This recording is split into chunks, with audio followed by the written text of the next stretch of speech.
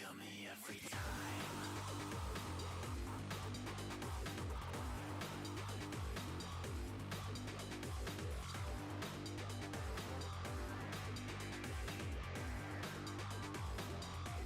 You kill me every time.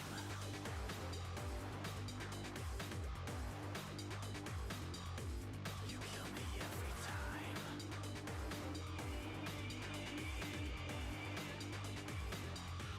You kill me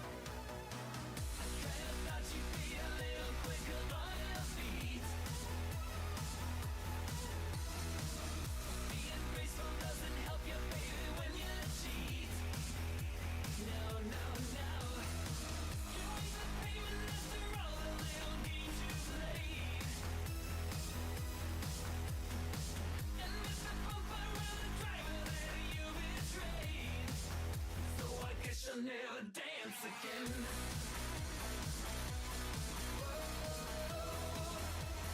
Guess you'll never dance again.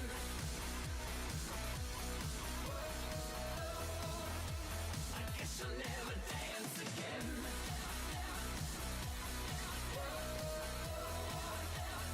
Guess you'll never dance again.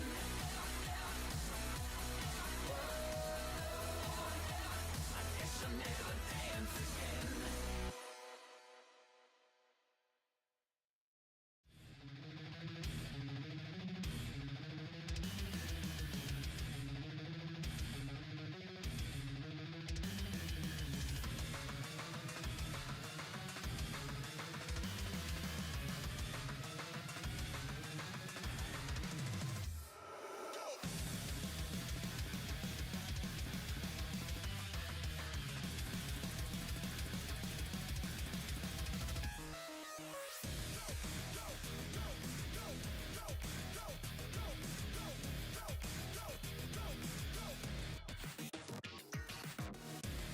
On endless floors and corridors, weak but not broken.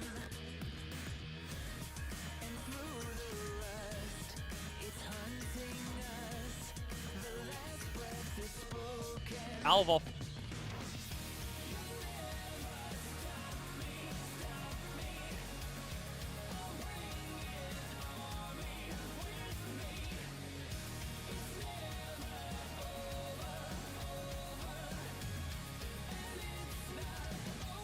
Until we say so.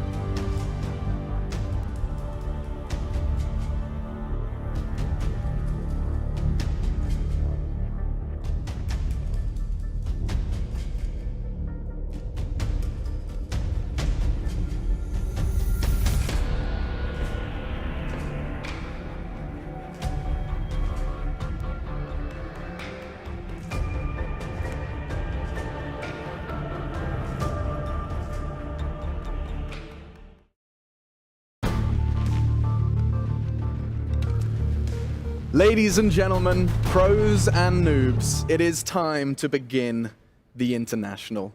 It is the biggest and the 7th installment of the International, where Dota fans, Dota players, and Dota noobs, myself included, I'm going to be your host, Machine, here for the group stage, and I'm just thoroughly excited to be picking the brains of some Dota professionals. This is going to be a whirlwind adventure. The group stages are structured a little different this time. We'll be talking all through it, but first, I think it is time for introductions. First up, we have the Dota Gym Daddy, an all-round professional bodybuilder in the making.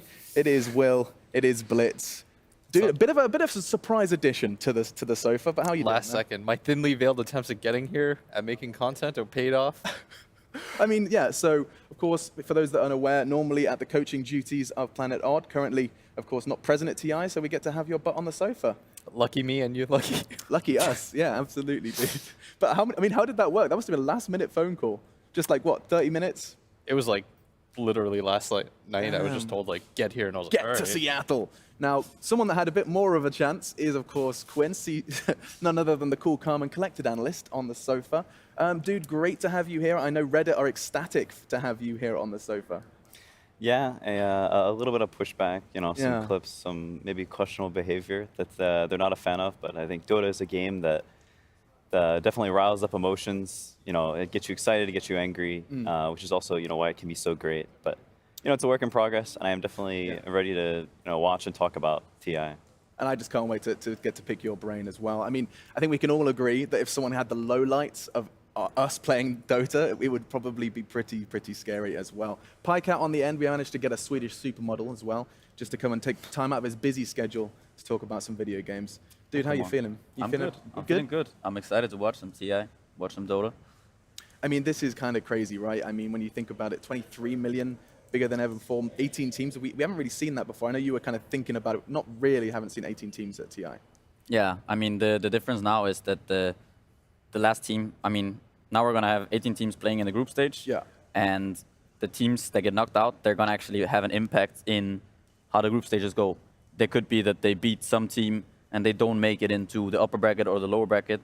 So these, regardless of their finish, if they finish last, they will actually have an impact on the group stage, or they could have.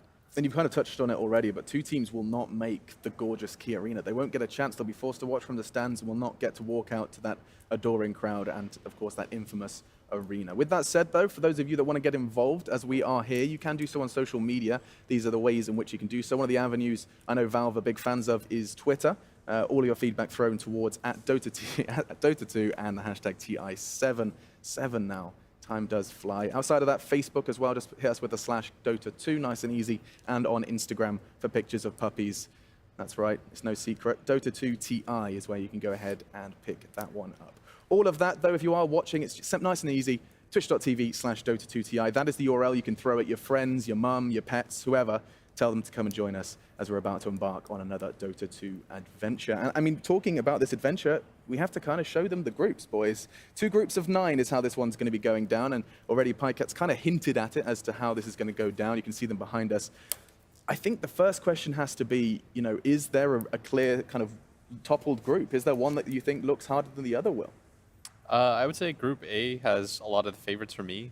Okay. 2 out of the top 3 in my predictions would be EG and Liquid, who are both prominently featured in that group, as well as some really strong underdogs there. You've got TNC, who could really make a splash, Fnatic, who's very unpredictable, as well as LGD. I mean, this group just completely stands out for me. No, I know, Pycat, your eyebrows may be raised there, because I think you were kind of confused by the way that the invited teams were split between the 2 groups. Yeah, we had some talks about this. It's like there are 4 invited teams in Group B. Yeah. It's, is it OG, then there's Newbie, VP, and what's the last one? IG, right. So there's actually 4 invited teams in one group. So one could argue that you know, they have more invited teams, and that might be strange. But as it looks now, I think LGD looks pretty strong. Yeah. So I could see why they did this, but I don't necessarily feel that either group is stronger. It's really difficult to tell, like, in advance. I feel like those teams, this LGD and like VP and who else is it? Newbie. You don't really know how they're gonna do. I mean, VP are kind of, a lot of people think they're gonna do really well, but then, you know, it's TI and It is TI. anything can really happen. Where do you stand on that discussion, Quinn, in terms of like, how much do you think the results leading up to TI are going to have, an impact on not only your judgment, but also player performance? I think Is it a different results, they matter, but you don't want to be too in the spotlight, right? Like sort of the example everyone uses is OG last year, just absolutely dominant, and they come in and, have a pretty underwhelming, performance. So I think it's about like staying flexible, like being able to like mix things up, while you're winning, like continue to adapt even while having success. Because whenever you're winning, it's very hard to change your play style or adapt because you're like, oh, we're winning. What we have is currently good. Other teams are the ones in the hot seat, but you can't just stay stagnant even while you're winning because teams will catch up. They'll figure you out. It's a long event. I mean, we are talking kind of, you've hinted at them already, a team, OG, a team that have never had major issues, pun absolutely intended, but haven't managed to get that Aegis. I mean, what do you make of OG? I mean, is this the chance for them? Is this kind of all or nothing now, Will, for OG? I don't think so, but I think this year they have a bit of a better chance than they did last year. I feel like last year there was a lot more of a spotlight on them, and I feel like that scares a lot of teams. When it's one of your first internationals, especially with they had Miracle playing his first TI. Yeah. Throughout the year, he was shining, dimmed out a little bit at the main event, but you get some experience under your belt. You understand more about your team. You have a better idea of how you want to approach things. I think it helps. Yeah, I actually semi-jokingly talked to Matt about the coach of OG, like last year before TI, when we were at the major, Manila major, was it? That was the one before. And I said that, it's like winning this event, and then they also had won the ESL Frankfurt one. Yeah. It's like, that's scary to do right before a TI. Just How you win so? those events. I think it is. It's like when you win these last events leading up to TI, Yeah. I feel like it puts you in a state, like, first of all, like you said, people are going to look at you a lot. Everyone's going to target you. Everyone's going to think, this is the team to beat. How do we figure these guys out? And also, you get into this, if you end up feeling like, well, we're really good right now, Yeah. If you feel too confident, then things might not go your way. I just want to kind of explore this just for a moment now, Quinn, with you, in terms of teams looking at you. Surely, when this is the tournament every year, everyone wanting to go ahead and make that life-changing money and, of course, all that pride and prestige, surely they're looking at everyone. Yeah, I think, teams definitely prepare for everyone, but it's, you know what heroes people are generally going to pick, their openers, things like that, but it's hard to, have stuff prepped like for the heroes you're going to pick against certain teams or how you want to play against their play style.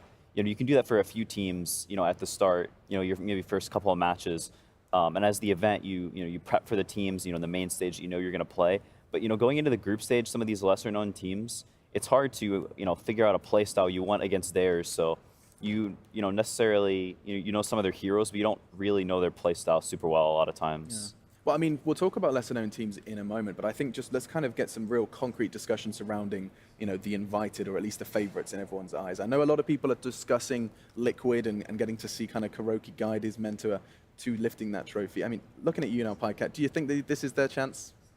Well, the garbage man, he could definitely do it this year. The one thing that speaks against it is that they just won the DreamHack tournament, like I said. Yeah. But I actually do. I've heard some inside information about Liquid. We're apparently doing really well right now, and I think that they are definitely one of the top three, like in my book, to go really far. How would you describe, Quinn, how would you describe Liquid to someone that hadn't seen too much of their style of play? I know everyone just seems to regard them as a bunch of incredibly talented, humble individuals. Yeah, I think the team, sort of their concept is Kuroki, a very old school, very knowledgeable player about Dota with, like you said, 4 younger players, super talented, and, all willing to learn, willing to follow his, his captaining, which is what a lot of times is the optimal setup. You want, 1 or 2 voices, people with strong opinions, and you follow those ideas about Dota. It's like a very good way to play the game. You don't have, too many cooks in the kitchen. Well, I mean, we have a kind of a cook who's no stranger to the kitchen next to you. I saw you were nodding when you was discussing the fact of having 1, if not 2 voices. The rest are kind of willing to be molded, willing to kind of take someone else's ideas around the game. Will, do you think that's the optimum setup? If we look at towards OG, you've got the kind of the backbones of Fly, No-Tell, Mad as well. Those are the voices filling the team. Yeah, for sure. And the key here is that you just have this strong presence in your captain. You have a guy like Fly who's been around. He's just a strong leader. You respect everything that he says. Kuro, in that regard, last year, I remember how it was. It was these guys looked to him for strength when they were nervous, and they were nervous last year. That was our issue. Is he came into this tournament a little bit scared as well, but this year I think for the most part they've gotten over that. Yeah, and of course, I'd be foolish not to mention the likes of EG. We haven't spoken too much about them and what they're going to be up to in this one. Quinn, I mean, everyone is expecting big things. Getting to see, cool, calm, collected. Damn it, wasn't necessarily meant this time. But of course, getting to see Sumail doing his thing again on that stage. And what do you make of them? Yeah, I think Sumail in particular, he's a player that people sort of wonder why is his MMR so low and things like that. But you look at his performance in these big tournaments, and he always shows up. He's a player that never really falls flat on, whatever the spotlight is on him, he always shines in it. He always does super well. The rest of EG, obviously very accomplished, very respected players. And like you said, I think they are expected to do very well. And it's a team that they're all, sort of friends. It is sort of, that similar setup of, they have, Crit that has, strong ideas about Dota, and they sort of follow that. But I think they're a team that has a lot of camaraderie, more than maybe other teams. They all just sort of they're the boys. The boys. What's your read on EG, Pikecat? This is a team that I think consistent is a word that's going to be thrown around an awful lot. Even undergoing roster changes, they seem to come out head above water. Well, I think EG are probably one of the teams with the highest skill cap, one of the highest individually skilled teams. One could argue it's them, I guess, Liquid, and to some extent VP. I don't know if you guys agree on that, but I think so. And my only question is if this camaraderie thing is going to work out in the end, because it can be tough. I feel like if you don't have this strong leader, we have seen them. There were a few tournaments this year where they kind of didn't do as well as people would have thought. So my question is if are they gonna have everything figured out for this TI? Like, do they know what they're doing this TI? Do they know who to follow if things go south? Like, what are they gonna do? If they start losing games in, I don't know, group stage, if they end up in some lower bracket, will they feel calm still, or will they will that be a problem for them? I mean, what do we make, just final question surrounding EG, what do we make of their leniency towards playing more Chinese Dota tournaments than perhaps other Western opportunities? I mean, what do we think about that? Is that them acknowledging they think that Chinese Dota is more challenging? Well, I think for the most part, when I asked them about that, because that was something I brought up, I was like, it seems like you guys go abroad a lot, and they just said that they like the environment. It's a little bit of a switch.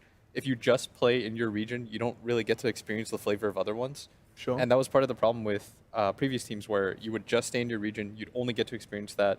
But I think, especially with Wings coming to America last year to exclusively play the NA scene, they kind of got the best of both worlds. They were prepared in that way. We know it worked out for them as well. Excellent. Yeah.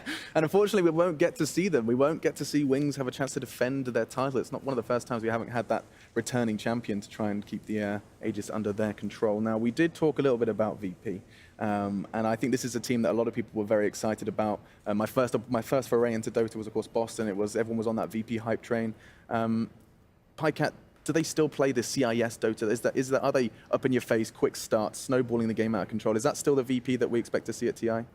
I think their style of CIS Dota is a more refined one. I think the old CIS Dota was kind of, you actually just ran at people and you kind of threw bodies and you traded kills like there's no tomorrow. Sure. But these guys, they have it's a more strategic approach where they actually, they're fine with, they get a few kills, they get a little bit ahead, because VP always want to be ahead from lane stage. They want to win at least 2 lanes, and then they just want to keep pressuring you. They get a little bit ahead, and then they keep pushing that advantage. Little by little, they kind of choke you out, That's how they play. They like staying ahead, and they like to kind of slowly just make the game tougher and tougher for you, and use the advantage they get in the early game to kind of close out the game. So the idea is kind of similar, it's just that they don't, they have a much higher level of execution, which leads to them being able to win many of these games. Now Blitz, of course, when you're sitting with the coaching hat on, I'm sure you're familiar with a lot of that Virtus Pro style. What is the kryptonite to that? What is something that you've identified that is something, if you were looking for the Achilles heel of that style of play, is it something that you managed to identify? Yeah, when we played them at, I think it was Genting, ESL Genting. Okay. We knocked them out in the semifinals, and what we realized about this team is you have to be extremely patient and calm. Like these guys sometimes they will overdo it. They're gonna run at you a little bit too hard. Sure. They'll forget. And when we picked heavy team fight and we just kept calm and we realized like, okay, they can't take fights anymore. They really fall off. At the same time though, like Pycat said, sometimes they can just overrun you. And I feel like their style for TI is perfectly suited because a lot of these teams are going to feel this pressure. You get behind a few kills, you start to forget some of your basics, and you just start to panic. Yeah, and that is a big question. In fact, I mean, you know, let's just start with you then, Pycat. Do you play differently at TI? That's the big question. Yes. 100%. You definitely do. I think it's always been like that. It always goes back to, I mean, back in the days we used to see when people went to TI, everyone started picking Morphling and Anti-Mage. Everyone started picking Tidehunter, Enigma, all these heroes that kind of win you the game one way or another. Enigma with the BKB, you know, Tide Ravages, this late game Anti-Mage Morphling.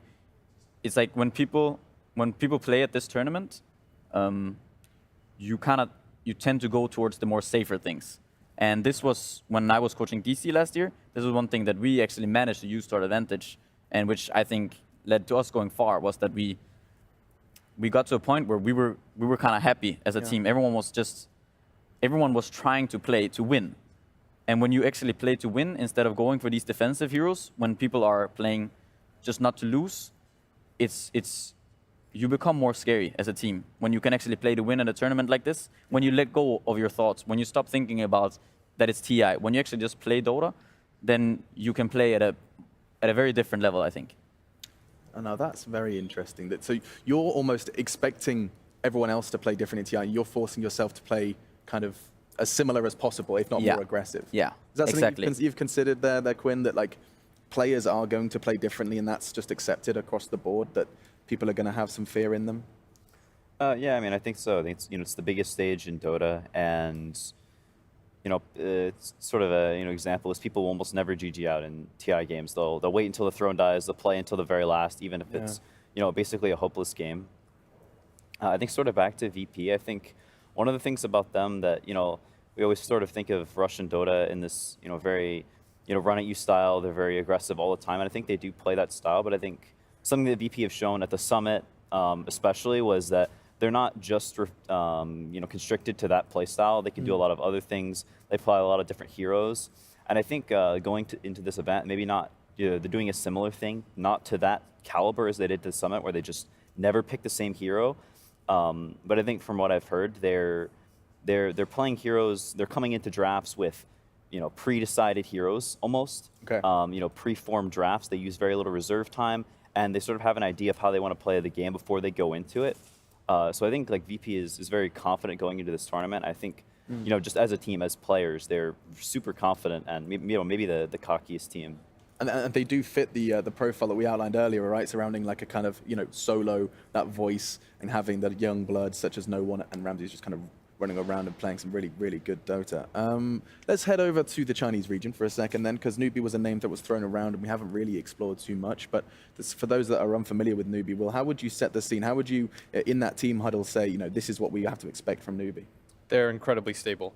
We played them right before the TI qualifiers at Galaxy Battle. Okay. We played them in 2 different series, and all I realized is this is the most patient team alive. Like Define. So to get into some Dota here, the way that we would play is we would shove in the lanes and we try to get as much map control as possible. Sure. And oftentimes what ends up happening in the response is a team will panic and they'll try to break out of their base. They'll take a sloppy smoke or a fight, and then we would just capitalize. The game would be over. We'd run them over. With Newbie, we would get like a 10K lead. They would never leave their base. They were just stuck in there. They didn't care what was going on. They didn't care that they were behind. They realized these guys eventually are going to make a mistake. Let's just wait for them to kind of impale themselves. And did you make a mistake? Several times. We got 3-0'd in that series real bad. Oh, but no. in each of those games, we were up 10K. Yeah. I was thinking to myself as a coach, you see 10K, that's the magic number. You think to yourself, the game's over. Right. Nope. Newbie, they're going to sit in their base. They're going to be patient, more patient than anyone we met at that tournament. And you just said that people don't GG out, right? So Newbie are going to be playing to the bittersweet end. Yeah, for sure. I think Newbie, even if you look at their statistics, like sort of like Blitz said about the patient, they're a team that takes towers. Like a lot of teams, you'll see them try and take the mid tower, take the enemy safe lane tower very quickly and very close to each other. Newbie's tower taking times are so much later than everyone else's. Their first tower falls, sometimes even close to the 20-minute mark. They're very, very patient, and they really do. They capitalize on other people's mistakes. They're very farm, very just a chill team. So if it's not towers, what is their early game priority? Just farm and survivability? It really is just a lot of farming and a lot of prioritizing on enemy mistakes, and looking for plays if they have the opportunity. Right. But they're not a very fast team. So long story short, from what I'm gathering from the couch is that newbie are going to try and exploit your mistakes, and they will wait for you to make a mistake for however long it takes.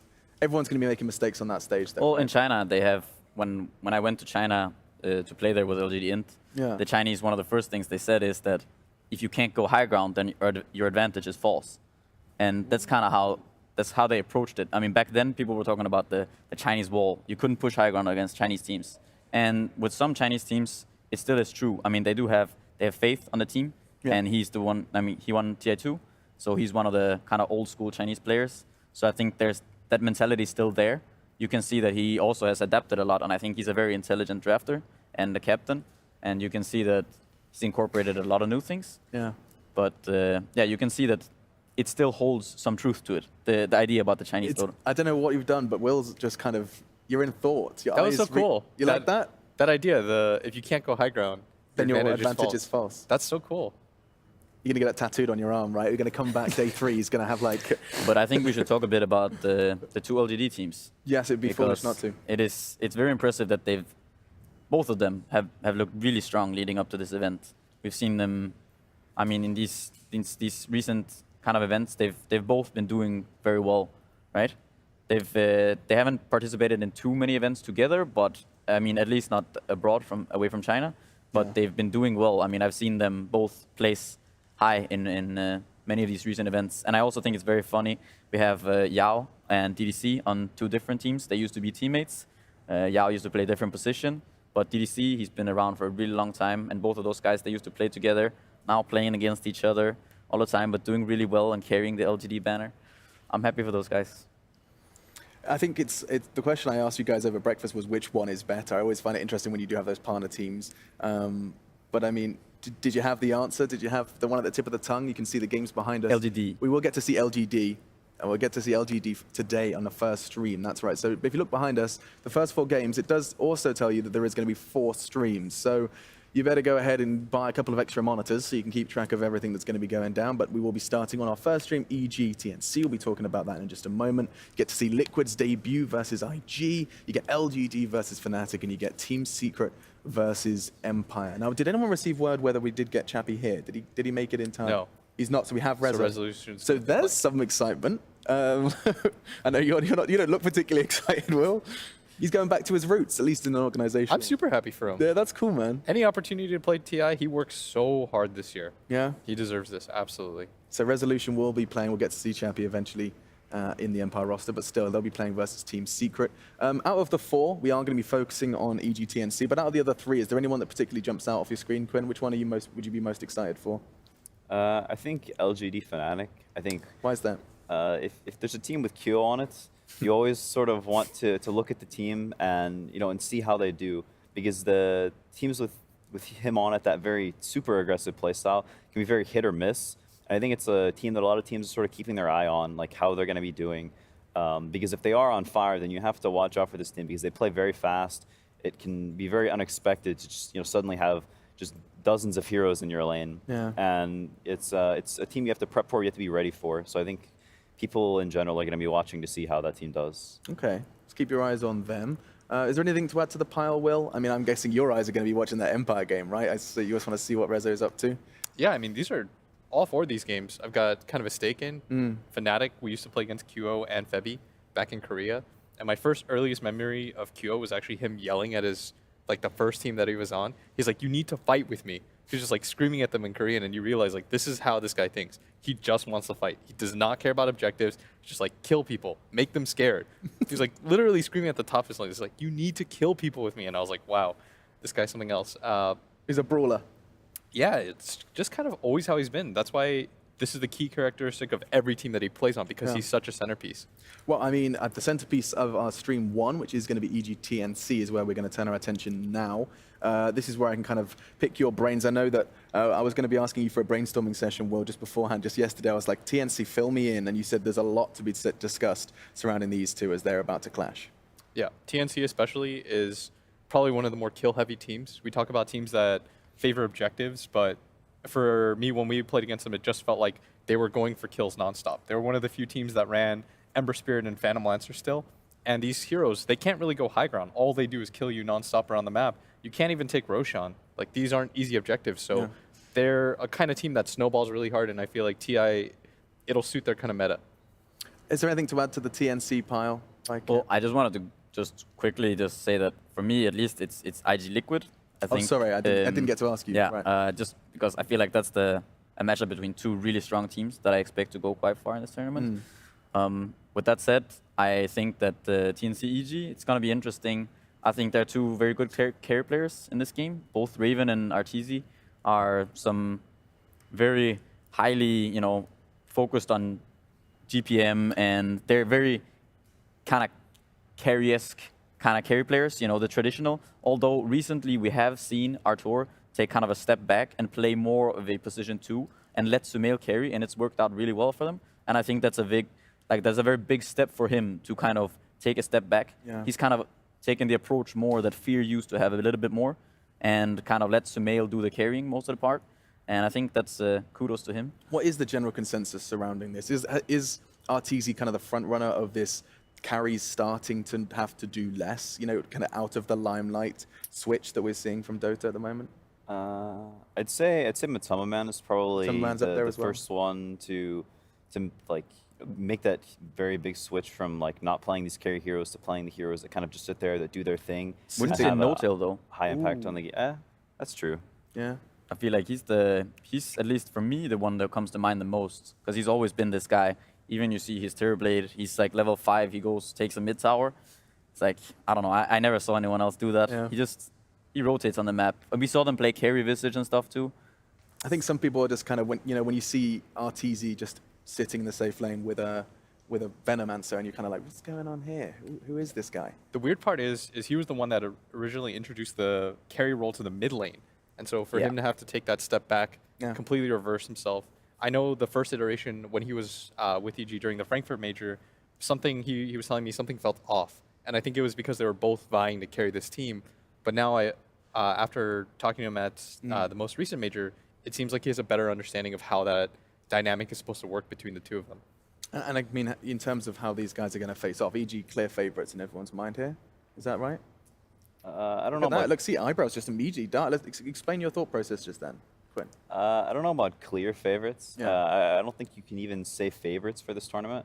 I think one of the coolest things about this TI is how close a lot of these teams are. He meant for the match. I meant in the matchup, but I mean. Oh, you meant in the matchup? Yeah, sorry. I should. Oh, yeah. In the matchup, yeah. I think definitely the clear favorites. We sort of talked about TNC potentially being a dark horse.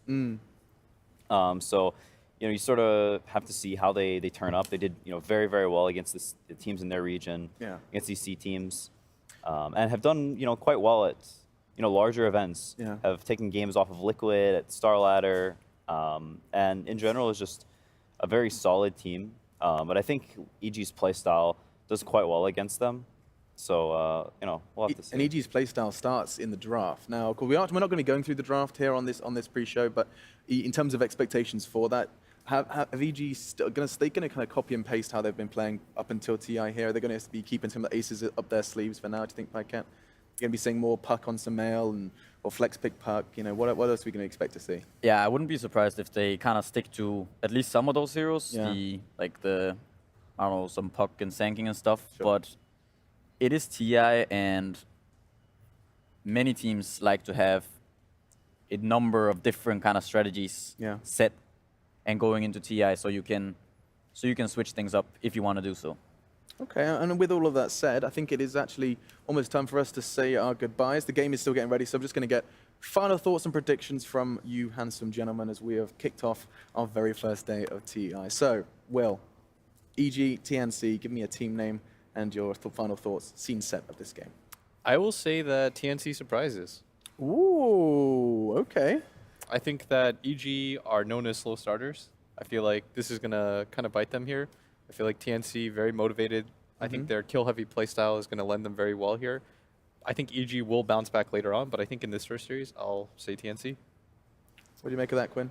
I think there is some credence to that, but I also think the way EG have been playing more recently, this faster style, these heroes like Venomancer that are very hard to run into, and I think that's going to end up TNC is just going to have a hard time playing their game. So I also think EG is just on paper the better team, so I'll go with EG. Okay. So what do you reckon? This slow starter idea, is this something that's still applicable to EG? I do think Will has a point in it for sure. We've always seen EG as one of those kind of slow starter Like teams. start warming up. They they need a couple of warm up games. They never really do that well in their first games of a tournament. That said, I do think that when it comes TNC versus EG, I feel like TNC should have a difficulty closing out the game against EG. Yeah. And so I'm still going to side with EG. Okay, well, it sounds like the players are still getting into the lobby, so it does mean that we have a little bit more time to kind of, cover the other matchups, because I feel like I don't want to, completely blow their ears off. The casters, of course, will be talking all about EG and TNC when they do get into that one. But so outside of that, I know that the opening matchup that caught your eye was the Team Liquid matchup, and I find the Team Liquid concept, Masters of Epicenter was where I got to see them play their Dota most recently, but it's a very intriguing approach they seem to have to Dota. Are we still going to see Matumba Man's Lone Druid, is my first question to you, because that was fun. I would definitely not be surprised if we saw a Lone Druid from Matumba Man. I think he's going to play that at least a couple of times. I'm also looking forward to the Matumba Man Lycan, obviously. I talked a bit to him, and he was ready to go with the, with his thing. Yeah, he's ready, I think. But yeah, I think it's a very interesting matchup. It's Kuro versus Q. It's OP versus, I guess, Miracle, and we have Burning versus Matumba Man. I think they're kind of different teams. We've also recently seen, I feel at least, Liquid have also kind of been more lenient towards having Miracle do more of the heavy lifting in terms of carry. Matumba Man has become a bit more of a playmaker, whereas Burning, he's still been a lot on the traditional hard carries, although we did see him, I remember a couple tournaments back, he was playing this Venge with Pipe and Hood, Pipe and Solar and stuff. So we're seeing a lot of these carry players transition to it, but I just feel like the player matchups in this game it's very interesting. And that's going to be going on stream 2. No, it does sound like the players are ready for our stream 1 game, and that means that EGTNC is coming up. A big thank you to our guests. You'll be seeing us in the evening as well. We're going to wrap it up, put a bow on it, and talk you through what you missed in the day if you couldn't catch all of them with your 4 eyes necessary to catch it all. But the groups are off. TI7 is kicking off, and your first game here on your first stream is going to be EG taking on TNC. Let's jump in with your casters and kick things off.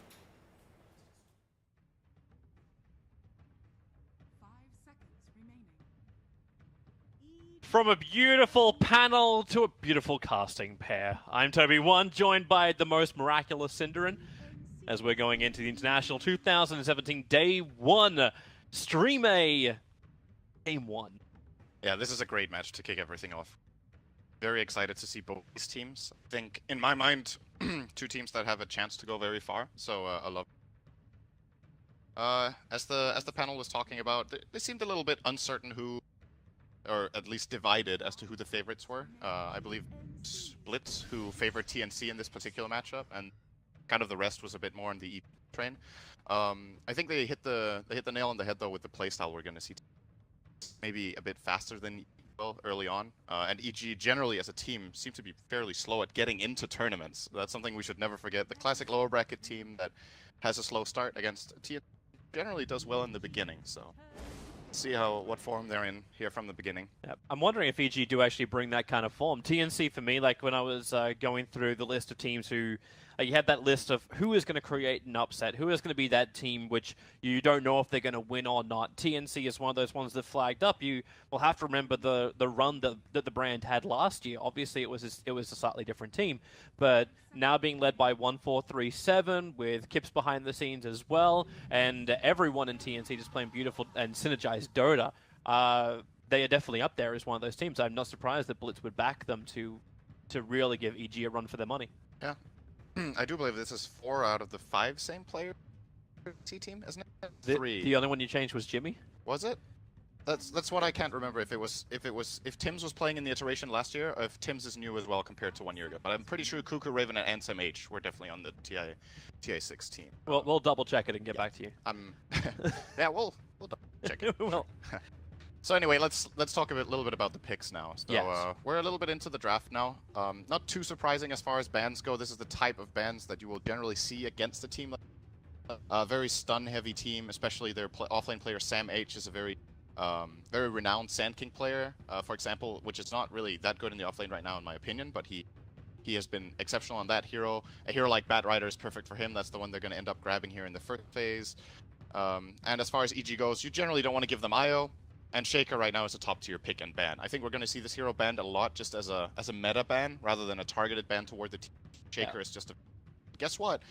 G will just go for their classic first pick Puck that they've run recently. just so classic to have that Oracle come in the second, though.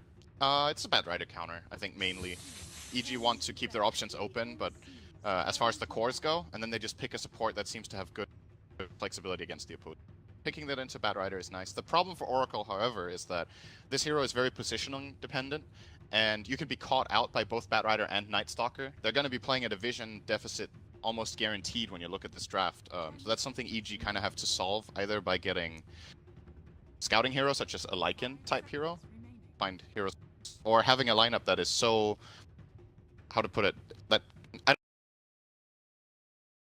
don't want to say deathball, but that it's very grouped up together, so it's much harder for Batrider to find picks. Well, the Deathball may be actually be the way to go. Like, when you talk about Oracle pickups, normally you talk about the hero he's going to work with. Like, is it just meant to be saving the Batrider, or is he meant to enable the other possible hero? This could be a Universe Puck. Do we look at other options now for Samael to run in that mid lane? There's a couple of key heroes, I think, that you need to keep in mind when Oracle is picked. One of them is Huskar. He's gone. Fourth ban from TNC. Good choice. Oracle generally makes me think of heroes, that regenerate somehow, so you get a lot out of False Promise. A hero like Alchemist could still be an option for it. Is. There were some people actually tossing Alchemist around, wondering if he would actually appear in this tournament. You're always going to see Alchemist in big tournaments. That's always going to be.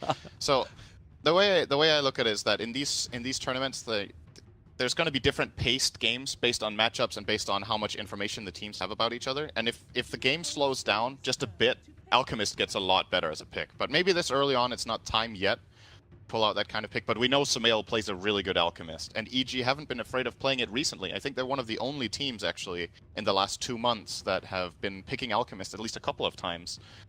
I can't remember who the opponent was, but I remember Samael just getting completely out of control with his Alchemist. What else is a classic Oracle pairing? Death Prophet would be the other one. Death Prophet, yeah. Very good choice for Samael as well. Surely be... It's a bit... Again, you need to have the good positioning on Oracle then, because Death Prophet actually doesn't like facing Batrider. You're standing close to the tower, you're hitting it with Exorcism, and then if you get pulled into the enemy team, you don't really have any defensive ways of getting out unless Oracle is on the ball, so... And Samael's mainly been playing like Lena's, Embers, Queen of Pains as the primary heroes. Some more Samael-style heroes, not these just walk-at-you-style heroes, which everyone gets a little pressed when Samael plays, because he can't highlight his full abilities. I Spirit Siphon, yay, I'm a player. Well, you can display a lot of skill on DP as well, but it's just not as flashy. I agree with that. Rubik, probably going to be one of the biggestly contested heroes. Yeah. Next to Pudge in the Arcana draft for conversation talks. EI. Okay. Something we here talked about too much is the value of Null Field. Generally, you focus on, can he steal some cool spells? You have Telekinesis, you have Fate Bolt to depush, but the Null Field can be very important, and at least this two opening from EG is like more or less only magic damage. And that is not going to change with that pick either, unless it's a core, which I seriously doubt. There's probably a Zai Conker here. Actually, this hero has some interesting counterplay potential against Batrider.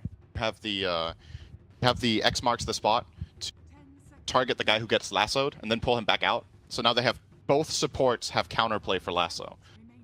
Also, innately a nice way of catching the Batrider out. In both in lane and in the mid game, you can catch him with that X mark. Make things happen, but still, EG no vision. Yep. And that is my primary concern for them right now, because now they've picked two supports. It has to be a core giving vision. It's feeling more Deathball, combining Ghost Shift plus the survivability of Oracle, the teamfight control that can come from the Puck. but they're still missing someone that can push the lane. Yeah. You got all this wonderful team fight and survivability in the lineup, but you don't have more. You don't have that ability to actually force TNC into an engagement. And now they've got the Juggernaut. It's even more safety in lane. They've got the vision advantage. They've got the farm advantage. They've got immunity advantage. It's wonderful for them. There we go. All right. That's so the vision hero. There's your Good vision choice. and there's your push. Yeah. Probably going to be seeing this run by Arteezy. And this also means that TNC, picking Arteezy's hero at this point, I really like just because it conceals the puck for as long as possible. TNC aren't completely sure now what type of hero they need to ban because this puck could be either offlane or mid. If they would have picked the mid hero for some ale, such as an Alchemist, then TNC know for sure that they can last ban a carry that they don't want to pair up with that Oracle. There's plenty of options here, the way I see it for EG. It's not that easy. They're going to go ahead and ban the Beastmaster, so a Vision hero being taken out here that Universe could have run.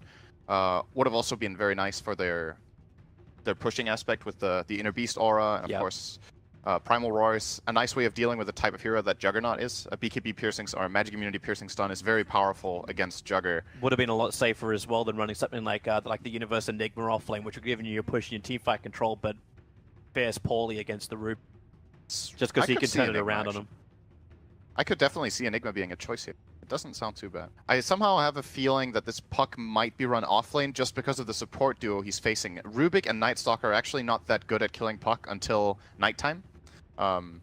Especially when the carry in the lane is a Juggernaut. You know, their only stun is Telekinesis, which is pretty short, and then they have Void. Until Night Stalker hits level 2, if he skills Silence level 2 as Night Stalker support, which is pretty uncommon because then you reach nighttime and then are you actually going to have Hunter in the night when night begins? Yeah. Unless he does that. Puck fares pretty well here in that offlane, I think. It's not too bad. He should do pretty well, So- like with the Lycan buff up as well. That should give him a lot more to Howl function helps with. for sure. You just got to have the selfless, safe laning Arteezy. Oh, that's actually a very good point as well that we didn't mention. They picked Lycan into Night Stalker. That's a classic counter pick in this patch where, oh, there's going to be a lot of nighttime, so now we pick the hero that has that empowers the entire team during the night. And it actually went through all the way to 4th pick. I don't think TNC were thinking about this hero, because a lot of other teams are banning Lycan after they pick the NS. They might have thought Veno was a bigger threat, but... Venom would have caused a lot of problems for the Batrider. Yes. More than anything else. And so what is our last one? It's going to be the Faceless Void. So it's they a go mid-puck. for Teamfight Lockdown. A little bit of trouble, though, doing damage into Chronosphere targets. Yeah, so when you pick Void with a melee core, one of two things needs to happen. Either the Chrono needs to be placed very well, so your melee hero can hit the targets in the Chrono on the edge, or you use Chrono as a control tool that the carry then plays around. The reason Lycan and Void actually don't have the worst synergy ever, you're thinking like, oh, I Chrono someone, but Lycan can't hit. Lycan can hit everyone else, because he can really quickly maneuver around the Chronosphere or play the numbers game, where if 2 or 3 heroes are stunned, Lycan is very powerful in fights. He wins almost every single man fight just by virtue of being ridiculously strong at that phase in the game. And he can run down the supports. So if you Chrono the cores, then Lycan will get 1 or 2 kills during that Chrono. And the rest of the lineup killing the Chrono. So there's a lot of other heroes that deal damage in Chrono. Queen of Pain last. So she'll be heading towards the mid, and that ramps up the TNC and EG lineups. Queen of Pain, like, it gives them their burst damage, but is she really going to be able to win out against a puck? It's an old-fashioned matchup, the Queen of Pain versus a puck. It's different now than it used to be a year or 2 ago. This lane in my book is quite a bit puck favored. It used to be like considered one of the true 50-50s almost. But I think in this patch the puck has maybe a 10% farm advantage in that lane if both players play very well. You win like 60-40 maybe, and it's simply by puck has better damage and has better sustain in the lane by being able to dodge attacks with phase shift. You can counter out the Shadow Strike, and of course your ability to push the wave is better than Queen's if it comes to that, so you have a higher chance of getting runes because you have 2 spells that can nuke out the wave and better mana economy in general. I don't know if this was the right choice, picking this Queen of Pain. They're picking it into Kunkka, who's considered a decent counter. If X marks the spot to put back. She can get messed with quite a lot by time dilation. And Lycan is one of the few carries that can actually catch you after your blink. So I think EG have the tools here. I kind of favor them a bit as far as this draft goes, because they solved the problems that they have. Yeah. I'm still interested to see how TNC set the pace of this game. We talked about TNC playing a fast game against EG. Their lineup will allow for that. If Queen of Pain's early rotations work out, if the Juggernaut finds himself useful with rotations, and maybe that's the question we should probably start asking. When do the cores really start causing problems for Evil Geniuses? When does the Juggernaut actually start his rotations? Where is his first impact he's looking for? Is it to go into the tier 1 tower up on the top lane? Is it meant to be to rotate to the bottom lane and try and shut down Arteezy? How does TNC keep EG on the back foot? I think their lineup is very momentum based, so it's very fitting, right? It's, I don't want to call it a hit or miss lineup, but it's one where if you don't get stuff done in the first 10 minutes, I feel like it falls flat a little bit. So they've put themselves in that sense a little bit on a clock to perform actions, but at the same time their lineup is also really good at doing it. At nighttime you have Night Stalker and Bat Rider playing together. The Rubik can rotate for ganks. You have 2 strong cores to gank for. The Bat Rider is a really good hero to gank for at nighttime. The Queen of Pain can definitely find kills with rotations. And then it just comes down to, okay, do TNC perform this early game well enough that they built the advantage they need? We talked about, I think it's fair to say EG's teamfight is just vastly superior, and their late game I also like better, just because this is not the best Juggernaut late game, I think. Doesn't fare that great against Lycan, and especially not against Void. Hard lockdown is generally a very good way to go against Jugger, which might have been why TNC banned the Beastmasters. This also feels like one of those games too when like the Juggernaut is for once alone without the Magnus buff up, without that big burst flash farm that can come from him. Like when you look at the drafting and like just the item progression for him now, do you still want to try and go for that carry Juggernaut? And what is the progression? Do you go for the farming items? Do I dare mention the Battle Fury Juggernaut and piss off everybody in the world? I was thinking the same thing, if you should go farming oriented. But I don't think that's the way you farm with Jugger this patch. I think you go Mask of Madness, and then maybe you go into a Maelstrom. Like if you play very farm heavy, and then later on you can play that Mask of Madness. They're going to try and contest that top bounty rune, pick him up, throw him away with a telekinesis. But then the focus target, it is going to be down towards the Rubik. 1437's on the run. Is there enough pressure from Sam H and Tims? There isn't in time to kill off Crit, but the sticky napalm is there, making it difficult for Crit to escape. One more punch from Tims will do the work. But Sam H is taking significant amount of damage. First blood goes the way of EG. As far as the bounty rune goes, TNC did at least claim 3, so it's a small reward for the first blood that they lost. That first blood gold went to Crit, and then he died immediately after. So he actually didn't gain that much because he lost some of it. Yeah, that's a pretty even trade overall. Very curious to see how this mid lane plays out. I think this, Sumail is already starting to very good control. Help from Tims will be coming in. Sumail has successfully already created a double wave. This is a concept that we're going to be seeing a lot of this tournament. Since the mid lane was changed, so there's an extra creep, you can just dominate your opponent by pushing really hard and then having so many creeps under the tower that you can freely go and hit the opposing hero and limit his ability to get CS. Sumail right here with this double wave. You see they have to yield immediately. There's just way too many creeps coming in, and realistically Cuckoo is going to lose a lot of creeps here. Sumail plays it right. He did not on that one, or that one. But that one. Underneath the tower does make it hard. Made it a little bit harder for Cuckoo as well when he's fighting inside the trees, but Tims, this is the reason why he's here. This is the reason why Night Stalker is a fantastic pickup. And a blink forward! Sumail may be in trouble. Cuckoo's going deep, but a little bit too deep. Underneath the tower, he'll burn the salve, but so does Sumail. Yeah, that's a good howl by Arteezy as well as an insurance policy there, but nice aggression coming out from Cuckoo there, seeing an opportunity to counter it. I think this is how you want to try to play against Sumail. If you get the chance in mid, you want to try to pressure him, because else it goes the other way. Sumail is not that kind of passive mid player that'll just sit by and trade farm unless he has to with his hero matchup. So if this amount of pressure they're putting on the puck is very good for TNC here in the mid. Sumail has to play a bit passive now. He will get a second salve coming in, but they're successfully giving Cuckoo a good lane now, this rotation. The question is what it costs, because obviously that means the Night Stalker can't help top or bottom. Well, Universe is having a really good time against this Juggernaut. Yeah, he's able to find a lot of levels. They were trying to do something about it, like the telekinesis grabbed into spin. That was after he time walked. The Universe did take considerable amounts of damage from that. Mid lane. Yeah, Cuckoo, X-Marks, Torrented, support's coming in. Tims is on his way. So is the Courier, and they turn around, just punch into Zai. Cuckoo has to retreat back out again. He'll burn yet a second salve now for that mid.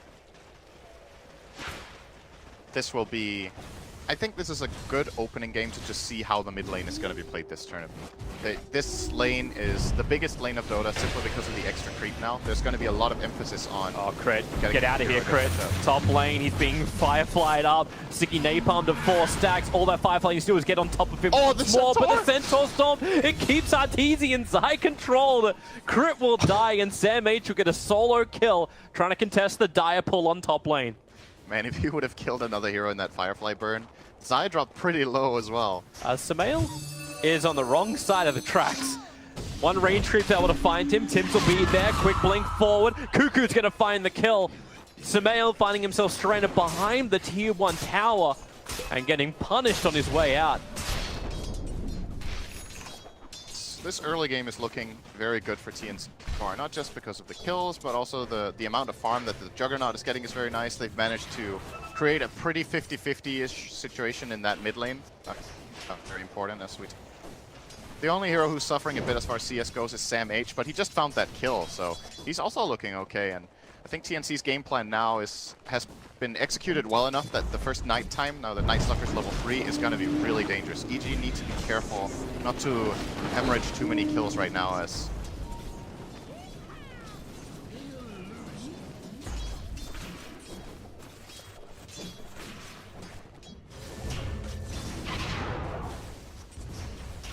So you've got at least that nice burst damage in the cripple, but what you don't have is the control. So Universe can time walk out. Puck will be able to illusionary or back out. And you've got different methods of escape available for Evil Genius's cause on the lanes. And then, of course, there's a Lycan.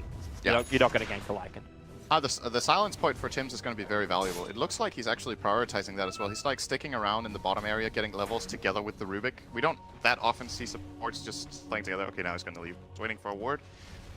This level 4 for NS would be very nice for Tim to get. He knows where Universe is now. Drake is going to try to mess with him a bit. Yep, okay. So he can ward, he can leech. But there's no gank, and EG, you asked them not to hemorrhage at this point. They're hiding on the map from TNC. There are no options on the field for a gank to come in from Tims. And instead, Samael's trying to get aggressive in mid. The torrent! He'll be able to connect. He's got blink, but doesn't have the time. The stun from Zai followed up perfectly. Now Samael in trouble. Rotations from Tims as well as 1437. The telekinesis grind will hold him in position. So 1437 will find the kill. And while Queen of Pain is dead, the supports get the revenge. That was a really nice setup there from EG though. Like kind of baited the Queen to not. You don't really want to blink there against the puck, and then Zai with the nice torrent. But TNC just as quick on the counterplay as well, coming in with those two supports. And at the end of the day, it's a fairly even trade. TP's being used obviously does matter, but for a hero like I actually don't think Night Stalker even TP'd. I think he just ran over there and read that that was the play that was coming in. 1437 assisted. Easily worth it for them. Are spawning. Top rune will to, I guess, Samael. No, actually, Zai is just going to take that one. Go. Good torrent in mid. Will set up his X. Good harass coming out of Cooper here. Meanwhile, on bottom lane, they're trying to actually go onto the Faceless Void. I say trying, succeeding. Faceless Void will die underneath the tier 1 tower. So 1437's rotations on point. We're expecting that to come from him, but it's the fact that Tims is always there with him. The support combination of TNC rotation, you know, it actually feels very reminiscent of LGD International when 1437 used to play for them. Like that quick movement, the two of them just move together, and you just find the kills. Yeah, Zai's trapped between the tower. 1437's come in, and the Observer Ward sees all. The turret will be able to connect on 3, but Zai can't get out of here. Cuckoo, Sonic Wave commits. Samael jumps over the top. They'll have to trigger off the Shrine. Samael cannot battle against that level of regeneration. He does get the silence off, but Void is still there. Samael will get punished, trying to find the kill on the Queen of Pain. Even Raven TP'd in to help out in that one. And TNC now 7-2 on the board, 7 minutes in. Very minor gold lead though. This isn't that bad for EG's lineup, as we talked about earlier. Oh, Universe is dead as well. I mean, it's starting to hurt a bit, yeah. But I think it's expectable that EG's lineup will fall a little bit behind on kills early on. It's about, do the right heroes get the gold? Are they getting their key items? I think the most worrying thing for EG is that Samael's game is going the way it is. He has 3 deaths, barely out farming the Queen of Pain here in terms of CS. Okay, actually like 10 ahead now. On net worth, they're fairly even when Puck definitely wants to be ahead. They're on the hunt. Oh. They're coming in for Cuckoo. With Zai? the smoke gank maneuver, Zai can't get in range. They just came off the back of killing the Bat Rider on the top lane, so at least they're slowing down his initiation. That's Blue Dagger that SamH is desperately trying to reach. Find crit now. Who finds who, though? I think SamH is in a lot of trouble. He's going to die here, more than likely. Yeah, you've already got that little hit coming in from the Fortune Zen. Torrent to follow up. Can't TP out this one anymore. And even with the Firefly, he's burning Zai down a fair chunk, but it doesn't matter when Arteezy can move over and Zai does find the kill on that Bat Rider once more. This is very interesting. We've not really been looking too much at Lycan so far, but Arteezy is going for Necronomicon, and this build on Lycan has completely fallen out of favor as of late. We've mainly seen Lycans go for more of a combat-heavy build with just damage rather than this split-pushing approach or the mana burn, obviously, that Necronomicon gives. Most Lycans would be going for a build along the lines of Mask of Madness and Armlet, and then into a BKB. But wonder what makes him favor the Necro book here, if it's if there's a specific reason he wants that mana burn, or that it is just the game plan. All right, guys, we're going to try to split a bit more here. This is not what I was expecting. If they feel like see in this game. If they feel like they need to have more power in the team fights, Necro will provide that. You get a little bit more push out of your lineup, and I suppose you get 2 more minions to give you your vision. Mid lane, Samael. Yeah, real issues. Cuckoo going down underneath the tier 1 tower. 1437 and SamH are nearby, and Samael now, he's got an orb available for Telekinesis to pick up. They're trying to stack him up as high as possible before they battle this, but Samael trying to go against everybody. Starts his TP, SamH was moving away. Samael will survive! Understanding no more stuns, no more control, and no more ways to kill him in time. You really need to be on your A game when you're playing against Lycan when it comes to these moments. It's very deceptive sometimes what you think you can get away with and what you actually can. And I would say in general, the team that has the Lycan will have that little bit of extra advantage. Even if both teams are thinking about it, they obviously choose when to use that Howl. And it definitely gave Samael a little bit of an edge in that fight. Nobody died after the Queen, but you could tell TNC were like hesitating, can we kill him, can we not? And then the Howl comes in, and then you get to play it safe after. Got out. And Cuckoo's just wishing he could pop Samael at the moment. The fact that he was able to just get the Shadow Strike off, the Scream as well. Samael doesn't have his Shrine available for another 190 seconds. An eternity for Rapak, who has to now burn all of his bottle charges. Meanwhile, everyone else gets to go back to their farm. This is going to be an attempt mid, I think. He's going to pop Darkness into silence. Perfect Scream, Sonic Wave, and Samael gets obliterated. Zai tried to help out. His Torrent was in a good position. He just wasn't ready for an Invis Tims. I think they might have not got the Howl off in time either. He died really fast. Tims didn't even cast the Darkness before silencing. He just put the silence in the nuke on him instantly, and then they blew him up with the Sonic. So, nice kill. TNC.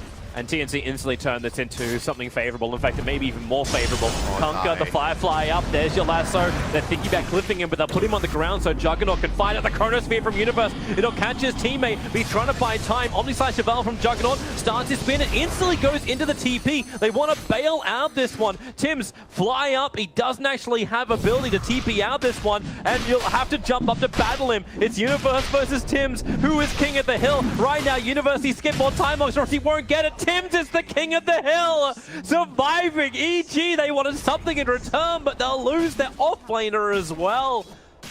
All they wanted to do was stop the tier 1 tower from dying.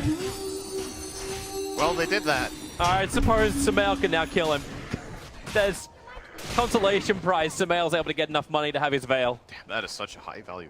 600 gold for it. 11 minutes in for Samael. Very good for him, but of course, yes, EG defended the tower, but they're going to lose a full tier 1 top because Arteezy rotated down and can't protect the lane. And this bottom tower is not long for life anyway, I think, for TNC. Their natural nighttime is kicking in 3 seconds. They know there's no Chronosphere for a full minute, and I think they're going to keep on the aggression. The question is if they're going to go bottom or focus more on the top area and try to get the tier 2. So far, so good.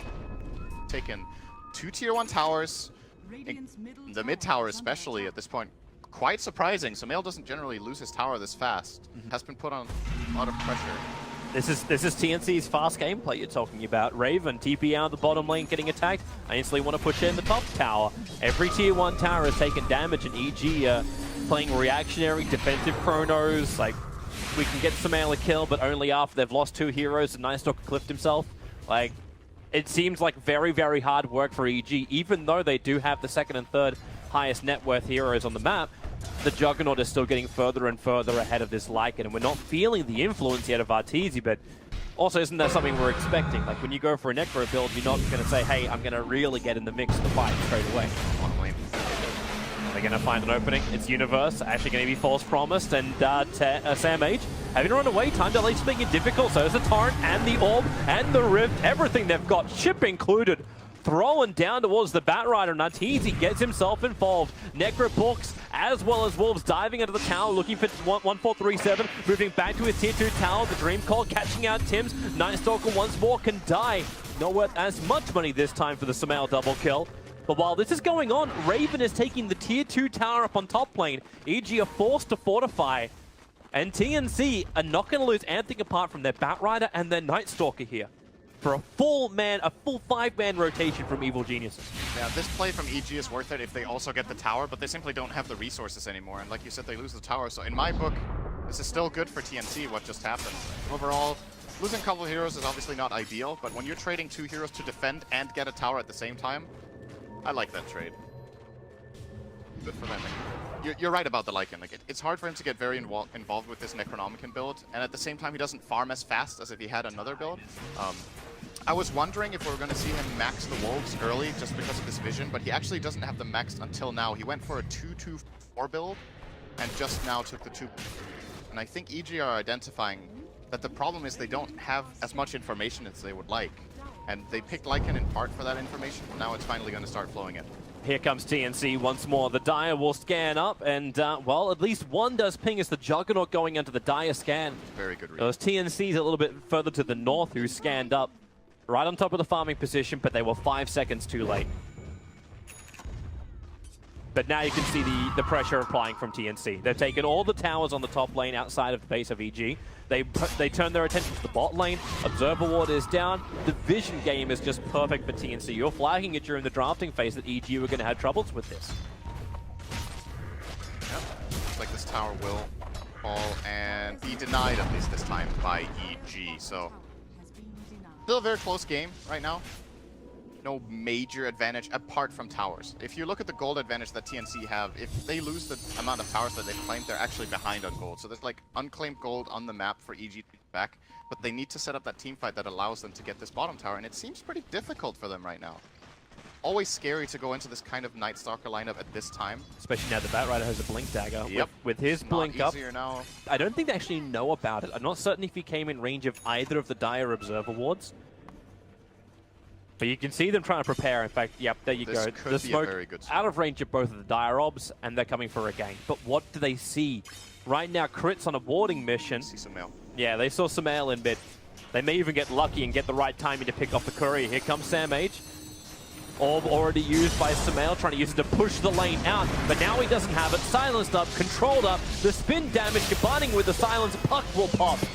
And that is a nice free to end. Raven gets more money, and Sumail having more issues with item progression. Cost them their tower though. If you make this smoke movement and you target the Puck, and they EG know that, okay, in order to kill this Puck, you're going to need to bring 2 or 3 heroes, and they instantly turn it into an advantageous play for them getting the tower bottom. So I think TNC originally with that smoke weren't intending on going for Puck, but maybe trying to wrap around the bottom push that they felt like EG were going to apply. And then they got tempted to go for Puck kill, I want to say. Grab that core.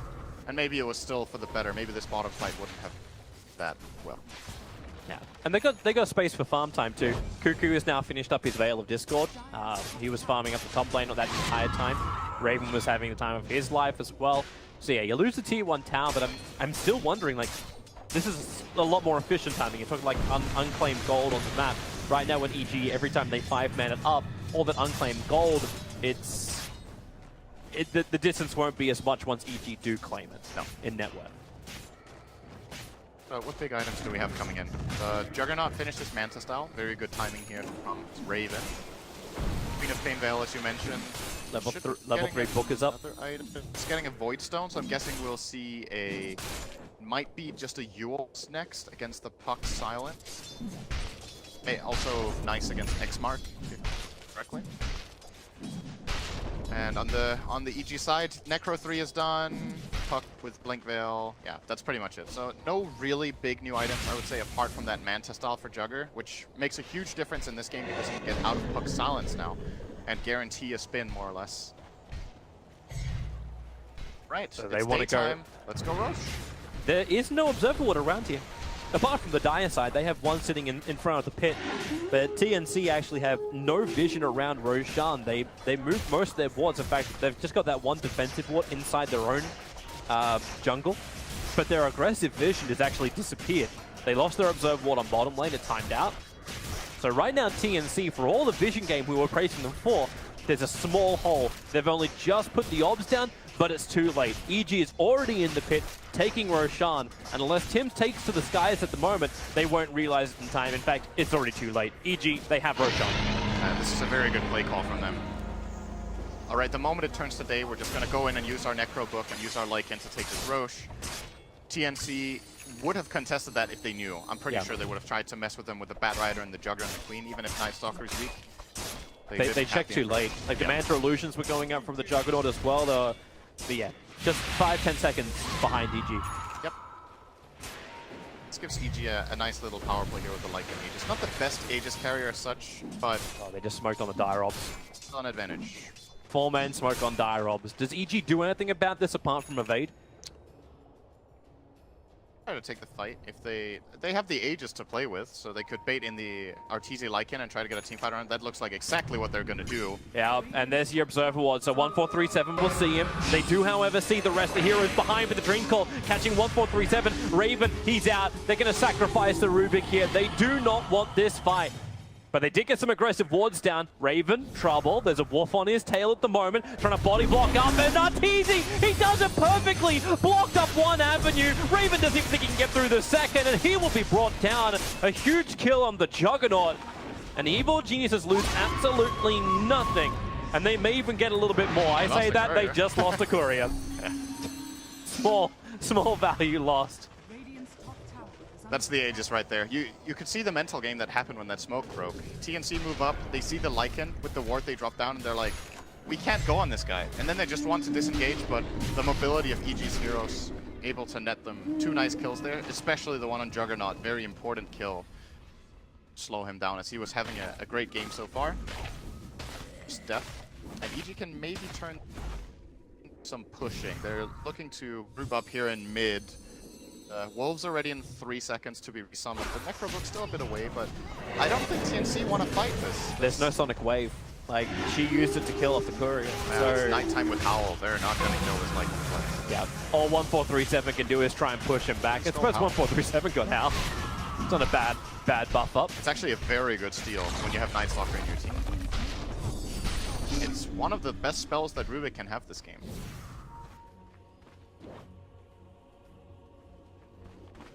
And right now, EG, they don't seem to be too dissuaded by the fact he's got it. They take the tier 1 tower in mid. They're rotating as a full group to bottom. Once again, TNC is doing this split kind of pressure. Back up towards top lane. Sandmate is up here. Trying to find that farm to get him towards his BKB. Queen of Pain still working on the Yule Scepter. 120 gold, 110 gold away now. And Raven will have to take up the mid. Still trying to work on his Maelstrom. But this is a lot of heroes to commit for a long time from EG. Is this bottom tier 2 tower really worth it? You send Sumail now up to the top lane to defend. Are they still okay with this trade-off when you've got the Aegis Immortal? Is it more of that we want to fight, so we're going to force them into it? I think it's more of a feeling of necessity that if they start splitting up, they're playing into TNC's lineup with this Bat Rider, Queen of Pain, Night Stalker that are innately a lot better at skirmishing than team fighting. So EG are just willing to sacrifice a little bit of farming efficiency to not give away kills. And at the end of the day, should be probably getting this bottom tier 2 tower, or maybe not. Nah, they're pressuring Arteezy. They're only pressuring him though. There's no real attack because they know that's pointless, right? You go onto Arteezy, he's either got Aegis or he's going to get false promised. Yeah, he's not going to die. Yeah. So all you can do is just dissuade them, slow down the lane, continue to add pressure up on top lane, which is what Raven is doing. He's back in to pressuring that top lane to make EG wonder, like, what happens if we keep this going? A tier 2 for tier 3 tower damage? Is that worth it for them? 2-2, amplifies up Arteezy once more, blinks away. Starts to scream. It's Howl on Howl. There goes your Sonic Wave committal as well from Cuckoo. With the scream, you might be able to pick up at least a Necro Box. So they've lost their push, and it's Sumail on top lane, chasing after Raven, who's already starting his spin TP out. So they hold their tier 2 tower on bottom lane TNC and do some chip damage to the tier 3 tower on top. I really like that Sonic Wave cast. I think most players wouldn't have gone for that, but he identified that if he casts all his spells in succession there, he kills off the Wolves and the Necrobook, and that's probably going to stop EG's... And it did, because they're pressuring top at the same time. That Sonic Wave might have looked like a waste, but it defended a tower and it forced TPs to pop, so... Play from Coop. Read on the situation. Pipe finish now on Night Stalker, very nice item. This is a build you're going to be seeing more in this tournament. Night Stalkers used to go for Aghanim Scepter almost exclusively, but teams have identified now that it might be a bit of overkill on vision. Of course it's nice to have the vision, but you already have vision advantage just by it being nighttime, and then instead you can have a better team fighting impact. The problem with Axe is that you give vision and that's it. Now he's giving them team fight presence by being able to pipe up the team, having magic resistant aura, and just contributing that way. You're generally going to see this build or Solo Press. And he's doing both. Item, and sometimes even both, yeah. And very standard. Could have maybe considered a Halberd this game. There's two good targets, both the Lycan and the Void. Void right now doesn't matter too much. Yeah, I like this choice of items a lot. I think the Pipe Burst is the best choice. Judging by the speed of this game, TNC, the more towns they take, the more these fights continue, the more money they're going to get. They're looking for Raven. Universe going to Chronosphere him up. Samh nearby. Blink Lasso just controlling on Sumail. Torrent still doing his work. Raven into the Omni Slash. The creep wave soaks up a fair amount of the jumps, however, and Sumail keeping hot on his tail. So is Arteezy. You'll severing him up, and when Raven hits the ground, torrented up, he will fall. Samh also in a world of hurt, getting time locked over in the tree lines, trying to juke it out. He's lost his Firefly. He needs to blink away, but the urn, he jukes it! He went down into the small little corner on the left, moves down, can blink away, actually not even blinking, just goes for the raw TP out to safety. They will still lose the Juggernaut, but TNC, it could have been a lot worse for them. That was really nice damage to get out. The question is if this push was like this movement from TNC was likely to succeed. I think at this point they need to realize that these fights are not gonna go their way if they set them up like this. They need to get the jump. If the first engagement fight was this, where they get the jump on the Juggernaut with a Chrono, it's really difficult for TNC to come back in the fight. And they did a lot of good countermeasures. Samh jumped in on the puck and locked him down. They even stole Howl and used it with Rubik, I believe. But still, it wasn't enough. Universe. Hard to chase him when you've actually got that sticky napalm on him too. Tims needs to be careful with this gem. It's getting max rooted here. They're gonna chase him down. If Sumail finds him here, this is really big. He can't get close enough. Samh is also playing guard duty. Yeah, Tims has to be really. And both these teams are desperately trying to scramble for wards. That one dire obs. Can't believe there's actually gone full duration with the Gamma True Sight on the Night Stalker, but sitting in mid lane. It's not a place that Night Stalker crosses too often. Generally going to be playing around the two sides of the map and inside the jungle to, you know, control bounty runes, try to find the aggressive wards on the hills and whatnot. So sometimes these quote-unquote obvious mid wards can actually work very well against a hero who is looking for the more, you know, intricate spots. And as you said, EG do get full duration on it. Now it's expiring though, so they're actually completely blind on the map, except for the creep pushing it. And that becomes increasingly important right now. This is danger time. And so we actually look to see where Crypt puts down the Obvious Ward. Where does EG feel they need to see more than anywhere else? They've only got the one available at the moment. I think the Roshan should be the priority right now. Well, he is back up and running. With the Assault Cuirass freshly onto Arteezy. They have a lot of armor, a lot of tank, a lot of team fight, which they want to push with. Yeah. But having the insurance of the Aegis lets you push harder. This is a very nice luxury to have by playing together with Oracle. I think if Arteezy was not with Oracle, he might have considered a BKB as a secondary item, but he feels like he has enough protection from his lineup that he can go straight in for a very aggressive damage item. And of course the defensive, it's not strictly aggressive. He didn't go Deso, but it's a nice hybrid item, let's call it that here, that gives him really powerful stats in the fight. At tier 3, Tao's taking damage again for Evil Genius. Is now down to 50% of his HP. This is that pressure from TNC. So I'm wondering, like, just how hard does EG and how fast does EG have to push in order to stop this continuously happening from TNC? They need to get an Aegis. With the next Aegis, they can go high ground. And EG push fast. Their lineup is fast with AC Necro Gold. If they successfully find a key pick here into Roche, we're looking at maybe next daytime that they will try to claim Elena Barracks. Well, they're looking for the pick. Smoked up, moving through mid. Best target right now is Cuckoo grabbing that 28-minute rune. He's just farming up. They need the control, and there's your blink into a Chronosphere. It's perfectly done from Universe. Support on the way. Tim's going to be nearby, but they've already lost the Queen of Pain. Tim's will start his TP out, and they're going for Roshan. They burnt Necro Books as well as Wolves, so they really want to make the most out of this. They're going in for Roshan. Look at that haste rune from Sumail. TNC just going to give this away. Sumail's coming up for 1437. Yep. 1437 is trying to add pressure towards the tower. Okay, now Sumail's actually keeping back. Sam H, 5 flying over, blinks in. Lasso going to grab Universe. Remember, they've got no Chronosphere to work with. Underneath Roshan, who's already down to 1/5 of his HP.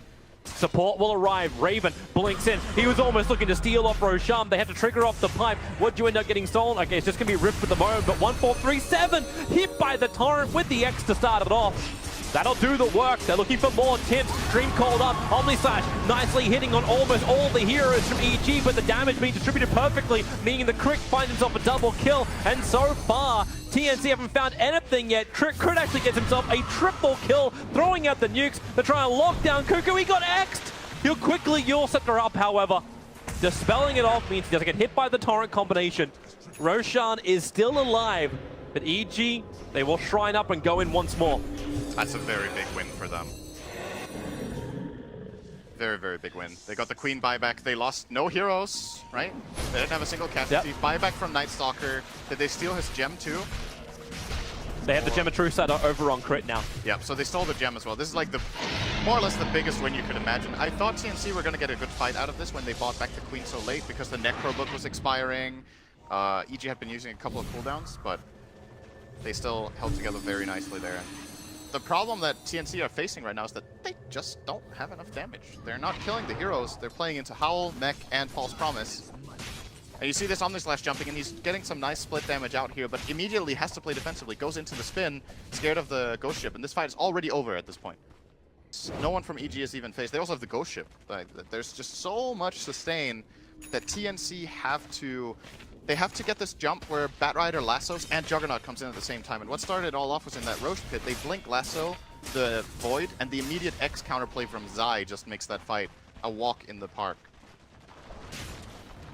So there's the question. Maybe the answer to why EG are always grouped up the way they are. They understand that how TNC do the fights is perfectly counted when they are there as 4 as 5. Yep. TNC want these individual pickoffs.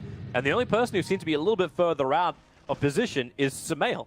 But he's a puck with a Yule Scepter. He's got a lot of get out of jail free cards as this puck. It's going to be almost impossible for them to get the link in. Batrider didn't go Force Staff. He feels like he has to go link into straight BKB. So Sumail with this link in about 1,000 gold will Zai very difficult to deal with. Looking for a kill right now. They're going to put down the Sentry Ward 1437. He actually did a defensive Torrent. But they'll end up losing his lives. There's the pickoff EG was looking for. They've got Aegis Immortal. They want to push in. And the line is being done. Arteezy will go through the bottom lane and attack the tier 3 tower while the rest of EG are assaulting the tier 2. And this time around, TNC's push on the top lane is not adding enough pressure. Raven is on his way up. They can soak up the wave pretty quickly here if they want to. And maybe they can actually force EG into a bad trade-off position. But you've still got Necro Books. Okay, everyone's coming back. And they may look for bottom. The lasso, Sam H, he caught out Arteezy. They've got the Yules up now on Puck, breaking him free of any kind of extra control. Tim's still in the neighborhood. Arteezy gonna try and fight this one. Crit is nearby. The Dream Coil, it catches 3 at the moment. BKB already expended from the Batrider. Welcome to your 10-second effectiveness of the BKB. It ends up with your Night Stalker dying and you not killing the Lycan. In fact, Sumail going back in once more. Not being controlled. But EG bailing out of a lot of those TPs that stop TNC from pressuring further. EG are building a really big advantage at this point. This attempted split push from TNC top, they actually had a very good read on it. They were starting to hit the tower, and they got out of there just in time before Universe blinked in for the Chronosphere. If that Chrono connects, this could have been a complete disaster. Instead, it's like a minor inconvenience. Using their Night Stalker, they obviously lost nothing on their bottom tower at the very least, but still the map just feels less and less available to TNC. Now 8,000 behind on the gold. The key items coming out now. Finally, there's a Shiva's Guard here in the Queen of Pain, but the problem is you just got this feeling that she's still going to be very hesitant to go in. There's just so much damage and control and sustainability in EG's lineup. She's trying to go on to Zai. X marks the spot. You still got the screen, the Sonic Wave available. Zai gonna let the ship fly, but you also have to protect the Queen of Pain, but cannot protect her from the Chronosphere. All damage. You got the Rift to follow up as well. Silence cannot blink away, and that is 86 seconds now without the Queen of Pain, and EG still itching for a push. They got the Aegis Immortal available for another minute and probably 20 seconds, so decent amount of time for EG to get the job done. This is a lane of barracks if TNC can't get anyone to TP home fast enough. Raven's going to try through the mid lane, but he needs to chew through an entire tier 2. And so do EG top, but they're a little bit faster than this Juggernaut, let's put it that way. So they're already going to reach the base now. 1 full minute to play with. They didn't even burn Necros, And they know there's Wolves, no or buyback. Howl. Like, all of these things are available right now for Evil Geniuses. TZ will burn all 3 of them in one big go, and that tier 3 tower, it doesn't stand a chance. Universe goes in deeper. Samage again has to defensively BKB the Chronosphere, does split up the fight a little bit more. The Dream Call holding in TNC, so TZ just does a lap around the Chronosphere to come in for the extra kill. There's a hit onto the Bat Rider, and TNC, they've lost control of this game now. Evil Geniuses taking the top racks, but what do they get in return here, TNC? You bought back on the Bat Rider, you're looking for a kill. At least Tim doesn't get hit by the boat, but they jump in once more. Blink the time dilation. You're gonna get hit once more by the Torrent. And TNC, they've lost too many heroes. That one pickup on the Queen of Pain has now just avalanched into this EG advantage. Yeah, they can probably claim Megas here. They didn't lose their Aegis or their Cheese, I believe, in that exchange. No, they still have both. Yep. Just gonna head straight down to bottom. And the key piece of information for EG here is that they know Queen. Oh, wait a second, they're gonna go in. Oh, this is really problematic. Maybe with the Omni Slash, Universe can time walk off so much of the damage. Zai will go down. But the Bat Rider, he caused a lot of confusion. The issue is Raven. Manta, break free of the silence. They still need to kill off Arteezy. He's in dog form. You'll set him up. Cuckoo wants more control. They got the screen. 1437. He's got nothing to really give. The blink forward. You can time walk into the Fade Bolt, reduce that damage, but Universe, now the cheese gets triggered, Sumail's back into the fight. The Dream Call will control him. TNC will push in the envelope, but right now, EG are delivering the death letter to their families. TNC, they've lost 2 lanes of rags, and the third will be pending in a couple of minutes when EG's ready to push once more. That's how fast the game can almost end when you get the right kill at the right time. EG with that kill on Queen was so big because it's not just that they're killing a key core, but it's that they know for sure that she doesn't have buyback based on when she bought back for the Roshan fight. They still have the Aegis. If Queen buys back in that Rosh fight right before they claim the Aegis, you know for sure that I still have Aegis, so there's no way she has buyback. Unless you've timed it perfectly, then you obviously know exactly Oh, what's going on. Chrono! Universe, he got him! The Torrent from Zai, they knew exactly where Raven was. Just trying to relieve a little bit of the pressure by pushing out mid, and then the spin TP. Normally, you're pretty good as a Juggernaut to get out of that one, but TNC, they realize it's over. GG, they've lost their Juggernaut, they still have no Queen of Pain. And Evil Geniuses, thank you, Sumail, for deleting all of your items and probably destroying everyone's fantasy points. Does that matter? I don't think it matters. I actually don't know. Either way, Evil Geniuses, a solid victory, even though TNC definitely showed their early game prowess. Words. Pro and Wes. Yeah, it just got to this point where it got too difficult. TNC played their strength early on, as you mentioned, but the coordination and team fight of EG's lineup just became too difficult to fight into. And when they found those couple of key moments that gave them the Roshans and just a couple of good team fights, I feel like TNC's lineup just ends up being too weak, and they played against the clock and they lost. Well, we'll have ourselves a quick break. We're coming back. There's so much more Dota still going on. So game 2 of this 2-game series, TNC versus Evil Genius, is our first series of the TI group stage here on Stream 1. We'll be back after the break.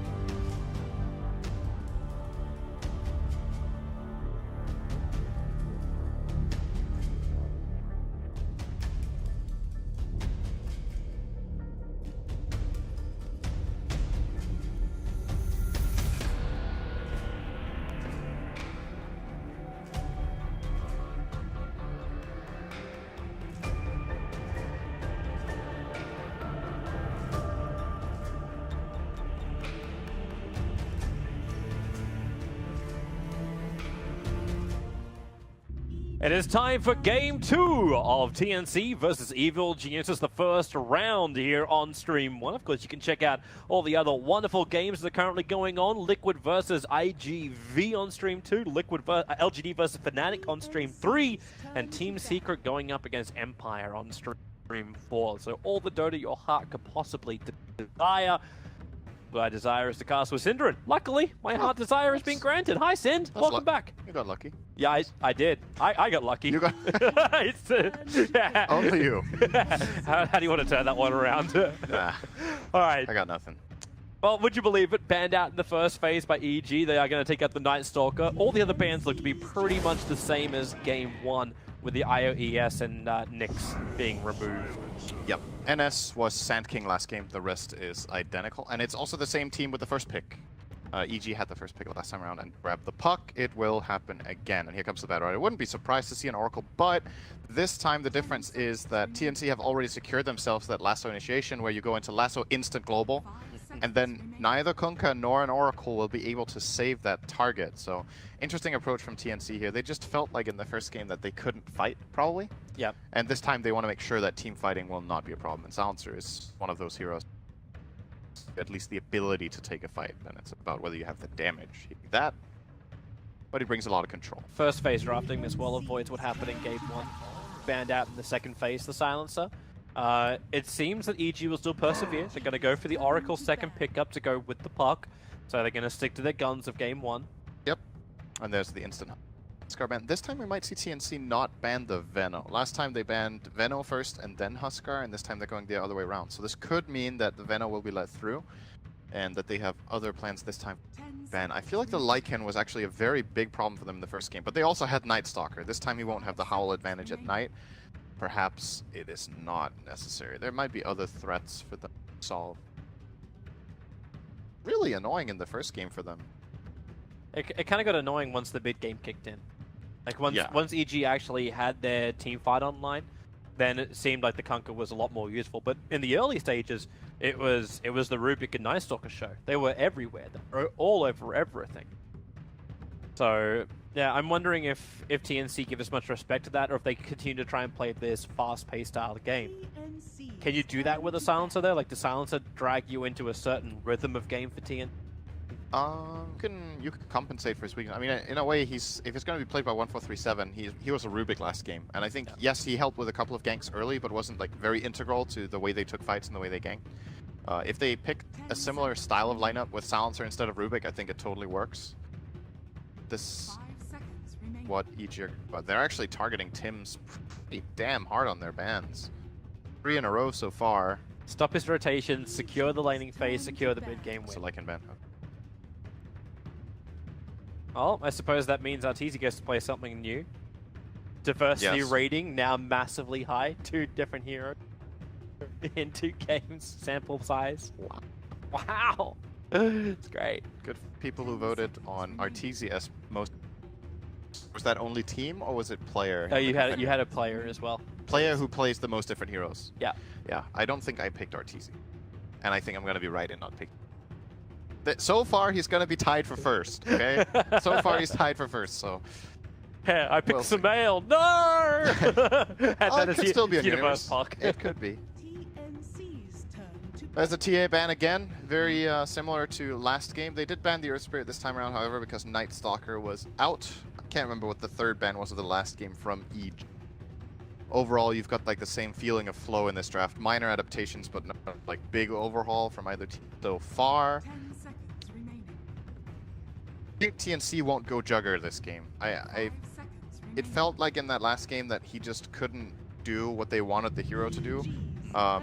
Maybe they can make it work now that they have the Silencer. We'll see. Here comes the Sand King that EG banned in the first game. So this is plan C or D for TNC after all of Tim's heroes got banned. I like how you like it's plan C or D, but like you still like SK was meant to be one of the most contested heroes. Most people in their predictions had SK as the most picked hero.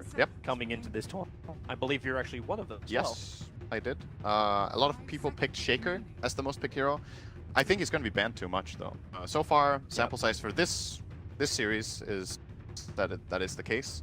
I'm guessing in 1 or 2 of the other games that are running right now, there might have been a single Shaker pick, but the reason that hero is so powerful is its ability to play multiple lanes, multiple roles. Offlane, mid, and roaming is a possibility. Just controlling that offlane, making sure you get experience, being annoying, having great team fight, and a pretty good laner in one. Shaker actually has a lot of good matchups. Yeah, we're not going to be seeing that hero. He'll be banned as much as I. Yeah, more or less. I think I had 9 Stalker as my. That could happen. He's I- also going to get banned a lot, though, I think. Yeah. But I mean, you can't ban everything. Now we already have like 3 or 4 heroes that will be banned every game. That's not really how it works. AG's going to approach this now with Weaver. their Weaver pickup. Interesting. Okay, so this is not a very common time to pick Weaver, and I think EG are going Drow. And the reason for that is, if you pick Weaver here and it's a core hero, it's strange to pick it into this lineup that isn't actually particularly bad against Weaver. Lasso is pretty good. Sand King's Stun is more or less instant against the Weaver. You want lockdown and burst damage. Global Silence is good. So if EG goes the route of playing a core Weaver here, it's nice in lane against Batrider, which frees up Oracle, but Oracle is not the kind of support that wants to rotate very much anyway. He kind of wants to play that safe lane and just pull and get levels. So maybe this is a Zai Weaver with Drow Aura, or they put it mid or off lane for either Sumail or Universe and grab the Drow fourth. It has to be something that TNC are thinking. Triple range for EG, classic stuff, and could be Drow game. Yeah. The more and more you look at it, yeah. But this is what we're looking for, right? In most of the drafts, especially in day 1 of TI, when you're still uncertain how the meta's going to go, a draft which you just cannot read. Like, you start off with exactly what you had before, it's the Orange Park, but now technically you do still have, like, still 2 saves. If you can get around the Silence of Silencer, you've still got the False Promise, you've still got Weaver's Time Lapse, you've got higher maneuverability from both Weaver as well as Puck. Hard to lock down heroes, but TNC also has some really good lockdown. So Yeah. it's from both sides, both teams have really good synergy and counter against each other. It's all about execution. And I think TNC are digging into their reserve pool a lot here because they want to figure out what they do in case it's a Drow. And I think they might be picking ahead. It's a Tinker. Tinker? Of course it is. This is TNC. Of course it's a Tinker for Cuckoo. That is, it's probably with the thought in mind that, okay, if they go Drow, we want to be able to hold our towers. Tinker is a pretty good hero against Drow in the sense that you have March of the Machines. Drow lineups want to like go together and push towers. There you go. And then you can put March of the Machines. You have the laser.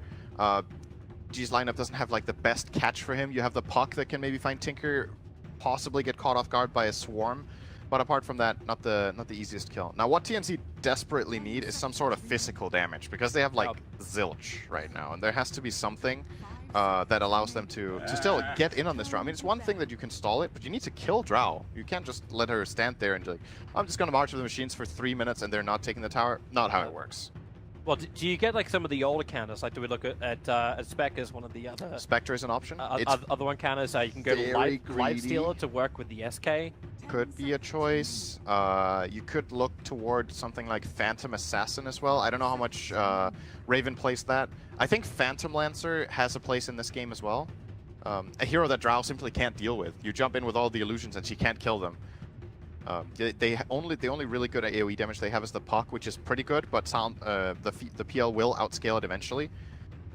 And it's a lot less greedy of a pick than Spectre in my book, where you have stronger laning presence, you are able to join fights more frequently and earlier. Haunt got nerfed really hard. There's actually a PL ban from EG, so they were expecting that and will last pick the Mirana for more than likely Sumail with this Drow aura. This also means that EG have no frontline whatsoever in their Drow lineup, and that sometimes works, sometimes doesn't. Maybe they can get away with it because they have Oracle to protect with, but there is the Silencer. I'm actually not that sure for EG because of this Mirana pick.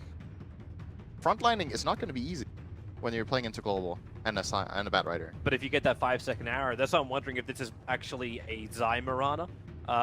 Rotate with him and then let the Puck for Sumail go mid, let the Weaver go off lane. Universe offlane Weaver? Yeah, Universe off lane Weaver. Yeah, could be. Because who's really going to be controlling him properly? Like the SK closing distance on Weaver, as long as you can keep the vision up, you should be fine. TNC, we're going to see the last piece of that puzzle, and it is actually the Phantom Assassin you mentioned. Someone had to close the distance between the Drought Ranger and bring the heavy amounts of physical damage, and now they've got that. Damn, Cuckoo set looks amazing. The Tinker? Yeah.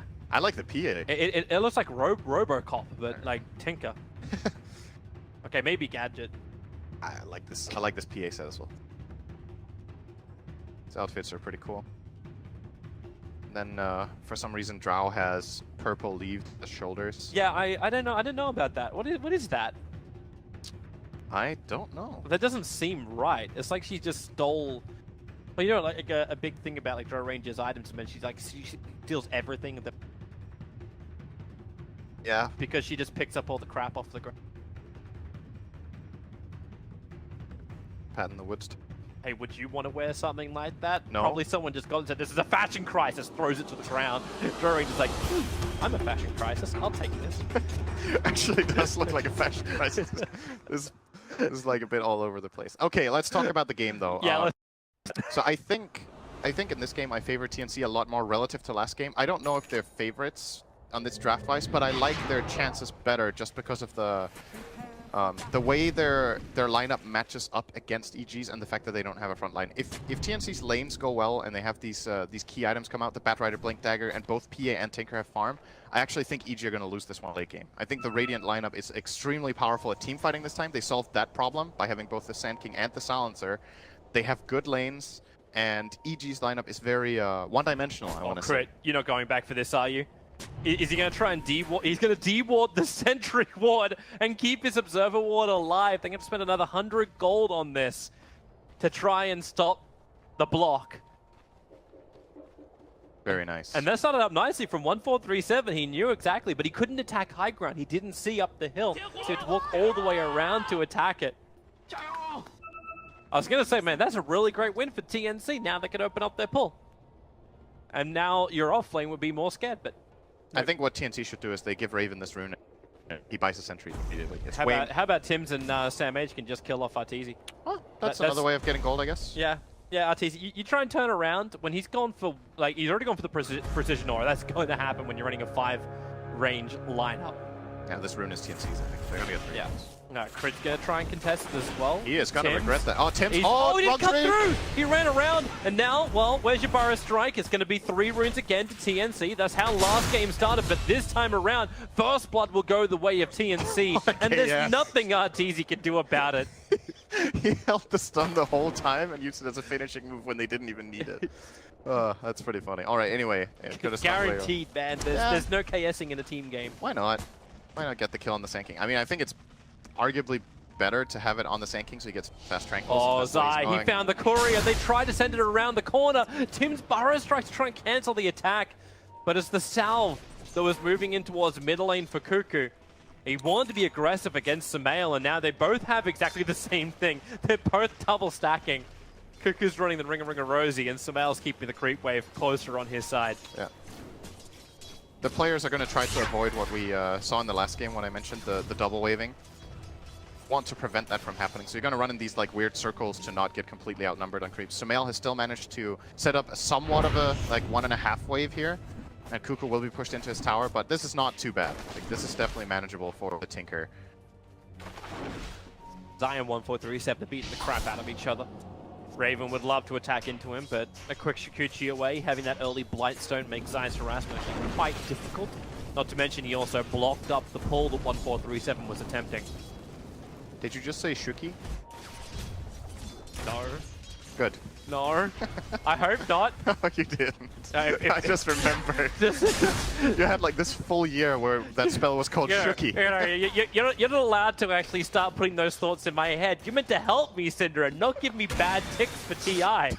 Like, that's the worst thing ever. Here comes Shuki. Oh, Shikuchi, damn it. Oh, nice fast dagger there from Raven. Will break the clarity of Zai. So far, so good for the laning for EG, though. They're getting very good CS on both the Drow and the Puck. Mid lane is a bit contested once again. Tims is securing Cuckoo a good start on the Tinker. And as it looks right now with Cuckoo's skill build, he is doing the aggressive killing route with 2 in laser and 1 in missile. No marches just yet. Might still see him go the march route after this, just having a bit of an early harassment build in lane. But it's very telling. His next skill points will be very telling for TNC's read on how to play this game, because I think both builds in this game are viable. One is, we think we're going to get pushed by Drow, I'm going to get March. And the other one is, we think we're going to be better at fighting than them early on, and we can just kill them before they take our towers if we max our nukes.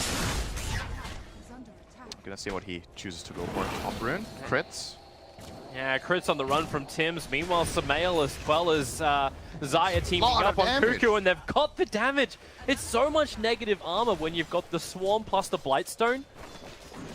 Swarm, Blightstone, Drow Aura, and Tinker has no defensive play except lasering a hero. That's a pretty big problem in this game when you have these two mobile ranged heroes for the Dire in the mid lane that like to just be able to at least get away somehow. Has to rely on protection from his teammate, and Tims was not in the right position to save him. I still want to flag a bigger issue. It's the fact that Universe once again is having a great offlane. Zai with the pulling completely messed up the equilibrium, but it's that bonus damage that he's had early on has allowed him to go 18-5. He's got more CS than Arteezy has managed to achieve. And this is against like the safe lane PA, who's now 13-0. He managed to catch up a little bit underneath the tower. And, well, okay, there goes Zeiss. They did do something about him now. Cuckoo has the nukes, and Tim's had the Burrow Strike. Yep. Weaver has to be a little bit careful in the mid lane. The amount of burst damage that the Radiant has in there it's really high. But this is something we've seen a lot of times from EG. They put Sam Universe H. off lane. No, that's not going to work out. Not much good there. They put Universe off lane on this puck, and then he has either Drow or Maiden or both auras. There was a lot of games like that, I think, in the Kiev Major.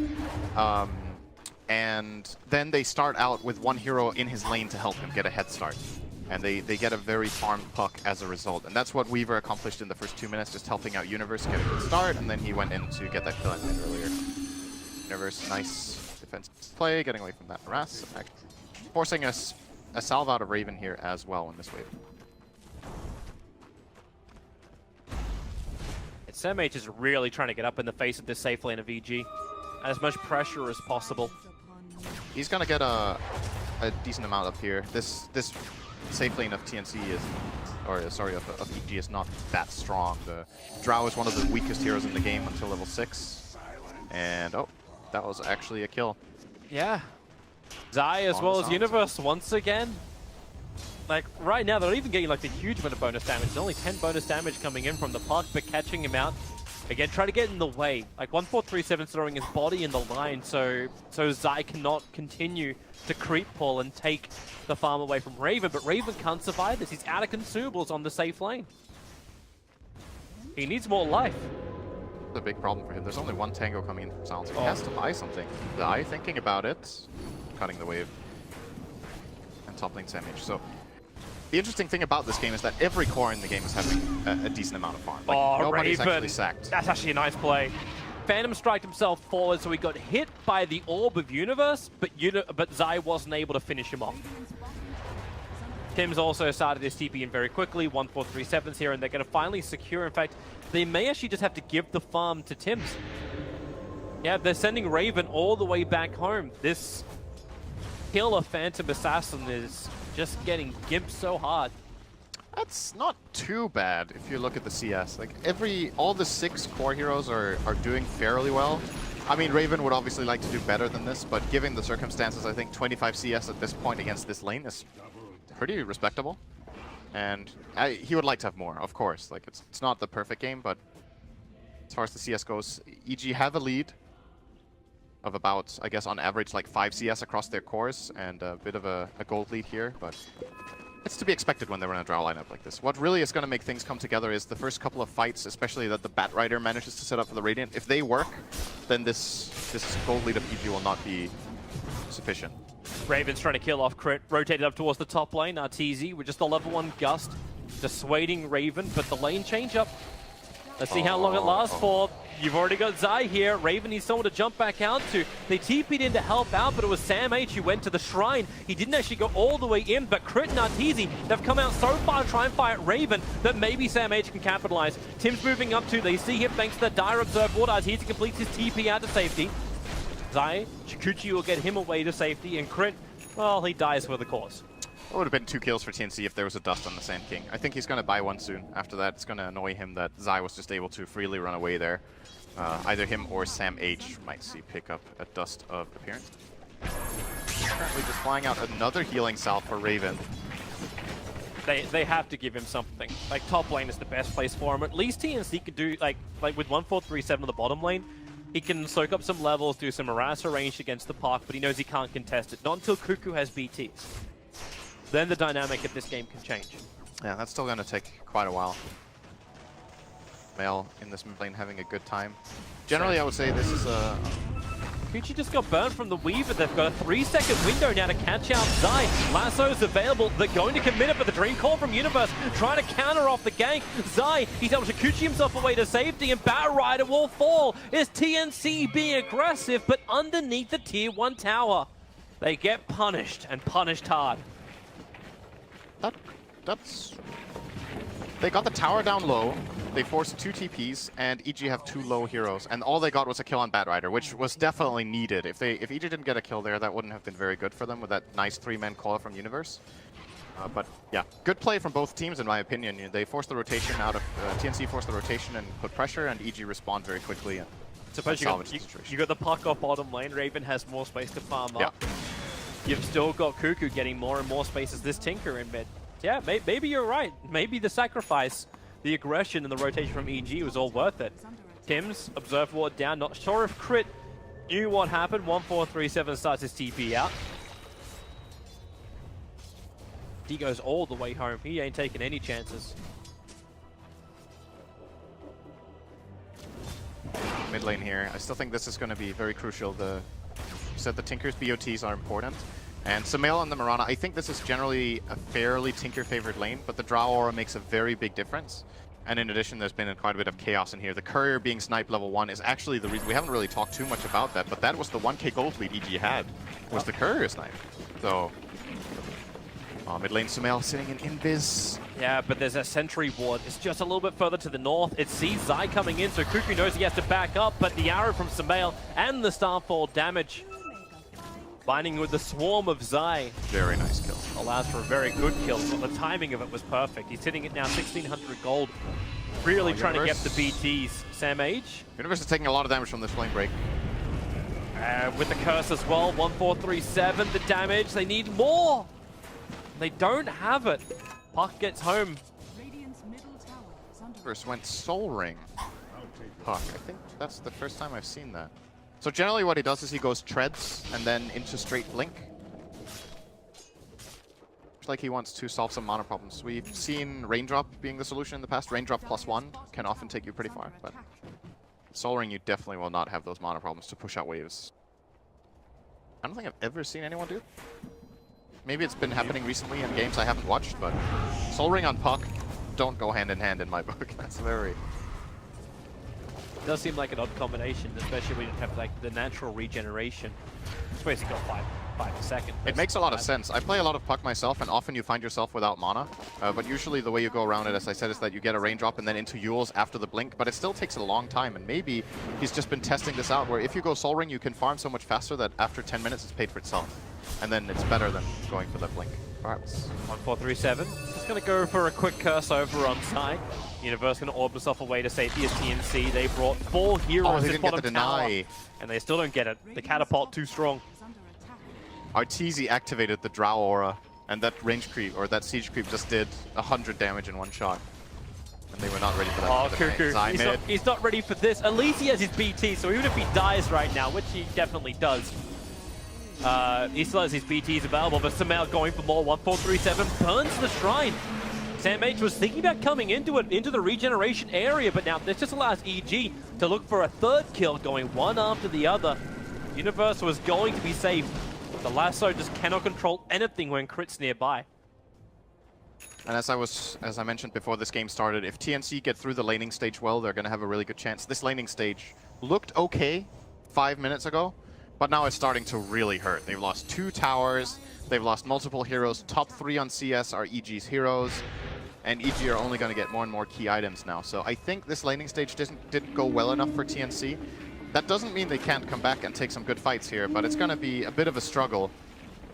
They might need to buy time, but I feel like with every minute they're going to get more and more out-farmed and get picked off. So it's a bit of a tricky situation they've put themselves in here. 5k behind, approaching 6k. At least the experience is only 2,000 in favor of Evil Geniuses. Yeah, it's the courier snipe. Oh, the arrow, the observer ward, Sumail just saw it perfectly. Tim's had no idea what hit him until it literally hit him. Sumail is playing without Moonlight Shadow. suppose, when your team Alright. doesn't need it. I guess so. This isn't the Heroes of New Earth team. You have to Moonlight Shadow at level 6 start attacking. I think the Moonlight Shadow is, you know, it's also an aggressive tool. Use it to find ganks and set up arrows for yourself, but so far in this game hasn't needed it. And of course, if you go for this build, you have a really high damage advantage. Wow. Well, everyone else is happy about that. 44 damage is being added to he every also other hero on EG at the moment. He didn't take a talent either. Skilled arrow over 150. But yeah, the Drow is doing great. And usually what we've seen teams do against EG when they run their Drow, that they try to contest the Drow's lane and shut down Arteezy so that the team doesn't benefit so much. But then the other two lanes generally go well. And TNC's approach in this game was different. More focus on their safe lane and mid lane, and so far that has not paid off at all as they were hoping. I'm still waiting for TNC to try to make a move. Like, they finally have all of their abilities online that they should want to have. They have Global Silence, Sand King Stun, Epi. They have Lasso with drums. But they're not finding a play. No, they've been here before. Like, they're finding Tinker. Yeah, bottom lane, back to the tier 2 tower. Zai's nearby, and the laser at least going to stop him from killing him off. Oh, Universe was so close to coiling there. Man, they actually need that Aghanim Scepter up. Like, everyone needs to be blinded this game. At least they're using Regeneration Rune as bait. Samael, hello! Through the arrow up, looking for a target. They go for the curse. 1437 doesn't that matter. Now he does for the Global Silence, allowing to find the kill onto Samael. Sam H will take it for the 451 gold. And they'd love to get a little bit more. And the tier 1 tower appears to be their target. Oh, Universe. Yeah, he's managed to find one. Burrow strike from Tim's, missed time. He was looking to catch Universe mid-jaunt away. But Universe, Dream Coil, holds Tim's full Sam H in position. Crit. Not finding any opportunity. They don't have reveal against the SK, allowing to go for another Burrow strike. You took the silence from Universe, at least allowing... Okay, no, there it is. The lasso is not allowing for anything. I was going to say, allowing Sam H just to watch everything going on. Yeah, EG are dropping the ball a little bit there. I feel like they didn't need to lose anyone else than just the Mirana. And TNC get more than what they came for. They got 3 kills, almost got the tower. And the Mirana kill in itself was really good, but they're going to be feeling very happy with what they just accomplished there in the last minute. Pretty much knocked EG's advantage in half within 30 seconds. It's that point where you feel like you found nothing. You smoke gank, you go through the entire jungle, you get Observer Wards down. It's like the consolation prize to a smoke. And you wait for Tinker to actually have a crack at him. Yeah. But then you find the 3 kills around the baited Samael. Yeah. At least EG do have good aggressive wards, so they're watching Sam H pretty closely. He's rapidly approaching his own Blink Dagger, sitting it now at 1900 gold, and EG have been very good at shutting down those heroes that are looking for those critical items. Originally it was keeping the BTs of Tinker down, then they just turned their attention towards the Batrider. Lane Samael, oh, just barely missing that arrow on 1437. He was AFK, so it missed. He was literally standing. There was an arrow flying right next to him. He didn't see it at all. He just stood there and it's like, oh, that's fortunate. Syndran's guide to avoid arrows. Take hands off keyboard and mouse. Stand still. It's the classic thing with, you remember, Sing Sing used to play a lot of Mirana back when he was playing competitively, and he said it's way harder to hit arrows in pubs than in competitive because I have no idea what these idiots are doing. But this time it's the other way around, you know? And it's just next level to pot him. You just stand still and he arrows and you're like, oh, there's an arrow. Okay. My prediction skills are meant to be amazing. You've got Samael, like, you think at the moment from TI6, his prediction arrow was absolutely perfect, and... Yep. Can't predict if your enemy takes his hands off the keyboard. Yep. Don't forget. Well, you add the arrow. Let's try to catch up a little bit on items. So Raven went for a Vanguard build this game on his Phantom Assassin. Felt like he needed to tank up. This makes the hero very tanky. He has 150 health talent and a Vanguard, as well as the wand to go. So tanky and sustainable against this dire lineup.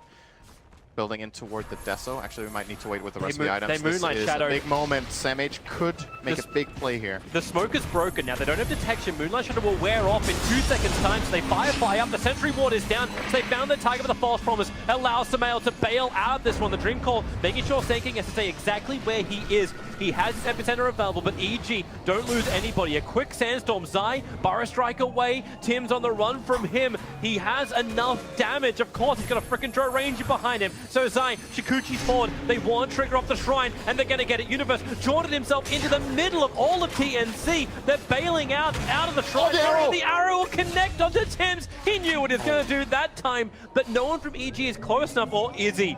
Zai, you know he just wants to slip through the back lines and find somebody, but with Universe down, maybe think like a second thought about it. That was a bit of a pretty scrappy fight, but at the end of the day, I think TNC come out slightly ahead there. They get the mid tower. They lost their silencer before he even got global off, so that fight could have been a lot better for them if he got that spell off. But EG still, managed to at least get a kill on their way out. That Shadow Blade being put to use already as the Batrider Tims, the Burrow Strike. It'll save Sam H. He went down to 60 HP. The Global Silence combining with the Epicenter. They turn around onto Drow Ranger with the Flame Break. She'll burn from this. Oh, will she? The damage to keep her alive. She'll stay alive. Okay. No, here comes another Sentry Ward. Cuckoo with his TP forward. Finds the kill onto Arteezy. Crit did everything humanly possible with no false promise. Toby, I think he's gonna die. Oh, it actually takes longer than I thought. Maybe he's fine. Man, get the bug off that 1437.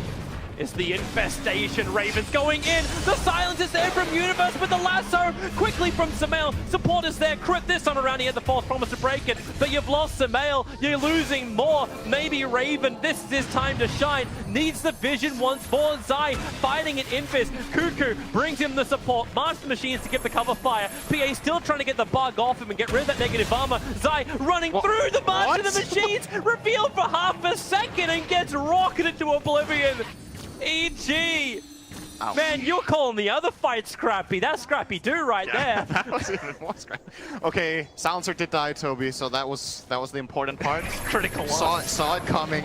Saw it coming when they went on him. He was definitely going to get into a 30-second fight and die in the middle of that. But He got Global Silence off, GG.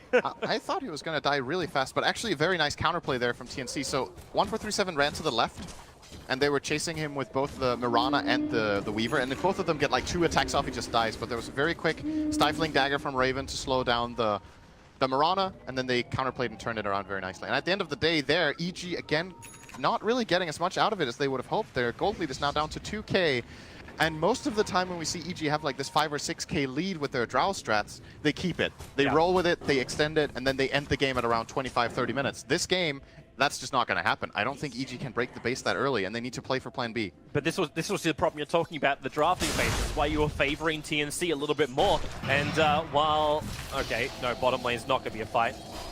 Are you sure about that? Well, I'm surprised Sam Asian. He doesn't have lasso. It's on 5-second cooldown.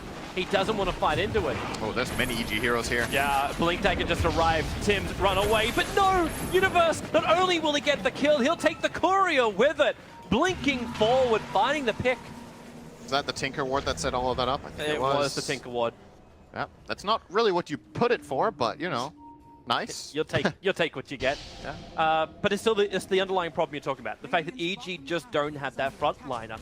Like Zai is sort of becoming it, but he's spending most of his time in Viz running around, trying to do the damage, but you don't have that big pop damage yet from EG.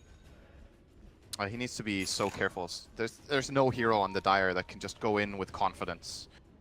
And it's because of the Global Silence. If Global Silence wasn't in this game, I think EG would be playing very differently. But they can't just run in their Mirana, for example, and just try to go for a kill knowing that there's going to be a false promise. The moment you commit into a fight, you're committed, and you're not getting out again. Then you need to have the stronger firepower. I think it's going to have to mainly come from this Arteezy Drow that is closing in on Silver Edge, and then maybe start opening up on the PA. Take her out first. Good scan from the Radiant. They're reading this movement very well. And might be looking for a counterplay. Everything is ready on both sides for a fight. Samael, the leap forward, needs to hit the arrow with the Dream Coil. Okay, that's where you use your magical burst damage to find the kill on the Batrider. Tinker Ward has provided so much value. I think it just got panned out by Sam H. He's like, you know what, guys? We just lost. Wait. Are they going to realize that Roshan's being done? Does PA have a look inside the pit? Roshan's so low. Raven's walking straight past it. Now Roshan gets triggered. He'll realize it. The Burrow Strike, it catches 2, including the Chikuchiing Weaver. Arteezy is away. What a snipe, Support is there. Yeah, if there's one thing EG aren't lacking is physical damage. They can kill Roche pretty damn fast with a Crest, Swarm, and this Drow Ranger right-clicking. And Zai is going to be more than happy to die for the cause there. Do you like the Silver Edge from the Drow Ranger? Yeah, I do. It's strictly because of the PA, I think. And it's good enough, I think. Like, the Shadow Blade often provides the value that you need, but in this game, the upgrade is valuable enough to go for it straight away, I think. It's going to give them a chance to kill that PA. As you talked about, they have the burst. They just need to be able to control him a little bit. Really good scan from EG. They scanned just north of Roshan, looking for the rotation from TNC, and they pinged on 2 heroes. Already understanding the Tinker was in the lane, and the SK was hovering around because they did fourth. They back up and hold near the tower where they have a little bit more reinforcements. Babysitting Arteezy more than anything else. But now if EG want to attack, there is still that aggressive Observer Ward. Of course, Mr. Invisible Arteezy just walks straight underneath Raven, I don't... They see Tim's. Again, this is how Tim's died last time on the top lane. Hiding in the trees, thought he was fine, but the Dire Vision, the Observer Ward just sees where the SK is preparing his attack. They really want to fight this? TNC are sticking around. If Sumail shows on this bottom wave, they could go for a play. Sumail shows. EG are splitting up now. They're pinging him out. This is a dead puck if they see it. Yeah, such a long way, but it is still a Eul Scepter on the puck. He just blinked. He orbed. He's dead if he is. Question is, can he fade shift in time? He's able to do so. Global Silence. He's got the Eul Scepter available as well. Breaking free. Universe into the phase shift. Not only does he bait out the gank, he'll escape the gank, and Global Silence got burned for it. Bottom lane TPs are kicking in. Tims gets the Burrow Strike out, looking for the kill over on Zai. Rocket Supply forward. They saw which way Zai went. He went north. But there's no follow-up. In fact, Tims is going in into a different angle. It's to the Mirana. The Burrow Strike in. Arteezy, the epicenter is out. They dusted him up, so the reveal is on Arteezy. A gust creates a little bit of space, but not enough. Double sentries being planted down. They just... Yeah. Oh, they stopped the TP out from Tinker. That's really big. Cuckoo's got nothing left to fight with. 1437 can curse all he wants. Cuckoo kills himself on the edge of the Dream Call. The PA can do the work. Arteezy will fall. Both the sentries actually paying off. Now they turn their attention towards Zai. False Promise cannot protect him from the damage output that this PA can do. And they're looking for more. It's crit. Raven will have himself a double kill. Tim, the Burrow Strike, barely missing Universe. They could have been all dead.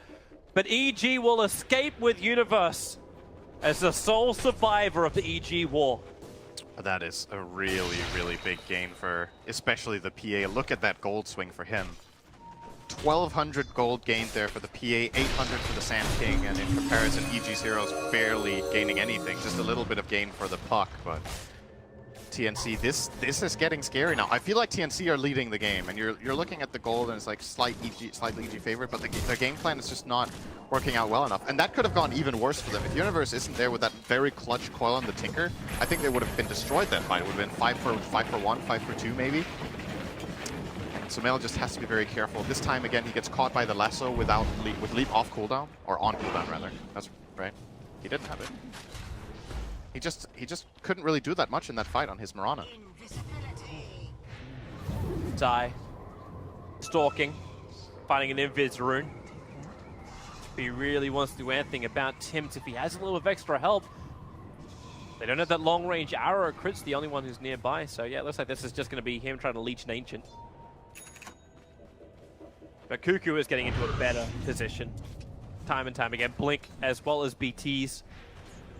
I think the hard to catch him out. Yeah, he got the lens. You generally get lens on Tinker when your next item is the axe. Sometimes you can get it with Dagon, but I think the most common build-up is this exact one where the lens comes before the laser axe upgrade, and then you focus a lot on just getting laser on 2 heroes every single cast. I just broke the smoke.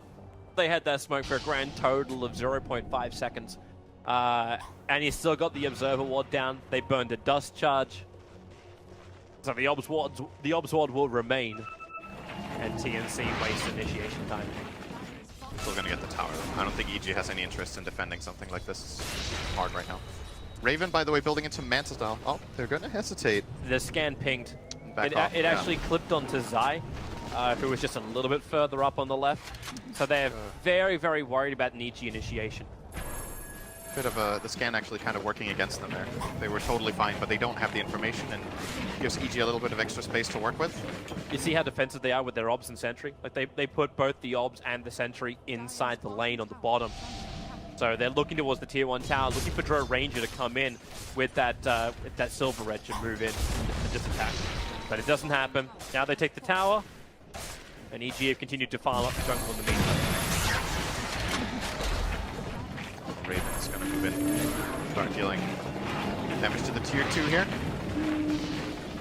Puck gets caught by SamH here. This is pretty bad for EG. They don't have Oracle in any position to help. I think, yeah, they spotted each other there actually. But SamH has kind of made a perimeter here that EG aren't interested in coming into, so they're gonna go for the top tier 1. They will get it.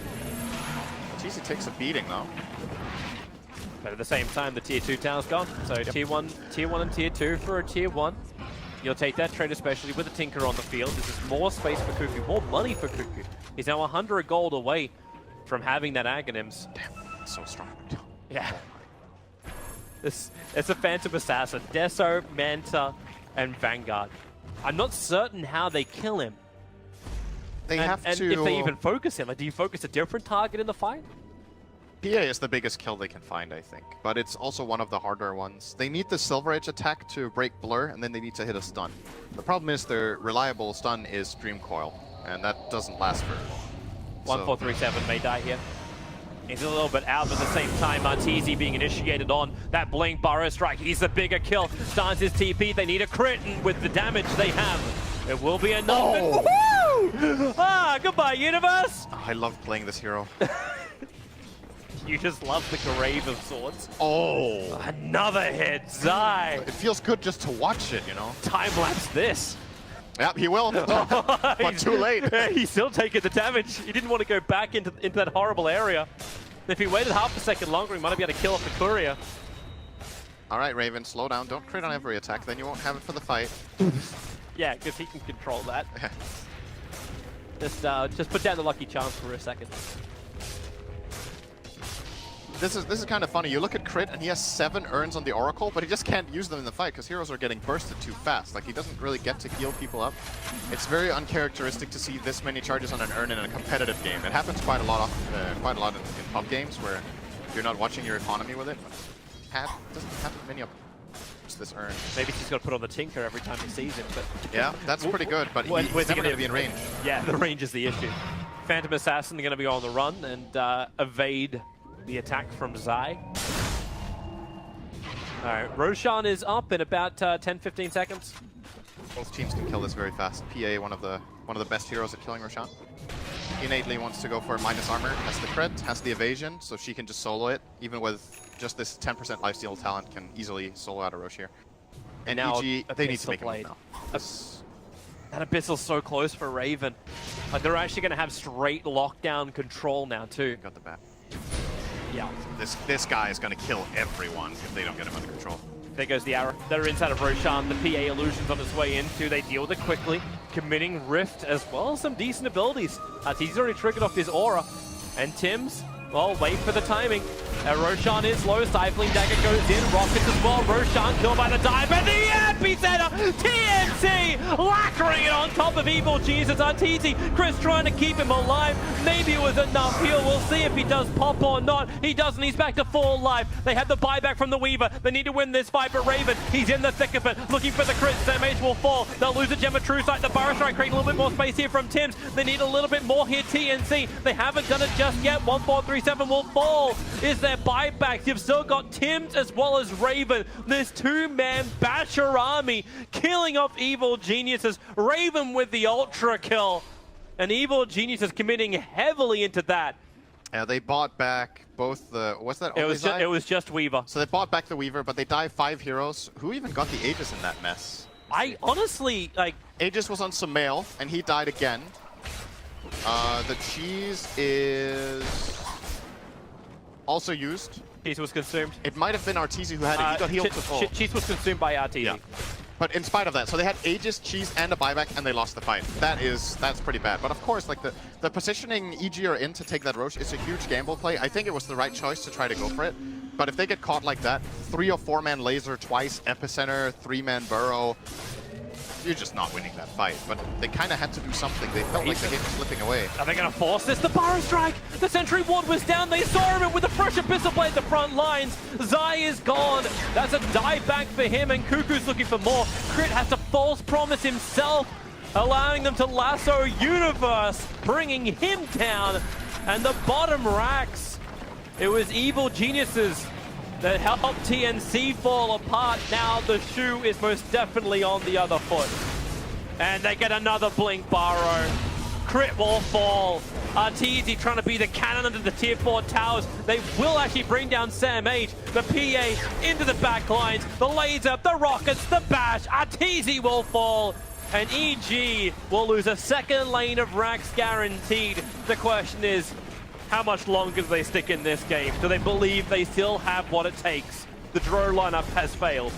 Yeah, it's pretty much failed at this point. I mean, it's still possible. I don't think they should GG out. There is a chance of getting a fight that they win. And the reason, I think the chance that they have is still that PA doesn't have a BKB. He might buy one now, or he might just go even harder on the damage. So they can kill Raven with the right combination where everything just clicks. Like you hit a good arrow, you get Silver Edge off, and everyone bursts him. It is really, really hard though. And I don't think they're going to win the fight if they don't kill Raven first. I think he's just going to slowly kill everyone together with the Tinker. But there's no way they can do it though. This Manta style was actually a really key pickup. He used it in that last fight at the Roche Pit to remove Fate's Edict. It's one of the good counterplays EG have to this PA, and it just doesn't exist. When he gets disarmed, he just breaks it and kills the Oracle right away, because Oracle has to expose himself to even get that spell off. And he can get punished really, really hard by Raven. And TNC, very well executed game in my opinion here. This is not easy to play. Like when you're playing against a draw lineup and you're this far behind this early, it's difficult. But they found the two fights that they needed, put themselves in a great position, and now it looks like Raven, no BKB planned. He's gonna go for the butterfly once he gets that. Yeah. How do you kill this guy? You don't. It's just that simple. Evil Geniuses can wish hope pray that he just goes in solo and away from everyone else from TNC, but they can't control. They don't have that wonderful chronosphere that Universe could bring in game 1. Instead, it's Tim's being the aggressor. Tim's Burrow Strike catching out 2-3 heroes every time. He's only now just looking to build up his Aghanim Scepter. He's been hitting absolutely everything. I think he's done more control than we've seen from Sam H. Sam H is almost like that little distraction birdie, the red flag to the bull kind of thing. Go and attack this. Go and try and control this. Crit, you commit your false promise to control that. It's actually true. Like you can't. He's level 15 on Bat Rider, and the Sand King's level 21. You can't false promise 3 heroes in a line style. No. And now you got the BKB at least for Arteezy. He has this, but it's got no way to give distance. Like there's no like. Also keeping in mind, like he went for the Shadow Blade, the Silver Edge, to try and counter against the Phantom Assassin. He never was able to get his Hurricane Pike. He never was able to get that repositioning item, which you kind of need to have for Drow Ranger in the fight. Yeah, it's a fair point that he could have gone for a Force Staff after that Shadow Blade, or maybe even before, and then finished the Silver Edge. Oh, here they come. Hurt him. Moonlight Shadow, they're right on top of TNC. How do they do it? The Global Silence 1437, cancelling them off. Zai is low. Does he have a way out this one? Will he survive long enough? The epicenter. BKB at least protects Arteezy for the moment, but Cuckoo into the trees, spamming out the damage, and Raven crits against Samael. Look at the damage! They can't even hit him! They're trying and trying, but the blind are hitting the very, very visible. EG will lose 4 and the game. TNC will get a 1-1 result by taking game 2 in this first series of TI7.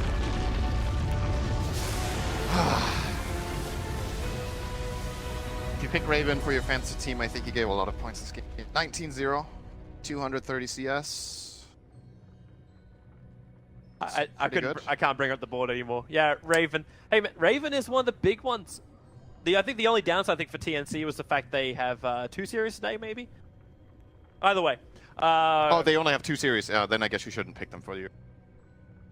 I believe EG has 3 today, and Liquid have 3. EG definitely has 3 coming up today. And of course, there's a lot more Dota coming up. There's still probably the other streams going on. We're running 4 consecutive streams for the group stage. So every Dota, you can check them out from 1 to 4. They're all there. Syndra and I will be here on the main stream for the next 2 series as well. So we'll have OG going up against the artist formerly known as MP, and then Secret versus Infamous will be coming up as well. The other 2 games coming up later on with LD and Lumi.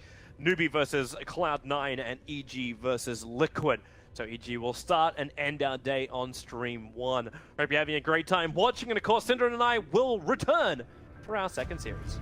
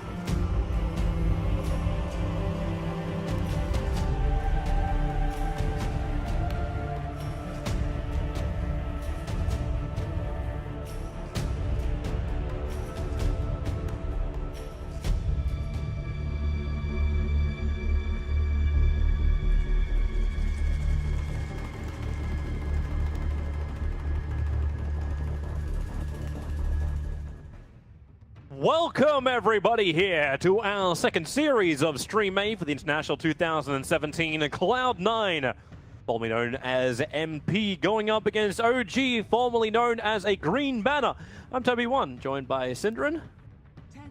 Yep, the OG, formerly known as OG, with a different logo. Yeah. But they still kept their name, so they've rebranded under the Red Bull sponsorship, but they still, I believe the name is still just OG, not Red Bull OG or OG. We're gonna call them OG. I'm only calling him OG. Like, it's also we're gonna be like, welcome to Cloud9 G2A HUC Logitech. Yeah.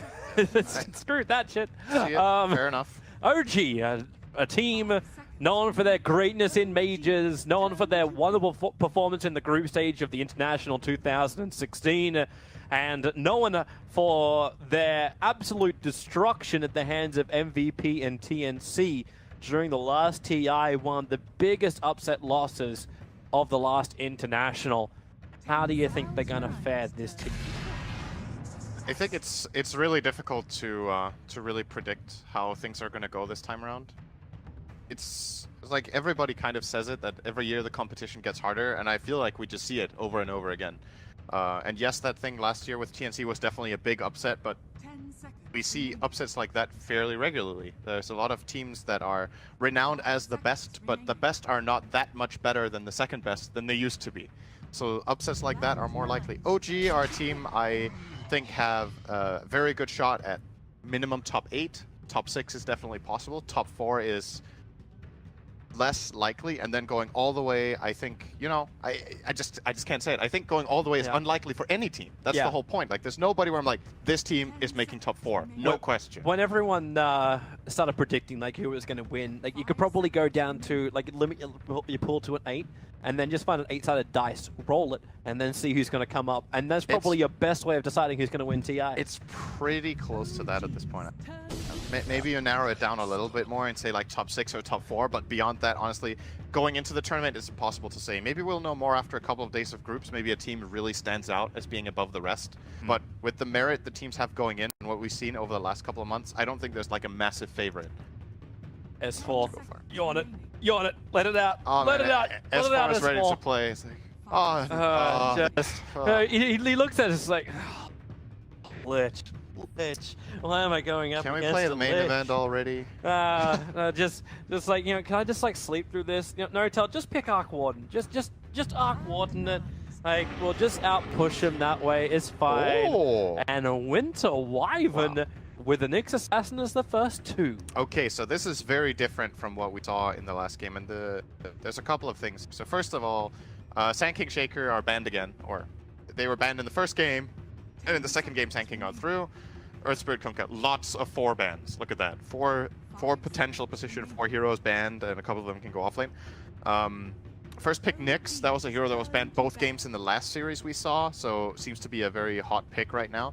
And then Cloud9 grabbing the Lich instantly and the NS that we've seen contested. This Wyvern pick is really weird for me, because most of the time this hero gets picked up as a counter pick. You pick it for Cold Embrace, and you pick it for Winter's Curse, which both abilities are very strong against physical damage. And then you look at Cloud9's heroes, and you're like, what is one thing these 2 heroes don't have? It's physical damage. It's like the only thing they really don't do. They give vision, they have slow, they have silence, they have mobility on the Night Stalker, you have ganking potential, you don't have physical damage. Let's go Wyvern! But it's just then one of those like flight things. Like, I always picked up Phoenix because of this. Like, Firebird was last TI, now it's Frostbird this time. Maybe. Like, it becomes that lane harasser. Maybe it's another setup as well for a bigger AoE controller. We can look towards S4's Enigma play. Darkseer? Darkseer could also be another one. Like, you just... I don't think like any other AoE control that Wyvern can do where it's not about who he counters, it's who he synergizes. They're not picking, just going for a flat out bad pick on second pick, you know. Nobody, that's not going to happen. It's interesting to me. I'm just curious to see what they're going to do with it. I love Wyvern. I think it's one of the most fun heroes to play as a support and very like unique in design. So I'm just happy we get to see it. this was just not the conditions I was expecting to see it picked under. So here comes the Quap for Cloud9. Alchemist ban, by the way, noteworthy. Yep. Both Alchemist and Anti-Mage. OG banning very heavy farming split push heroes, which is maybe surprising. That's something we generally see OG pick themselves. The Anti-Mage maybe not so much. The Anti-Mage was another one of those heroes which we're flagging as a good safe laner for this entire tournament. Yeah, maybe No-Tail just doesn't like it at all. Maybe just doesn't want Eternal Envy playing. It's like I don't want to get pushed into a position where we have to play like 50 minutes or 60 minutes worth of a game where everything can be just decided on one bad play. Or I have to always pressure Eternal Envy. Can I just let him be who he wants to be, but not farming to a point where I'm going to worry about what he's going to be? Yeah. Either way, Fly. Now the pickup. And do you actually see S4 actually running the Nyx Assassin in this game? Or do you feel like you can run a 4-position Nyx? I think it's almost only a 4. I think this hero is really weak in the offlane, actually. The problem that Nyx has as a position 3 is that he does fairly poorly in a lot of 1v2s, and actually a lot of 1v1s, and 1v3s you can get shut down completely. What's your recovery plan? You can't really jungle. You are not that good at making lane swaps and then suddenly being in another lane and playing that, because then you're also going to lose that matchup. And in addition to that, you have a position 3 who doesn't farm. Like, Nyx is a scout. So if you put this hero on position 3 and he starts running around, if you don't make plays, you're just falling behind as a 3 instead of as a 4. Or even a 5. I'm pretty sure this is a position 4 Nyx. We're going to see the TA grabbed here for Ana, so OG definitely getting a comfort pick in that regard. Queen of Pain, not the easiest matchup, but it's definitely playable. It's the confidence in Ana to also win that lane. Like, if he's got a little bit of help from Wyvern, maybe they can just harass the Queen of Pain out of the mid, cause a large amount of problems for Fada, and that's probably what we are going to see in the or whoever else is going to. The Night Stalker is going to be doing the same thing to the team. They did pick TA into both a Quap and a Lich.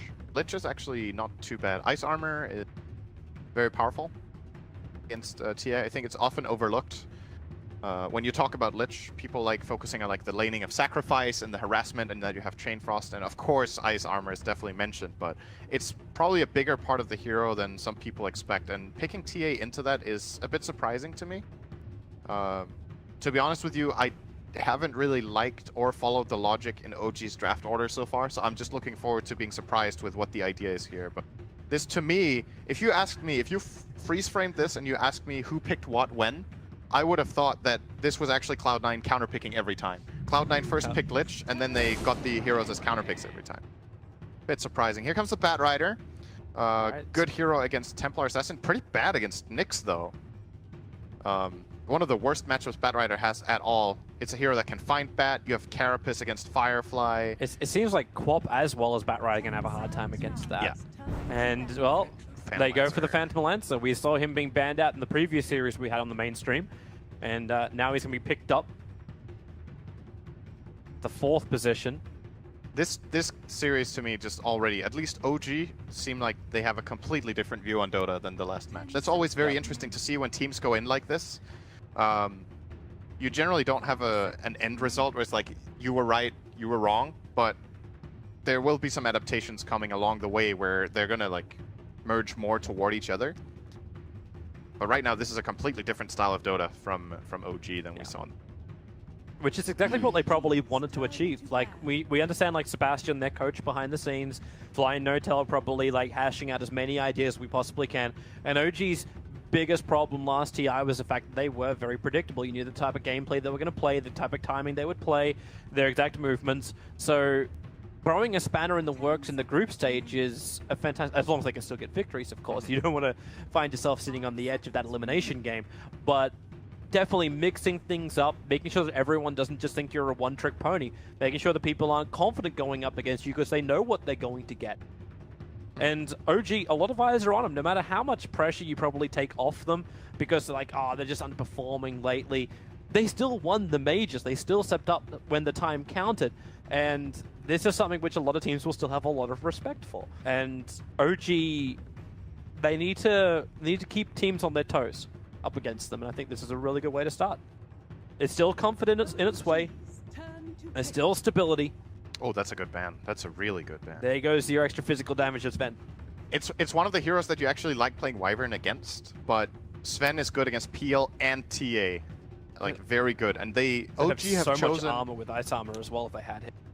OG have chosen to show 2 physical damage cores and pick 2 greedy heroes in both PL and TA. Like, I know last game I said PL was a less greedy pick than what was the other one I was mentioning, Spectre, but it still is a pretty farm-oriented hero no matter how you look at it. There's greedier heroes, but there's definitely also less greedy heroes. Well, we'll see how OG distribute their farm in this game and how they put their lanes. PL is good against them. It's a Centaur. Classic OG stuff. So yep, offlane Cent, Nyx, Wyvern supports, and these. It's a lot of survivability out from OG. Like, is this when you start questioning, like, what does Cloud9 do? You ban out this Ven, you ban out that heavy amount of physical damage that he could have brought to the fight. Where is that damage output coming from C9? Queen of Pain does her Sonic Wave combination, and then it's what? What is this EE hero? I think Venomancer is pretty. Is that enough damage though? Because Centaur can just disengage with Stampede. It might not be enough. It's either that or you go for some really, I think, possibly safe lane Ember, but you don't want to pick Ember into Nyx. That's a pretty bad matchup actually. Yeah. But Ember is pretty good against PL. He's pretty good against TA. Good against Wyvern. And I'm just thinking about Envy heroes, and there's nothing coming to mind right now that would be amazing. But they have to choose, and it is Juggernaut. The last hero that's left, which actually has enough damage and sustain that maybe they can fight in the lane. Clearance might be a bit of a problem, but if we kind of do also understand like the PL is not an illusion hero anymore, or isn't really an illusion. Very short burst, so the Maelstrom build on the Juggernaut. Yes, Jugger is the type of hero that wants to go Mjolnir in this game, for sure. It's very high value against the PL. It's good against TA. You get refraction down faster, good attack speed. You have the Chain Lightning proc to remove that. I have a critical question for you. Is it really a Bat Rider when he's not riding a bat? Shouldn't it be Manta Rider? Bat Raider. Could it be a Raider? He's not a Raider. It's a Ray. Manta Ray. Bat Raider. But he's not Bat. He's not a bat. I know. It's the person. It's what he's riding, right? Yeah. Like, I do think that's a nice little spin on it, the Bat Raider. But well, just say that's what it is. That's the lore behind it. Okay, it's fine. Don't worry about cosmetics. They all make sense. This Phantom Lancer is wearing a shovel and a triangular hat, a wizard hat. He's still a Phantom Lancer. Is it actually a shovel? It looked like a shovel. I put on my shovel and my wizard hat. to battle go. How far cosmetics have come. Okay, so anyway, let's have a look at the game as we pause. Okay, nice. Way to blow the steam out of that. It's not a shovel. It's an oar. It's an oar? It's an oar. It is the Humble Drifter's oar on the Phantom Lancer. That's a very nice name for a shovel. It's a common weapon from Dell. I'm surprised.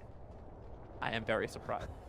But then again, why would he spend money on a cat character? He would spend money on a dog character. Wait, what just happened? What? So Jarex is TPing to his own base and says his TP bugged, and then the Radiant are also saying bugged. Alright, so they both bugged out when they TP'd out. Yeah. I'm not sure what happened. But AUI and Pylai both committed their TP scrolls to go out, where it was only Jirax from OG who committed his. Where's AUI? AUI is TPing top. It's not. Alright, so it's up to the admin for how we move forward from here. Okay. Anyway, I wanna, like, whether we remake or not, wanna look a bit at these lineups because it's so different. Okay, here we go. Okay, so no remake. The OG lineup is very different from what we've seen as of late. Whereas Cloud9 is more in line with stuff we've seen. It's pretty fight-centric, has vision and ways of engaging, it has team fight and scaling heroes. Whereas OG's is a lot more, I want to say, counterplay focused. Like PL being able to disengage, Winter's Curse, Spike Carapace from the Nyx Stampede to get out, and then really greedy farmers that need time to build up. Playing playing TA and PL together is often not that advisable because of like you basically put yourself on the back foot for a while. Like your lineup is just not strong at fighting back. But if they manage to get through that phase, they're very strong later on. Doesn't this seem like that old school OG? Yeah, where they were always playing like 1 or 2 saving supports, and then they played greedy core. I wonder if they found that style works better again.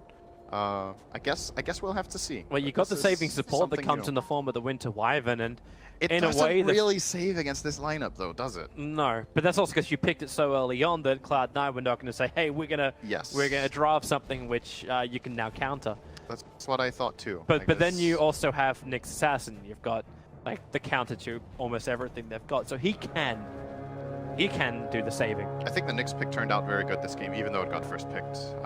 We're gonna see how it works out. Hero is Jirax. Is he actually going to try this? It's like, hi, Father. Father's leaving go. He's like, no battle, no contest. I lay my wings down at your feet. Father. Okay, Jirax is not accepting this. Boots first. Nick's Assassin rotations.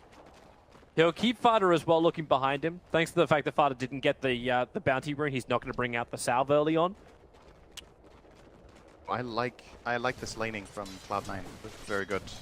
They're putting the Night Stalker mid in the start to harass the TA and give the Quaff an advantage. Bottom lane they have Batrider against Centaur, which is a very Batrider favored lane. And then top they have this Lich dual lane that is able to get the wave back and annoy this OG together with a Juggernaut, who can't really get killed here. Both sides are starting off their harassment. Eternal Envy's already committed his spin. No-Tail's got Dragon Lance of Fireball, chipping down Eternal Envy. They're going to have to burn through... They didn't bring that many consumables to the top lane. So they're going to have to burn through a lot of their tangos already between Pilot Eye and Envy. He at least has the salve available. They're gonna be all right for a while. S1 needs to switch his build up a little bit. He needs to get that stick as early as he can against MSS. Either stick or... I think it might be better to just rush the boots, actually. He's got Tranquils in his quick buy. Yeah. The real challenge is getting to the shop. Heh. That is not going to be easy. If MSS can play this lane however he wants, he's going to outfarm the Centaur quite a lot because he can push this wave and then he can go and farm his side camp with Firefly and stack it if he wants. And there is nothing Centaur can do. So, there we go. Boots picked up for Batrider, so head start here for him. Already up 4-1. Bringing help up to top lane. Jirax, the double stun is beautiful. Pilot die. He goes for Frost Armor at level 2, but that won't actually stop No-Tail from taking the first blood. They'll lose Jirax. But it looked like a sacrifice OG was willing to make by making him run underneath the tier 1 tower to line up the double stun. You're generally okay as the team on the receiving end if you trade kills in a 3-on-2. That's pretty good. It was first blood though, so obviously good for OG, but if you go for a 3-on-2 lane, you generally just get a kill. And that's it. But the counter kill for C9 there was good for them. We got a first little bit of a lane rotation. No-Tail has switched himself down to the bottom lane. S4 is going to head up towards the top, but in mid lane, Jirax with that haste rune. Just trying to cause problems. He stole from underneath the nose of AUI. But it's more of a keep your eyes behind your back at all times. This is a very good lane matchup for PL now, bottom. This is part of the reason OG picked the Lancer, is how well he fares against Batrider. So you can always doppelganger off the stacks of sticky napalm. You have a good, reliable slow that you can get in with, and you can actually just fight the Batrider when he goes on you. You lance your fight back, and then you... I don't think Fada really meant to do that. He blinked up into the small area just south of the Ancients, and then attacked uphill, revealing the fact they had an Observer Ward there. Oh. And this was scouted by OG. The ping came very shortly after it happened. The ward only has a minute and a half left on it. They got a majority of the value out of it anyway. Yeah. Just small little things. Yep. S4's going to have the time of his life now on the top lane. Eternal Envy and Pilot, I know they can't kill him. Like, at least Frost Arm means S4 is not going to try and physically harass Eternal Envy down. No-Tail, I think he's fine. Like, MSS can Firefly all he wants. Bigger problem here for OG, the way I see it, is that all 3 cores of Cloud9 are having a good time, and this mid lane, Ana is just not going to win. It's not, in the first place, it's not that good of a matchup, and he's getting countered really hard by this Night Stalker, and now it's only going to get worse. So Ana is stacking his Ancients, and he currently got Dragons and Ancient Prowlers. Yeah, but he actually had a bugging dragon. A dragon didn't move off the camp when he attacked. Sorry, one of the satyrs, the prowlers. It just stayed there when he attacked it. So he didn't actually get his. Oh, Fly is boned. Mucho dead. He's trying to fly over the tree line. He's out of range of everything until that UI takes to the skies, and he'll fall. Meanwhile, in mid lane, Anna looking for the kill over on Fada with a stun from GRX and that meld strike. It does the damage, but Anna's in trouble. MSS, the best rotation he could have asked for. Now you've almost got a level 6 Bat Rider under 5 minutes into this game, taking a solo kill on a Templar Assassin. So it's still a very important kill for OG to get regardless. Ana getting the kill on Fox. Oh, GRX, no, not like this, GRX. he got hit and petrified and desecrated by the frickin' Prowler. Oh, that is not good. They can't stack because the Observer was blocking it again. They're putting a lot of emphasis on this mid lane, and they can get away with it because their side lanes are so good. Night Stalker hasn't even really needed to do much else. He just made that very quick move top to kill the Wyvern, but apart from that, AUI has been targeting this mid lane a lot. Ana has skilled Meld, dodges the Shadow Strike nicely there. Eternal Envy, do you want to go on to that? There's still a Centaur. Very deep under the town, but with the help from AUI, they got another creep wave here as well. S4 will have to make a break for the tree line. He goes for the Horse Stomp, at least keeps AUI in position, but with the spin damage, S4 will fall. And Cloud9 showing they're not afraid to dive underneath those tier 1 towers. Especially when OG are committing resources elsewhere, aka Anna now trying to farm the stacks. Yeah, there is that Prowler. He's not moving again. He refuses to get off that dire camp. Wait, what is happening? I'm not certain. Is this... So the biggest concern for me is that this isn't happening to Loda, because that's how it always is. Oh, bad I guess Loda. S4 is there, so we have an honorary member of the bug-finding committee in the game. Are we saying this has to be a Swedish curse? Why is Australia the one having to pay for the Swedish mistakes? Yeah, poor Ana. This is really... Yeah, the upside is though, GRX did do a triple stack of the Ancients to the south, so they have those to turn for. But as you said, like the Templar Assassin was not gonna like hands down win the mid lane, but you win by playing the catch up with Templar Assassin. That's her biggest strength. She's able to play the Ancient game.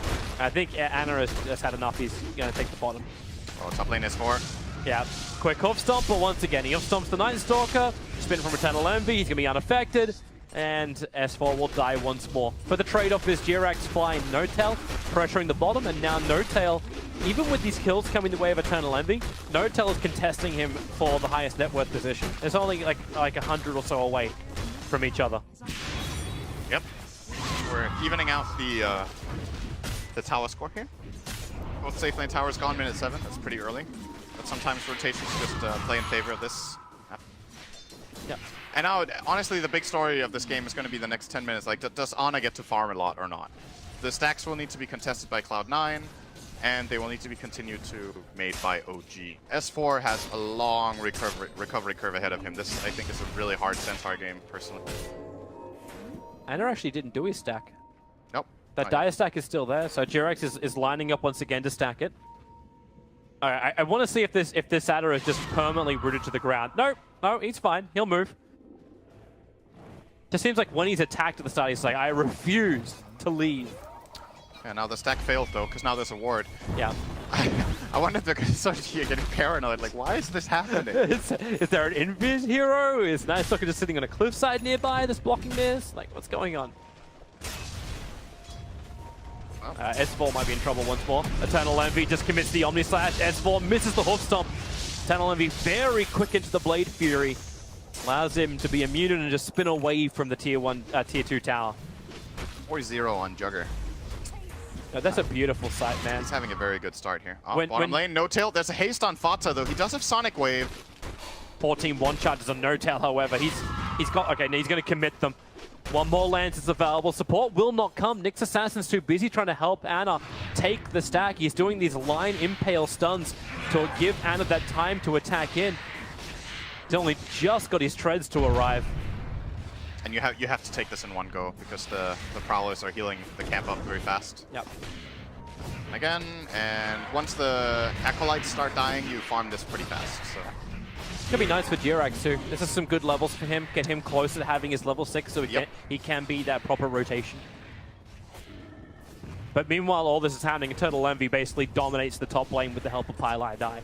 There's nothing S4 can get out of this. So you're delaying the Blink Dagger and progression on the Centaur. Are you still okay with this? Considering the trade-off you're taking, like farm for a Templar Assassin for a slowed down Centaur. I don't think they have much choice. This lineup of OG is very slow, so they're kind of at the mercy of what Cloud9 wants to do, and then they counterplay the best they can. Okay, you guys are top, we're going to farm the bottom agent stack and push bottom with RPL. Okay, you guys are going to rotate, we'll rotate somewhere else. They're not willing or really able to take the fights, and in this game, S4 is just going to get sacked. I'm not sure where he can go, really, at this point. Once the Blink Dagger comes out later, he can have some big plays, but for now, he's kind of just screwed. It's the OG space creation, right? I guess what they've done time and time again in the past is watching Ana just go ham, and then S4 can sit on the top lane farming. Notel's having a really good time with his farm on bottom lane. He's getting solo experience, causing real problems for Fada. And once his Diffuser Blade is up, he's also a ganker, he's also a hunter. A real problem for Cloud9, and that's when maybe we turn our attention to Eternal Envy. Going for the Ring of Aquila, going for the early drums. He looks to be going for a very combat kind of style, but is this going to be enough items to deal with the OG aggression when it comes? Speaking of which, Jirax has his Vendetta because of that ancient stack. Scouts out 3 heroes moving towards the top lane. Big info. They even Sentry just to be safe. The Sentry ward for the Radiant side is a little bit too far over. Now the stun, it hits on Eternal Envy. If they can kill him off before it gets his spin, no, the spin will happen. The Cold Embrace tried to also save S4, who was in a little bit too deep, but it's OG, even with the information, they still cannot take the fight. That was so sick from MSS. He instantly used Flame Break to knock the Centaur away so he didn't get the Hoof Stomp on. And after that point, I like that play from OG of trying to go for the Jugger the way they did. MSS was just way too fast, and OG didn't have good enough position to make that kill happen. The idea was good, the execution is just counterplay. Yeah, very nice out of the Batrider. They try to protect that healing ward so much. Actually, got through his full duration anyway. Just keep pressuring top lane. Notel will have to be up here to defend it. So S4 is finally getting that space he wants on bottom lane. With no tier 1 tower and the tier 2 tower taking a little bit of chip damage, looks like Cloud9 are still focusing more to the northern side of the map. Meanwhile, Ana is getting a lot of fun. Cleared 2.5 ancient stack now, I think. Number 1 net worth, 5.6k. Yeah. Compared to the Klopp, who's 4.5k. Not exactly certain what AUI wants to achieve in the mid. Trying to get into their heads here. He's trying to pretend that there's more pressure being applied here, or that there are other heroes in the neighborhood. Sometimes going for, like, it's such a low-cost play, right? He pays 100 mana to maybe try to mislead or intimidate a little bit. Dota is a very mental game a lot of the time, so it's like, oh, there's heroes missing Night Stalkers running toward me, be ready to TP mid stuff, and then... They scanned for it. They were worried about it. The scan happened to the north side of the tier 1. Basically got into their heads a little bit there at no cost, so good stuff from AUI. And he feels confident probably because there's so little that can kill this Night Stalker. His plays are fairly minimal. Yep. Bottom lane, S4 again. I think they saw him. They saw him pulling. He's super dead if they get silence on him now. They just found him. Oh! AUI. That's some good fog. Eternal Envy just backed out, and he already committed his phase boots to retreat. The creep wave's hitting the tier 2 tower. S4 knows something is awry. And in fact, now they just rotate in Jirax. I don't think they... I believe you're correct. Unless AUI wants to run underneath the camp, then they'll have a chance. But while that game's going on, the Blink Dagger is now on the Batrider, freshly to be revealed. They smoke up with Lich. The biggest kill on the map except TA. Oh, where's your jump? Notel does a react, doppelganger.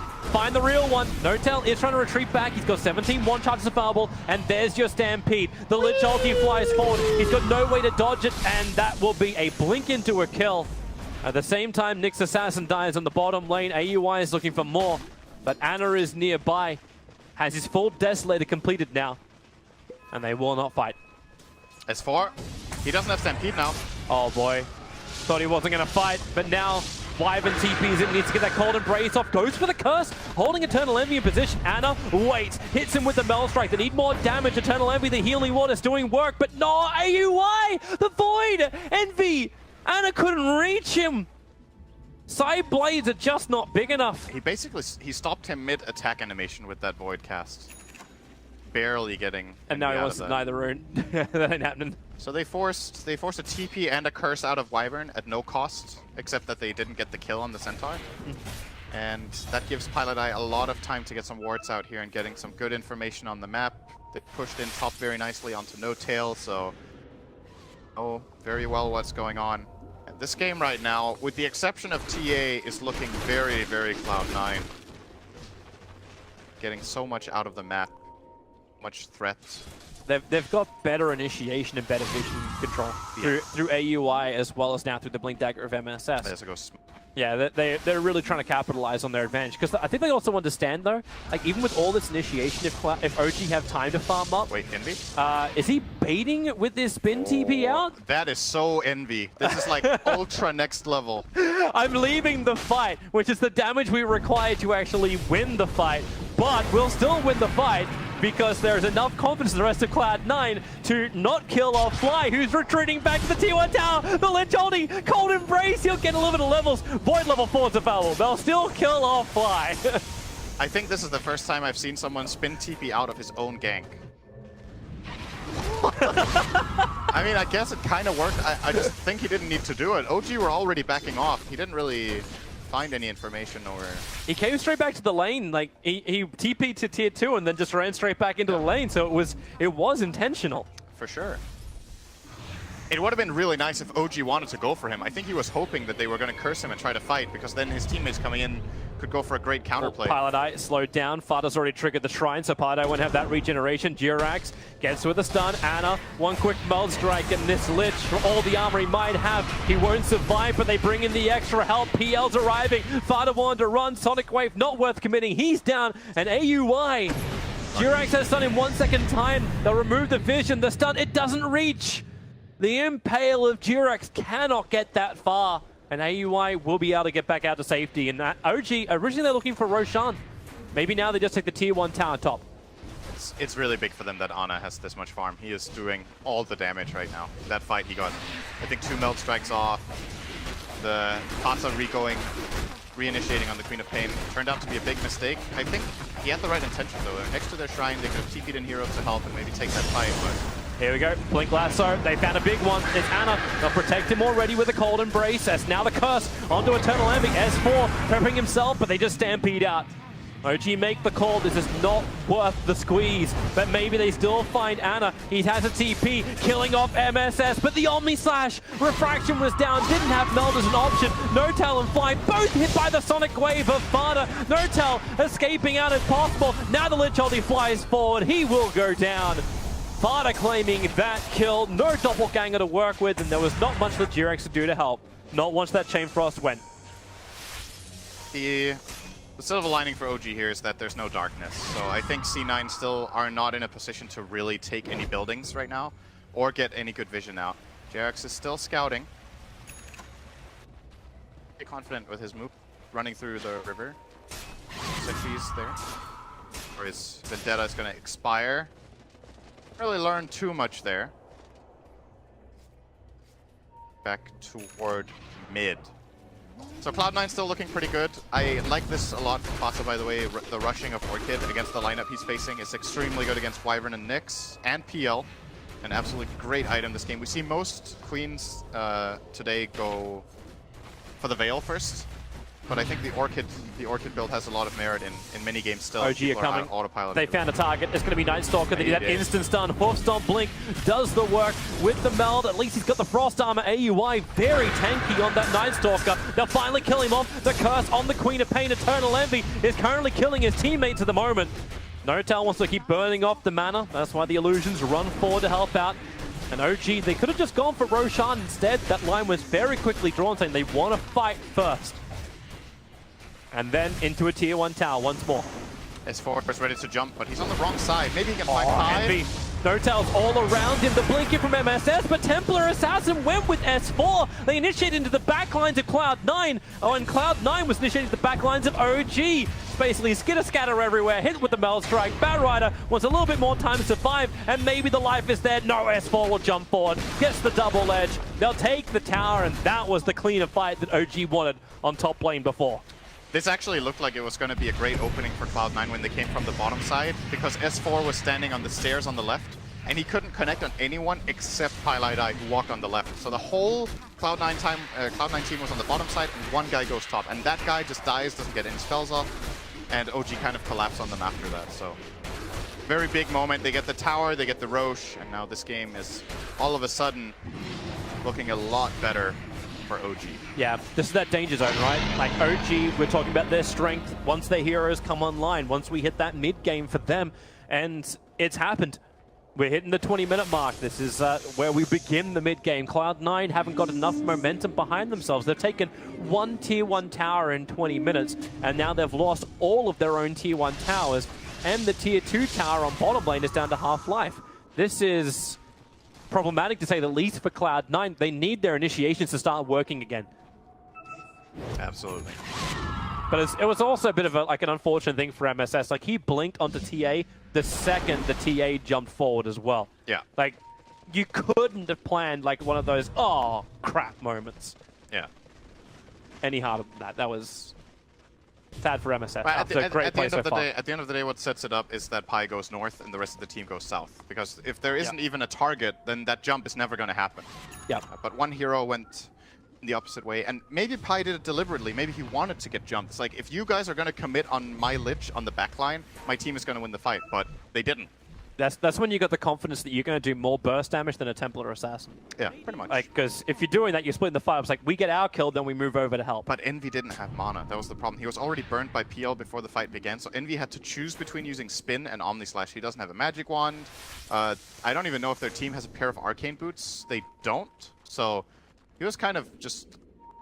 he can't even choose to use Omni Slash. Like, he didn't get it off in that fight. If he's going for a PL, like, how do you even Omni Slash anyway? Yeah, well, there were other targets. He could have maybe Omni-Slashed the Wyvern or the Nyx and just killed them after the Cold Embrace was used, but yeah. the play wasn't even available. And that's... Cloud9 need their tools.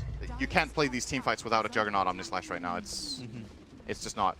It's not going to work. So the Orca got completed up over on Fada. Already No Tails building into Amanda Star to try and counter his effect. Anna won't be so lucky. He's going to go for direct damage. He's going Hurricane Pike as his next one. After the blink as well as Desolator. So wanting that distance.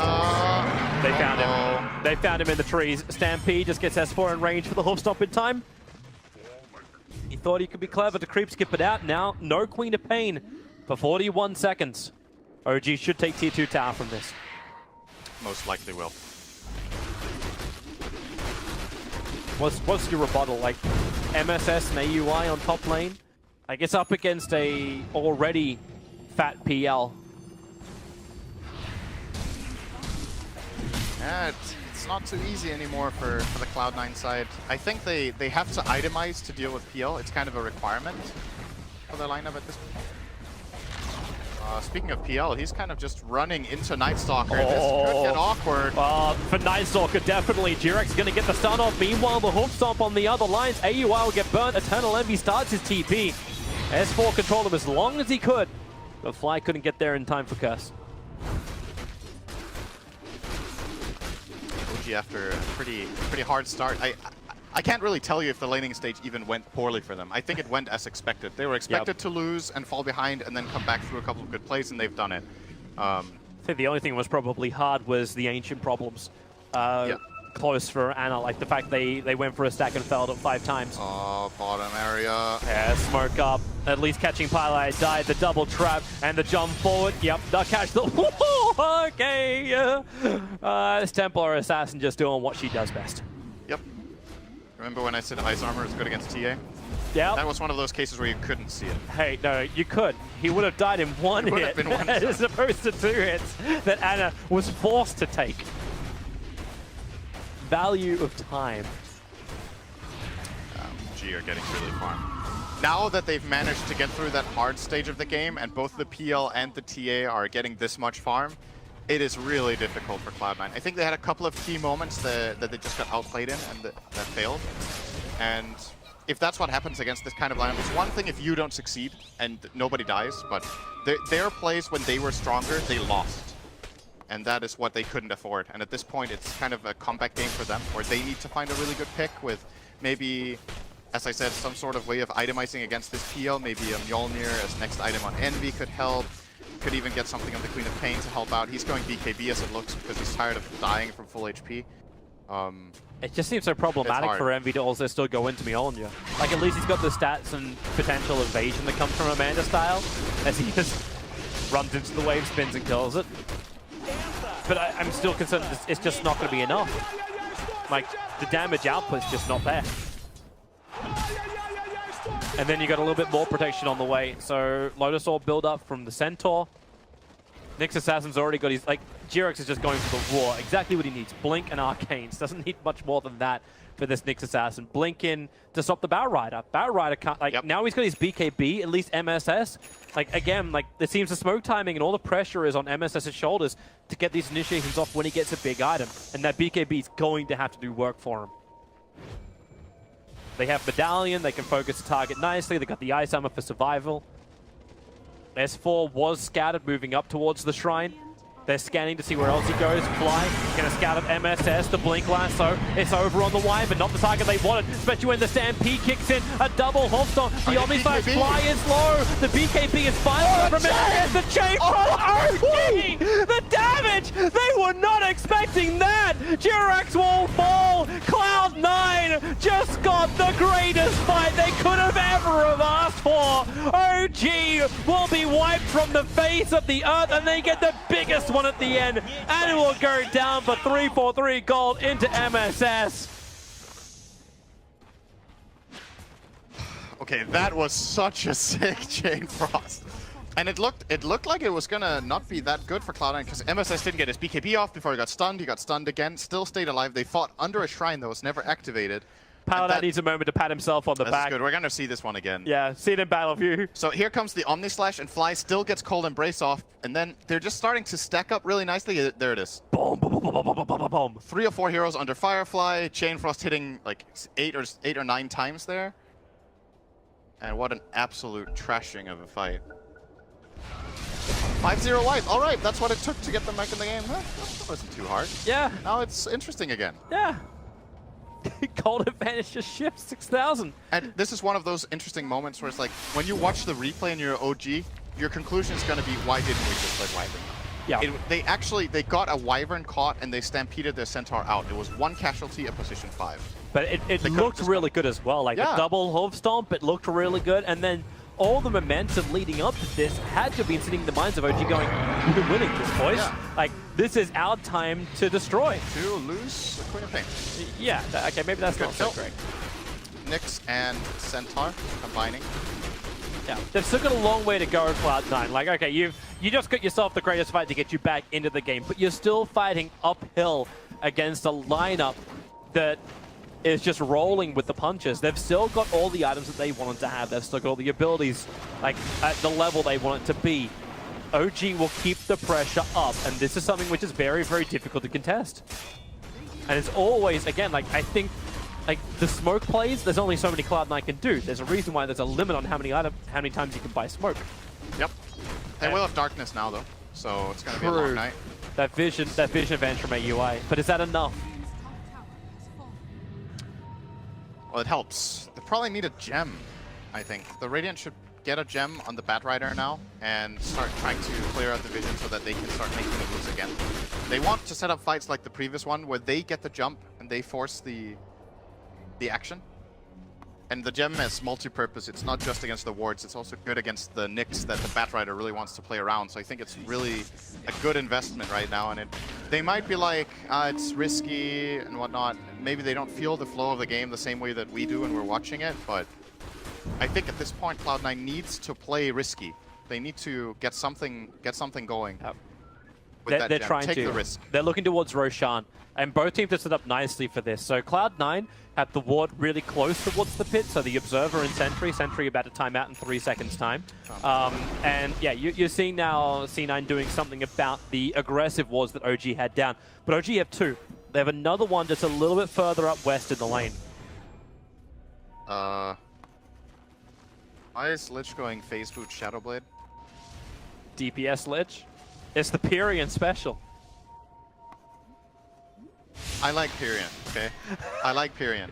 Actually, but I really don't think Pylai would be inspired to buy his item builds. That's No. so unbelievable. What was Pyrian has other build, strengths. That was a He's build okay that at pool, for example. the PPD was talking about. The Mask of Madness into Maelstrom build over on the Lich. You get a huge amount of physical damage out of it. Presumably it wrecks. It could just be a quick buy and he's going to turn into a Glimmer. You know, you just get one of the Yeah. items that has the Shadow Amulet in it. But now he can afford it. So now we're going to see what the decision actually is. Or maybe it's just him like going, I got a great ulti off before, I need to ulti the bottom wave first to get that money. I mean, it is a good positioning item for sure. It's Yeah. not that. It's just so uncharacteristic, especially for Pi. Buy this kind of item. That seems such a risky thing to do, throw your It is. ulti out when Roshan could be coming up. If he's playing Like, for late I game, know you it's a get 1 minute 150 damage cooldown. talent. Like just over 1 minute cooldown, but like there's no tier 2 tower for Cloud9 to claim here. For OG to claim here. Nope. And there's no ward they have that actually sees any heroes. They're sending illusion after illusion. So OG are really hoping the Cloud9 come out to them to fight. It's almost like they're trying to play bait with like a whole bunch of PLs, which is exactly what MSS doesn't want to go on. Now OG have split up again. They TP'd away the TA. She's going to farm Ancients. Roshan's alive. Yeah, that's actually not the best timing ever to TP away. Both teams are aware now. So MSS was able to sticky napalm into the pit, and the TA traps all the rest. Could get dicey if he gets caught here. He does get away in time. Mass defensive. He's got the hood, he's got the plate mail, so he's got the armor and the magic resistance, plus raindrops on top. Anything that will save him. And Notel's turning this into a proper split game. With his BTs on this PL, it's very different to the old PL, but he can still use the Manta style to keep momentum going. Yeah, they just want to shove in waves and get farm. It's a good farming item, as always. Every hero gets a pretty significant GPM increase by going travels. Efficiency. You don't have to buy TP scrolls anymore. Oh, S4, he just blinked into the wave. Right underneath, 3 Cloud9 players, he blinked into the wave. This is with No Tail being top, actually. Yeah, and he just BT'd there. He They traveled they top. should be aware of this. It's so risky. But they're expecting someone from Cloud9 to come to the bottom lane to deal with it. And Fada has done so. Fada has a TP scroll. They still have that shrine next to Roshan, so there's no issue for Cloud9 to contest the pit. It's like both teams are playing a game of cat and mouse. OG keep like just poking a finger into the pressure point of Cloud9 and seeing if they can get like a knee-jerk reaction. They're just getting more out of the map at the same time. They're finding more farm. Yep. Now all of a sudden, the Centaur that was struggling a lot in the start has Blink, Lotus, and Hood. And the PL, as we talked about with the travels, is going to keep ramping up, as well as Ana. OG's advantage, the primary advantage they have in this game is that their lineup is way better at killing Ancients. So economy will eventually favor them by just being able to mine the map better. They've got double defusals. Oh, Ana thinking about it. goes in for the Arcane Rune. The BKB from MSS holds him in position. They need to kill him off. Mana style. Ana will break free. Stampede. They need more speed. And they've got it. They just Back to the omni- shrine and back to safety. Envy got really unlucky. He omni-slashed the illusions the whole time. I was still at the bottom. Oh, they're coming back. They have to come back. Yeah, this is Roche for OG, more likely. Should be. Or But- maybe a pick on the way. They're thinking about it. AUI. Sentries are down. Observers, they see everything. AUI just runs. And rightly so. But now Ana will give it a crack.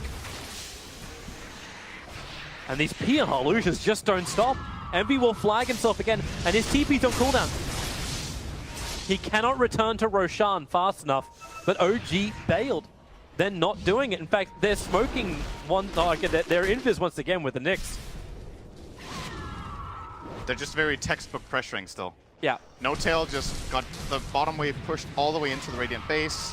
The wave is currently sitting right outside the Radiant base, and now the top wave will as well. And that's going to open up for OG to make a decision of what avenue they want to attack from. This They Very good option. see the obs. They can't get rid of the sentry ward, but they send a couple of PL illusions up, and that observer ward's gone. And in they go once more. OG, MSS still nearby.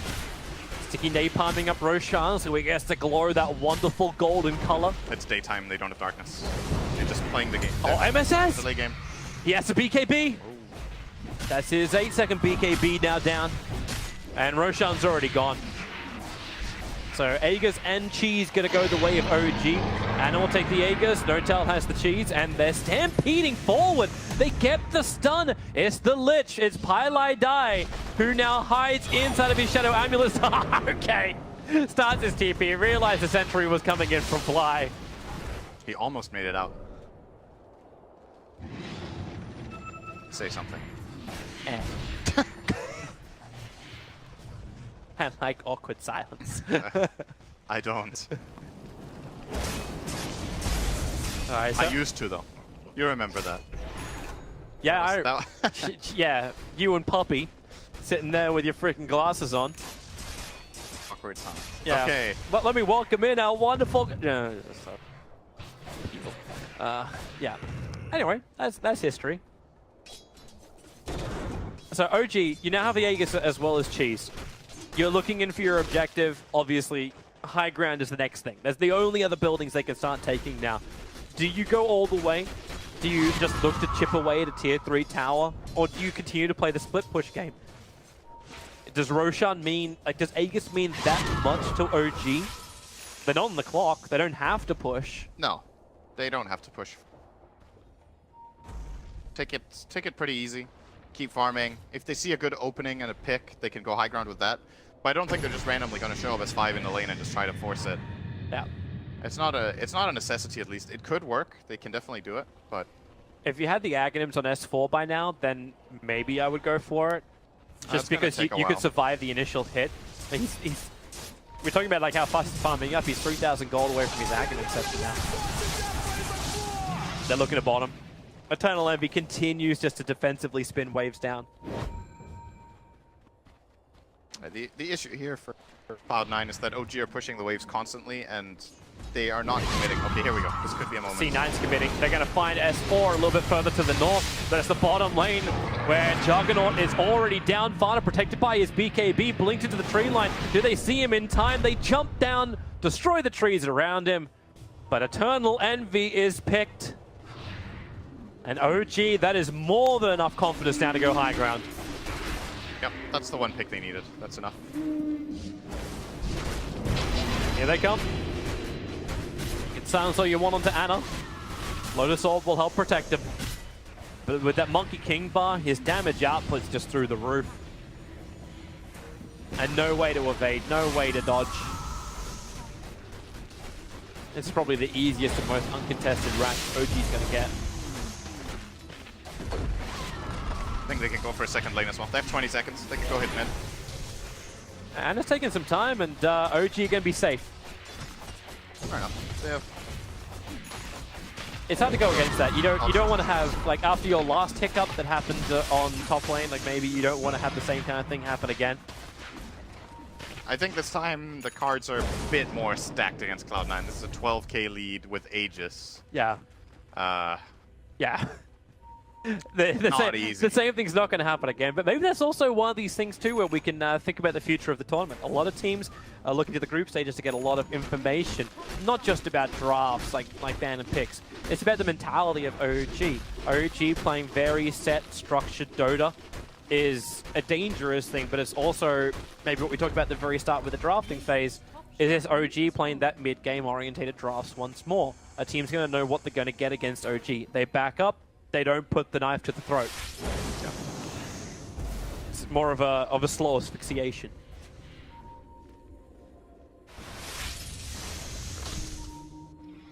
So here we go. OG are going to go for the top lane. Lich does have the Shadow Blade. I'm not sure if Kai is going to try to get in behind them. You got to go to chain cross off that way. One way to do it. But if they don't do anything, the game is just over. So something's going to give. He doesn't have mana. He has to use a shrine. One illusion was able to hit him. Now the Blink Lasso on to cover the BKB. You also have to keep the Night Stalker out of the fight. And Anna stampedes back just a little bit further. He's still got the double damage rune on him. It's Phantom Lancer who's in too deep. The Cold Embrace buying time. Curse onto AUI. Eternal Envy turns attention towards Night Stalker, unwillingly killing him down. And with the double edge, the damage is too much. Fada wants to help out. Now the Sonic Wave, but it almost seems futile, even though it does connect on 4 heroes. Maybe not so futile. Turning around looking for Ana. But they don't find the kill. S4 blinks, but MSS blinks away in time. Doesn't get caught by the hoof stop. That would have been game if he goes down here. Here comes Lich. Oh, against Jerax with a Shadow Blade hit into Nova. He was not ready for that one. Wrecked. Brutally. But OG, very nice fight again. Fly on the Winter Wyvern with a great save onto No-Tail. Yep. Or was it? Or was it Ana? I think it was No-Tail. You got the Cold Embrace into Curse. The Omni Slash did nothing. And that's kind of a... If you go back to the draft and you think about it, when Wyvern was picked, we were questioning, like, what does it counter? Is it good here? And then toward the end with this Juggernaut pick, Juggernaut doesn't really like that matchup particularly much, playing against the Wyvern. So maybe there could have been a better choice for Cloud9 than this Juggernaut that they picked last. It hasn't seemed to do what they were maybe hoping. And that, I mean, Envy is 8-2-8. He hasn't even had a bad game as such. Like, his score on the hero is good, he's got good farm, but the fights just, in general, have seemed tricky for him to play. The Juggernaut, his problem against a hero like Wyvern is he's not that mobile, right? Like, you go in and you fight and then you're there. You can't, like, blink around and get into the back line. And the Wyvern has hard lockdown against you. You can't play this split push kind of game where Juggernaut just goes and pushes out waves, spins the wave, and TP's home. There's always the risk that you're going to get Wyvern ulti, and you're a hero that hits really fast. You actually kill heroes in Winter's. Yep. I'm not quite sure. More than anything, though, I don't think this is that much of a game of picks, because I still think Cloud9's draft is good overall, and I think, oh, wait a second, No-Tail. Problem is, oh, but then again, look at the friends. They come in, the Aghanim Scepter, upgraded Stampede, just lets them tank it in MSS, locked in position. The Sonic Wave will kill off Nyx Assassin, but they commit so much just to get the Nyx, and No-Tail's still gonna have the time of his life. Moving down, killing off AUI with Illusions. I say killing off, they're just doing damage, not finishing the job. And Eternal Envy, well, he has to stick around a little bit longer. Walks away after Centaur. Invisibly runs out. They actually find MSS. He's 4-staffed up, needs 1 second before he can blink away to safety, and now blinks a little bit further down. They ping a semi-right area, but the TA trap just a little bit off. So for all of that initiation, for all of those abilities that were triggered, Nyx the died. double BKBs that go off, Nyx Assassin is the only one to die.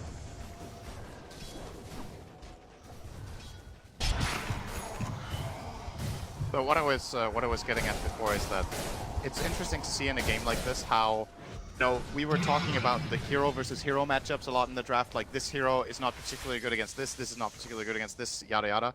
But this game has been more of a game on play style rather than the specific heroes. I think OG's style in this game has proved very successful, so they might be onto something. It's just one game, you know. We're gonna need to see more from them, but I think both drafts in isolation, the heroes that they have are good, but in my mind, this OG lineup would not face off this well against Cloud9's lineup as it has. So there might be something here that OG has figured out going in, and I'm very curious to see how they move onward with it into their next games. I'm kind of sounding like this game is over, but it's pretty damn really, close to. Yeah, it would require something of extraordinary levels from Cloud9 to bring it back. Yeah. Like, you've just finished up a full Heart of Tarrasque over on the Phantom Lancer. He's got Butterfly, Anna's got Butterfly. There's no way Juggernaut could even guarantee he hits his damage, and you can see Eternal Envy realizing his conundrum. He's got Battle Fury and he's Quick Buy. he's trying to catch up and at least clean up the mess that's inside of his base. Mjolnir is not enough. BKB from MSS commits him, but now he's just got a whole bunch of no-tails around him. Fana cannot keep his mana up. These illusions keep draining them dry when they cannot even do combinations because the mana pools are not full enough. So Cloud9, they'll have to admit defeat for this first game. But hey, that's why it's a 2-game series. Lasso, oh, the curse, it's on MSS. Eternal Envy's in the middle, but with the double stuns follow-up, you've lost your Barret Rider. Queen of Pain will go down. She'll fight back. They still really want to fight to the last man. There's so much PL. The Holstone from S4 catching thrice, and that is the game. They had to get a clearer message just to ensure it was GG. OG take game 1. It was a nice game. A lot of good action, a lot of fights from both sides, but OG with the superior farm toward the end and the stronger late game lineup, it ends up looking easy for them in the later portion, but they did have to make a couple of pretty serious outplays to get there. Yeah. And that's what makes me wonder, like, this type of Cloud9 lineup that plays a bit faster, that's better early, better at fighting, if they played it better, would this OG lineup have been able to reach this stage?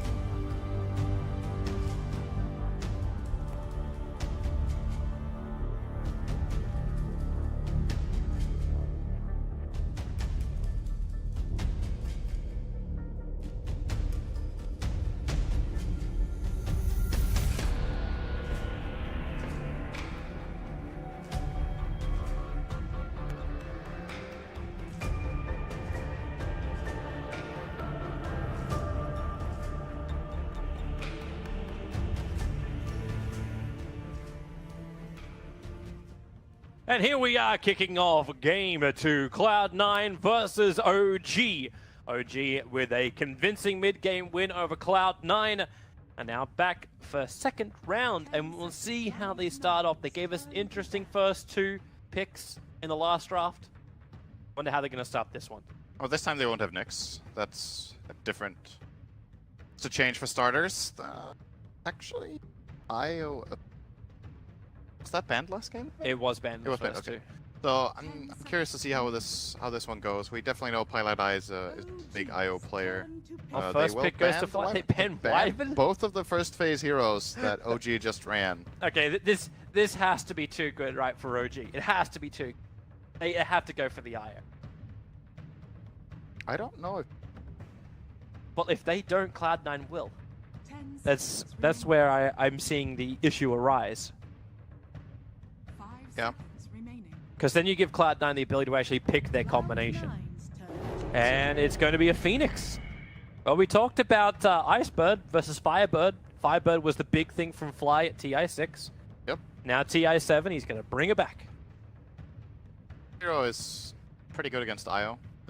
If they're considering that Cloud9 will go that route, Nyx has pretty good solutions. Hard for IO to use the tether heal when he's under the effects of any of the damage over time abilities Phoenix has plenty of. It's very difficult to model. Cloud9.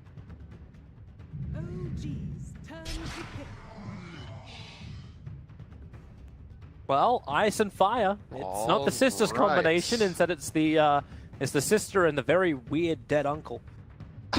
Yeah. Yeah. I don't even know where to go with that. Okay, so anyway, the Lina pick is surprising to me. I don't think Lina generally gets picked this early. I said that about Wyvern in the last... Seeing some shifts here. Lina is, however, decent against Phoenix, has good burst to kill Phoenix off if it's caught off guard by a stun, can destroy the Supernova fairly easily with the stacks of Fiery Soul. And they go for the Lich again, which we haven't really seen... We didn't see in the last series. I don't know how much this hero has been favored in other matches today, but Cloud9 have first faced it twice now, so this might be a Cloud9 thing. And Invoker pickup, so... Masters of Fire. Of course, Invoker does have some other talents as well. But I'm actually thinking about that Lina as well, because there was one team I was doing my research on, and I'm fairly certain it was Cloud9 where AUI was, but I didn't write it down in my book of things. It could very well be. He's played some more uncharacteristic supports in the past, where one of AUI's strengths as a support player is he's very good at the farming style. So if you play like that, if you have a dynamic in your team where one support gets to farm quite a lot, that he is the type of support player that can make a Lina work very well. There's other players that it wouldn't be that good of a fit for. For example, Pilot doesn't really fit his archetype of his style of play as a support player. I could see it being an option for UI. I think if you're running support Lina, however, you want your carry or your core mid, like one of the cores should set up your stun, because it's not reliable. It's generally the other way around you play, that the supports set up the cores to shine, but you can actually set up a position for it to shine if you have the right ways that the heroes play off each other. Hero like Chaos Knight, for example, is very strong as a carry together with support Lina. Very high kill potential together, both in lane and in the mid game. Speaking of CK, he was banned in the second phase of the last game. So by Cloud9. Should look to see if they do it again. We've already taken out the Phantom Lancer, so they're very much forcing OG to play a different style, and now they will ban the Chaos Knight. Means TA is available again, but they already grabbed Invoker, so that's why they don't care, actually. So never mind about that. Yeah, and up against a Phoenix, she'll burn to death. Yeah. Let's see. So, OG, what did they ban apart from AM last game? It was AM and another carry, I think. The ability to actually have that and look for. Huh? I said you can look up the drafts, man. All right. All right. Stop being lazy over in that corner. All right.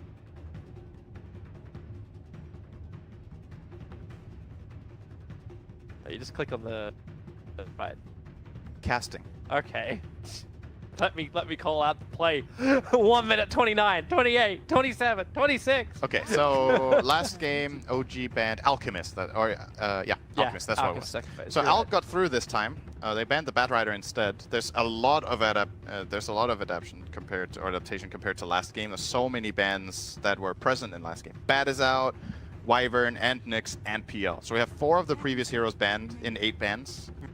It's pretty common to see 1 or 2 sometimes that you just shift it up a bit, but this is a big change up this second game.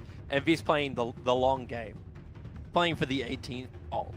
He understands that he needs to see OG strategies, more of them.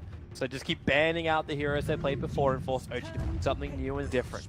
And hello, Earth Spirit. He was banned out in the first phase previously. It was done by Cloud9, I believe, in the first phase of last game. Who plays this hero on Cloud9? I That doesn't really strike me as an AUI hero, but it is a 4. This hero is not really a 5 very... Well, very often Pilot on I this. will play the Lich. So yeah, I mean, I guess there's no choice. Yeah. This is a bit surprising to me. I didn't think we were going to see AUI playing an Earth Spirit, but looking forward to it. That also means the Lich is a core. Unless it is possible to play Earth Spirit off lane. You can put it there, and in some games it can actually shine from that position because you get faster levels, and this hero scales incredibly well with levels. I'd be very concerned that you wouldn't have a tanky frontliner if you did that, especially now as Juggernaut. Yeah. Once again is getting worked into that one position. Probably just a standard Lina mid, Earth Spirit support, Lich support, and then the Earth Spirit will focus a lot on mid. I guess they're picking the Earth Spirit mainly because of Invoker. It's actually a very good counter because Invoker is one of those mid heroes that's very static, very immobile, and can be put under a lot of pressure. And then you have this kind of a high impact lane, like a kill lane. Earth Spirit Lina can cause a lot of trouble. So see where they're coming from here with these 2 picks together. Just see what they decide to go for their off lane now. Juggernaut will safe and carry. I like the Jugger pick more in this game, by the way. I want to point that out. I think it makes a lot more sense to me to pick this hero against Phoenix and Invoker. Invoker 100% spell based. Jugger's a great hero against Phoenix. Healing ward messes with Sunray. You have a hero who can actually spin and destroy the egg. Pretty good choice overall. And I like it with like the pacing of Cloud9's lineup in this game. It's fast again. See if they can get better results out of it this time. They just need the aggression to come with it. Yes.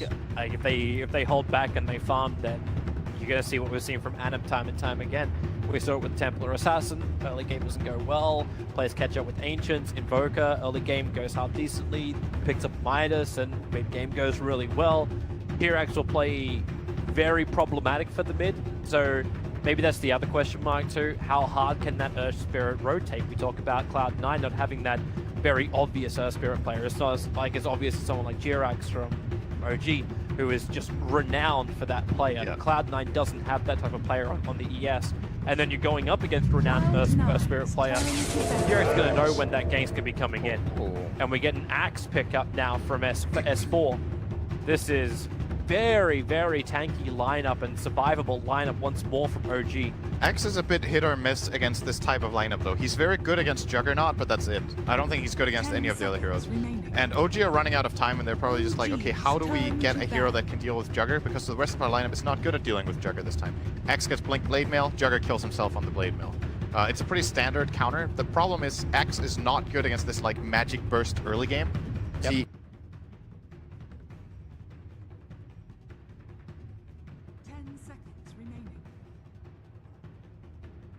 They still banned the Void. Like, I know the Void could work for No-Tail in the safe lane. I think it's a very good ban actually. There goes the Enigma for Cloud9.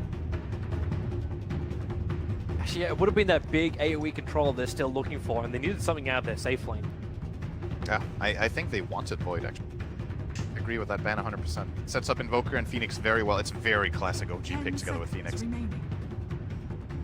It doesn't have the best synergy with Axe though, but I think they could have still taken that route. Especially when they're this short on time and they're like, okay, we need to make a decision. Fall back to your comfort zone. Time is terrible. They've only got 5 seconds to make their choice, and Fly does not look confident. He's just, Yeah.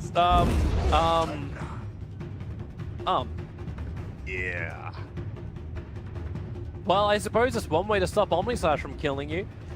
Because it's going to cause problems against Lina. I love this hero. I love this hero, and I think it's good sometimes, and I think this is one of those games where it can work.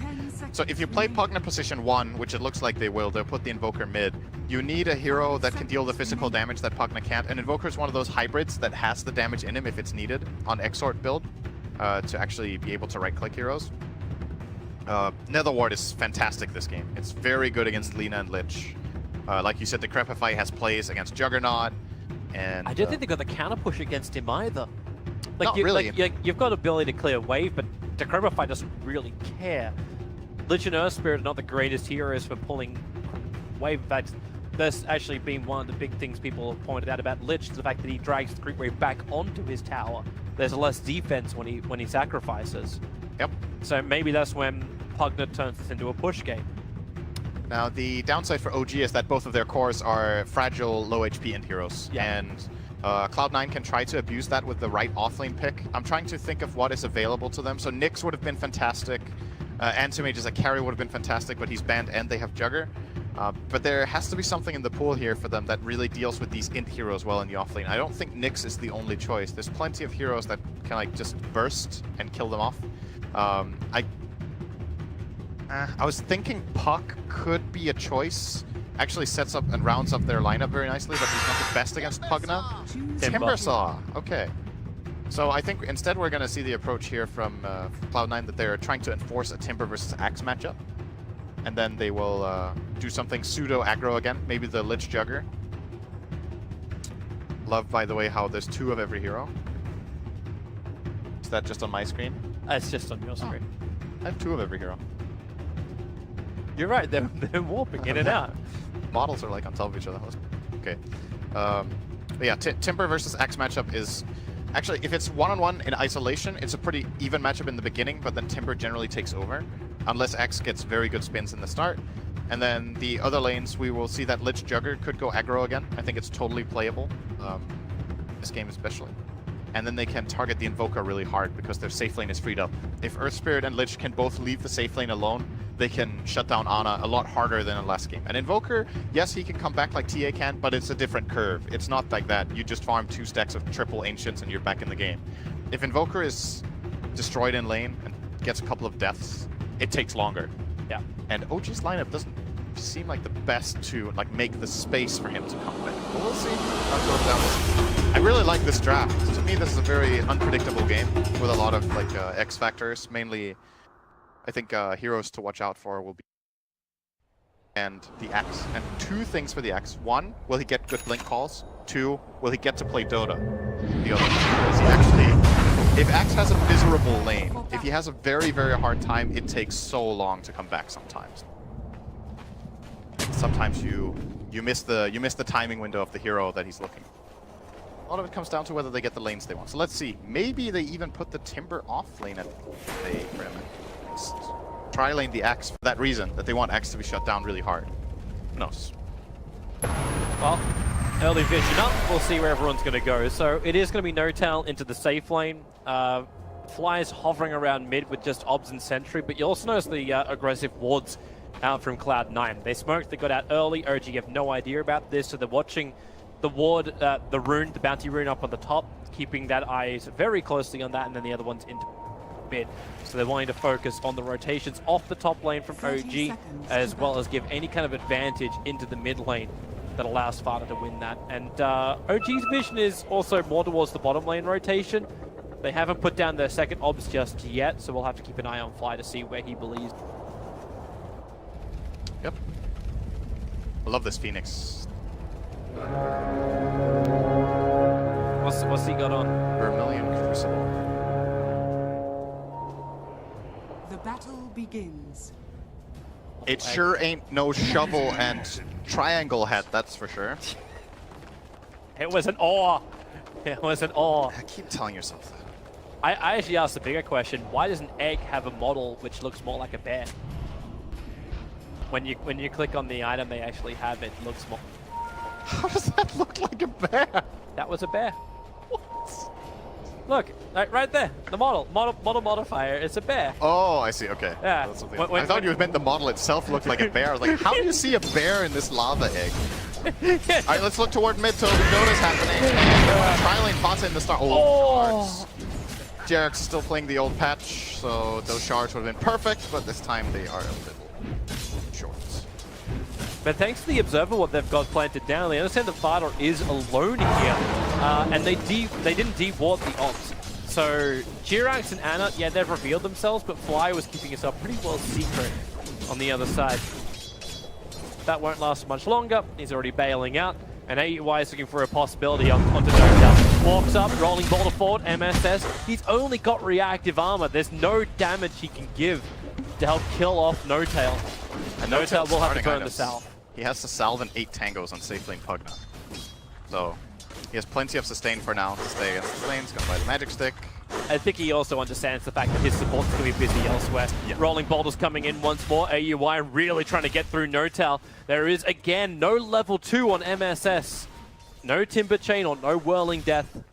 And Notail actually has higher movement speed than Timber, even under Orb of Venom, because Pugna's base move speed is 335, and Timber's is 290. So he can't catch up when the roll ends. Yeah, good roll again from AUI, though. This time he has the stun. He's going to kill him. With the kick, Icarus dive. It takes too long from Fly. He didn't actually have sprites to give either. And now MSS will move in closer. This happened also because the pull happened. So there was no wave for Notal. Fly is running away from MSS. Whirling Death, and one more punch will do the work. And Cloud9 get 2 kills on their top lane. Now incoming, but that's what you can. Oh, nice steal from AUI as well. They didn't have an Earth Spirit player, is what we thought. I mean, he may have played a game or two. I don't remember. It's not a hero I connect with this player. Yeah, we always think of techies when it comes to AUI. I don't think of techies at all. I think of him every day. Yeah. I think of that game you had to cast miserable in Frankfurt. Yeah. Techies, if you ever want a analyst to cast a fantastic game they feel really simulated with, get them to cast a Techies game. Nice double light strike array in the middle from Fata, keeping Ana and Jirax out. And once again, yeah, maybe Jirax didn't get the patch note memo. Pushes them away with the ice shards once more. So just to explain how this works, when you use ice shards now, where you target it is where the back wall of the shards end up. In the past, where you target it was where the center of the half circle would be that the shards form. So that means you need to cast it further back now if you haven't played Tusk for a while. I'm pretty sure Jerax has played Tusk for a while. I don't think it's just randomly picking it down. He hasn't played it for like 3 patches, but it's kind of funny in some games that you watch. It's just like the Tusk just needs 30 minutes to adapt. Because you can just tell he hasn't played Tusk for like 2 months. Not in pro games, however, but you know. I don't think Jirax would have too many problems with that, but it'll be changing a muscle reflex, mate. Pretty much. It's just you just need to convince your brain that it's wrong for the first part of the game, and then it's like fixed after that. Nice dodge of the stun there by Jirax. He's creating space more than anything else. Pretty much, talked about like the issues for Ana potentially getting ganked. Yeah, the top lane's died. Notel, you can see. Oh, those were good though. That was really good shards. Counterplay from AUI. Boulder. AUI got the double kick onto Ana as well as Jirax. Jirax has a snowball available. Ana trying to get out of this one. The light strike ray will connect. Fata staying right on his tail with the 1 charges and the cross. The slave will be able to reach him just on the tip. Ana will fall down. Fata wants a little bit more, but doesn't have the damage to kill off Jirax. I'm actually very surprised the CS in the mid is the way it is. Like, even with both Tusk and I guess Tusk started. Oh, Jirax, no. Wait, hang on. Is he gonna? Okay, it's because Fata got himself an Invisor, and I thought Jirax was gonna tank and farm a little bit for just a second longer. Fly's getting. Okay, MSS, don't try and attack. But yeah, this is basically the trade-off we had in the start, was that the Tusk was targeting mid a lot and Earth Spirit was targeting top in the start, so Fata fell behind a little bit on CS because he was getting targeted harder in that sense. But, you know, generally when you watch this matchup, it's the Lina that's ahead over the Invoker, and he is ahead on levels. It looks like the Invoker's doing well here because he's 6 CS up, but Fata almost has a full level advantage here after that kill. And that can very quickly snowball in this mid lane. We're going to roll in with AUI. Will be dodged. And this time Ana actually got a little bit of vision thanks to the Obs ward, but... He's still going to die. Yeah, he's got a couple of 1 charges up his sleeve, and with the cold snap and the ice wall... Oh, he missed! Oh, he's going to... Oh, no! Oh, the slave is a little bit off to the right! Oh, Ana is so good.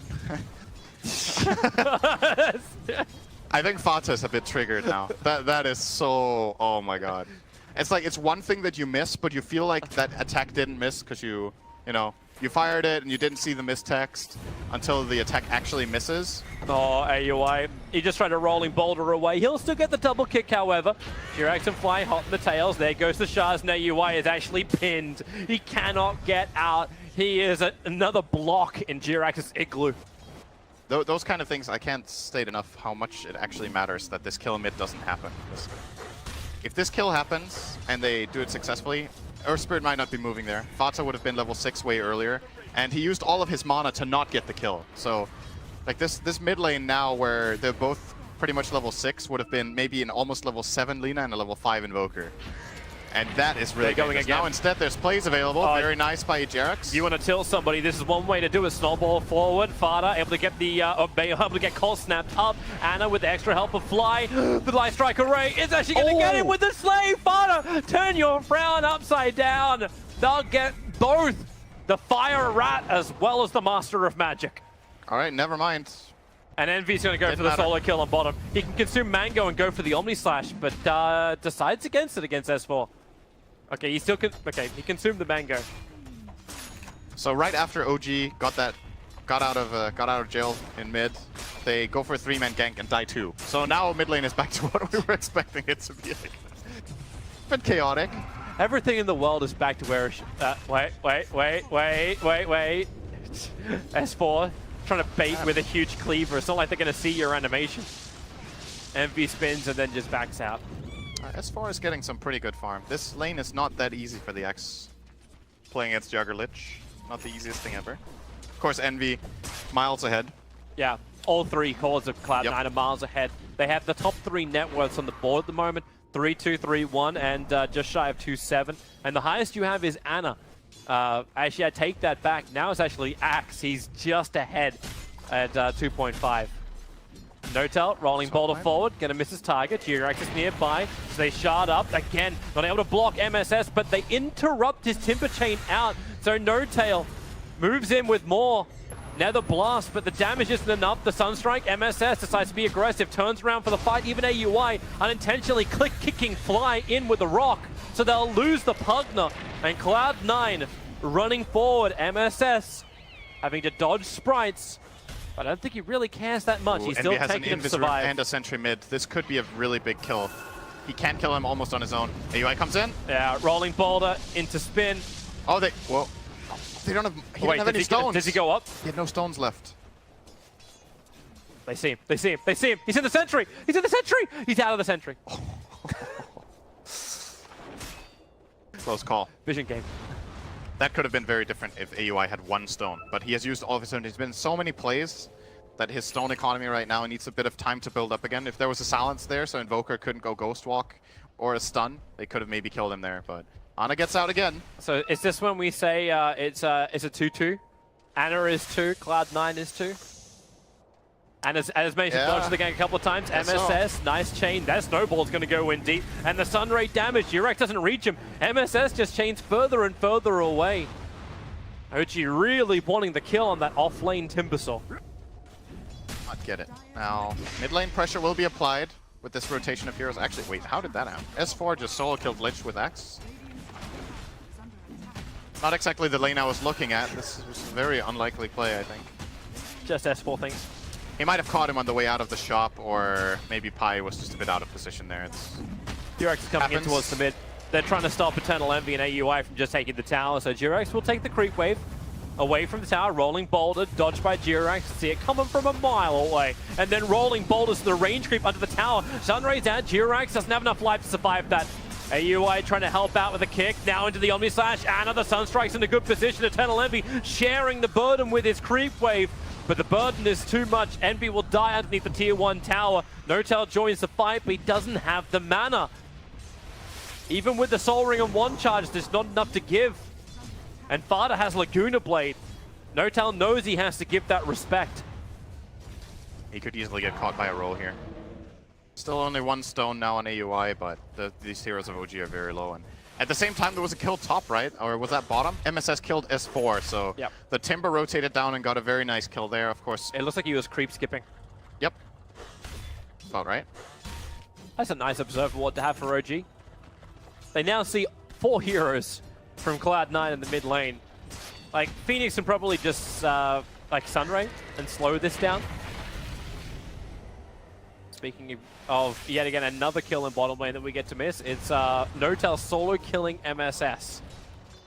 There's so much stuff going on in this game that is, like, all of these solo kills and weird ganks that are happening is very active and very unpredictable. Well, you're expecting What's the going fight on? to happen in mid, like Cloud9 Yeah. are push it, and then N0tail just walks down, realizes he's more powerful than the Timber will ever be. And Anna's going to join him. They want to try and force this. Like, Fada is nearby. N0tail is just so juicy. You want to go for him. And AUI, rolling ball forward. Anna, Oh, they still don't have dust. no reveal. This already happened once before now for AUI. You really needs Oh, to they invest found another one. into N0tail, he's decrepifying, but then the Blade Fury is doing more work. Net the water's down. Eternal Envy doesn't have Omni Slash, and right now, oh, the silence! Pugna couldn't drain out of him enough. The healing ward will die. MSS will jump in. They can at least farm the Nether ward. 20 gold. Yeah! Ah, critical. Who cares about the Pugna kill if we can get 20 gold for a 3-hero rotation? I had actually 5 heroes in the bottom part at the end of all of that. More or less. OG rotated 2 down for that. It feels like the game is stabilizing a little bit now with the way heroes are moving around. I think the main thing to keep an eye on right now is the fact that everyone has their ultimate apart from the Tusk. Tusk is a bit far behind here, but the rest of the heroes are definitely able to team fight, so we're probably going to be looking a bit more towards, like, the heroes will come together more now. S4 has his Blink Dagger, and then this Phoenix ulti, this is the time to go, and it looks like that's exactly what they're going to do. So here comes the smoke. The Dire just scanned and they got a positive ping on AUI moving up. So either they'll know it's a ward or they'll believe they're being swarmed in from around the back. In fact, that's the line that was drawn in by Fly.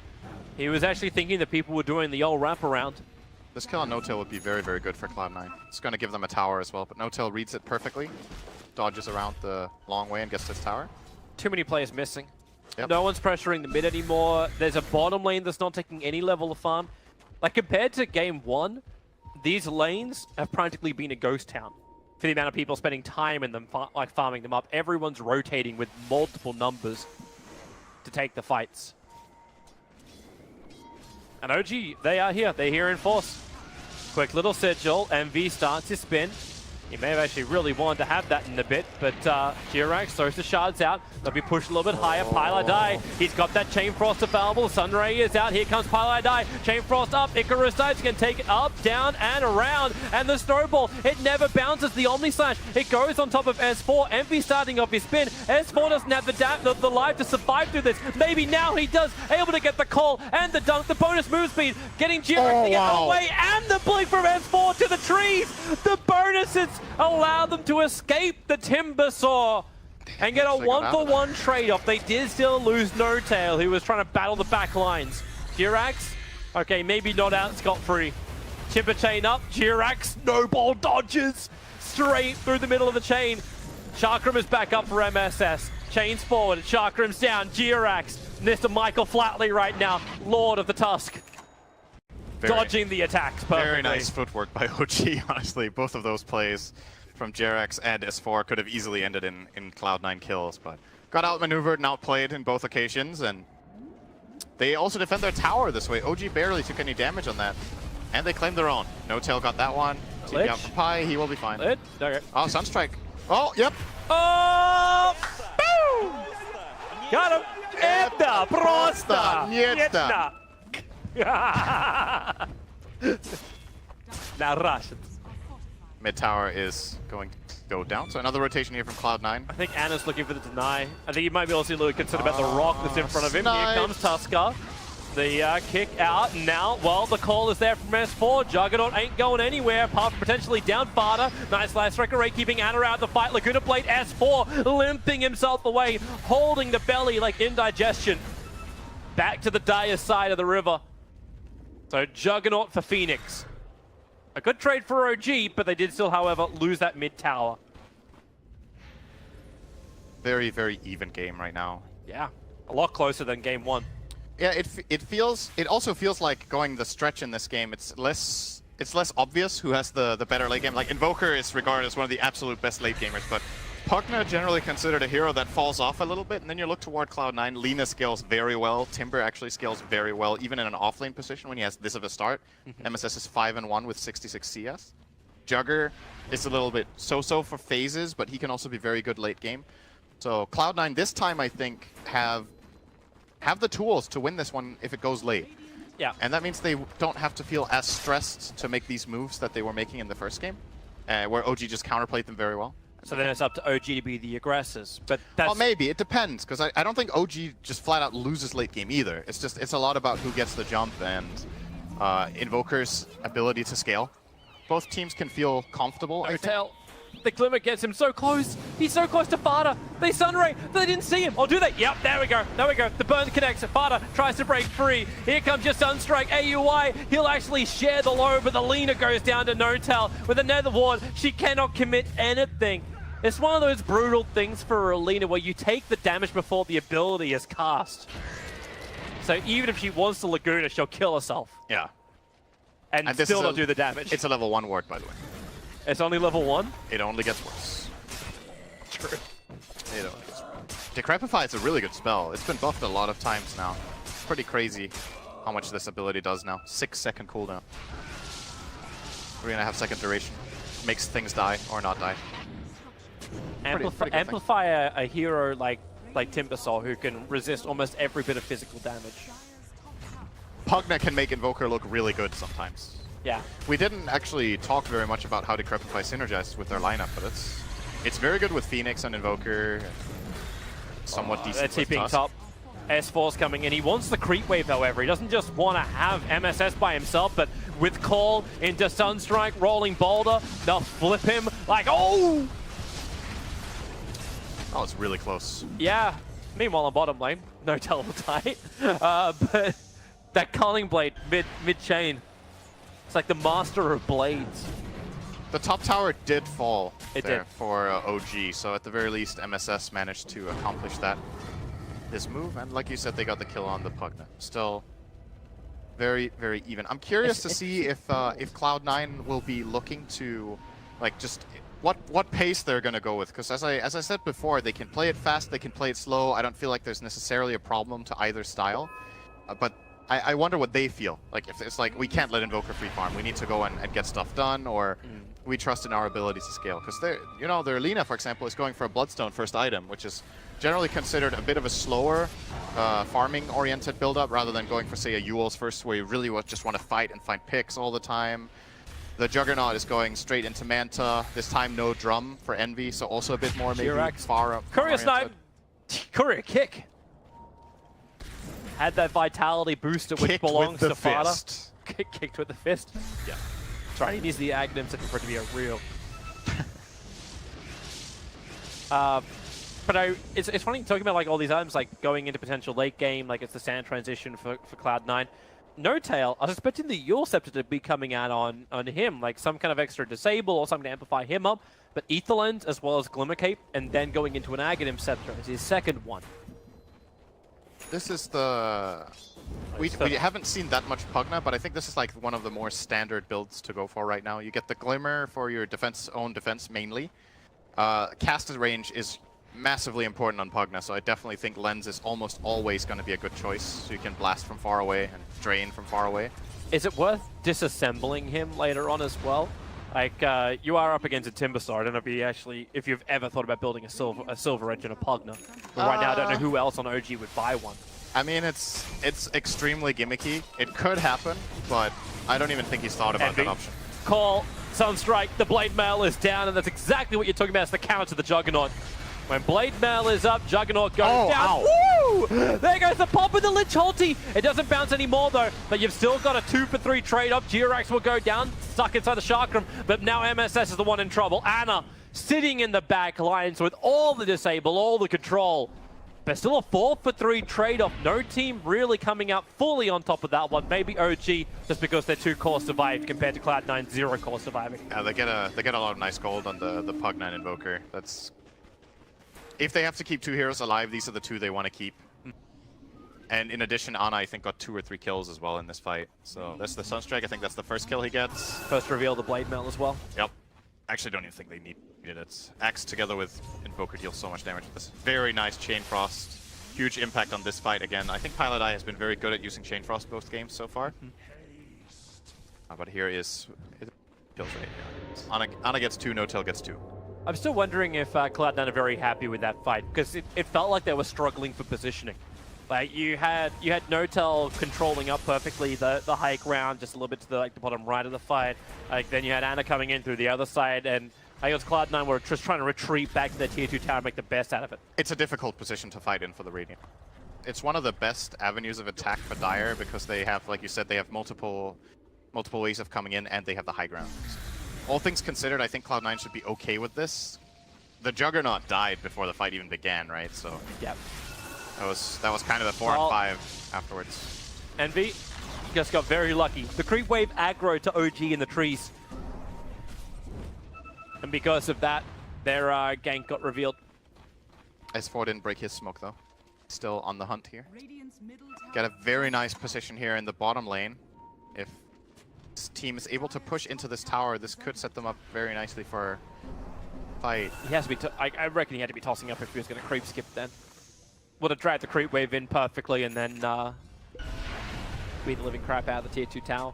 But it's Cloud9 who are all missing on the map at the moment. The Observe Ward scouting both the Lina and the Timber. Now the Lich, okay, they see everything. And the ES, and they smoked underneath the Dire Observer Ward. S4, which call do you want to go on? They focus over on the Lina. Once again with the Blade Mail, they're able to delete one hero from this fight. How much more is OG able to get into the Nova? Pilot Die as well as AUI having real issues getting out of range of the Nova. And S4 too deep. The Lich Holdy will bounce around. It goes down to Pugna. It's back up into Ana and Axe. They're trying to Sunray heal through this. Now Fly ends up tanking it, but they will survive. The Glimmer negating a little bit of the damage. Snowball up into MSS. Durex needs more space to fight out this one. Underneath the cover of the Nether Ward now Fly. Still very low. 44 HP, but 44 is enough to stay alive. MSS cannot find him on the back line. Eternal Envy into the fight too. He's already burned his Omni Slash. S4 looking for the spins on the wave, letting the Blade Mail do the work. Dong Sparta! Just as they kill each other at the very end of it all. Cloud9 are pushing out hard. They want all the OG calls, but No-Tail sucking them dry for the moment until they'll cut him down with the blades. Pilot Die actually frost blasting No-Tail out. That was a really long fight. And one of the very surprising things for me in that fight, I'm not sure how much of a replay we're going to get if we're going to get the whole thing from the start, but so it's one thing, like Cloud9 smoke and OG know it. Fata was running toward the stairwell and his smoke broke and he just ignored it. He ran through another full 2 seconds just up the hill. Here's the replay. So the smoke is already broken. He just keeps going, man. He's just going in. And now he's dead. I don't know if he wanted to get gone on because he has Bloodstone, so he's alive very soon and he's probably one of the better things that can happen, but this Icarus dive from Fly was sick. He actually blocked the rolling boulder out when he was flying in, so they got a bonus kill on the Earth Spirit. If Earth Spirit gets out there, this can get really nasty for OG, because let's be honest, they're diving really deep for this time of the game. This is 22 minutes in. There comes the Omni Clutch, again Fly getting out. Yeah, that's pretty much it for that fight after that. Oh, they go and gank up on top. This is not a replay, guys. You can say, this is live! As Fly goes down. Cloud9 trying to be really, really aggressive. Got some good walls down as well, but you see OG's lines drawn directly after that. That's actually coming out from Jirax, I believe. Lines say push mid, push bottom. Fata's going Blink here? This is pretty uncommon. I am a really big Blink Dagger fan. I think this item is so good and is still not bought enough in many games, but I don't know. It's his initiation, the blink Yules. Yeah, but he doesn't have it. No, he's got Yules in quick buy. Exactly, but generally you buy them the other way around because the Yules gives you the mana regen and the save for yourself and stuff. It's very good against Axe to have a Yules in your team. You can counter engage when he goes in for that blink call on the Jugger. It's actually massively important that they get a Yules here that is reliable. So maybe that's why he's getting the blink with it, is that he feels like, okay, I need to always be able to reach Envy and save him from that Axe. But Fata is one of the players who likes to stray away from the norm a little bit and buy other items that he likes. We've seen him in the past like revolutionize the ways people played mid. He used to go troll with mech and stuff like that. Yeah. Like he had a patch where mech was the mid item that he really liked.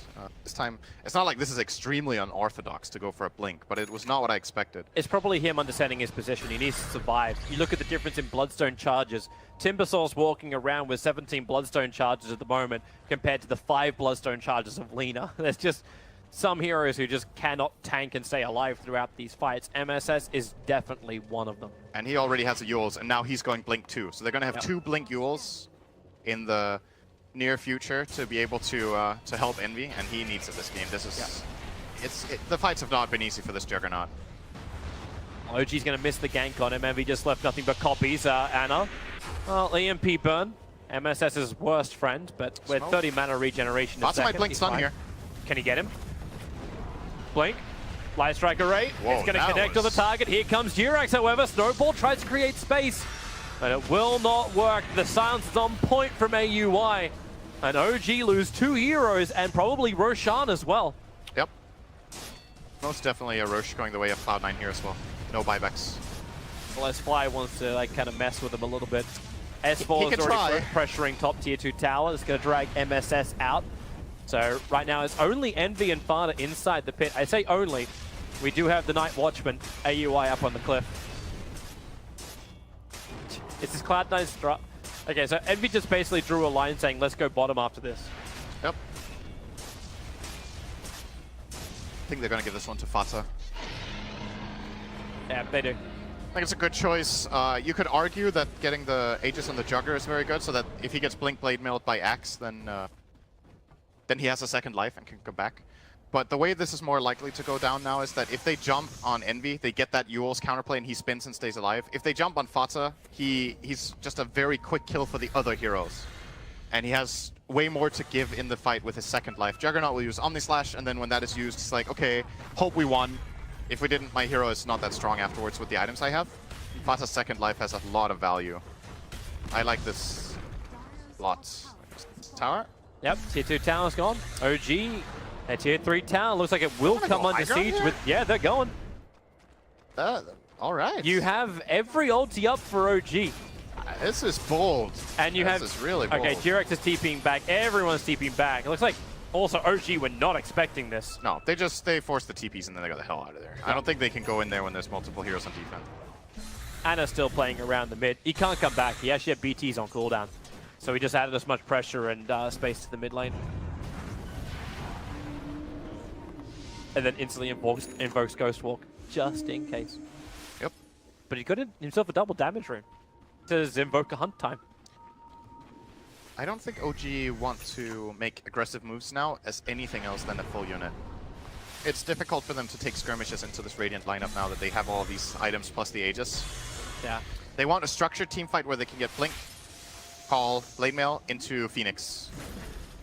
The Blink Call plus Sunstrike is not likely to succeed anymore now that there's this Blink Yules. Maybe what they want to do is just not fight at all. Force this exact situation. They found an no-till. Yeah, but Anna is all... well, okay, they can fight top lane. I'm thinking down towards bottom lane if they want MSS.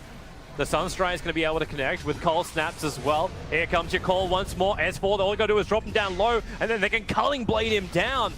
So it looked like S4 was just trying to create space. Meanwhile, on top lane, No-Tail is still alive. The sentries are down from both sides. No-Tail makes a break for the tree line. Observer is also planted. The creep wave will take care of that pretty quickly.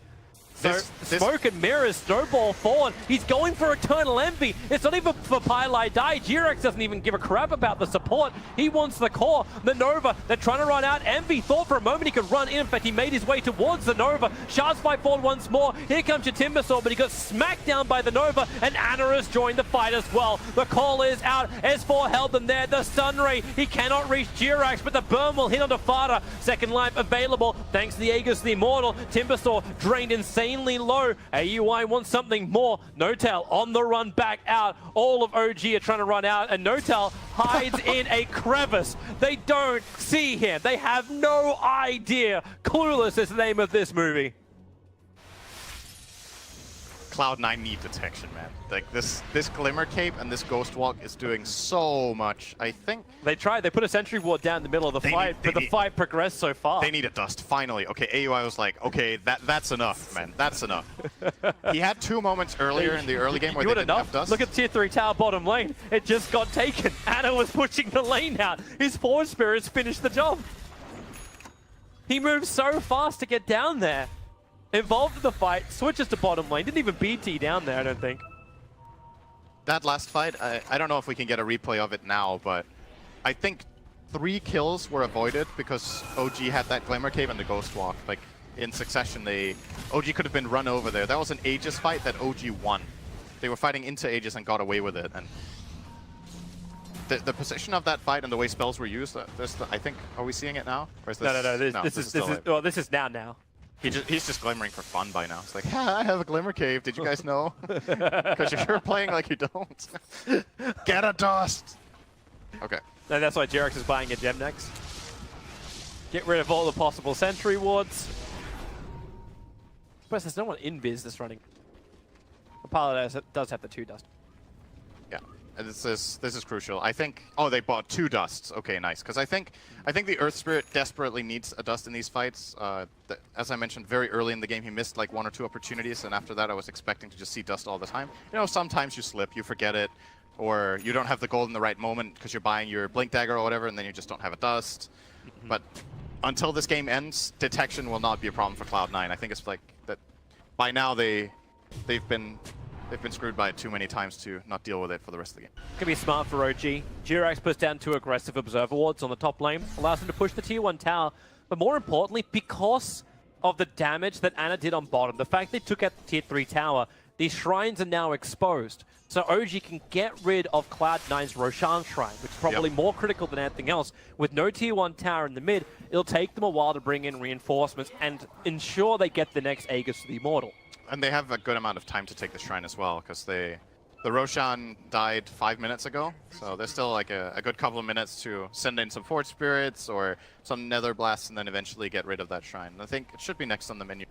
It's either that or they try to go for a really aggressive play bottom and get Alina Rax, because that tower being gone is a really big deal for the defense of Cloud9, obviously. A decent way pushing in through top and no one going to react to it. Alright, I say that now. I see 4 TPs come to the top lane to react to it. Oh, this could get... Do OG want to fight this? Looks like they do.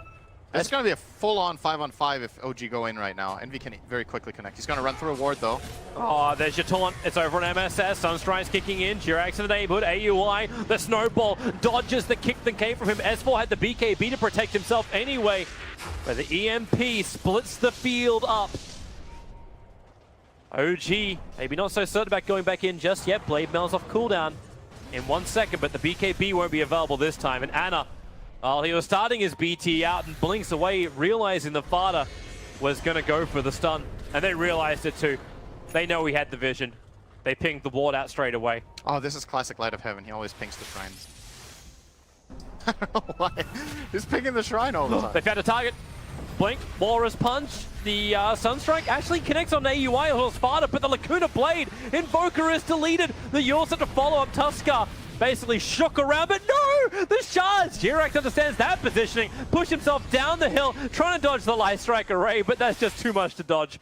4 heroes around him, and that is a big pickup for Cloud9. Invoker down, it's good gold, it's good experience. That was a very optimistic attempt, I think, from OG. So they Top have... dead. Yep. Bye, Envy. Oh, wait. Yeah. Didn't even have Support's mana there. for calling Blade. He just gets... Fada's coming in. Pilot A, they get the Frost Fly. He's stuck in the tree line, starts his TP. They need a stun. Fada, too late. And you'll also get S4 back out to safety. Meanwhile, No Tail taking a shrine. Yep. Light of Heaven, please ping. Ping it. Okay, so I think the reason Ana and Jerax went for that attempt they did before where they both died was that they have really good vision in the area. You see these this aggressive Dire Observer ward there. But they were so close to the tower, and if that kill doesn't happen instantly and they have a get out plan afterward, then it's going to cost you. And they didn't even get a kill. But ultimately, of course, this kill on the Juggernaut is going to help buy OG time to get their cores back in the game, and it doesn't cost them too much at the end. Stabilizing again, 3k lead for OG. Roche is spawning soon, and the top shrine did not get claimed, so Cloud9 still has that strategic element to play around. And now there's a gem on AUI as well. Dust isn't even enough, guys. now they got the full package. Gem, dust, sentries. It's a shame he couldn't have waited longer and just stole it. Jirax is going to buy one. Yeah. So Jirax is going to carry the gem for OG, and the gem for the Radiant on Cloud9 is on Pile Die, actually. He gave it away with Earth Spirit, because I think he's expecting, I'm going to roll in, I'm going to die. Sacrificial Spirit. Yep, pretty much. You got BTs on fire, so he can join this top fight when he's ready. Yep. And both teams are lining themselves up for it, and yeah, there's the TP already. Tinker ward from OG. Roshan's up. The Sigil goes inside the pit. It didn't go in deep enough to look at Roshan. But the Forge Spirits are on a scouting mission. They're going to come in around the back of the smoked up Cloud9. Tinker Ward doesn't see enough. The line's being drawn now by AUI. Beeline to the tier 2 tower in mid.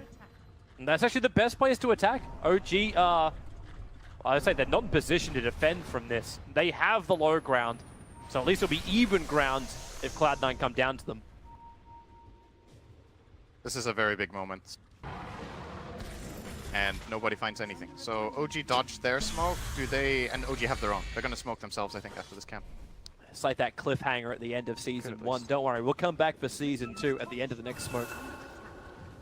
OG aren't even checking the... Yeah. They were literally in front of it, and they didn't have a look. The Forge Spirits should actually go in now. Yeah, the ping just came out from Fly. It's like, just put the forward, just send one in. It's like, oh, there he is. They got rid of the top shrine, so Cloud9 don't have that to play around any longer. Cloud9's smoke failing there is pretty important because OG, as mentioned, still have their own. What's the timing on these B? 9 seconds on PB for Axe, and Lina is the only other one, right? It's 2 9 seconds. And you've got a 10-second BKB on the way for Invoker. He's already finished up his Ags and Octarine. Oh, yeah. Okay, BKB and then into Shivas. Appears to be the build order for App. Yep. BKB is an amazing item for both teams this game, so it's worth keeping an eye on the status of that. Is that actually the full Shivas? Fatsa never got his Yules, by the way. He didn't finish it? He just went for that BKB. So they only have the Yules of Timber still. Maybe they're happy with that. Like Timber Yules is enough to at least try and save Envy. It's like, apart from that, Envy, at least do it yourself. He's got Manta, he's got Blink Dagger, he's got Spin. Very, very underfarmed. The big farmers this game are the Lina and the Timber. You can see the CS here. This is not... Jugger is difficult to play in this position because this hero... I mean, it's just how the game plays out. They need to push the waves, and Jugger is just worse at it than the other two heroes, so they will get more farm. But it's hard to play Jugger like this. He's very underfarmed compared to the other cores, and the hero itself is just not that good. That's why Nymph rune. If he actually felt confident enough to move up the hill, he probably would have died, thanks to the Observer and Sentry again down for Cloud9. It appears every time they want to take a fight around Roshan, like this Obs as well as like sort of Sentry ward get planted just in front of the pit. Almost every time. It's that same kind of position every time. I say every time in 2 games. Worth of like 4 sets of ward. Very important place to cover. Yeah. Just makes it obvious for us for the dodge. I wonder if Timber is going to reach a stage here where he won't die. Even if he gets jumped on by Axe plus full Invoker combo and everything, because MSS is getting really tanky. Hood, Octarine, he has 3k health, he's close to 25 now. Yeah, maybe it would have been better for like a Bloodthorn style build coming in from the Invoker. Could have actually been an interesting choice, yeah. So I think this physical thing could come back to haunt them still. MSS. Okay, maybe he knows he's that tanky. Oh, that's a good nether ward placement. Need to get rid of that. Very difficult, they have to cut the trees to see it. Like, I don't really want to. He's really not certain about it. Because he knows if he jumps in that far, potentially Axe can just blink, call him, and then they Sunstrike and just combo. Forcing the rest of Cloud9 to fight underneath the Nether Ward. Alright, so it's got to be Roshan for somebody. There's like no one wants to take the risk. Okay, that might help. S4 found himself a haste rune. Quick Nether Ward down from Notel. Stars his TP out. This is problematic. Notel, do they just cut their losses? No, he's got Glimmer Cape. There are no losses. None of the reveals were nearby. Both the Lich and the Earth Spirit were far away, so he gets out of that. And Anna's also not involved. He can't be. His BTs are still on cooldown for 10 more seconds. Yep. He was busy farming up, but what's coming on the courier? His BKB is now done. Now they actually want to fight. The fresh 10-second BKB in the 2 9 seconds. That's a lot of immunity for Cloud9 to try and play around. And the farmed heroes on Cloud9 side are not the Jugger, so that means this BKB for Ana is just as efficient as the other one we talked about. It's going to be impossible to kill almost. All right, here we go. Well, Tornado, EMP, yep. All he wants to do is just to lay up MSS. MSS going to Yule Scepter out of the effect of at least the EMP as they push him down, but S4, the perfect call. They dunk down the Timbersaw. Unkillable, I think not. And now they go for more. The quick tornado. It caught Eternal Envy. You said his life was hard. He'll spin, get punched, flip like an omelet from Tusker. They want more. Omni Slash. Tusker needs some help. S4 will tank it. Turns on the Blade Mail. Starts the spins up. And Eternal Envy so low. S4 getting the breath of life from Notel. The Sunstrike's right in the mark. 2 Pilot Eye will fall. Anna has himself a double kill under the protection of his BKB. Stands his ground. He'll look for the gem. MSS will have to gather it up. But here they go. Tusker, snowball forward. Anna does have that Gem of True Sight stolen from Cloud9, so he knows he's got the vision win. Not to mention the team fight win. The score might be leveled at 25-25, but OG are in a commanding position now. Yeah, that was a really good kill on the Timber, and I mean, of course, if it's like a 3-on-1 for a good 10 or 15 seconds, then the Timber is gonna die. And his team didn't really find any good way of connecting there. They got one defensive 4-step off, but didn't really manage to save him. And then when he buys back and comes back in, they find themselves in these awkward positions. And No-Till was, for me, just saving that fight time and time again. Really, really good life drains. Healing up S4. I think he healed him up twice and saved him. And we might be seeing it again here. So here comes the Tornado EMP. Jugger has to spin this. Now spin is on cooldown. Let's get off a pretty good Omni here. That stone kick is far off the mark. And then S4 tanks it. Like the life that gets given right here. He gets in just in range. Fata is trying to destroy the Supernova, and he doesn't manage either. If Fata wanted, he could have just killed the Axe there. He could have just gone in Lagoon at him, but he thought the team had control of that and that he could kill the Supernova. And these small things add up and make a really big fight for OG, where slightly different decision-making from Cloud9 would have maybe made that somewhat even. And now OG's lead really stretches forward. They're approaching 15,000 net worth in front, and Experience has already reached that mark. They are just light years ahead. They've taken almost, well, they've still got 2 tier 2 towers left to go down. Been very focused on just ensuring the fights win out. And it's making the supports of Cloud9 almost useless. Speaking of which, like the lowest net worth hero on the field, Pylai Dai, dies to Ana. They snowball forward. They're looking towards Fata. The Shards don't block him in. Instead, Ana actually blinks himself a little bit further away. G-Rex wants to keep going. Looking towards MSS. S4 was not there in time. His blink was on cooldown at the time. Couldn't reach to get the call off. But they'll take the tier 2 tower now. I think it's high ground time now for OG. They have Aegis. They have the BKB on Ana, the Heart on S4. There's just so much tankiness now, and the Jugger is tickling them still. So, yep. Should be able to go in. Ana will do this fairly quickly as well. It's a very farmed Invoker. Nether Blast helping out from the back. Cloud9 gotta do something. AUI is trying to play silly from the tree line. Gets a silence on Ana, but it won't matter. Notel wants to take the damage. He wanted to actually expend his cheese and keep Ana alive. Ana's still got the Aegis. Blink dodges Chakram. Tornado spam his heart out. Negative 18-second cooldown on that one. And then Nether Blast, Nether Blast, Nether Blast. And they're searching for AUI. Snowball.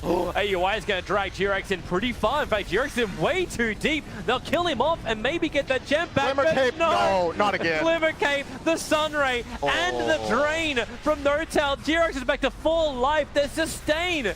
Right now, as Team Fortress 2 medic, you're going to the Omnislash S4, calls, tanked it himself, realizing his armor. Envy hits like kittens at the moment.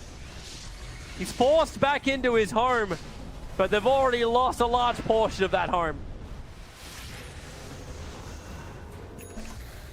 This is clinical from OG. Literally, medical. Who needs a dazzle? You don't need a dazzle in this game anymore. Just run a one position Pugna that's able to make Ana the be-all, end-all of Alakazam.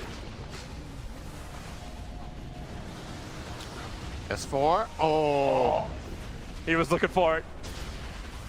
Almost got AUI. This Timbersaw. He can't even chain away. The Tornado, at least his Yule Scepter will protect him from that. The Sunstrike somehow manages to hit the eye of the Cloud9 4-hero Needle. Oh, confidence from Envy. Call from S4, ineffective. The problem is for Cloud9 that they're not accomplishing anything. They're just losing towers. Yep. There we go. Here we go. They get one, but the Snowball, S4! He's got the call on the back line, starts to spin. The Sunstrike will connect on the mark. AUI will fall. There's your Culling Blade bonus damage for movement for everyone. And at least Pylite dies. Ulti has done some work. Tuskar will fall. The Geometry sights on the ground. Ana's completely bone dry of mana. But then again, No-Tail is wetting his lips on Pylite dies. Something. Call. Lina. Trapped once more. Drained once more. S4 doesn't have his Culling Blade available. Will dodge the stun from Fada. The man who cannot dodge it is MSS. Running outside the base as far away as possible. Do they keep the chase going? It looks like Pugna wants to. Sees the TP and then realizes they come back. But they've already taken the top. They've already taken the mid. And there's the Aegis Immortal burnt. Ana now has himself a full-size device, already replacing the slot. And Fada piglet it up. S4 will get the call. Perfect chain control. And GG is done. OG had a brilliant one in their group stage at TI6. And they're off to a pretty good start with this 2-0 victory over Cloud9. Yep, there's still some of those classic OG moments in this game. I think when OG go far in tournaments or even win them, I think the two most deciding factors are that they're very good at understanding when and how to fight, and they set up good conditions to take the fights under. And the other thing is they just have this clutchness in their support duo. Very good at playing save style, at making very quick reactions and quick moves. In this game, I think the Tusk and Axe both counterplayed very well. We saw some great plays. Actually, out of the entire team, all 5 players made counterplays this game.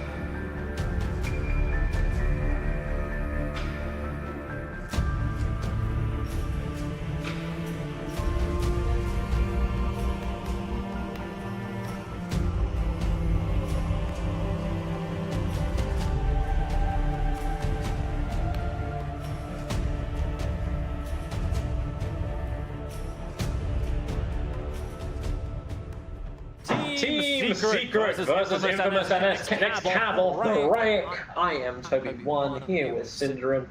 We butcher words and butcher Dota. Speaking of butcher, where's my punch?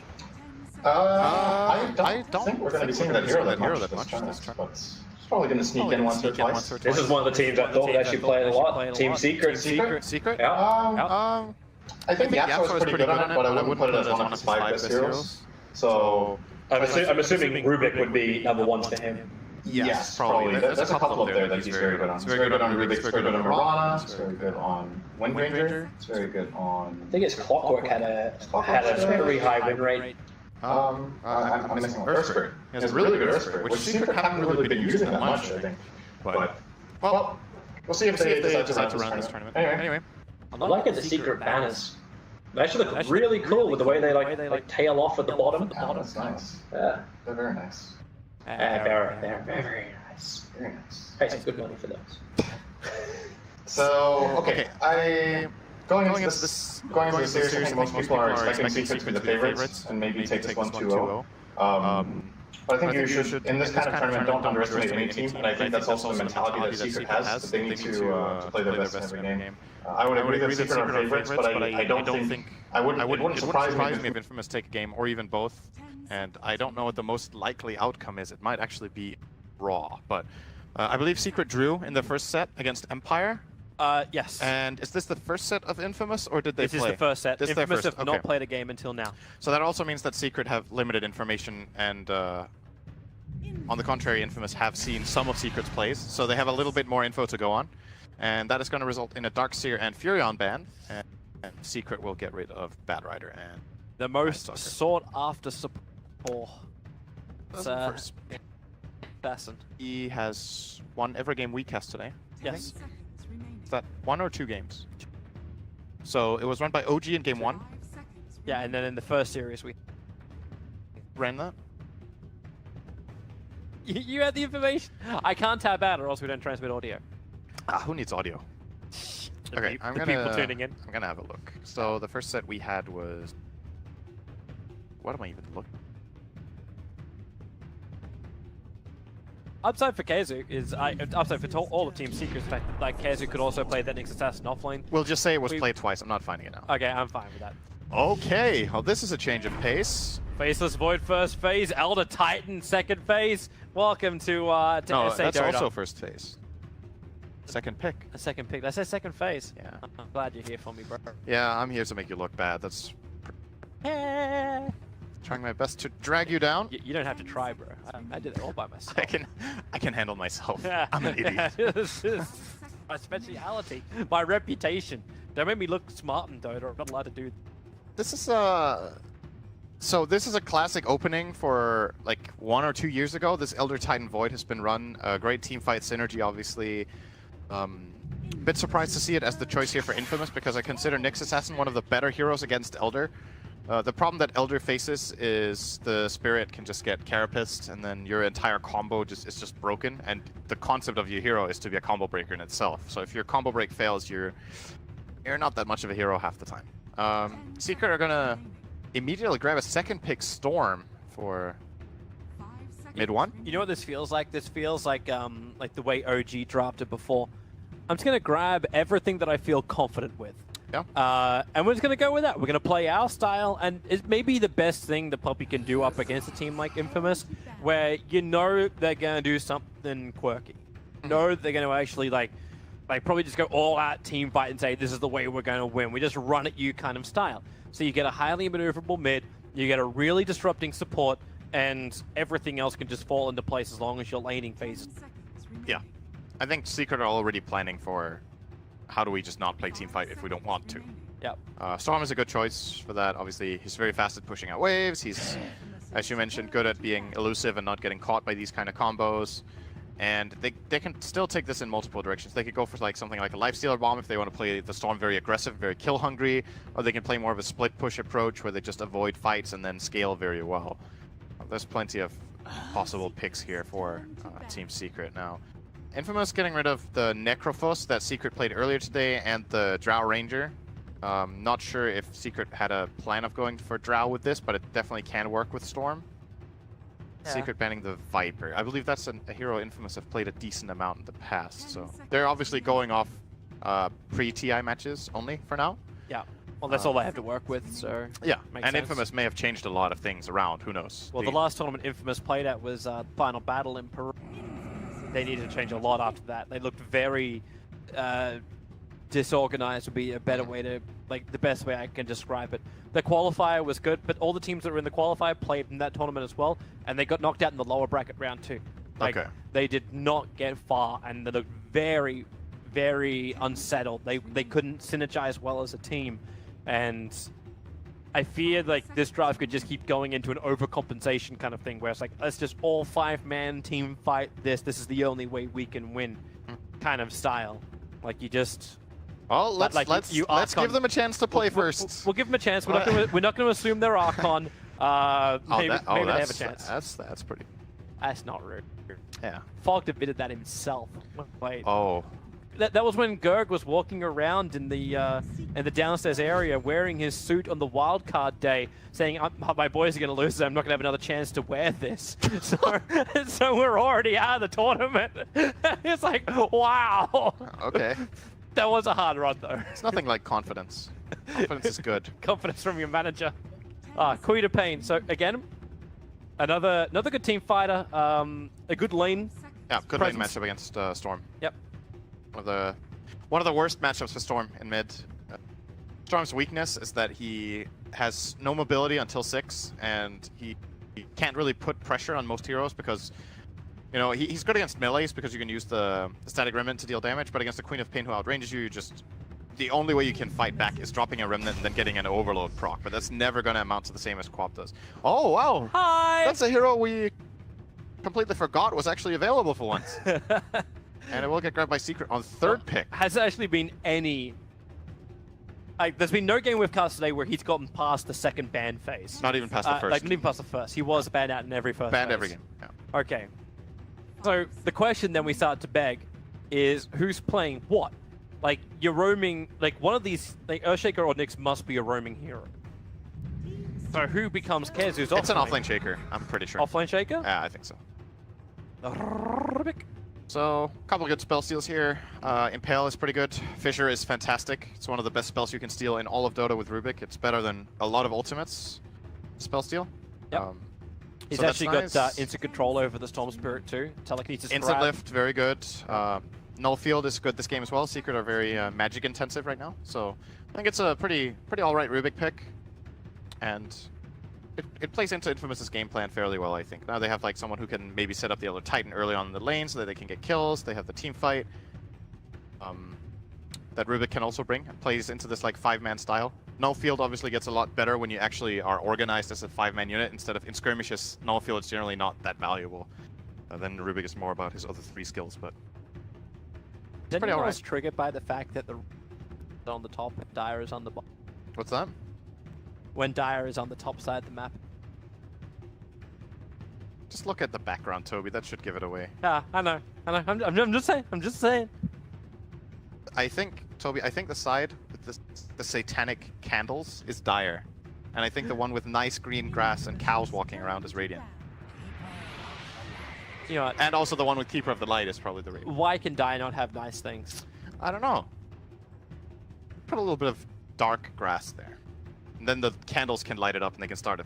Bushfire? Yeah. Much. Forest fire. And then they'll become the Radiant. Like, fire-torn areas actually have, like, the way the ecosystem resets. That's the next step for Dota is, like, environmental effects. And then there's, like, wind in the mid lane, then you can't hit power shot and stuff. You mentioned like a Miranda arrow like that actually get cursed by wind. You gotta watch your wind gauge before you can cast abilities. Everything becomes a skill shot. Yeah, it's like all of those golf games you play on the computer. You need to correct for the win. And then there's like, the grass is burning, so in this area you can't get enough oxygen to play more. I don't know. No, we're just gonna add like ricochets. I'm gonna bounce the arrow off Roshan's ass, and it's gonna hit the hero perfectly. I don't think that would happen. No. But everything else was very like... Yeah. Okay, so back to the game. Caudle Nyx support duo is very uncharacteristic. I think Keeper of the Light is a very powerful hero in the right hands and in the right type of game. This game, I think there's nothing that's good against Caudle on the side of Infamous, so I really like it. Caudle's biggest problems are being scouted, which I guess Elder Titan can do somewhat, but it's not that reliable compared to many other heroes, and heroes that jump on you and just kill you. And Void doesn't have the longest range. Coddle plays from really far back, so he hates heroes like Spectre, he hates heroes like Nyx that find him and just kill him, Riki, Bounty Hunter, awful matchups. This game is pretty good, and Secret have some interesting laning options, and there it goes. Okay, that was what it was set up for. PL has been maybe the most surprisingly high-picked hero so far of the tournament. Seen a lot of PL picks already across multiple games. Yeah, to be honest, I thought we were going to see more Arc Warden, but I was looking through the drafts and I Yeah, don't think there was a single one. Nope, no arcs yet. So, yeah, I've lost that compendium predictions. Goodbye. 5 seconds remaining. Yeah, but we haven't turned this into, like there has been some level of split push in the games we've at least casted, but all the other games have ended very quickly. Like, I think the average game length is just around 30 minutes at the moment, and a Riki Maru. There is the coddle problem. But that, wait. That's a Riki 1. Wait. Hang on. No, Benjaz is their 1, so it's a Faces Void 1 position, and Matthew is their 4 position. Offlane Elder, okay. Now, that's fair enough. That makes sense. Yeah, King Tekka will be the offlane ET. That's one of the nice things about Elder Titan as a pick, is that he can play both the 3 and the 4 role. And you can choose at the end what you think is most important. I actually think Riki is really good this game, so I hope we get to see some good plays out of Matthew. I mentioned the Coddle counter in it. He's really good against PL, because PL can't use his doppelganger under smokescreen. He can't even manta out of it, so it's like one of those annoying things that either you itemize for or you have to really play around the Riki. Great against Storm Spirit, similar logic. Nyx, similar logic actually. This is a really nice Riki game, and a very... You know, this might not be the type of hero that Secret has the most experience playing against either. It's not picked very much lately. I'm just saying Matthew has the golden blades, you know. Golden blades on the back, experienced player. That's how to play Riki. I'm wondering why all the heroes actually lost everything they had. We failed and returned to matchmaking. I think we're fine. Just a... Hopefully it's just a graphical thing. It's Connection failed and returning to matchmaking. I've seen this error before and it goes away. There you go. Yay! It's just a visual thing. It's a bug that happens sometimes. I don't know why. I think everyone lost their sets though. Oh, no, they've got them now. Oh, we're good. On my screen it was gone, and then it came back. All right, so hey, nothing to worry about. But very quick board up from Yapsor. We're looking to block the pull point of Infamous, so they cannot control that top lane. And we're seeing Secret actually switching lanes up a little bit. So they're going to put Kezu onto the Earthshaker. Now, they've switched. Like, they were actually the other way around on our draft screen, and they've actually switched. So Yapsor is now the Nyx Assassin, Kezu is now the Earthshaker, and they were sending PL to the top. So they're looking to find out extra information. They'll see Faces Voids up on the top lane thanks to their Observer Ward, and we'll see where they move from there. And it looks to be the aggressive lane. They're going to run PL Coddle. Yep. Secret have run this Coddle aggressive times before, and they generally have pretty good success in their lanes, and then it's about whether that transitions into a good mid-game or not. I believe it was one of the things they lost against Planet Odd with in the last LAN that they played against each other, where Planet Odd just lost that lane really hard, but came back and beat them. That's how I remember it anyway. They come in to contest, they need a slow, they need a control, or they can just take Rune. And I think the majority of our games, the Radiant side, have invaded successfully into the Dire jungle and taken 3 out of the 4 runes. Yeah, Matthew was too late on the bounty rune. Tried to steal it away from mid 1, so best timing from him. He had to walk all the way top to place this lane ward and was there too late. Would imagine he's still going to start in mid with Tomato's Queen of Pain, and they're just going to immediately lay into mid 1 here and put some pressure. Knowing that there's an aggro tri-lane is really valuable information. He just got... no. Even tangoed it at the start, so... Alright, that ain't good. No. And Yapsor's going to rotate over too. So they Shadow Strike on top of mid 1, but with a quick mana burn, Yapsor is just going to be a panda butt. Burn him out. And you're going health consumables. You don't want to get a clarity into this mid lane for the Quap early on. And that leaves a one-on-one matchup. Earthshaker versus Elder Titan.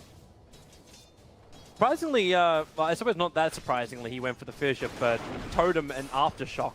If Kezu just decides to focus on that, he could easily just destroy that bottom lane. I imagine this is a Shaker favorite matchup. For now, Elder Titan is going to be very strong with the early point in Astral Spirit. If he tries to go aggressive on Kezu, he will win the man fight a little bit, but in the long run, when Kezu gets level 3 and 4, this Aftershock is going to be way too much to deal with. I love Tomato with the GG branch. Yeah, I'm with branch now. Yeah. So top lane, very much up in the face. Poppy's just allowing MP to spam and harass. Kezu tries to make life very, very difficult for the ET. That courier off to just roaming up the river. Confident courier. Fastest way to get it from the mid to the top lane. I'll tell you something. This Queen of Pain is really annoyed right now. Playing against Mana Burn with Quap sucks. It's super annoying. He actually doesn't even have mana to blink right now, so they're going to go aggressive on him. I think it's fine. One more hit with the overcharge may just be enough. Here comes Matthew. They see him in the trees. The GG branch blocks him out. Yapsor's so low, the attack will be enough. Tomato will take the first blood in mid lane. What an elaborate bait. It looks so good, yet so wrong.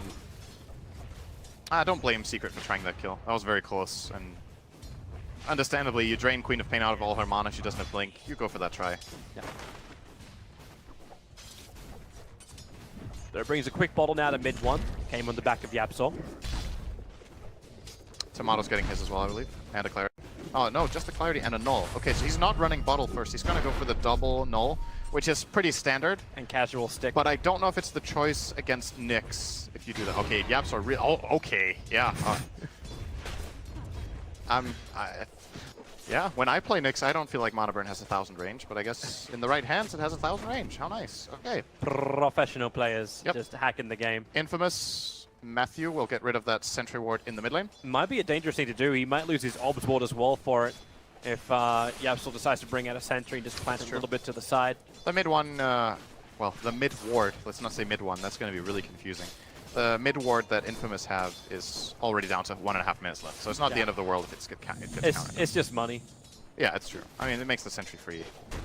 Bottom lane, King Tekka's going really deep here on Kezu. Is he actually just going to try to dive? He's got bonus damage and bonus movement speed. Oh, the Spirit! He does it solo! All right. Oh, Infamous 2-0 against Team Secret. Never count out a South American team. I did not see this coming in this particular matchup. I thought this would be more Shaker favored.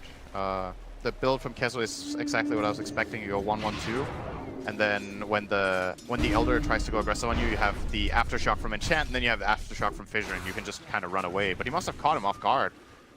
I got a kill there. That is a bit surprising to me. Lane played out like that. Meanwhile, Ben Jazz is doing a good job with his CS on top. Like, you think all that pressure would, with like the Coddle as well as PL. Obviously, the pressure's going to get a lot more as they both get more levels up in Chakra as well as Lance. So it's going to get tougher and tougher as time goes on. Void is one of the heroes that deals with it a bit better because he can at least time walk off one of the nukes, or both if they come simultaneously. He's going to go for Ring of Health here. I was imagining that was going to be the choice. Still didn't have enough sustain. He's out of regen. But now with this ring, it's more or less the same as having a... not a constant tango running, but it's still pretty good. You know. It happened with Yapsor. He did put down the sentry ward. They've got 2 to choose from. You got Ricky Illusion and Ricky Real. But it's the fact that Yapsor was able to de-ward the Yep. So he got goal experience. Oh, I just realized how much mid one is outplaying Tomato and CS. Wow, that is actually... So this is a Quap favorite lane, right? Yeah. Mid one is 32-8, and the Queen of Pain of Tomato is 16-7. So he's being doubled up. Of course, there was a lot of pressure from Yapsor, so I don't know how this affects, like... Should definitely help the Storm, but I don't think this is how, on paper, the matchup goes. He's just being outskilled here. Rotation's coming towards top. It's a 1-1-1 build in for the Ricky, so he does have that smoke screen available. They'll pick up the Keeper of the Light, throw him back down again, and MP can't really do much to save Poppy. In fact, he knew it. He wasn't even going to expend mana to throw out some kind of like intimidation lance. Really like this build from King Tekka as well in the offer. He's going for the old school Elder Titan build, the 0-3-3 build. Which currently hasn't put his level 6 point, but I would imagine it might still go into that aura. This makes you hit really hard. And if you have a one-on-one matchup like this, it's probably the best choice. That's a big. I think that's also why Kezu got caught off guard, because you're really not used to playing against another Titan that goes like this. Look at him just going at him bottom. Yep. Level 3 Aftershocks too long. It's done. And support's now arrived. Instant regret. He's gonna lose all of that buff that he had, the fidget control. Matthew, oh, he's got this. No, he doesn't have mana for a smoke screen. All he's got is enough to attack Kezu in the back. Yapso has a mango if he wanted to go for an extra stump, but doesn't feel it's worth it. He doesn't regret it that much after all. They'll just shrine up anyway. Yep. Down the Rubik. Probably going to smoke and look for a pick. Yeah, wait for the heal King. Okay, no, don't wait King for Tekka, don't give no shit. Sorry. You've been Americanized in your couple of days here, have you? Classic American word. Oh, let's see. Oh, there goes your the pickup. splitter. Into the splitter straight away. Yapso wants to help out. Spy Carapace is down. He's done. Catches the Ricky. The Aftershock so good. It's going to be so much damage, and the dust is there. Matthew will die in the trees. MP is rotated over as well, looking for the kill onto a cell, who tries to juke it around in the corner. Not going to work. MP will get himself a kill as well. It looked like a fantastic setup, but This support duo doesn't have damage. That's the problem. Ricky and Rubik need levels to deal damage, and right now, you know, that was even a good combo. They got the Earth Splitter on him, they got the Astral Spirit, he pulled it back, he started hitting, but the amount of stun that Secret have in that lane with both the Nyx and the Shaker being there. Got a chance for mid one.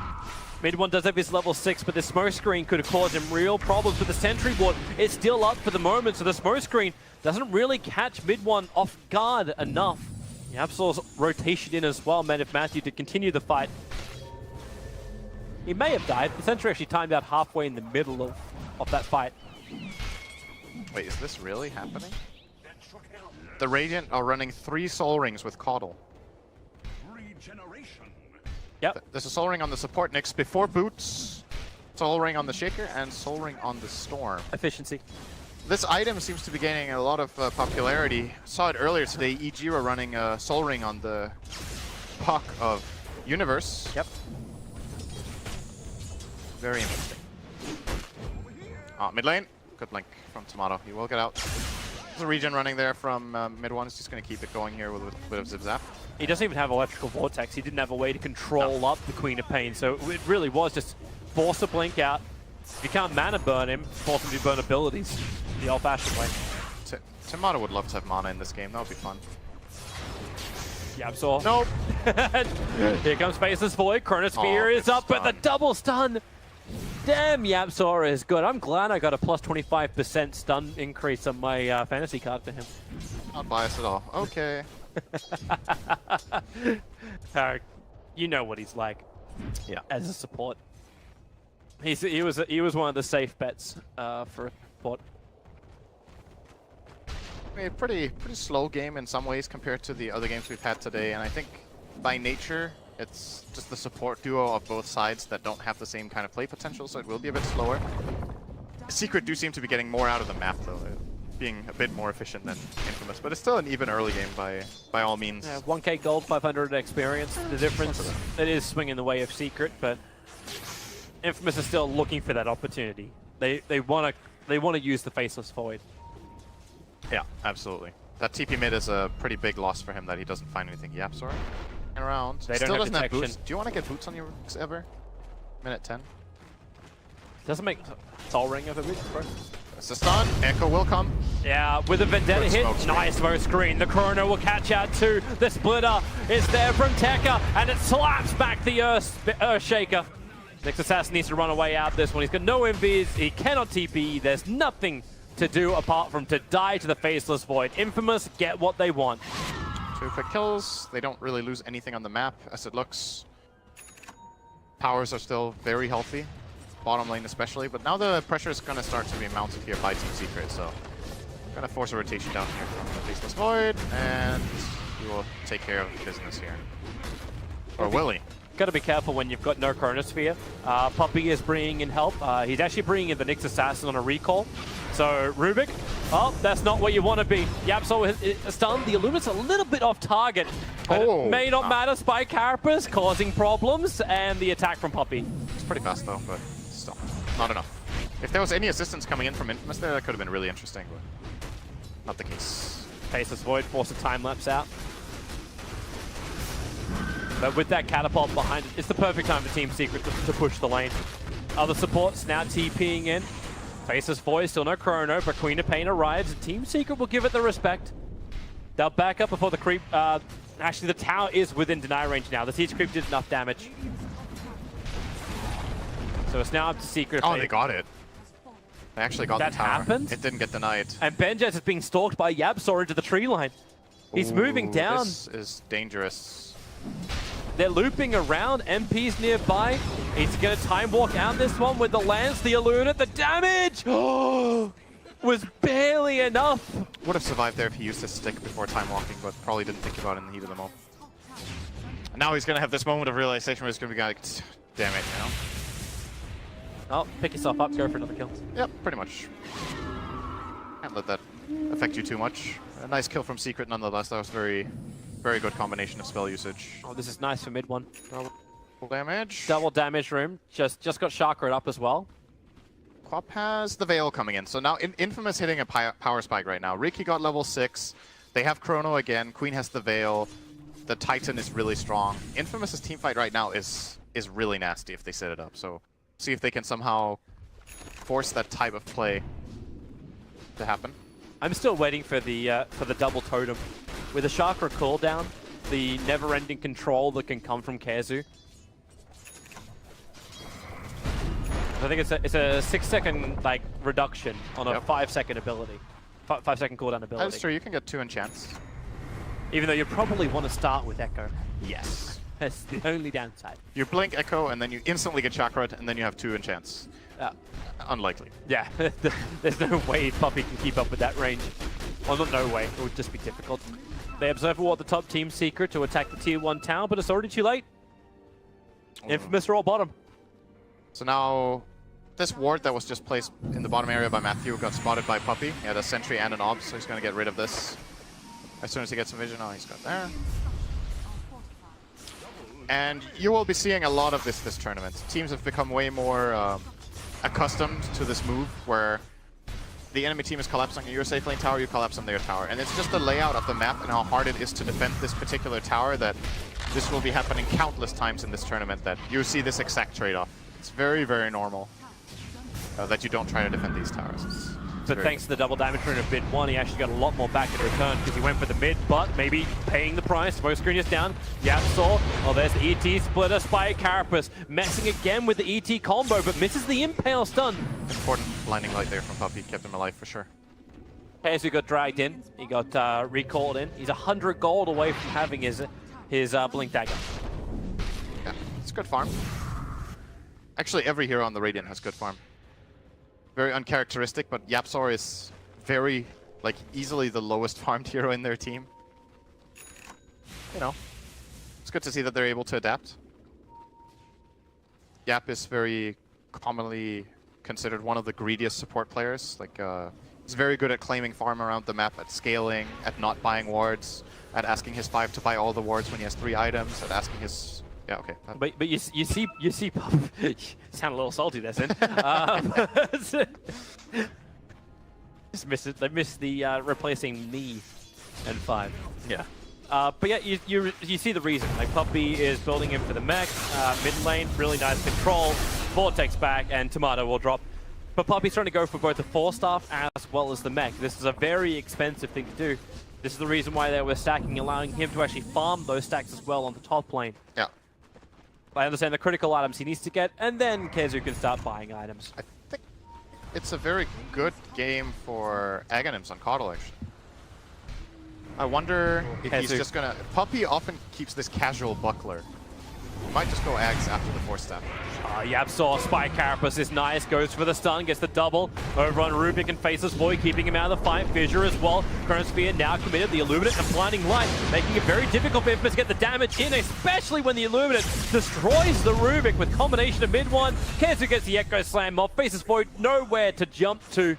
And that is Team Secret getting the fight that they wanted on top lane. And Infamous were just missing numbers there. That was a very good Chrono plus Elder Titan splitter, but Queen of Pain couldn't connect. Ricky wasn't there, I think. He If he was scouting. He was watching the Earthshaker, so he was sitting on top of that dire observer wall that's behind the tier 1 tower. But he wasn't then really the fight casting. pushed above the tower, so he couldn't go across. Yeah, okay. And Secret are building a really big advantage already, actually. 6k up, 16 minutes in. It's just raw farm. They're pushing the lanes better, farming more. And Infamous are not managing to connect their plays very well. Courier snipe. Yep. And that's a lot of items on that courier. On mid one, that is very, very cocky moving up all this way. Ruben's gonna connect! Banjaz wrecked on the top lane. Mid one could be the confident one, but he just ball lightnings away and TP's out. Team Secret's chaining of abilities is so damn good. It's like perma-stun on a Faceless Void. They're taking it from 100 to 0 with no ability to time walk. 6 charges or not. There's a jump forward, mid one. That is very aggressive. He doesn't have any mana left. Yeah, he does have a team though. He needs to get there in range for the stun, and it won't happen. Tricks of the trade, smoke screen, causing enough of interference for Team Secret. Infamous seemed a little bit disconnected here as well. In this mid play, so mid one is pushing up the mid lane alone, and the whole team is there, and Ricky is a bit far away. And Rubik runs in, lifts him, throws him back, and the Ricky isn't in range yet to connect. So it's just, they're not really on the exact same page with the moves, I think. Because that mid one Storm Spirit movement should have been punished a lot harder than it was. He could have definitely died there, that rotation. They didn't get the kill. And now it's gotta be smoke time and get this chrono used. Sonic Wave in 50. And they need to be feeling like Secret are out farming them really hard right now. They've got to be feeling it. Yeah, and it's very accurate. 7k, and actually increasing drastically. 7.5k is the net worth advantage for Team Secret. Experience is only a little bit behind that. Thanks to the sentry of Yapsol, he knew the Ricky Maru running around the mid. And then how do you even push this? Like, as Keeper of the Light, you can't keep your creep wave alive. You want to jump into the fight. The Ricky cannot survive a level 4 Illuminate plus 1 extra ability. The Rubik has wand, boots, and then 2 smokes and a TP scroll. He can't stand anywhere near the front lines. Which leaves Faceless Void. And Benjaz in the back of his mind is, I keep getting killed. I can't even time walk out. He's going Battle Fury. It's gotta be hard, man. I think it's gonna be real hard this game to run a Battle Fury. I get what the idea is. You're playing against the PL. You need to farm. You want to have the cleave for the PL illusions. I just don't think they're in a position in this game right now where they will be able to get away with this. Yeah, It's a very low value item for a long time, and he's already struggling. we were talking about this in the earlier series, right? Like, what happens when you go for like Battle Fury over things like Maelstrom, which appears to be a lot more efficient. I guess like the old PLs where you have like mass amounts of illusions pushing down the lane, which is too much to deal with, you need the cleave for that. If Maelstrom would help you, but you finish a full Mjolnir and then maybe you'd have enough. Now, the Maelstrom's enough to deal with what PL does throw at you. At least in the early game. Oh, he changed his mind. He's going Lincolns. Okay. So that's gonna... The ES instant stun's still gonna get through that. I suppose Nick's mana burn would counter a little bit of that, but then if Puppy really wants to, he'll commit his 4-staff to catching Secret definitely have ways of dealing with it, but it puts extra pressure on them to be in the right position with the right heroes, and they, Void. Oh! Caught him on the edge of the Chronosphere. The visual buys some time. The Echo Slam as well! Kezu! It's hit 3 perfectly on the back lines. Storm Spirit may die. He'll be back up in a second thanks to Bloodstone. The Luna flies through, catches the back line, so Puppy will find that kill. Faceless Void. He's completely bone dry. 3 heroes gone. Matthew will run west where the skies are blue. And Tomato will TP himself all the way back to safety at the tier of the fountain. Still a net win for Infamous. Yeah, it was 3 for 2, but they got 2 big kills. They got 2 cores.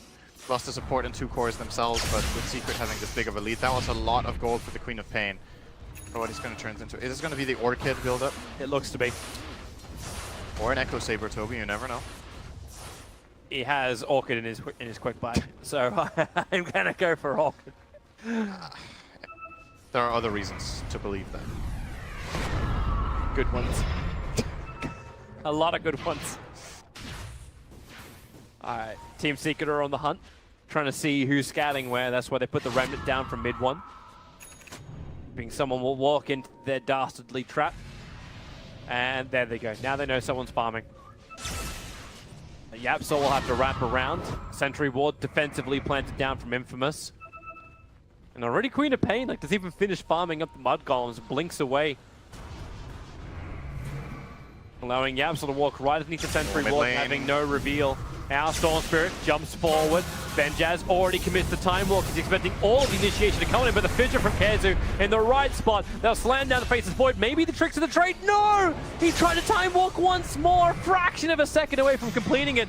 The dust is out. So Ricky is being revealed, but what do you do? Commit Splitter into this? Smoke screen's down again. The Splitter is there, but it'll hit absolutely nada. The mech is done instead from the Keeper of the Light, and PL, he's going in. They've got the Diffuser Blade up. Rubik will be dying inside the base, or will he? He has the Doppelganger to escape with. Of all spells have on Rubik. But Team Secret are just chipping the tier 3. They have to back out of this. They've got the Catapult, but 22 minutes in, they don't have enough sustain just to keep this going. Or maybe, yeah, with Chrono up, yeah, it's not worth it.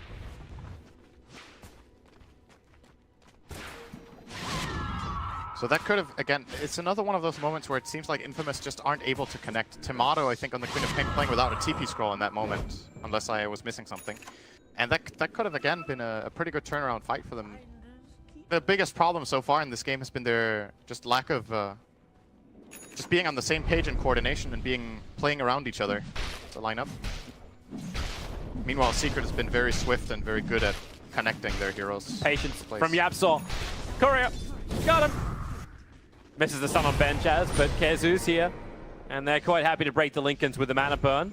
Doppelganger MP can just send his illusions in. The Spike Carabas will hold him there to get burnt off a little bit more. Void really wants that Chrono, mid one being dragged in. Had they got the control, there's no silence out on him. In fact, it's actually on the Storm Spirit. Akara Slam and the Illuminate. The damage still not enough to save the Storm Spirit, and Benjaz actually commits a space creation Chrono to get back into relative safety. He actually didn't die. Wow. Here comes Ricky. I'm not certain why. I suppose you still got the confidence, but there's no Sonic Wave, there's no Chronosphere. That heal from Team Secret just wasn't enough.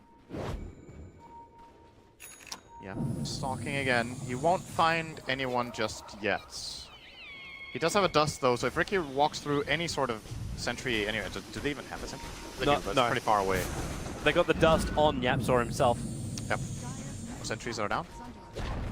Matthew is getting some very important info right now that they can play around if they want. Well, last time mid one was here, he put down a Remnant. So, Haste Room, mid one's getting body blocked up. They realize somebody is there, throwing it back to the Telekinesis grab, but MP into the back lines, destroys the Rubik quickly, and that is a lot of MP fighting for the Secret cause.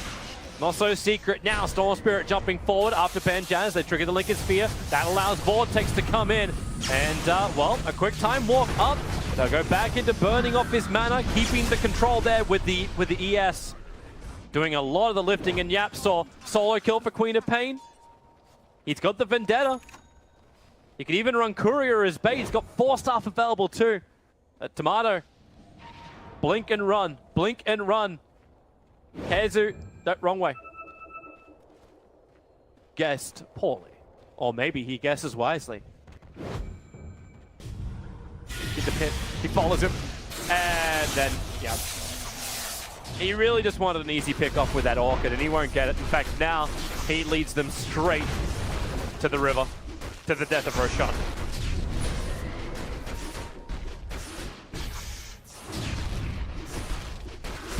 Yeah, I don't know. It's strange to see these moves where every single move there is, it just seems like if they had one more hero or 2 more heroes and they were all like playing together, the opportunities that they have and the positions they're set up in can actually yield really good results. But Secret are just playing better as a team. They're really just playing better as a team, making better movements. And now they will be rewarded Roshan, and more than likely, they could just, if they want, they can continue to just farm and scale. I think this PL is going to become a massive problem for the Dire eventually.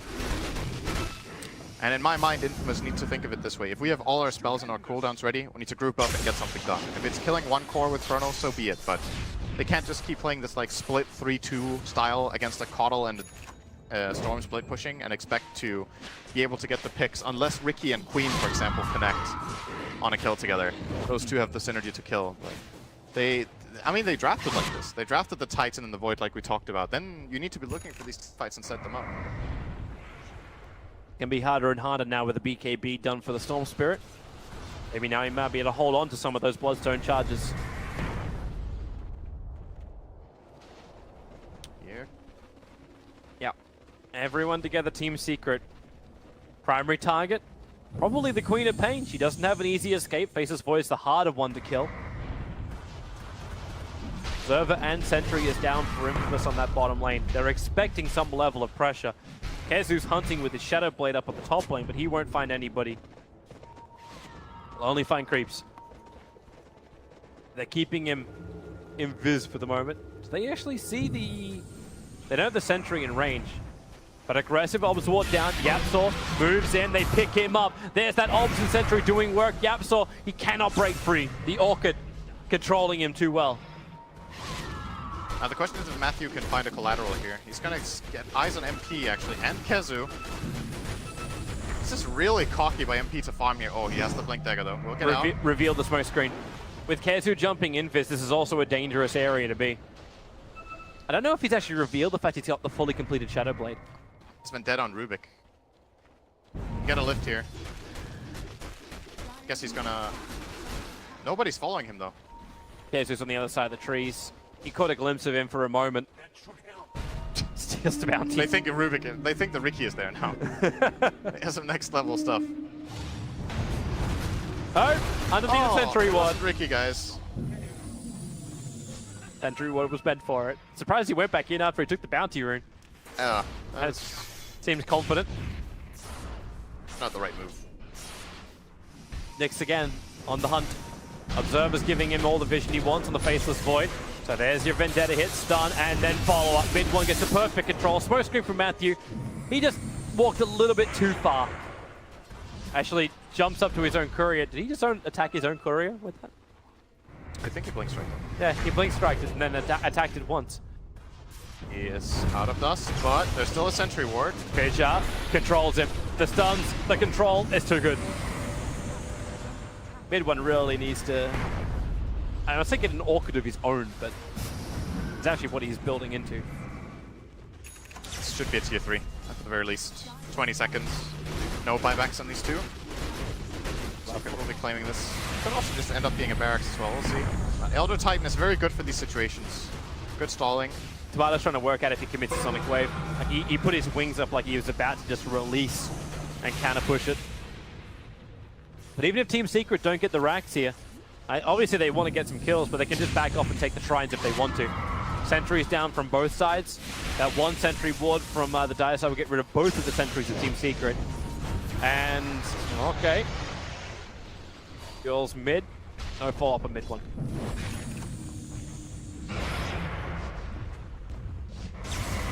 Where are they going? Okay, they're going to go bottom tier 2. Smoke is available for Infamous. They actually have 2 smokes. They have 3 smokes. Time to make some moves, I think. It's gotta be. Or else they are gonna make them for you. Jump from the storm. He's trying to actually dodge, I think, the original smoke cloud. But Kezu, he's in the back lines. It's a big creep wave. He can echo summon if he wants to. Decides not to commit it at all. Instead, they Chrono and Sonic Wave. Infamous can get some damage back. But the neck charge, in fact, the full Greaves charge has done work from Puppey, keeping the rest of Team Secret alive. They won't dive underneath the tier 3 tower. They'll let the illusions do that. But they take the tier 2 and look to push harder. There's those Sentry Wards now. Ricky. They don't exist. The courier. Got it. Dust from Yapsaw. He's going to blink down to the Ancients. Probably going to get out of this one, Matthew, but struggling with his base. MP still taking the tier 3 tower on a bottom lane. So now you can have that little quick battle. The tier 3 tower, the catapult, it does the work from the low ground. And they're still on the back of Ricky. Another reveal, the sentry ward is down now. Ricky Maru will be shut down. So now you've lost your tier 3 tower on the top and the bottom. Kazu can be hunting Tomato. If he walks in range of the creep wave, Echo Slam, plus the stomp, it may just be enough. In fact, he starts with the hit into the Echo, and a very simple and effective kill, allowing Mid-1 to have more confidence. No Queen of Pain means no silence, and Benjaz has no Chronosphere either. He can go for that time dilation, but MP burns off all of the mana, and there really is no other way for Infamous to fight now. You can buy it back, but Chrono is still down.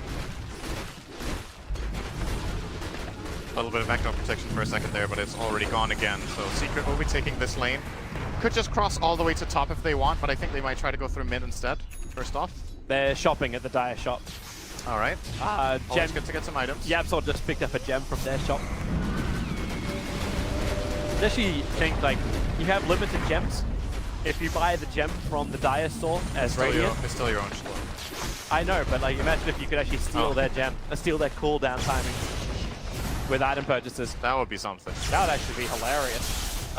Next level strategies. Ricky almost dragged out of range of that Radiant sentry that was further up the lane. This is going to be almost 3 full lanes of racks. Infamous, the last hurrah. Smoke up, they have to get the Chronosphere. Mid-1 jumps in, triggers his BKB. He walks in deeper just to jump out again. The Chronosphere is down. His BKB is lasting forever. The ET splitter will still have an effect, but Mid-1 had enough life to jump away to safety. And MP making more and more of himself. Agent MP at the moment. The Orchid, the control, they turn. Tomato will fall. Queen of Pain down, and there it is. GG. Took 33 minutes for a GG call out from this one. And Team Infamous, they realize it. Game 1 is Team Secrets. Secret looking good. I like their picks. I like the way they moved around together, the coordination of their spells. The other side, they're going to need to step it up from this. This was it's mainly just I said it a couple of times during the game, but it really feels like they need to get more of a team coordination and team spirit going. This seemed very uncoordinated, very individualistic rather than a team play kind of game. And if this is how they're going to play all their games, they will be losing to every team that has good coordination. They just, whether it's the picks that they're uncomfortable with or the playstyle or each other, whatever it is, they need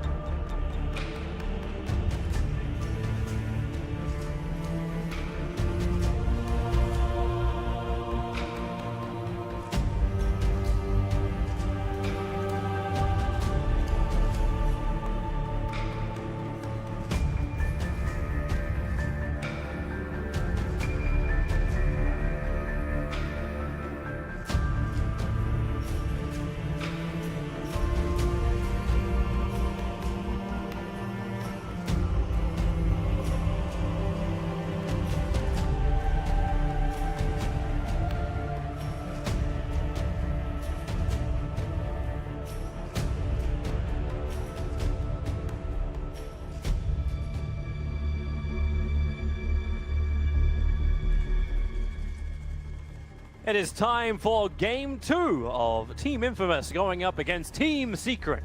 It's a lot of teams. Infamous having a very disconnected game at number 1. Team Secret, sharp, pretty secure. Yeah.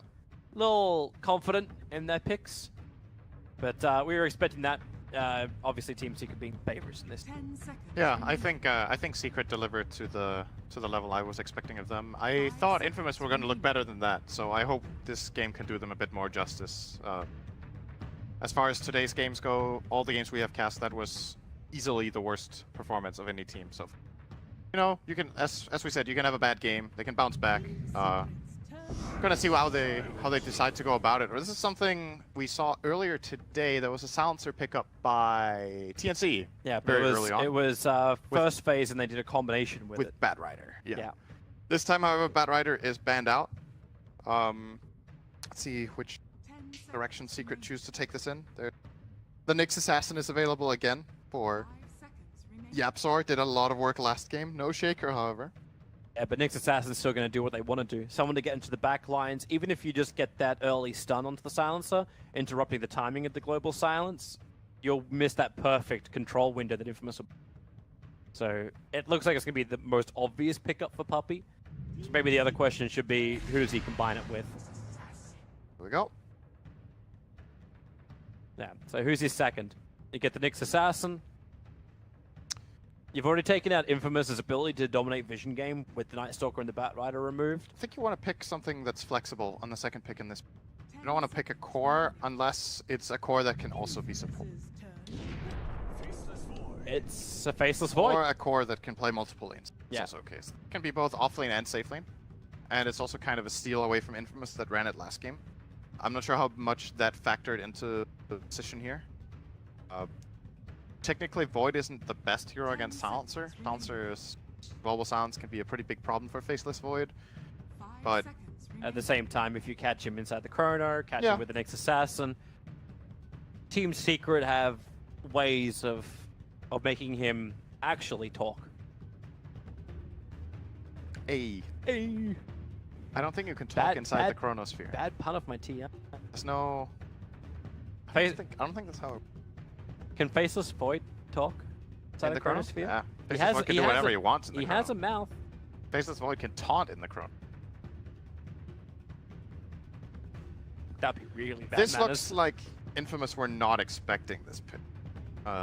They had to be expecting the Nyx Assassin. Yes, I would agree with that. This is taking them quite a time. Well, it's the Infamous specials. That's what's coming up now. Reason why Viper was banned the last, and now they're going to go in for the Legion Commander. This is a powerful duo in the same way that the Batrider Silencer is. You duel someone and they're instant global, 5 seconds and the enemy team cannot counterplay. It's very strong, it's very straightforward. It does require a little bit though. You want your Legion to get the duel, you often need a Blink Dagger, and you need to have someone next to the Legion that can kill the target with the Legion, unless the Legion is that farmed that she solo wins the duel from full health while the global is running. So we just look for the burst damage during the mid lane. Burst damage would be nice. Something like the Queen of Pain they ran last game could work. They could run... there's plenty of heroes that can perform this role. Just a matter of what they like, and I think they want to go for the Quap again. I think that Nyx Assassin was way too annoying for the Queen last game, and he's gonna want to play something else this time around. But who's your nuker in mid lane that, like, you're not going to get a lot of support from a rotating silencer, so it's going to come from somebody else. Yeah, So you get what, kill potential against the Nyx Assassin, get the Lina, but then again you're in the same boat, right? Like it's Yeah, I Intel nukers in the mid. I don't think Lina is the right choice either. So who can play the mid that doesn't really care? Like you could say DK could run the mid. DK could be decent. Yeah, He's better sure. against the Nyx. Absolutely. A lot better against Nyx. It's also a pretty good hero against Void, I think. I would expect an Invoker ban here coming out from Infamous. I would do. 10 seconds remaining. Doesn't mean I should expect they do it.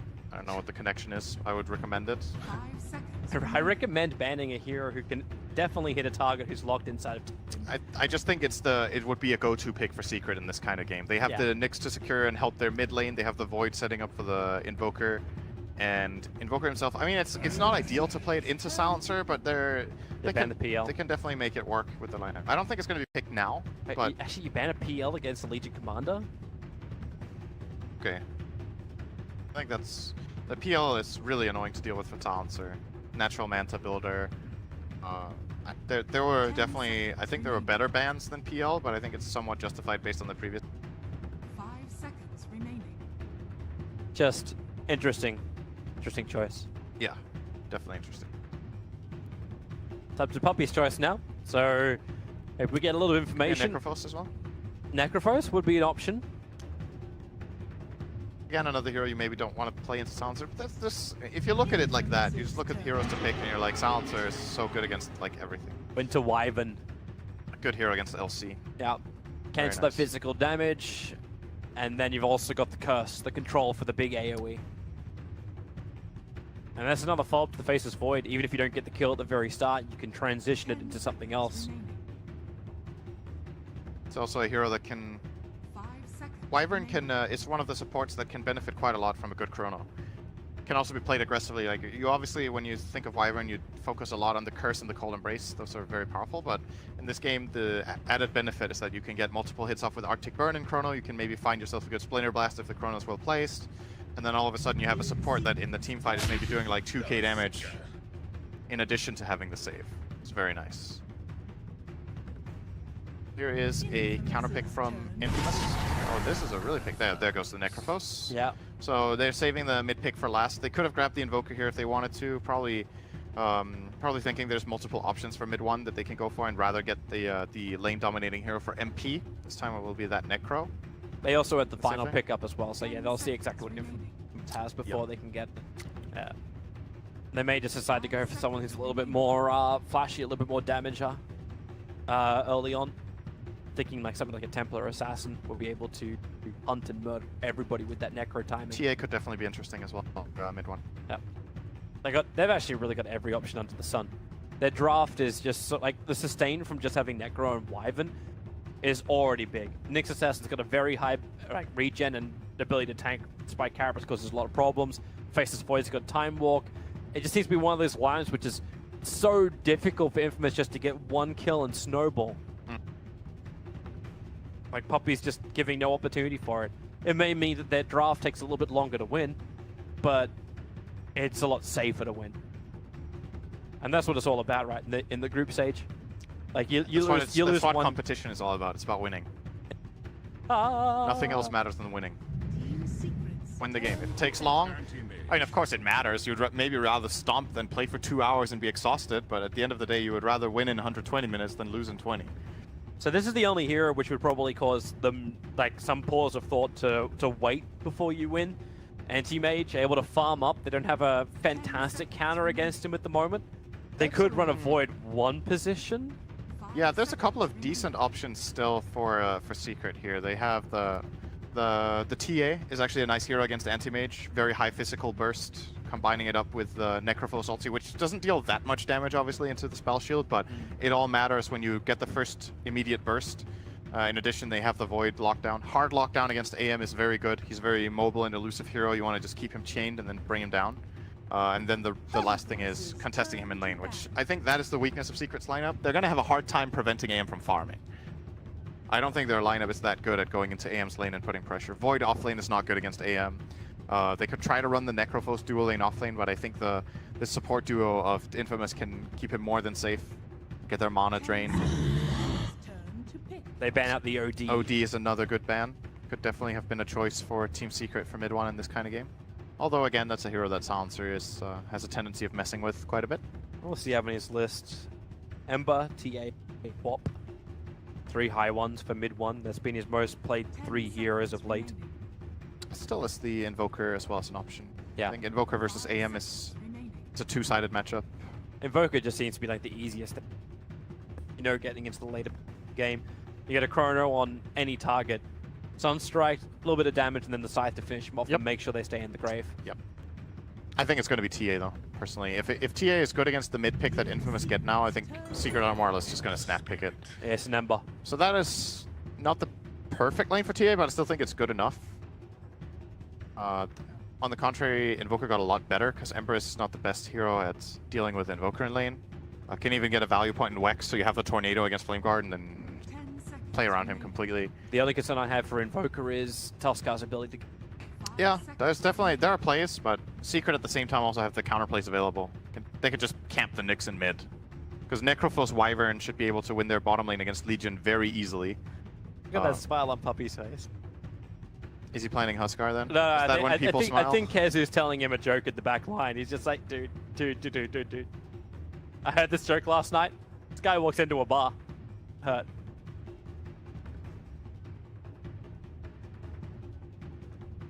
Makes the OD ban make even more sense as well. It's a really bad matchup for Ember in mid. It's one of the worst. I don't know what they're debating here, like what options they're considering. I still think The older counter is the Bristleback, I think, with the one against the Ember Bristle's Spirit. very good against Ember, but it doesn't make that much sense from a lineup perspective. Yeah. I still think just from Secret's active and very used hero pool, I am still leaning toward Invoker and TA as the two obvious choices, if you will. But they might have a second player plan, like Razor could work. And it's Invoker. Yeah, okay. So all that debating, and it was with your original choice, Cinder. And Yeah. why did we spend that much time talking about something that was so obvious? That's what Yapsor just said as well. Well, they're all having a lot of smiles over in the Team Secret camp, and obviously after game one, understandable. Spirits should be high. Yep. And Infamous, they're the team that do come in with like that I wouldn't say no mark on their back, but they're pinned to be the team that gets eliminated in the groups. Like, out of all the teams you'd say in this group, they would have to be up there, which means they also have nothing to lose. Like, go out there and just start to beat the living crap out of every top team. You can pull an SG Esports. You can pull anybody. All you need to do is just fight your ass off and get there. Yep. But have to live with no fear. And right now, it seems like they live in a very individual world of fear. In the previous game, they were at least they seemed like they seemed disjointed. hesitant. They were hesitant. They weren't confident in their moves. They weren't sure exactly what they were supposed to do. And I think it's better if they just commit for something, and then if the play fails, they have committed for something and they've made the move, and then they can learn and move onward into the tournament with some more experience. But making these half plays with 2 or 3 players, or combining their spells incorrectly, or going like half in but not really committing, that's not the way you play. It's just not going to work. They need to just trust in their instincts and their abilities, and then it's going to take them as far as they can. So I'm hoping for a better performance from them in this game. I think their lineup definitely has the potential to... oh, nice Sunstrike. It's the second one. They definitely have the potential with this lineup to win this game in the late game. I think their heroes scale very well. Anti-Mage and Ember with Global Silence are very scary to deal with for the Dire lineup. But the same can be said for Secret's lineup. You know, late game Void Invoker is very, very powerful. So both teams will be okay with that. It's maybe more going to come down to, can you organize good team fights, or can you get a really, really fat AM so that he can start taking towers? Because one thing Infamous's lineup doesn't have is building damage. Actually really bad at taking objectives until Anti-Mage is big. Yeah. And they'll take time. Everything is time for Infamous. How they're lane, so it will actually be off-lane Legion Commander. Ember Spirit will be towards the mid. You'll have the Tuskar joining that off-laner as well. AM to the safe lane. Silence is supporting him there as well. Pretty standard lanes from Infamous. I don't think Team Secret are looking to do anything unusual either. It's that normal, it'll start with mid 1 in the mid. Obviously, man who is dedicating his life to the Dendi that used to be. The International 1 Dendi, TI1 Dendi. Not the current Dendi. I wonder what Dendi gave him back at TI1 that allows him to be a sponsor of it. Oh, that's aggressive in mid. Here comes Nice. Yapsor though. Yeah. And then GG branch being consumed. Is that actually? It's not a GG branch. It's just a happy tree, but it appears as a GG tree. Yeah. Puppy. Get coming Arctic in. burn in. They're looking for more. Yamsaw is not a healthy man. Taking way too much damage from the range creeps. Dropping just shy of 30 HP. He was in the middle of the wave attacking these heroes here, and if there's like 7 creeps on you, you're not going to sustain that. Tomato is level 2, that's a kill. Or if the Tusk had anything left in the tank. But It's the Yep, space let's get up. creation, right? Like, you've got another salve having to be purchased up here by Tomato. Tuskar is stuck in the trees, clarity and just tangoing his way back up again. And YapzOr, thanks to his 11.5 HP regeneration, is back. With a tango. With a mind tango. you. Yeah, 1.4 by, not 1.4, it's 4.3 by itself. But they're still bloody high compared to the 1.4 of the Tuskar. I still feel like this laning stage is just flat out going to go better for Infamous. I think their laning just... The heroes that they have will fare better. They have way better matchups. Yep. Playing Void against Anti-Mage is super annoying, and a lot of it's going to come down to how this mid lane exchange goes down. How much they're going to target that. Oh, Puppey could be in trouble here. Oh, just get out. Arctic Burn lasts just a fraction of a second long enough to get over. Used the shards a little bit too early there. With the Snowball first into shards, Matthew could have maybe threatened at least. Gotta stop getting burnt like this. What's he supposed to do, man? Not a lot. Yeah, you can't just abandon. Maybe that's actually what he thinks about. He decides to go for Iron Talon and just take the Void to the jungle. I think he's just going to leech and get whatever he can. Obviously, he's going to take very little damage when he's out of mana. Then the mana break won't deal damage. He has a 4-man shield. He has 4 armor. So he will get experience, but this is just an innately awful lane. Like now, if the Silencer keeps just throwing glaives at him, he will eventually have to yield, and that's going to happen now. So, Puppey is down here to help. I don't really think Puppey is doing anything here. He's here to harass the Silencer out, maybe. Not really gonna do much. He's just, yeah. I guess he's trying to eat some of their regen and be useful in this lane. Oh, he's not gonna do much more in the mid. Sunstrike, it's off target. Mato's already back up the hill. Then again, he turned around for a second longer. Wait, okay. He decided to just basically do a do-si-do before realizing he had to exit the barn floor. It's odd. Yes. Very odd. Now he has to go back to base. I think, so this Puppey rotation bottom to try to give Kezu a little bit of space was unsuccessful, and instead he could have maybe got like 1 or 2 pulls off top and been almost level 3. So I think this movement was not that effective in what it generated. AM is still going to have a great time bottom. The Legion Commander, as a result, is now, you know, he's level 4 with 15 CS top, and you compare that to the Void, who's level 2 with 3. You know? That's, Snowball. They're going in after mid 1. YapzOr is in the neighborhood. Can't line up for a double stun. Doesn't have Spike Carapace either. In fact, misses his stun. Doesn't have enough mana for mana burn. That would have been enough damage to kill off Tomato if they could have just held him in position. And, oh, Tomato, what are you doing? Oops. You know that time when you just look over the edge because you just want to see the canyon? Yeah. And then a pebble slips. I can't explain it. I don't know what's happening, if it's just nerves or what it is, but this is very uncharacteristic stuff happening here. YapzOr with extra vision. I don't think they have another Sunstrike to lend. In fact, probably on cooldown. Estelle will move over, and YapzOr's caught on the wrong side of the river. Puppey into flight he will go. Snowball's coming forward as well. YapzOr, Invis runes nearby, but Puppey doesn't have his level 2 yet. So cannot Cold Embrace, cannot save YapzOr. Infamous gets something back. So if this mid lane wasn't going as bad for Tomato as it is, Infamous the would be in a 34-17 to 10-0. Yeah, Infamous would be in a very good position right now, just with the early game because of how much AM is getting, because of how much Legion is getting, but this mid lane is just not going their way at all. And it's not only Secret that have invested into it. The Wyvern was there a bit, and the Nyx has been there most of the time. So has Tusk, so they've just been outmaneuvered in the lane. And Mid one is mechanically very good at playing these 2-on-2 matchups mid. I think he gets a lot out of YapzOr's rotations in general in Secret's games, playing to the limit and just getting good farm. And Infamous have to bring Tomato into the game. He's losing this lane way too hard. And that's the big concern. He's just going to become food. An absolutely nothing hero, and he needs to be something. Like, especially if you get one hero deleted by the Necro Scythe, you need somebody else to pick up the slack. They're going to try to help him now. There's 2 heroes rotated in. YapzOr does have his level 3. He again didn't go for Spike Carapace. I thought he might have, just because he is up against an Ember. Yeah, could have been good, but Carapace level 1 is not that strong, but it still could have been a somewhat of a value point. I suppose you need the 1.2 second stun duration, right? If you are going to make anything work. You kind of want to in Carab.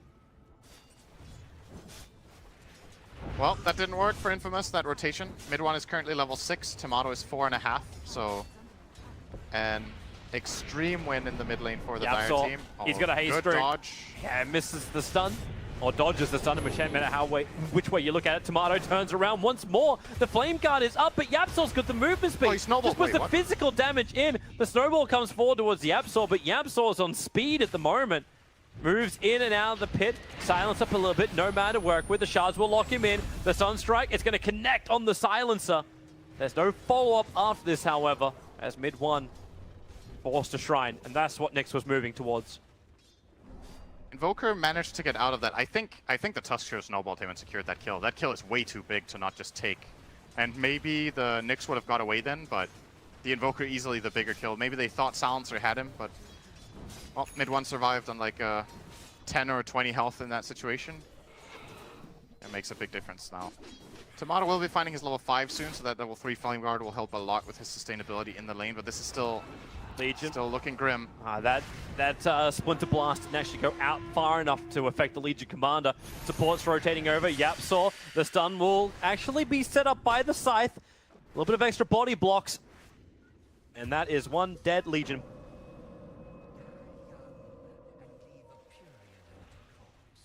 She only had 1 point up in Heartstopper Aura. I thought MP might have gone for a little bit more. He's in a melee lineup.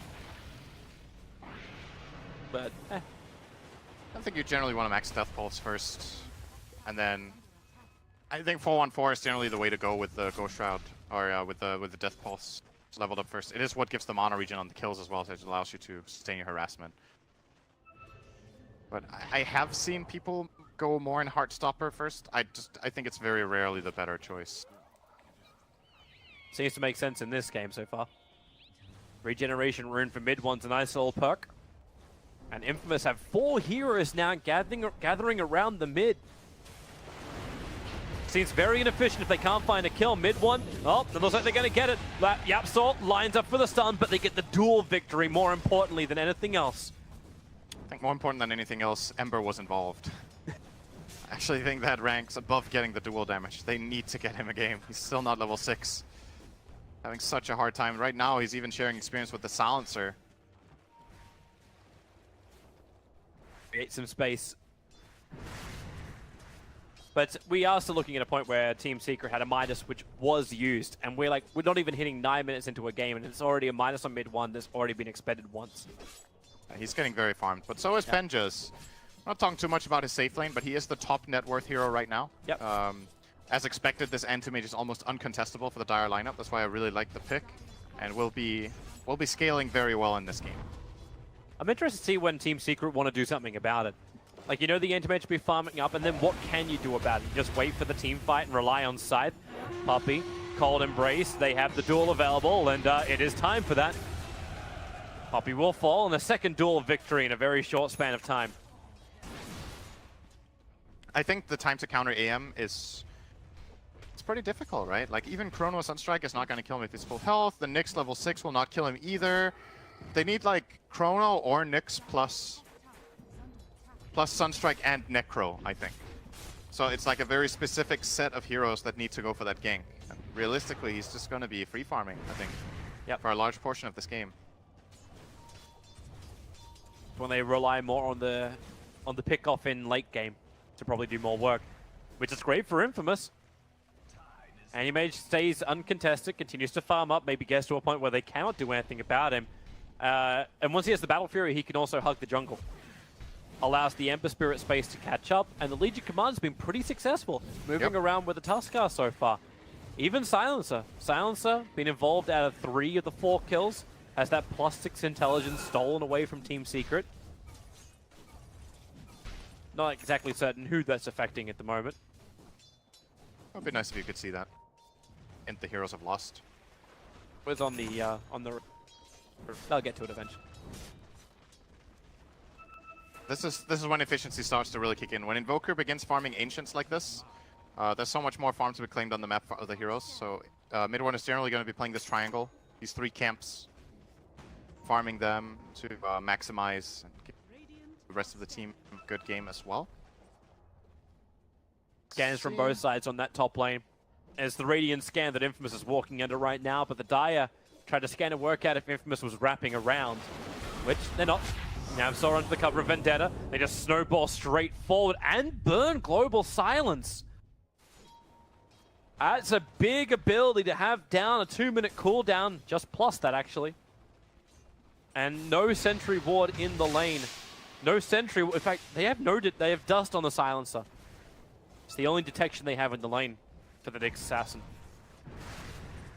I think the idea there was we're gonna snowball in, we're gonna punch, shard, and then global, and then duel. But there was a disconnect in the timing where they already got the cold embrace off, and then the play is done. Top lane. Scything already. Snowball will protect. Who are they jumping towards? It's only the melee creep at the front. P is not looking that healthy. I think he doesn't have enough mana. And mid one's waiting for the perfect Sunstrike. The Observer Ward reveals the fact the Shrine's being burnt from Legion and Tusk.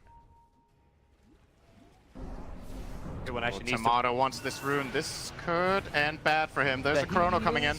Oh, Defensive Spirit. making the right move there, getting out. Oh, they should go for another one. The stun connects on the silencer. Sunstrike's right in the money. And a cell will die. That's a much better kill for Infamous to give away, though. Yeah. This Ember, it's like they're kind of almost the same level. Ah, okay, Ember's starting to... MP's in trouble until the shards push him out. Another one of those moments. Kezu jumps forward. He's got Time Walk in 2 seconds' time. Then he can Chronosphere follow up. Scythe is not available at the moment. I think it's good for them that they didn't come in on that. If those shards would have locked him in and they tried to take that fight, that would have ended horribly. Well, they're going in anyway. There's The no duel way is this out. is It's the gonna work. Faceless Void. He'll be protected by the Cold Embrace, and then, well, Snowball also sort of protects in a way. Ember Spirit, Mass Spirit committal. Just kidding, Toby. It worked Heavy wonderfully. damage on to the Faceless Void. It's still another 7 seconds until you got Scythe up. Splinter Blast will dissuade the rest of the fight. This is super dangerous stuff, though, the way... I mean, I like that Infamous are just doing stuff, but that play is so dangerous. You just blindly duel a guy that you know the Wyvern is behind, so you know the Cold Embrace is going to come out. I guess the idea was we're going to force the Cold Embrace, then Ember can come in and blow all of his magic damage, and we get the kill. And they did. So they did manage to get that kill, but with a bit more counterplay from Secret, that could have been a great fight for them. But they have TP on the cooldown on their TP, so they didn't manage to assist Kezu in time. If Yapsaw turned a little bit further north, he probably would have got a solo kill on the Legion. He's hunting, looking for a pickoff. Invoker now is almost at a max Sunstrike. He's 1 point away from full Exort. He just needs to set something up here. Radiant structures are fortified. Meanwhile, Tomato's playing a nice game of catch-up, 3.8k. Banjas wants to hit into the tier 1 towers at least, force some kind of reaction, mid one. The bottom tower does go the way of Team Secret, thanks to that early 4-star. He can get out of range of the Tuskar and Kezu. He really wants a better hero than just a Tuskar. He said he'll let Yapsaw do the work, and yeah, he will actually commit the Chronosphere. Global Silence being burnt. There's a follow-up. Here comes your duel. Doesn't commit, however. Faceless Void. Now they'll give it a crack, but the curse. Space being created here by Puppey with a follow-up Sun Tomato dropping very, very low. The Cold Snap making it difficult to get back out. This one, Puppey's attack will connect as well, but no more Snap, but that's your Scythe. Ember Spirit. He was just becoming a real boy and has his nose cut off.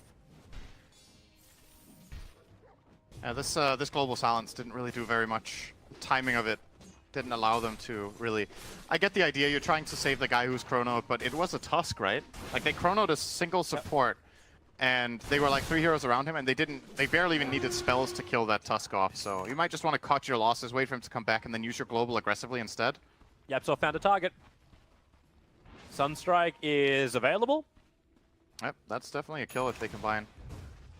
But he needs to hit both Vendetta as well as his stun. Or else that ain't a kill.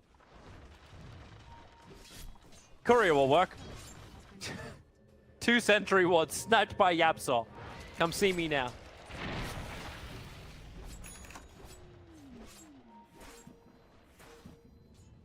Sustain's getting better and better too. Arcane Boots now over on Puppey. They have the mech of MP, combining with his level 4 up and the Death Pulse. It's a lot of regeneration to work with. And they've got maneuverability. 4-star on the Invoker. As his first item after picking up that Hand of Midas. They'll take the mid-tier 1 tower, blink into duel. Kezu, what can he really do here apart from time dilation? Invoker mid-1! The Sunstrike! It doesn't connect, but Kezu can at least get the last Bastion. gold is split, with mid 1 dying. The duel wasn't won, correct? I think so. Correct. Okay. He got out of the duel and was able to actually burn his mid-lane. one charges as well, Puppey will die up in top, nice but mid lane, the Tuskar Snowball saves from the Reaper's Scythe. But the dominated Troll, Summoner, controlling Silencer for a second, but not long enough. Very nice save from Matthew. And at the same time, Tomato got a solo kill on Puppey. That's really important for him. Secret, we're starting to pull ahead, but this little bit of a hiccup is much needed for Infamous. Getting that big Invoker kill, getting the Wyvern kill, and saving the Silencer there. This isn't a good sign for Team Secret after the game 1 was a very confident win for them. Their mid lane was a trashing in favor of mid 1, and maybe their lanes weren't everything they were hoping it to be. But I'm wondering if Team Secret are going to come out of this, even if they do take a 2-0, saying, you know, this probably should have been better. We're still having issues. If we're going to beat the top teams here at TI, then we need to play better Dota than this. I think one of the things that slowed them down a bit in this game was, again, the early movements of Wyvern, I think, were not that useful, and they could have had a higher level Wyvern earlier, and maybe that would have made the transition a little bit cleaner. But honestly, I also just think that the drafting in this game is just better from Infamous against the heroes that they have, so it's not as easy of a game to play. Invoker TPing in. There's a lot of heroes here. Yapsor scouting them all. He'll get the stun on the anti-mage. The global silence means there is no easy follow-up here from Team Secret. What they wanted that scythe from MP to do some work. I think they're still going to be happy forcing out global there. Yep. There may have been a play where they snowballed and then he blinked out after, but I think that would have killed the Tusk. So you're 100% safeguarding the AM and you're keeping Tusk alive with that global. I think that's fair enough. Secret now going to force tier 2 tower bottom lane. Mark ready up. They got the regeneration plus the Hadouken of the Satyr Tormentor. MP and Puppey are playing with the rest of Infamous in the mid lane. No one's TPing in for this. In fact, Haystroom for the Legion Commander just runs at the tier 1 tower in mid and just... Alright, so this is the way they try and get a counter. Faceless Void will arrive. Chronosphere, it caught the edge of the anti-mage. Sunstrike will connect, and MP, he's going to cut his head off. There goes the anti-mage. And Legion Commander has the movement speed to escape right underneath the Dire Observer Ward. Team Secret knows that he is gone, but that's a tier 2 tower plus the death of the anti-mage. I was like, the idea from Infamous there was pretty good. Like, they can't defend that bottom tier 2 tower, so they're trying to get the top tier 1 and mid tier 1 as a trade-off. But Kezu set up very nicely there, and of course the Legion Commander blink a bit faster than Anti-Mage, doesn't have that animation. AM didn't manage to get out, and that is a very big kill for Secret to get. Oh, Legion. That's how it looks like. Oh, he was going for the duel on the Invoker. It doesn't happen. They turn around for the fight instead. Ember Spirit protected by the Snowball. Again, very good target choice. Going for that frontline melee hero. Miss will return home safely. But now they've lost all out of towers on both their mid and their bottom lane. Top will be next. Matthew looks a lot more comfortable on Tusk than Ricky. He is playing this hero significantly better than in the last game. Could have also just been a bad game, who knows, but he has had some very, very good saves on the Tusk already. The real challenge for Infamous is to not get this far out of position all these times and get the jumps. Like, I like what Kinteka was trying to do there, but the moment that fails, it's tough after that when he doesn't get the duel off. All right, here we go. Smoked under ward though. Secret have a lot of information to play on right now. And you can see him prepping for it. Puppey's in the tree line. They put MP, their tankiest person on the front lines. Greaves, 17-1 charges, and a Hood of Defiance. You do not want to go on him, and that's exactly who they do go on. Global Silence may just be enough protection, and it is! Faceless Void will fall as well! The Cold Embrace held him there. You put the curse onto Tomato. The follow-up damage, it will not be enough. And Team Secret, well, Puppey could be in maybe trouble too. Underestimating the damage that can come out from Infamous, and you are right, Puppey is on the run. No duel required for Keep this him alive kill. 40 seconds to duel him. That would be... This I'm is not what certain if that's Infamous a dick move or a waste of time if he did that. This is what Infamous' lineup is very good at. This exact play is very powerful when they can coordinate it. Duel into instant goal. They globaled and dueled at the exact same time. That was very nicely done. And then they get the timing with the Ember jumping in using all of his bursts. They kill the tankiest hero on the Dire lineup with ease, actually, there. He didn't even get to cast anything. Then follow up getting Kezu afterwards. This will get harder when MP starts getting some more max HP. But for now, this worked out very well for them. Yep, they can just keep it up. They actually hold the advantage in experience. Even if the gold is a little bit behind. They do. Look at the graph, though, how much they gained there. Yeah. That's a really, really big swing. And they have the Anti-Mage, who is starting to scale. It's going to be climbing harder and harder. He's looking for the perfect, like, a nice timing. The Manta is getting closer and closer, but he needs time. And, okay, well, we need wards. Get back. Matthew's already calling it. We don't see Jack all. In fact, if you look at the team's secret observer wards, it's this almost perfect perimeter. Oh, they have 5 stretching. wards now. Wow. It's stretching from the tier 1 tower up on the top lane, past the Ancients, down to the mid lane, and then down to the hill deep inside the Radiant jungle. They know that they can get away with this Roshan because no one from Infamous sees anything on the map. Nice play. Very good warding from Secret, getting all of these aggressive wards out. This has to be like dodge until you gank for Infamous. Sun's not going to connect from Yapsor. It's just not big enough. That Aegis did go on the back of Invoker, so mid one has the extra life. Infamous have 2 choices. They can try to open on a target again with the global now and try to take a fight, or they need to split and just buy time. So time walks down. He actually found the Ember Spirit caught inside the Chronosphere. They'll hold him there for a while, and now the Scythe. The global silence wore off. Oh, he didn't have a Remnant out, else he could have actually even survived that. They're going for King Tekka. Call snap, okay. he'll break free with press the attack. While Anti-Mage gets the bottom tower, so tower for an Ember. They're TPing over. Yapsor is trying to keep tabs on him. And, well, first hit, stun.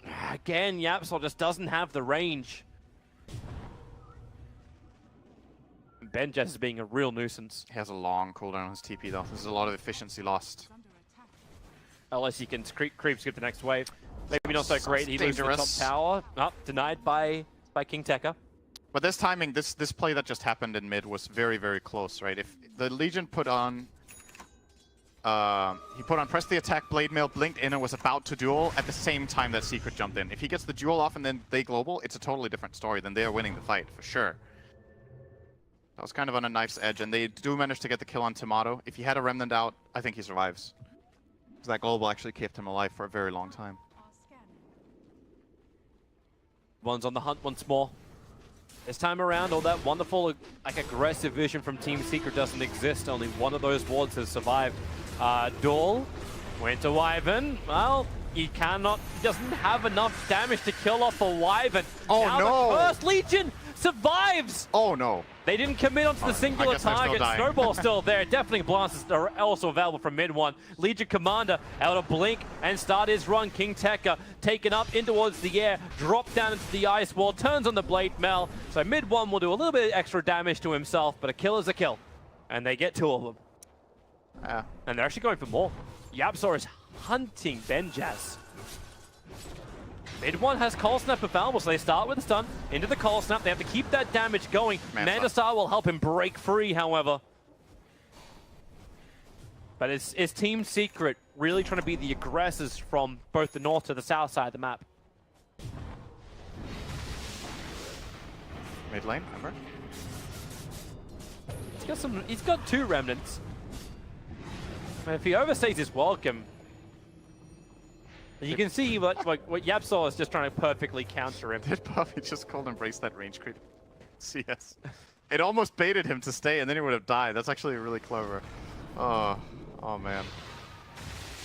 CS. Range creep's worth a lot these days. So here we're seeing the replay. Yeah. And what ends up happening here is that they curse and Necro ulti at the same time, so the Necro ulti does 0 damage. Else that is an instant kill on Queen Tekka, and then he will have that extra death timer added. Instead, Secret have to end up wasting quite a lot of time to get these kills that would have been very fast, so lost like 20 seconds there. Not the biggest problem, but... The time you get to be alive as well.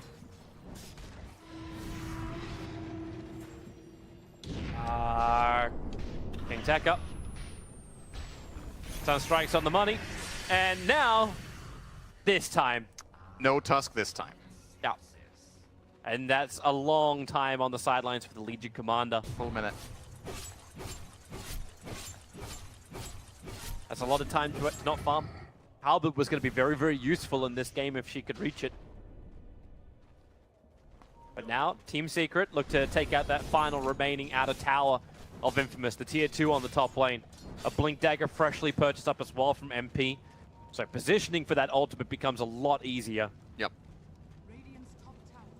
But the issue is still in the back of the mind. Team Secret have to deal with Benjaz. They have to deal with this anti-mage.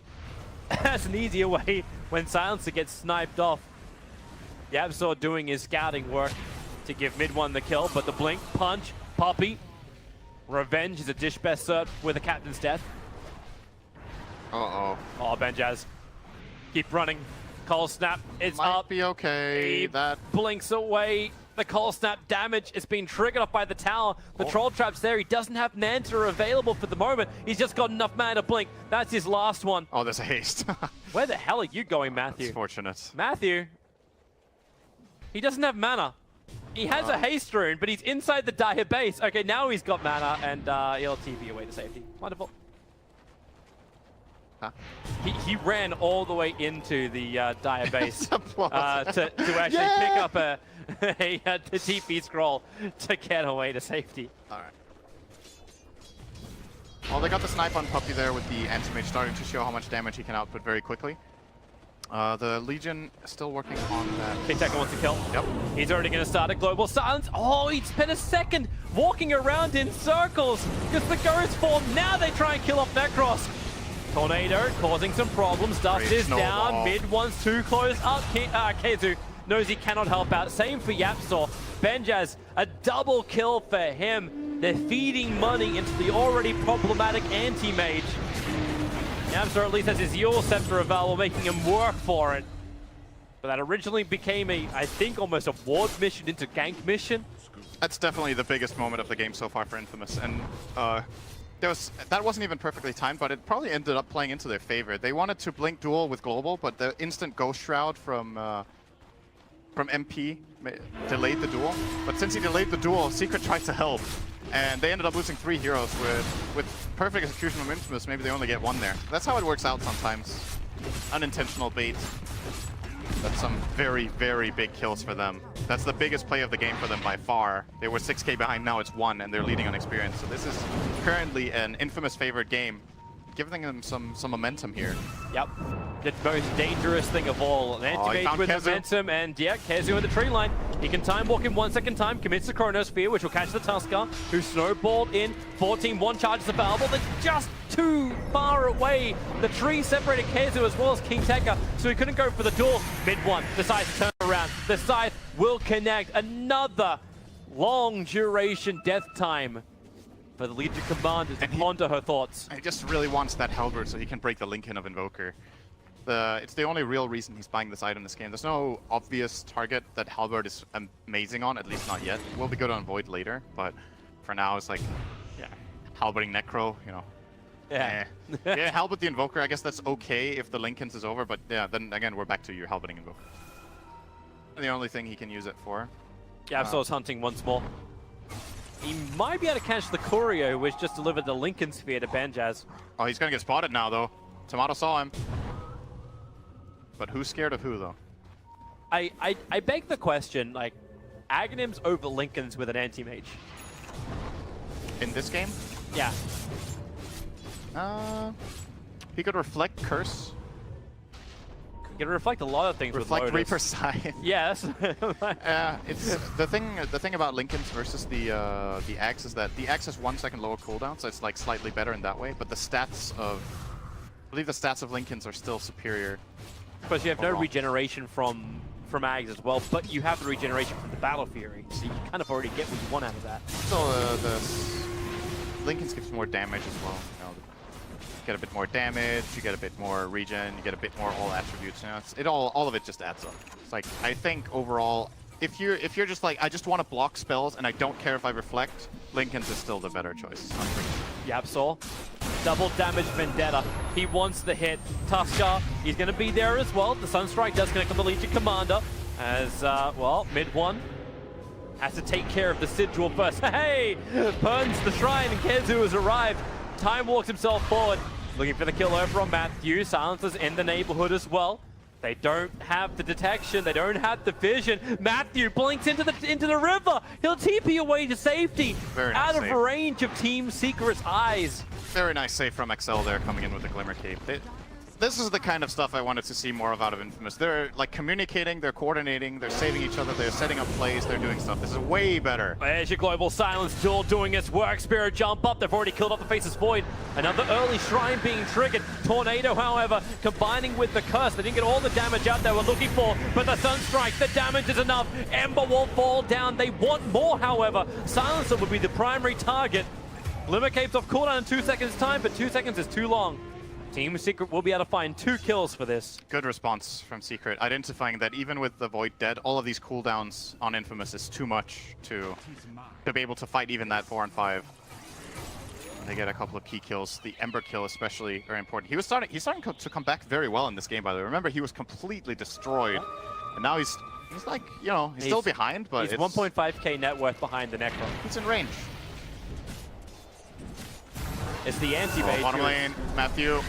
That's not a good ice wall. No, it is not. Tornado will catch him. Still got a lot of life with the 1 charges, but this is also a very farmed up Invoker. Create space. He can EMP to create space if Anti-Mage decides to try and fight this. But there's no reason for mid-1 to do it. He's working in towards a BKB as his next item. So Ags, Lincoln's, BKB. It's a lot of stats, it's a lot of survivability from mid-1. Yep. And not a lot of control and damage. That instead comes from the Necro, who I think was originally tossing up the idea of an Aghanim Scepter. Trouble in the Shrine. Oh, Legion. He starts the duel. I don't think that was the right idea. Or maybe it will be if the duel isn't complete in time. Mid-1 doesn't get the bonus damage. Oh, Yapsar actually ruined that duel. Yeah, he yulsed him up. He got scared. I mean, why wouldn't he, you know? He's just randomly dueling this guy in a 1-on-3. He's like, okay, the team is definitely coming, Yeah, you know? so someone's here, right? Nope. King Tech is just crazy. That's it. You're talking about the Sing Sing logic. Like, I can work out what they're gonna do if they follow a logical path. Yeah. That was, I don't know, that was crazy.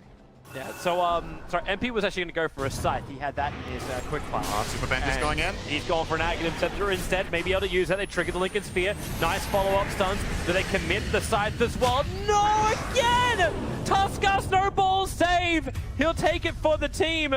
The man that he's saved is his Executioner. Because of the cursed puppy. Turns friend on friend. That was such a crucial thing. He didn't have buyback. I mean, Antimate's just randomly blinked in alone there without buyback ready. Super YOLO. Duel There is out. Spirit committal once more.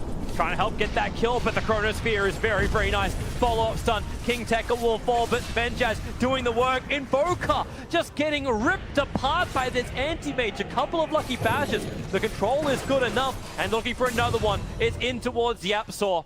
Another kill with Silencer in range, plus 26 intelligence stolen. And away they run.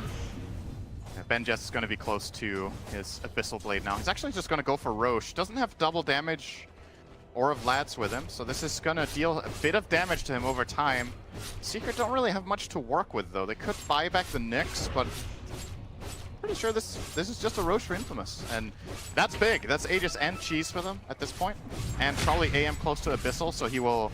I guess he will take the Aegis, buy up his Abyssal, and then he will just go in for the team. Like, just start the fight, go in on the Wyvern, kill the Wyvern, and then we'll see what happens. 28 seconds until Invoker is back up again, and we will actually see if it happens. For now, Team Secret is scrambling to keep the side lanes pushed out. Ezu's trying to get himself closer towards that Shadow Blade, get the better positioning in the fights. That way he can actually work with the Nyx Assassin. Puppy's got so much money on this. I didn't realize how much he's got, but he's sitting at 9.4k net worth, but it's the Lotus Orb plus Glimmer plus Solar Crest. Oh, sorry, working towards Solar Crest, just as Medallion. That's a lot of cash. Mid-1 still trying to find his cash to finish a BKB. Hasn't found his target just yet. That is top lane where Benjaz is adding pressure towards the tier 3 tower. One catapult moving forwards, forcing mid one to retreat. He can BT to the rest of his teammates later on, but for now, has to accept defense duty. Have they got another smoke? Got the Abyssal Blade on the courier. Ready to make the move here. Here we go. Yep. Should jump in stun. Benjaz is really dangerous right now. He's clearly the strongest hero on the map. They're going to bottom lane. Looking for the farm. Tomato is there. Yapsor moving in fast. Team Secret, they have the numbers. They need the kill. His Spirit jumps forward. And now Global Silence dispelled by both Yules and the BKB. But Ember Spirit is away. Now they're actually got a pincer going into work on Team Secret. Benjaz in through the front. There's your Abyssal Blade going to work. But now he's actually killing off an illusionist, not the real version of the anti-mage. Cold Embrace will protect the Nyx assassin, but not long enough. Chronosphere is down. EMP Tornado. I think the Tusk gonna hit the deck, not to mention they got both Legion and the anti-mage in it, but the Snowball trying to save. It won't be enough time. Legion again on the end of that Reaper's side. Quick runaway mid one. Ice Wall is actually a lot quicker, but not quick enough when they can blink over. Another stun, and the Mana Void hit. The damage is just too much for Team Secret to deal with, and now it's all up to that last man, MP. The final, well, I say the final core that really still is here committed. Kezu bailed out of that as quickly as he could, so a 3-for-2 trade-off in that fight, and it goes the way of Infamous, most definitely.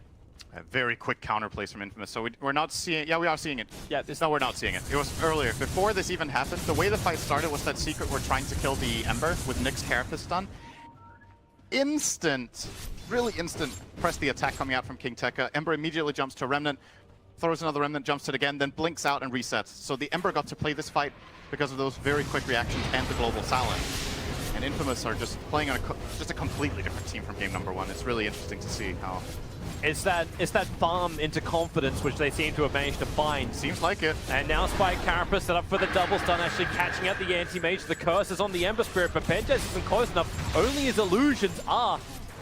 And Benjaz just keeps beating into the melee racks. They're really committing for this. You wouldn't be hitting the melee racks unless you're properly committing. The Lotus Orb, protecting Phases Void, another stun. All this damage may count for nothing if Benjaz cannot finish off the racks. Ember Spirit's helping out. They're looking for Veils. They're burning him down. Remember, he's got the Aegis the Immortal, and there it is. They get the melee and get the hell out of dodge. Could go for the Shrine if they want, but they know that Secret's heroes are coming back to life, so probably just going to reset, regenerate up here with Benjaz and get him ready to fight again.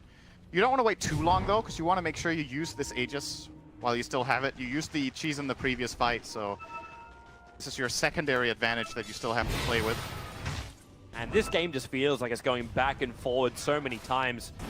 The best graph to explain it is actually the experience graph. It's been going up Infamous, then away, then up, and then away, and then up. Yep. And now we'll see just how far away it can go. They do have a 7.5k XP advantage, and they hold the gold advantage clearly for the first time in this game. Up to 3.8k, 4k-ish being their advantage. And the type of net worth they have is very powerful. This anti-mage net worth is very, very strong. So is the Ember. Ember has a lot of key items. Now BKB picked up for him. 10-second BKB, minute 40 into the game is a strong item. Mid lane. Yeah, they looked for an opportunity. Tusker trying to snowball himself out. Yamsor gonna set up. Yule Scepter into stun, into Scythe. All right, he died. Yeah, that's the Aghanims on Necro. That's 90 seconds. Yeah, and such a low cooldown. It's the fact they've got it again if another engagement comes up shortly after this. That's probably the biggest thing now for Team Secret. That's why I'm like sitting here going, you know, Infamous look like they're in such a great position, but one hero gets scythed. And you're already in a huge disadvantage where you just don't want to fight again. If Team Secret can force a second one. Yep. Ugh. Aim got BKB now, so even more stacked on him. He doesn't have buyback. If he gets caught now, this is a complete disaster. Infamous need to be a bit careful. This time they don't have their save alive. Only the global. Secret cannot pierce high ground right now. They're just gonna need to accept, all right, you know what, 45 seconds we're not gonna get farmed for. Secret must have good wards out. They just killed us off and have played in our jungle. Take it easy, wait for our last guy, and let's go again. Exactly what they're doing. Do not leave the base. You know, give the opportunity. It's like Casey's trying to find Okay, he is going to get the Silver Edge up. Reduce some of that damage. I honestly thought the Necro would go for a little bit more... I mean, I can understand survivability. He needs to have more armor than just 17 against this lineup. So going into a Shiva does make sense. Shiva's good. I'm just thinking, like, where does their extra damage and control go? Like, originally he was looking for a side, he was looking for that level of control. Now he's gone for full defense. Does this put more pressure on mid one? He wants to finish up his Octarine, but then... Okay, he just switched that out for a blood... for a... Bloodthorn. Yeah. They need physical damage. I think that's the call there. Have to have more mixed damage types. Arcane Rune. Welcome to a lower cooldown on that Chronosphere. And does have buyback, but... He just took both of those runes under the cover of Invis. Yapsor's found a target. He's found Tomato. Forest Spirit's going to attack up the hill, so either reveals the fact there's an Observer Ward or there's a Nyx Assassin there. Oh, no! Side of Fist at the same time as the Impel. Kezu, however, able to get down that Chronosphere. They hold the Anti-Mage in position. Remember, he's still got the BKB. Break free. The side does go down, but it's already too late. Faceless Void. They turn around. Doing the damage with Amanda style. Even the dual Wyvern can't get the curse off. What a great catch up from King Tekka. MP will be the next to fall. And that may actually be the game. Two heroes without buyback. The Void and the Necro. Infamous. They're going to go on a rampage down the mid. They can take at least 2 lanes of rack so they can push for a GG. They may not know about the buyback situation. Here comes Wyvern's buyback. Benjaz, he pops him through the top.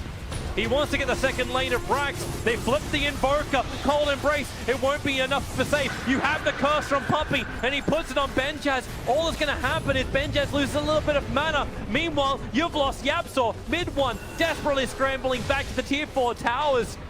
Infamous.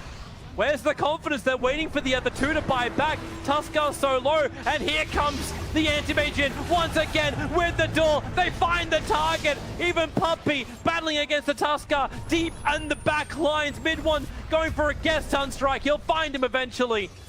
So the saving Tuskar is gone, and the tier 3 tower remains alive without Void or Necro in this fight. That was still really expensive, though. They had to buy back the Invoker and the Winter Wyvern just to They hold. bought back actually 3. Yapsor bought back Yapsor 2. bought back 2. It's like, that's a 10k swing, the play that just happened, more or less. So Infamous are in a very, very comfortable position now. They have a lot of gold for buybacks. They have a lot of new items coming out soon. Anti-Mage sitting on 4k right now to buy whatever he wants. Almost BKB on Legion. It's going to make it a lot easier for him. Bottom lane. Silencer has Refresher. They found the Invoker. Could this actually be a dieback right now for mid one? Support is coming in, but Benjaz is just focusing on the Shrine. A secondary Searing Chains. Okay, they're not gonna play it. I can't imagine how Secret win this next They fight. see him. Oh, look, it's triggered. Door will come off. This is horrendous for mid one. If he dies, Kezu has to go for the Chronosphere. Yapsor's nearby. He'll get this on the Legion Commander. Global Silence for the damage. It will be enough with the Scythe. You'll send the Legion down, but Nyx is gone. He has no buyback available. Kezu needs a time walk. 1 second away, but doesn't have the mana anymore. He'll walk up the mana void. Kezu, he's so low. The curse is out. The attack is following towards Kezu. He'll get back into the safety of his own tower. Puppy will not be so lucky, however, on Willie. The Glimmer Cape back out to safety. MP with the burst heal keeps them alive, and Team Secret scrambling defense. That was what I was gonna say before King Tekka went for a completely YOLO dive under the tower alone with that duel. That the Silencer has Refresher, and the reason this fight even gets close is that the Legion is alone on that engage. If they jump in together in the global, they could just get the kill or force all these defensive cooldowns like BKBs and Mantas, and then they can refresh and global again and take that key kill and end the game. But that ended up really good for Secret. They traded 1 for 1 and there were 2 globals used. That's about the best fight they can hope for under those conditions. So they're still alive in the game, but it's really hard. Infamous were looking towards Roshan once more. Look at the 2 wards that Infamous also have inside the Dire base. They've got it on the northern and the southern point of the base. They see whenever Team Secret is not home. But then again, what do? You've got no global silence. Your Legion Commander is still down for the count. Well, Matthew needs to send some shards in there. All right, he will. There go the shards. Doesn't really interrupt anything. A quick sleight of fist from Tomato. Tuskal. That's problematic for him. A quick little throw ball into the Necro. Another Yule Scepter. Here comes Benjaz. He's looking towards Puppey. He wants that curse taken out of the fight, and he might be able to do it, but Puppey, the Glimmer, he gets away in the Chrono and caught the Anti-Mage. He's in huge amounts of trouble. Benjaz blinks. He's out, or is he? The Deafening Blast. Regeneration's not enough. He'll buy back. They're going to commit for this, Roshan. They want the fight, but Yapsol's already looking for a kill. He wants to go for somebody else. They still have the blink into Reaper sights available, and they got eyes on the Silencer. He's the bigger kill if they can claim it. The Tusker, sure, his save is a nuisance. AM is roshing. He's actually doing it by himself. As long as Roshan stops bashing him, maybe that'll work. Man, Secret are not expecting this Here you go. Sunstrike. Tuskar's gone. 107 seconds. Roshan, he's almost 236. He is gone. Aegis Immortal. Benjaz will get it as well as the Chiefs. A quick sleight of fist. No Searing Chains. Tornado is up. Defensive Sprint is available. They got the door. Here goes King Tekka again. The duel's on mid one. Down for 2 minutes with no buyback available. The curse will turn it around. Ember Spirit will fall. But remember, he's your consolation prize. Puppey will die in the trees. Up he goes. Here comes your Spirit's Fall, and Tomato is back in once more. 2 heroes lost for Team Secret. No Chronosphere available. It seems like an impossible defense now for Team Secret. Dire's bottom tower is under Yeah, I'm not sure how they're going to play themselves out of this one. MP can't even get home. No. TP. They don't have damage. They don't have any damage alive. They can't kill a single hero with the lineup they have remaining here. King Tekka was forcing the top. There goes your TP. MP's changing his target. Kezu, he needs 18 seconds before Chrono is back off cooldown.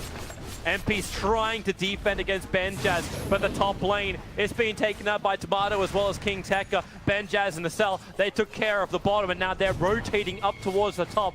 The final nail in the coffin of Team Secret, and claim their first game of the TI7 group stage. And force Team Secret to have another draw. They already had one against Team Empire earlier today. Mega creeps are up, still no Invoker. Chronosphere is available, but where is your follow-up damage? You got Refresher if you need the Global Silence to jump forward. Nyx Assassin, Spy Campus. Anti-Mage looking for the kill. Here goes King Tekka once again. YOLO duel. Kezu will get the double Chrono. They're focusing over on the Legion Commander. Dropping her low. Needs to get a little bit lower. Now the side can be thrown. Legion will fall. Tusker was not close enough. Buyback is available. Silencer stranded on the outside. No mana, cannot cast anything more. So Silencer will fall as well. They'll lose 2, but Infamous have Megas available. Infamous have 2 options now. I think they should. It's hard to say. Like, what's the worst disaster of a fight they could possibly conjure up? Infamous? Yeah, because they have. It's a 5-man Chrono, all EMP'd, and then they curse on, and then they curse on the Anti-Mage. Yes, and then Techies appears with 5 Rapiers and a Hyperstone. You know, that's not gonna happen. Techies doesn't need Rapiers, he just needs level 25 talent. Yeah, and more crits. Whatever, man. He's gonna show out of nowhere. Look, this Anti-Mage, the only thing is he has the Aegis Enchies, but no buyback. So if they try to fight with this and it goes completely awfully, they can actually lose the game on not having buyback on him. So they could wait those 5 minutes out and be fine. I think Secret are going to try for that play where they kill him twice. It's kind of their only way back into the game is to find that opening. You have to keep your eyes on those buyback timers. That's the more critical stat at the moment. The fact the Anti-Mage and the Ember just don't have it. Ember doesn't have it either. Doesn't have it. Like, the buybacks are just so restrictive, but Team Secret actually have the one that counts. They have MP's buyback. And they have the Invoker in 1 minute as well. Is he expending it? He's expending it to pick up the Sheep's Guard. Yeah, he is. He's committing in for this completely. Oh, no! Oh! It wasn't enough! Oh, that courier, a lucky duck.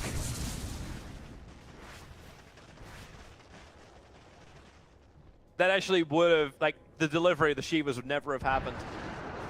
Double damage on Benjaz. They might try for this now. How long is on the Aegis? 1.5 minutes. Yeah, about that. Minute 20, minute 15. So all we need to remember is this is a mega creep game, but they're 10k ahead. It's not the classic 20 or 30k lead you would have with megas. So this is a completely losable game if they go in for a very bad fight.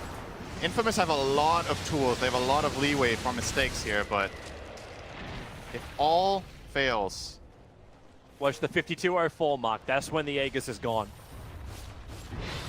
Banjaz cleaning up shrines while he's here. What's this DD? Team Secret have very little to deal with these Megas. They're dealing with so much damage from the Megas, plus then they've got to battle the rest of the Infamous lineup. Infamous just have to play this smart. That's all they have to do. We'll see if it's possible. Team Secret all pretty clustered back behind. They're thrown apart from Yapsaw. He gets the solo pick up. The Sunstrike will do the work. Matthews lost. No buyback available from him. Anime still on the front lines. You get a Searing Chains on Necro. They're going to get out here. As well as Wyvern. Need to get out. That was the Tusk, no buyback, and AM loses Aegis now. They still have 2 globals. Secret don't look like they're interested in chasing. Well, I think they're still interested in getting enough money to pick up some Maelstrom so they can defend this wave. Gantami should probably just get a Butterfly now instead of his Treads. This choice. Well, he's opened up the slot. What's coming on the Courier? It is Observer Ones. So, nope. Probably gonna see. Just get the Eagle Song. His surplus is 4.4k, so it's not enough to pick up the Butterfly and still have buyback. I suppose it's on cooldown for 2 minutes anyway. Okay. Back on. What is he doing? He's already consumed a Moon Shard, so Maybe there's he's only one getting of used to the conditions he'll have when he's... No, I get it now. He's Piccolo. He's weight training. That's all this is. What's left? 1:30 on the buyback of AM, 2 minutes on the buyback of Embers. Observer and Sentry. Ember needs to not get caught. Oh. Spike Carapace gets the first stun. Yapsaw get the hell out of there. Help is on the way. Tornado won't create space when they both burn the BKBs. Yapsaw is gone. Invoker has to put his own BKB and the curse from Puppey. A big thing to expend. Maybe they get something else in return. It's the Silencer. If they can remove his global silence from the field, they'd have a chance. But it doesn't happen. Acel gets the other side of the tree lines under the cover of his own Glimmer Cape. He burns his Refresher on for this. So Global Silence committed. They don't have a second one. King Tekka looking for a target to duel up the cover of his own BKB. Does not have it. No more Global Silences, however.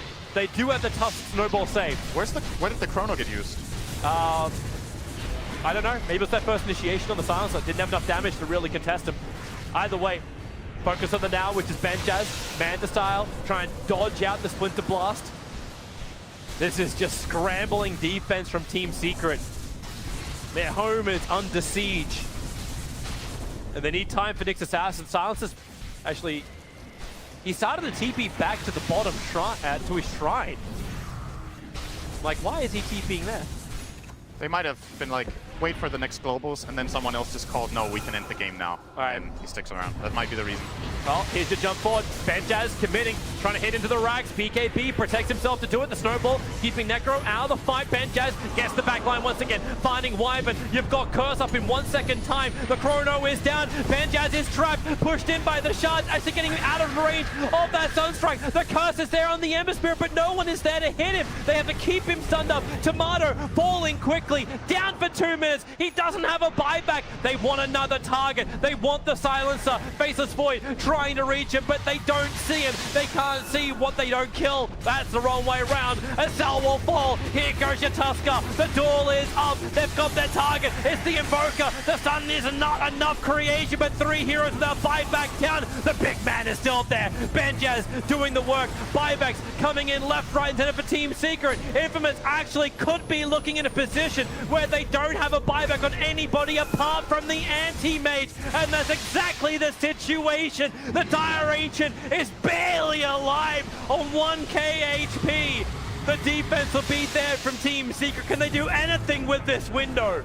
Oh, and is he going to do... Oh, he's not going to do this, is he? You're expecting him to just BT in and fight? He's not going to do this. Hey, look at the line. Look at the line being drawn. This is the plan from King Tekka. Run this blue line, jump in, and then take out the shrine behind him. What have they got to stop you? Curse, Scythe, Chrono, Suns from Nyx Assassin, a lot of controls from Invoker. This is actually, this is absolutely crazy if he goes to this. I can't believe if he does this. This is like... He's smoked, he's going. He's going. There's no reason to do this. Wait for your team to spawn, go S5, and just end on the throne. You don't have to do it alone. He's trying to pull the SG Esports. He's trying to pull the Earthshaker play. He's going through the tree line. It's the SA special. Oh, look at them. They're pinging. Oh my god. But that's... No. Okay. Yeah. You saw that ping. That was King Taker. He's like, this is a really bad idea, man. I'm trying to envision in my head how the communication's going on in the room. Like, there's probably 3 players yelling, don't do it, and then King Tekka just gets up and grabs him, you know? They're literally going up. Just Dude, if you do this... just gonna pull your mouse out right now. Yeah. Back or kick. Back or kick. Oh my god, this is so crazy. We're about to hit the hour mark as Team Secret try and defend against Megas. Roshan is available, and in fact, the ping just came out for it as well. They still had the real issue. They just can't push the lanes fast enough. It's Megas, and they don't have cleave-style heroes. You got the Mjolnir over on Kezu, so at least you have that. The Tornado spam is able to keep the creep waves at bay, but doesn't do enough damage. Yep, we're turning mid one into a physical DPS now. And I wonder if it's also worth him completing up the full Hurricane Flag. Or someone actually picking up that bloody gem that's sitting in mid too. Did Puppy just... Puppy just saw it. He's like, hey guys, this is here. This has got to be the end of the game.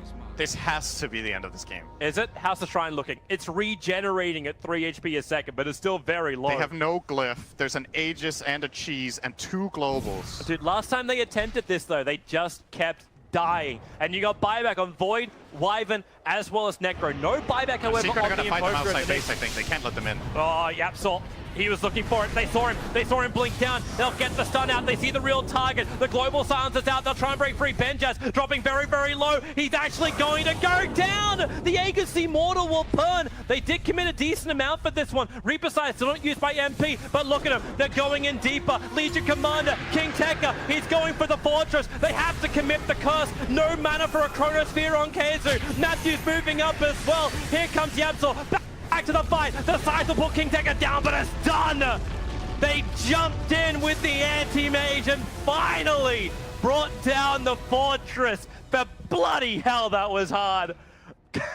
A lot harder than it needed to be. Thoughts in quickly. Just look at King Tekka. Let's just let it be that. Oh, King Tekka. He's hyped. Thanks for playing, bro. Thanks for playing.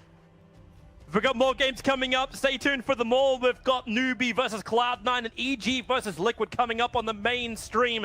LD and Lumi will be with you for that one. Sind and I are wrapping up us for the day. We'll be back again tomorrow on stream 3 for IG versus DC and EG versus Newbie. But stay tuned for all the Dota on all the channels for TI7.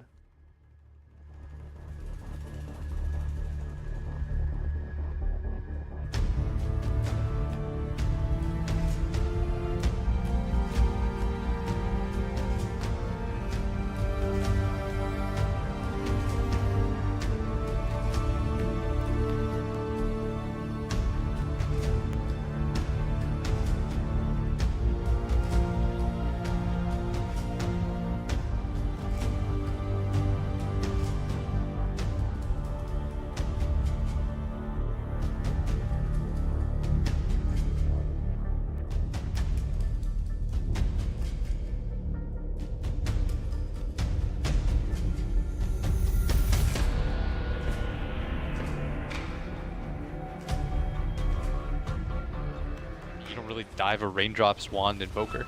Yeah. And now it's just a regen up top too, so that'll allow them to, continue to establish a bit more dominance in this lane, I'm sure, after spamming out the spells. Ferev, in the meantime, went over to contest the stack. Yet again, it looked like he was able to pick up a few of those big look at Mason. Are they actually going to pull back in, though? They're thinking about diving here on the Bat Rider. A whole heck of a lot of damage. They stun him up as well. Sunstrike coming through. Ferev actually heads up towards the north, but still will end up dying. And yeah, as you mentioned, Mason doing the stack. I mean, that's still a level 4 Bat Rider. He's fine. You forced 3 heroes there, and meanwhile, if you look at Bulba mid, they're going to make this rotation on Ana. It doesn't look like they're going to get the kill, as Dubu instead is going to go down, and we talked about No-Tail. If there's any carry that's going to rotate when he's level 5 out of a safe lane to make something happen. Look at this guy. No-Tail's crazy. He's just like, yeah, I'll come mid. Why not? We'll find a kill. It's all good. Now, Abed thinking about going in for that. Queued that up, but you would die. Yeah. Well, that's just going to be the Shrine used, getting a little bit of extra value out of that. Still a stun over here on Bristleback. The rotation in from Jarex probably keeps him off. I don't know if they could have killed the Bristle either, but maybe make his life a little bit more scary. But 7.5 minutes in, 3-1, with a little bit of a lead for DC. Do you think that they're liking where they're at in the game? Is there anything they need to be worried about? No, I think they're very comfortable with this pace right now. Because you know that no matter how much farm Invoker gets, it's empty net worth. In the sense that this hero has always been farm.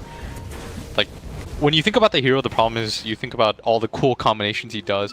But if you think about it, he only does that once he has like 3 items, right? He has Midas, Boots of Travel, Aghanim Scepter. Right. But pre-Aghanim Scepter, this hero doesn't fight. You create space for him, and he just pushes the map in and farms. So for DC, as long as they're not losing anything horribly, they're not getting picked off, I think they're okay with the pace of the game.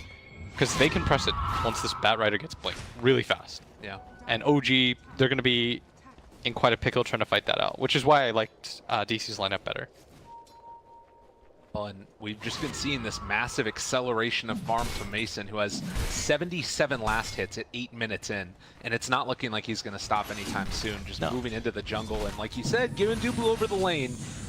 This is, I mean, like, do you just keep on building up your advantage in farm? Do you think that it's worth it going for like a Blink Dagger afterwards for Mason after Mask of Madness?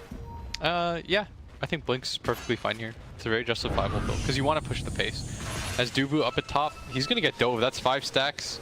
Oh, but he isn't going to be able to get it off that last time. Oh, end up time, Dubu! There's a Sunstrike. Oh, be careful, buddy. He's going to TP back home. But, and it's not going to shoot it out. Any Dubus in here? Just one. Oh, that scared me, Gabe. There's going to be a 3-man rotation up here as No Tail. Gonna lead the way. They got Sunstrike too. Oh my god, it's so much damage. Mason throws out the stun, needs to get out, but not gonna happen. S4 able to take him down, and now highest net worth hero gets brought down. That's a big one. Yeah, that is No Tail in a nutshell. He TPs in mid to save his mid, then he goes and ganks, even though there's an empty lane at top. One of the most proactive carries that you're gonna see by far. This guy creates so much space for his team. I think, you know, I was remembering back to even when they were doing, you know, all the Radiance Illusion pushing heroes, and people would always say that they played it different than others because he would, like, you know, go into a fight with an Auk or a Naga to make sure that the team was able to buy space for the rest of them, and doing the same type of thing here, going for the treads early on, and now back for the armlet. No need for Midas. Yeah, he's just like, I need to fight. Let me help my team. We're going to win lanes. There's no other way that you can reasonably bring down that hero anyways, as Bulba. More help for Ana. Finds himself a Sunstrike. Jarex is feeling it. They're having just a good old time. God. You gotta love the chat wheel. It's too good. It's the best. I mean, they're probably... It's gotta be because it's Bulba that they got that excited. And the lead finally swings in favor of OG. I mean, it almost was going 1k in the favor of DC, which isn't insurmountable, but still. It's one of those things where, you know, you felt pretty comfortable. Now the CK is just becoming a terror. He's killing everyone on the map. No Tail gets to do his No Tail playstyle with this hero. Yeah, I love the build too. The 4 points in Reality Rift, -7 armor, particularly against, I mean, Sven, who has the high armor, but just even for pickoffs, it just transforms all those other heroes into damage dealers. But mid lane, Abed's come back in with Dubu. Looks like they want to put the kibosh on this. Jarex is still hanging out in the area. And it hasn't really been a whole lot of concerted efforts towards taking down objectives yet. Do you think that changes sometime soon? No. I think both teams, honestly, especially DC, like, they're not really going to go 5-man for tower or anything like that. They have very split-heavy of a lineup. So there's no real concern for them. Because they're going to win, or they think anyways, that they're going to be able to win the team fights, right? And once you win the team fights, you can take those towers anyways. The tower that they have to protect is this mid one. If they protect this mid tower, then... I just understood his name. Mid one? Oh, boy. It's amazing. Uh-oh. Dubu! He's in the mid. He's going potentially down here. Not a whole hell of a lot that they can do to stop that. We talked about it. This mid tower is the one that they have to protect. They're not going to be able to do it. Well, Mason at least is hanging out here. Leading to the side, but feels like it's quite tough to actually get there in time. Sand King is rotating as well. You see, this is the tower that they're like all out defending for. Oh, good play. Reality Rifting to get away from Mason on the Sven. They drop the There's global the as well. global. Sonic Wave out, trying to find if they see if they can catch No Tail, and with the right clicks coming in, it should be the denied coming from Ana. He might end up paying for that one as they do have dust on him. Burrow Strike is gonna come through. Boba finds him, a pretty good Illuminate. Oh, and now S4 S4 comes in here as too. well. They're all running in, but are they just running to their death? S4 up on the high ground, trying to bring him He's low. getting In low. fact, it's going to happen. OG lose 3. And my God, that was a hell of a defense. That Arcane Curse, and we talked about it. You can give up that top tower, Gabe. You can give up that bottom tower, but that mid tower, if there's anything you know about North American Dota, any good team, they're not going to give up that mid. Because if you give up that mid tower, it opens up the entirety of the map. You no longer have to play these really weird smokes. You can just go up through mid every single time. You can cut across. Your jungle no longer becomes safe because you lose access to that entire north-left side. So it's essentially conceding map control. You're saying to yourself, we'll play from this really horrible disadvantage for nearly no reason. Oh, and certainly not wanting that to happen. Granted, the tower is now only at 63 HP. They're thinking about it. They're like, do we deny this? Because again, it matters so much. It provides vision as well. Yeah, and the nice part also about having these heroes is they can just run in here in a second, and it looks like Dubu is going to go for the deny. He feels it now. Be able to get it, and Gets the blink out though. nice play there by No Tail and Jarex. Tried to get the Reality Rift into stun, but didn't quite work. Did I just say north left? Like, why didn't you correct me? North left is a thing, sure. I'm not about calling you out. Yeah, but why couldn't I just say upper left? Or northwest. There was a lot of ways that could have gone better, Gabe. 2 North American casters. Yeah. NA geography. Lol. NA with direction slash. It was both. Uh-oh. Movement in right now, though. Boba is not quite in position for the stun. The rest of them a little bit farther behind, but they will find Ana. Burrow Strike. Oh, they're gonna grab this. I personally don't think they're nearly as good as the 2 LGD squads. I feel that Newbie in general has been struggling a lot lately in the Roshan pit, in the high ground, but it's a near tournament. We'll see how they do. They are, like you said, have a respectable 1-1 record so far. Seems like most teams have been just trading wins against their opponents. Yeah, I think when you look at Newbie, I have a lot of faith in this team just given the track record. They've been consistently a top 4 to 6 team for basically a year now. There's few other teams that can say that. You'd put OG on that list, maybe EG, you know, who we didn't really see a whole lot of the first few months after the international. Newbie has struggled a lot to win events or like finish, you know, top, but they're often top 2, you know, they're top 3. So I think they'll find their footing here. They're gonna have a lot of time to work on it. I also feel like their individual skill is a lot higher than some of the teams at this event. You've got Kaka as CCC, like those 2 players alone are 2 of the best players in the world at any position, just mechanically incredibly skilled. So that gives me confidence in Newbie, but I agree, they have not looked hot recently, and so much of Dota nowadays is not just raw skill, it's finding a style that works and figuring out the meta. And Newbie have at times, you know, made some pioneering moves, like introducing kind of their Tidehunter picks. Offlay was something a bit fresh and unique, but generally I feel like this is a team that more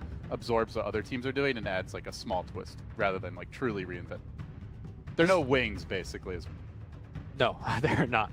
This is also a very important grudge match for Cloud9 because MSS was telling me at the after party for Manila Master that, remember, this is the team that knocked them out from the tournament. I believe Cloud9 finished, or rather MP finished number 3. And MSS was, you know, feeling rather sad. He told me that like this was the tournament that they felt like they could have won at Manila Masters, and I think they took to game 3. Newbie was able to edge them out, and this is, I think, Cloud9's time to draw blood back on the other direction. We have Lumi, the Lich meta. It's continues. It is expanding, you know, in all directions. I know you mentioned earlier today Cloud9 first pick Lich. We saw 2 first pick Liches in our last series Execration taking on LGD FY. And this series we see it again. This time it's Newbie taking it first, Cloud9 going for the Sand King. And interestingly, probably the biggest curveball is this Zeus, which they grabbed very early. So 2 heroes that do not match up particularly well against the Nyx. Yeah, I'm curious what position D-Warder as things go for a support hero.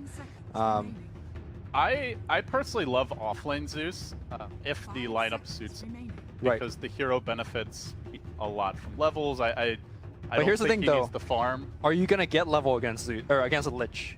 Yeah, against the Lich, you most likely want to dodge that matchup. So the thing is, like, they may just send the Lich wherever the Zeus is. We'll see what the overall composition is for Cloud9, and if it is a support Zeus, then it doesn't really matter too much. So that is the nice thing. I think it is a slightly flexible hero, but I personally have the most successful Zeuses I've seen in this patch have generally been the I'm kind of leaning towards more of support. Lich is, like you said, kind of an awkward thing to force in your lane. Also, playing Zeus against Nyx Assassin is just one of the most brutal things. You come into the lane, you try to zap some kids, and then you get stunned and you just get killed. So these two picks makes me think that summary. makes me think that Zeus is going to be more of a support, but we'll see. We've seen the Fada Zeus occasionally, like not so much lately. Yeah. A bygone age, I guess. How overall thoughts? I mean, the draft has not really revealed itself too much. What type of style do you expect out of these teams? Like when I've seen Newbie, they generally do favor their more mid-game style lineups, or sometimes even having a hard carry, but it's very rare to see them like try to rely on the laning stage. They often like to pick that big team fight hero for KP, Tidehunters, Newbie specialty, and I play around that a lot. That's kind of my handle on Newbie. As for Cloud9, they've been all over the place. They've been all over the place, but one common theme that ties it all together, they are one of the most economically based team. They generally average 1 Midas per game, which is, I think, a little bit higher compared to all the other teams. Is that a confirmed stat? I went back and looked really at the last 10 to 15 replays. That is crazy. And they also generally like to pick up one support that has a GPM talent by 10 or 15. Like, Eternal Envy likes to farm. He likes his team to be rich. Greed is good. And Gordon Gecko would be proud. That's why their games do tend to go long for one reason or another. But generally, they do win the games when they do go long. The other thing I do want to point out about this draft so far is that Newbie has been putting Sand King on Kaka for like the last, I don't know, 10 billion games, it feels like. And the fact that Cloud9 was able to pick up one of the heroes that teams always give to Newbie and have it on for themselves is actually a very key counter pick. So I think that so far the draft is, to me, edging out for Cloud9 a little bit, but we still got a lot left of the draft. Yeah, I've often felt that way too. Like I just see that Lich pick. But the Liches have been really powerful lately. So no matter how the lineups look on paper in the mid game, we do have to always keep in mind just how much the lanes can be thrown in for a loop by this Lit. Newbie still not really showing their overall strategy here. These picks, we just know they have a very annoying potential offlaner or support hero for the Nyx, and then you have strong lanes from. But strategy, bigger game plan, still very much unclear. Cloud9 starting to emerge. You know, they've got tons of nuke damage at this point through these first 3 picks. Veil is a value item for them. Obviously, they don't have a building hitter. They don't really have big pushing or late game hero yet, but you have to imagine be grabbing something like that for. Jackie Mao has been playing a lot of Juggernauts for the first 2 games. Was paired with Lich, I believe, both games. And Terrorblade obviously is an Envy special. I also think, like, you know, taking the Zeus is maybe in part protecting a potential TB pick. Zeus is probably the single best.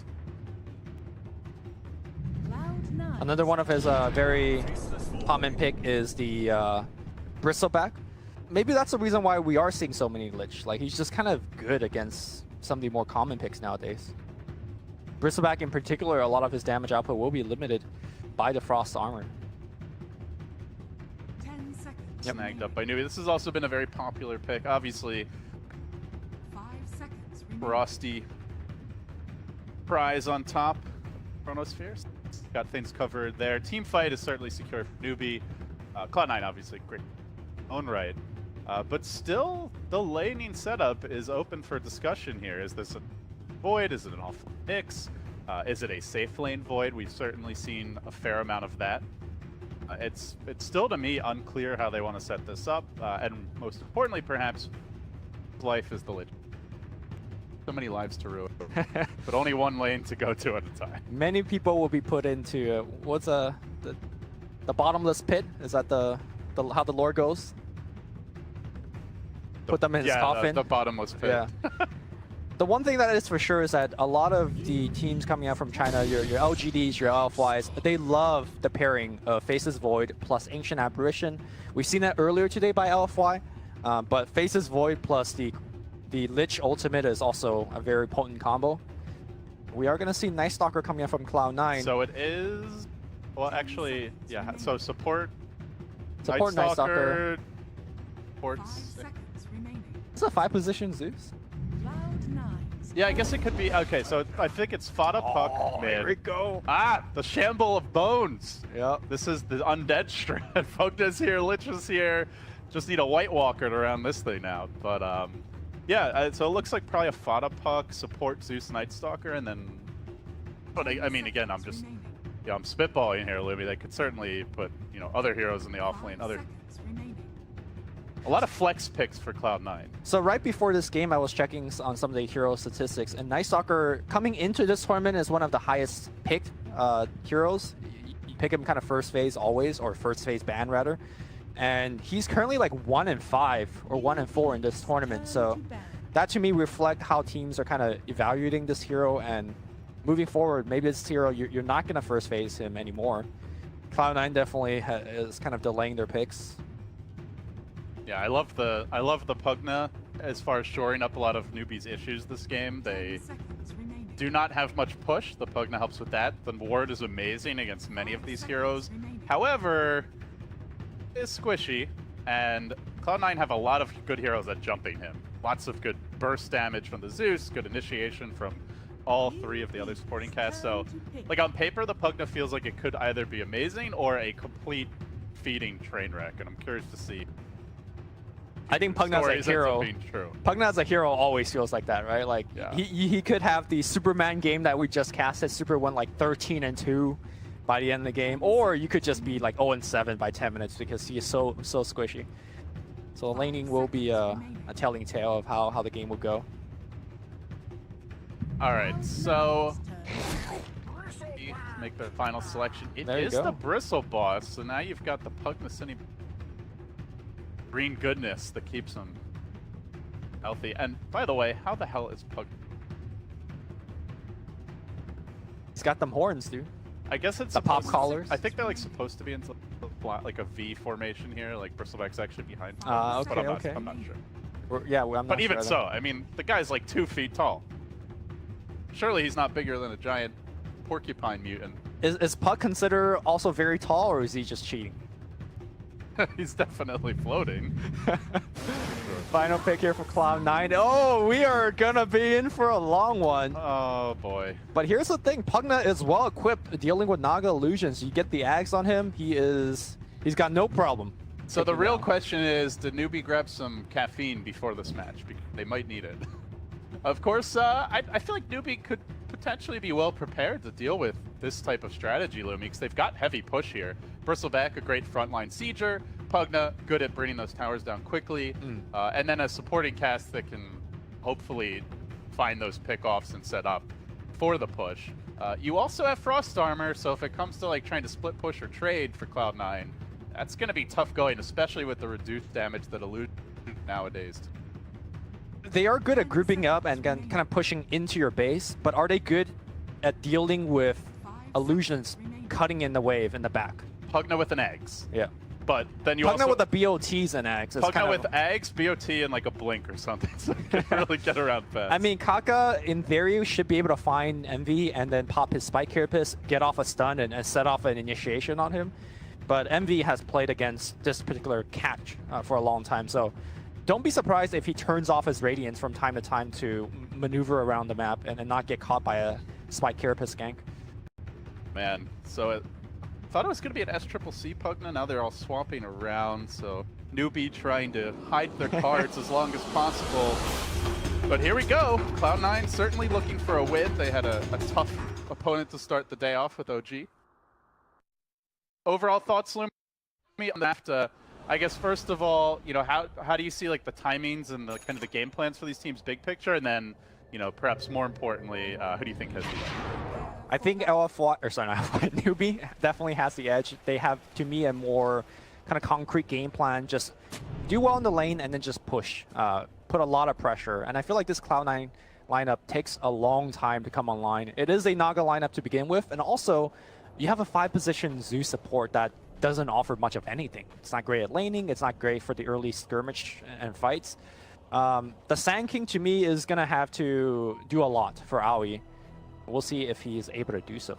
Well, it's Greed with a capital EE to get this game one started. Newbie, meanwhile, looking for a bit of a more stable lineup. They are going to ultimately choose to have SCCC take the Bristleback, and it's going mid. At least for now, be showing himself up towards the top lane. 30 seconds. Seeing lane adjustments here. We were seeing a lot of the Bristle mid. The safe Pugna, though, that's something we haven't really seen in a long time. I think TI4 era, the safe lane Pugna was very popular, actually, because you could pull, get the double wave with the catapult, and then push your safe lane tower super hard, but I can't recall having seen a whole lot of it. So.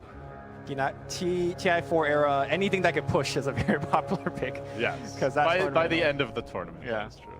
Well, this is one of the advantage of having a safe lane, or rather a support Zeus, because he could just start walking around bolting, and he does find one of the wards on the bottom. He will tangle it immediately. Not going to be a 5-position for long. Yeah. He knows that this is also blocked, so he's going to just bolt it. Highlight die. Save that money on. Pops off a very early clarity. Are you trying to put ideas in? We are actually mind linked. So mind linked. He's already got the idea. Well, better be mind linked to Pi, I think, than it. Might go a little crazy if I can. Scientists are baffled. He does have a clarity going. I'm not sure exactly for what, but he is bolt away. All right, so let's see how these lanes are shaking out. They are initially putting the Lich bottom. I know that's something we were curious about. Faith getting aggressive here. So it is the Void Lich dual lane up against an unconventional Zeus Naga. Mid lane is going to be a Puck versus Bristle, and then in the off lane, the double melee cluster of MSS and Aoi matching up against the safe lane Pugna. Do you favor either laning setup here? Any adjustments you would want to see? To me, I think the Sand King is very stranded. What lane is he actually going to have an impact? He can't really zone out Kaka. He can't really roll mid and set off ganks. So to me, he's just leeching the experience at the top lane. Maybe once the first Nightfall comes, MSS roams off the lane and he could get a little bit of experience. But Sand King to me is the MVP early on for Cloud9 because he needs to actually kind of tie the early game together for Cloud9, and I don't think he's able to do so given the lane matchups. We're giving out MVP awards already? Rather, he's the most important player for the team. Meanwhile, in the jungle, two support. Man fight! Man fight! Faith takes it. One person into the bottomless pit. Get in the coffin. There you go. Actually, is that a coffin? That's more of like a tarp. This Lich doesn't like getting wet, I guess. Nicely done there. And really unfortunate when, as you mentioned, you are a hard support Zeus. Things looking good early for Newbie in the off lane. Bristleback middle as well in the mid lane, and that is going to change as Aoi drives by, finds the kill with the haste turn. Proving me wrong immediately. I was thinking that he can't actually force a kill mid, but it looks like Fado was able to do a very good job at kind of driving him low enough to make that Burrow Strike with a haste turn for a kill. KP playing pretty aggressively here on Envy, who is struggling in the farm department as you'd expect against the Lich. Yes, thus far, and when you've got a lineup that's quite greedy, Lumi, like often you want the Naga to have that good start so she gets, the early Radiance, and then she kind of creates space for the rest of the team to farm by pushing the lanes out, but the longer it takes Envy to come online, the longer, his comrades are really going to suffer here and struggle to find their own. Yeah. Also, it's not just about the last hits. Naga's level is actually quite critical as well. Getting to level 12 to have more access to the Song of the Siren, to escape gangs and stuff like that is very key as well. He's supposed to be the quote-unquote counter to KP's Chronosphere, right? So him getting the more usage out of his song is absolutely critical for them winning this game. Despite the death, SCCC still doing all right in the mid lane.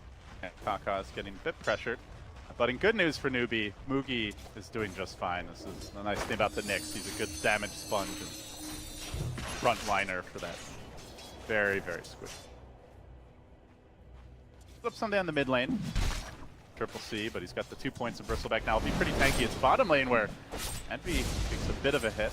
Faith just constantly canceling these clarities with Twilight Die. I think he's able to like 3 or 4 of them at this point. Very mana starved even, until Envy is able to, I don't know, at least get the Aquila. He's really good. Topped off.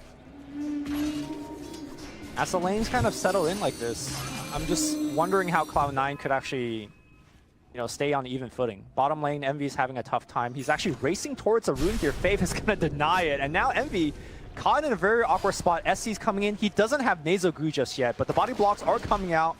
Pile Die trying to rescue his friend. This Lich just man-moding into 2 heroes, trying to body block for his bristleback. Lich is a new and revitalized force in the modern game of Dota.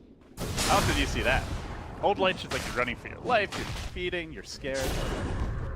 This Lich has no fear. While top lane, action breaking out as Owie gets caught almost under tower. TP canceled. Nighttime now, so MSS starting to make his roaming movements. I imagine they might just give this lane to Owie, let MSS try and pressure elsewhere, but who do you gank? Newbie knows that he's out of mana, so they're not really even afraid. He does have a Mango, but it's almost Shrine time if he wants to. Pretty big investment. The only one that he only really needs to come off. Alfata is going to prep up the mid gank, I suppose, by driving SC's HP relatively low. And they do have a smoke, so they're likely going to pop it and go straight mid. Roaming through the river, hoping to find somebody on their lonesome. Might want to scout this Ancient camp as well, see if there's any stacks for the Bristle, and they'll find there's nothing. Puck at 6. Now looking to descend on the mid lane where Faith has set up shop. They do have Frost Armor on SCCC, but HP's low enough that maybe they can nuke him down. Keep in mind though, he does have raindrops. Newbie already knows. They pop down low ground, and this ward has scouted out the entire rotation. And nobody's showing top either. Yeah. It's already being called. So Mugi now can more aggressively push this tower. Precious Nighttime being wasted. It is buying a little space for Envy, I suppose, over bottom as he looks to catch up, but still KP outstripping him in the CS department, and they start to descend. Moving on to SCCC, Faith's out in front. Nightstalker flapping over the trees, tries to lock down onto that Lich. Will he get to the shrine? No, the coil's committed. Huge drop from Cloud9 just to take down a lowly Lich, and now revenge is what SCCC's after, chasing forward with the Quills. Chews him up, spits him out, takes out the Sand King.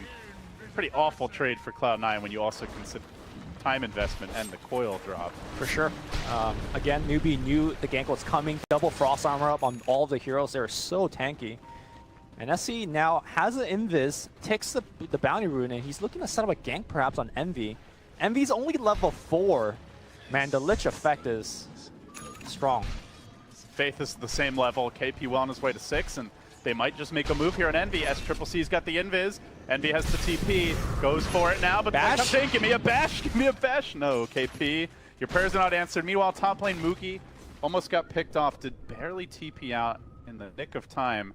By the way, while all that was happening, the Pugna effect was quietly creeping in as this top tier 1 down to less than 2 health, it looks like. So heavy structural damage done, and once that tower falls, the way to rotate towards mid and really assume Roshan control lies open for Newbie. So these early towers are being pressured, and I think Lumi, what we were touching on earlier, that is really the fulcrum of the Newbie game plan. They have to take early towers, establish map control, and limit Cloud9 space to farm. And so far, it feels like they're on track to doing it. Yeah. One of the ways that Cloud9 can make an eventual comeback, and I'm talking about like 25, 35 minutes into the game, is the Roshan pit. When you have the Naga Siren as a hero, you can just pretty much stop any Roshan that's happening on the other side, or just do it yourself with the Psalm Siren backup. And I think that's, I mean, Cloud9 always love to sneak Roshan, stuff like that. Gonna forfeit this tower bottom. So 1 down, 2 to go, and one of those quite low as mentioned. With the Chronosphere ready, might just see Newbie make a move soon. It's also daytime now. This feels like the most opportune possible moment to try and make a play. They go. Shane Frost isn't ready yet. I guess that's the one big thing they're missing here, but they bring 3 to mid and begin to group up. Lugido already pressuring the bottom tower. Level 7, obviously working towards that Aether Lens. Pretty standard build. I think he's just going to come mid. It looks like they're going to 4-man tower, and I mean, really, can Cloud9 do much about it? There's no blink on Puck yet. There's no Song of the Siren setup available. Feels like just another free tower for Newbie. They do see Kaka, and they have all their abilities, but who cares if you kill a Nyx Assassin at this point, right? You're not going to stop the push. Kaka also dropped a ward, so he might catch somebody moving in. Veil is ready for Fana. Big pickup for Cloud9. Can they make something happening? Try, they commit the darkness. They look for the flank. It's MSS from the rear, but Newbie, they retreat a squad of 4. They leave the bristle top, so again, the pressure on structures is consistent that Newbie have either, one of their cores just hitting a tower, the other 4 working together elsewhere on the map, and Cloud9 really can't stop this. Maybe MSS can at least hit some creeps in the meanwhile, get experience, but it's not going to be able to keep the bristle off the tower. Last hit, 2 down, 1 to go as the tier 1s crumble. I mean, this tower is already dead, right? They will have a glyph available. Chronosphere on the back line here, and they're going to try to burn down Pylai Die. He is a freebie. Coil's going to get used. Kaka might be a little bit of trouble, but I think they are going to lose a Sankey as well. Aoi's going to get stunned up here. They will burst him down. 2-for-1 trade. MSS needs to get out there right now. That was without SCCC. Now he joins the fray. Fada slightly missing on the orb, not able to bring down the Lich, who continues to stay alive. Now MSS on the run. Pylai Die gets the finish. SCCC diving deeper and deeper. He really wants MSS. Does he dare reach high ground for it? No, he's going to back down. The critical hour elsewhere. Envy coming in from behind, wants to deal with KP. Tries to slow him down, nukes him decently, but there's the time walk back to safety. He's going to grab this regen rune, will be almost instantly canceled, but he does end up getting away. So in the end, not too bad for Cloud9. They hold the tower and they don't completely fumble the team fight. It looked like they were going to lose like maybe 2 more heroes there, but managed to scrape it out. I found it very surprising that Newbie decided to start off the team fight with Chronosphere, because all they had to do is just sit behind the Pugna and blast off that tier 1 tower with Pugna. But instead they choose to take a fight. It was chaotic, and as a result, not only did they not win the fight clearly, they also didn't get the tower. And if you want to... Oh, nice Carapace in the top lane, setting up here on AUI 2000. Nice. Oh, just the second. I didn't see if it was the Caustic or the Sandstorm, but yeah, one of them procced. He just instantly Carapace. He spiked the Caustic off a creep kill. That was nicely timed. So, yeah, I mean, that's a great point that you're making about the way they approach that push. Also, if you want to take that fight and dive, you really should have the Bristle there. Like, he's the dream hero in that type of prolonged engagement. Right. I do want to point out items, Lumi. SCCC is going straight for a pipe. This is an amazing pipe game. Yeah, he's got a hood already. KP, interestingly, has also got a hood. How many times do you see Faces Void first item hood? But pipe is so good. Like, yeah, what physical damage does Cloud9 have? Naga is a magic damage carry. Puck has no drow or anything to really boost up his right click. So this is an unless entirely Night magic Stalker's getting an armlet yeah. and going carry, which it doesn't seem like, pipe is the end. All right, Kaka is going to get caught out. Puck coming in here as well. And this should be a kill. Nice picks. And what do you know? Perfect timing to hit the shrine as well. So is an opportunity now for Cloud9 to try and make their second round of moves. But whenever it's daytime and once these pipes are complete, Newbie is going to group up and start going for those bigger objectives, the tier 2s. Yep. Maybe the Roshan. Meanwhile, Envy, only 1,200 gold. I mean, sometimes you'll see Nagas like 2/3 or more of the way to their relic, or even having it in a really good game at this point. He still has a lot of catch-up. Puck was able to steal a couple of the creeps from Messi, but not going to slow him down too much. The one, I guess, silver lining here for Cloud9 fans, hold that thought here as Lich going to get run down, is the fact that even though Newbie is good at pushing, they're not good at pushing fast, right? Like the Pugna Blast take a while to actually wear down a tower, and every bit of time for a Naga lineup is super, super important. Let me ask you something. Speaking of the Pugna and the pushing, like we saw a very different build from Super. Yes. In last game, you went BOT Rush. Do you like the Aether Lens and the Ags better, or what are your thoughts on like the right way to optimize Pugna? Aether Lens always to start off, like that's always the right item. I think I like the BOT because they are allowed to push back so many waves, and you know that Naga is going to be splitting you, but at the same time having Ags available is also good dealing in Naga. I think the order doesn't matter too much. Chrono. Oh, he's going to find Fada. Can't phase shift that for long as the stun comes through. Looking for the follow-up with the blast, the drain. They get the kill.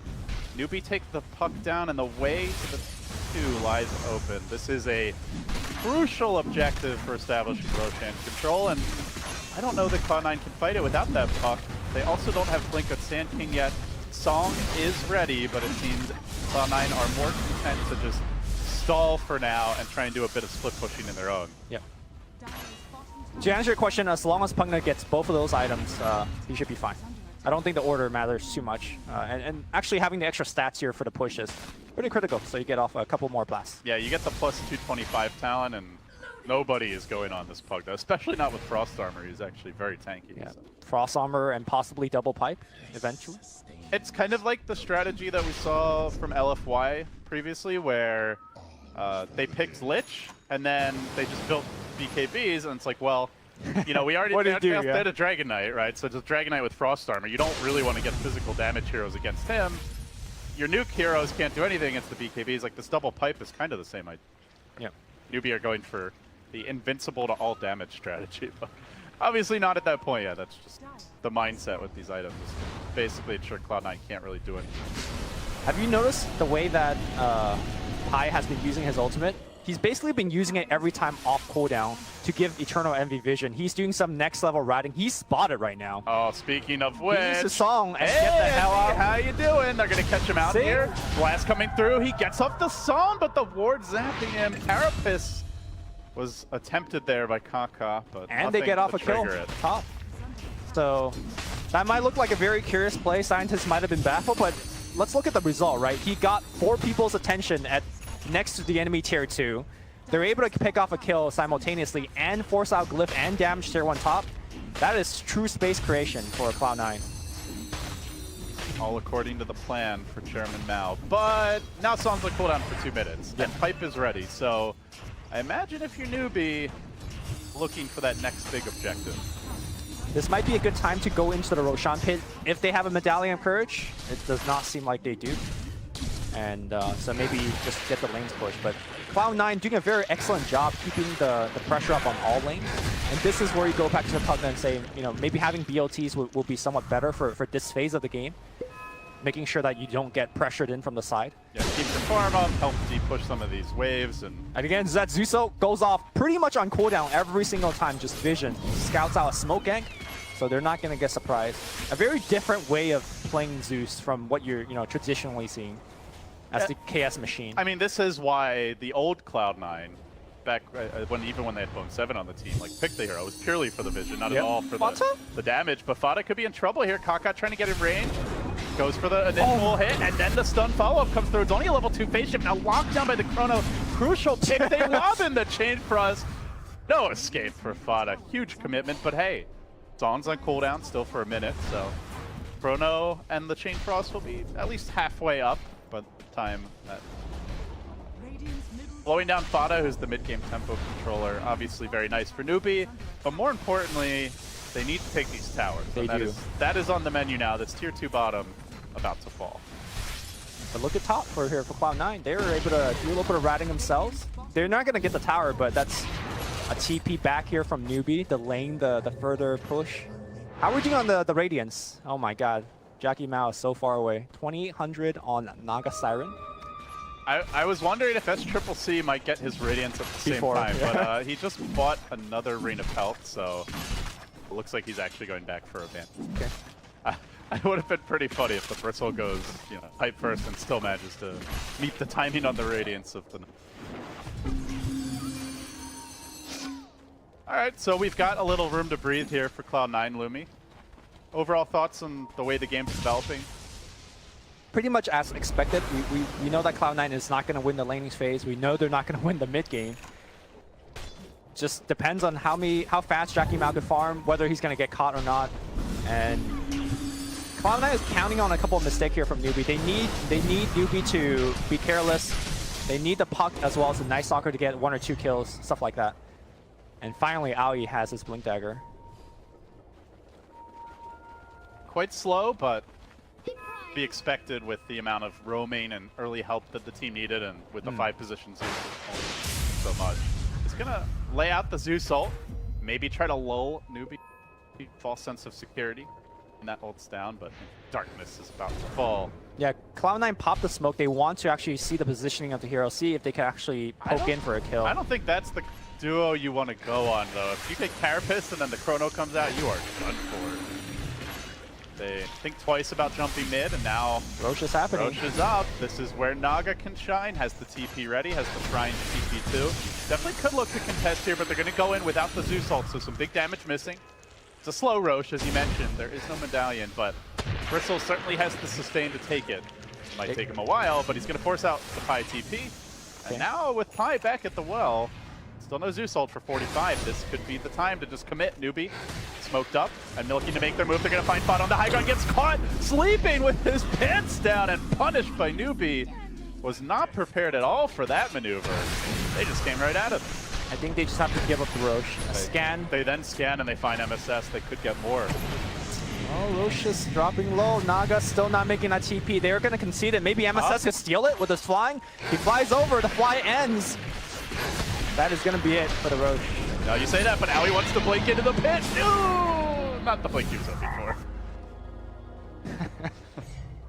Chorus of Frogs marks the successful takedown of the road. Pretty. Newbie, you're going to have some time here. What are the next steps for Newbie? They got their Roche, they took the tier 2s, there's only one remaining top Lumi, they've built their core items. Is there any sort of timer in your mind? Is there any urgency? Are there certain things they're waiting on, or are they content just to take this one? I definitely think that there is some urgency. You don't, because once the Radiance comes online, the game starts to get slightly harder. MV is able to cut and farm much, much faster. MSS, no chrono here, so he should be fine. God, that damage is dirty. But I think the objective for Newbie here in the next 5 minutes is to push out the side waves and use that Aegis in some productive manner by pushing high ground. Damage tier 3, start blasting it. But it's hard. Look at what Naga's doing. This is where, again, the Pugna BOT is super, super useful. And he's going to go right back for it. Everyone on Newbie just feels so unkillable right now, like at least as far as the cores go. You've got a Pugna with 1,500 health and Aegis. You definitely don't want to go on him first. The Void has the hood, and it's actually made a big difference where he just doesn't seem that burstable. Nix against Carapace or Yules. If you jump him in, Bristle obviously is a tank. So, like, basically Lich is the only easy kill, relatively speaking. I just wonder where Cloud9 find that jump, and you can see they're hoping for one. They've got 3 descending on KP in the top lane. They get the sounds up, they're going to drop the Void, and now try to commit forward. Owie gets him with the burrow, but he might just time walk it all up. They can't kill him. KP survives, and meanwhile the team is storming down mid. No epicenter for the high ground defense, no Zeus ult available either. It might be slow, but it's certainly steady, and with those Pugna Aetherlens blasts laid into this tower, it begins to mount. Cloud9, this may have been a huge error. Newbie are just going to take this tower down, almost finish it for free, and they'll still have time potentially to, after the glyph ends, go for the Rex.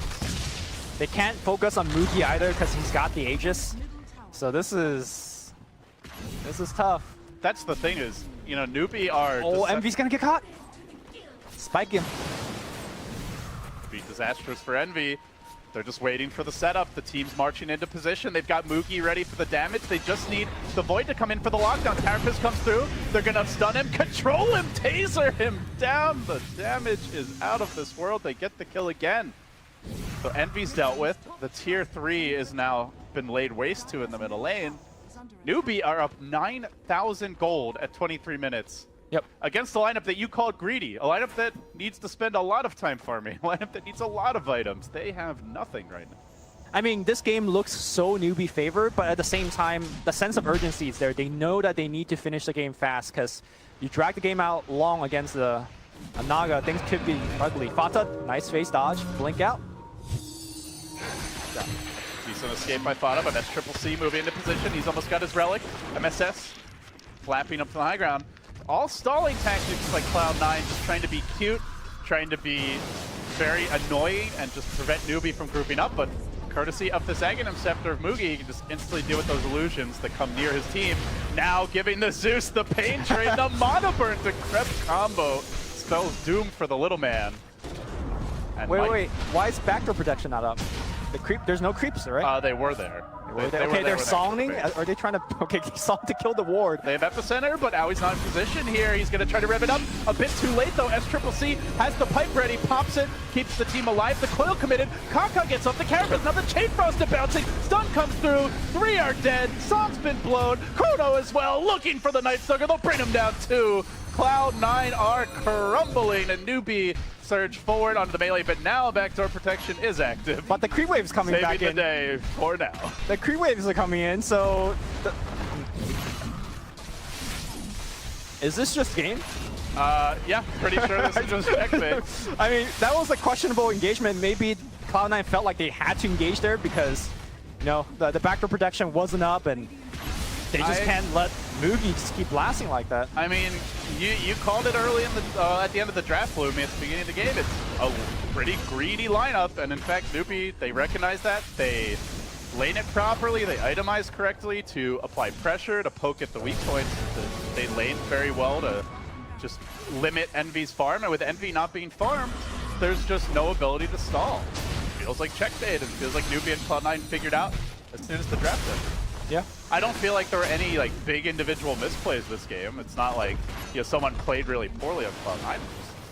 I don't think Cloud9 could actually beat Nubi when they played correctly with this draft. I agree. I think they needed Nubi to misjudge in terms of like how quickly Envy's farming, or yeah. Like you can point at a few small things, like they didn't really get the best saw on the epicenter coil combo. Like of course the execution wasn't perfect, but it wasn't, you know, so awful that it's like, oh well, if they fought properly, they could have done something different. So, well, not entirely over yet. They're now down 2 lanes of racks, and have to imagine with the next stage is Nubi, Jugular, and the Mega Creeps. Fata's gonna try his best to keep this lane shoved in as much as he possibly can, and creep cut once the creep wave makes it past him. It's gonna make it annoying for his enemies, but not sure how much he could do beyond annoyance. Owie on a deep wardy mission here. Could get punished though. Kaka is going to set it up. Now they drop in with KP. They get the Decrepify. They give him the sucky, and now he's on the run. Kaka looking to hound him, finish him off. KP also on the chase. Space created, dude. Yeah, it's a lot of space. KP says, too much for my liking. Chrono for you, sir. I mean, it's the kill, but an expensive one. Look at Fata though. He's hitting your tier 3, right? Easy. Space created. Easy. Yeah, those BOTs for the Pugna, definitely in order now. I think Mugi's recognizing that they need that extra mobility for him just to ensure that they can cut down on these shenanigans and try to end the game soon.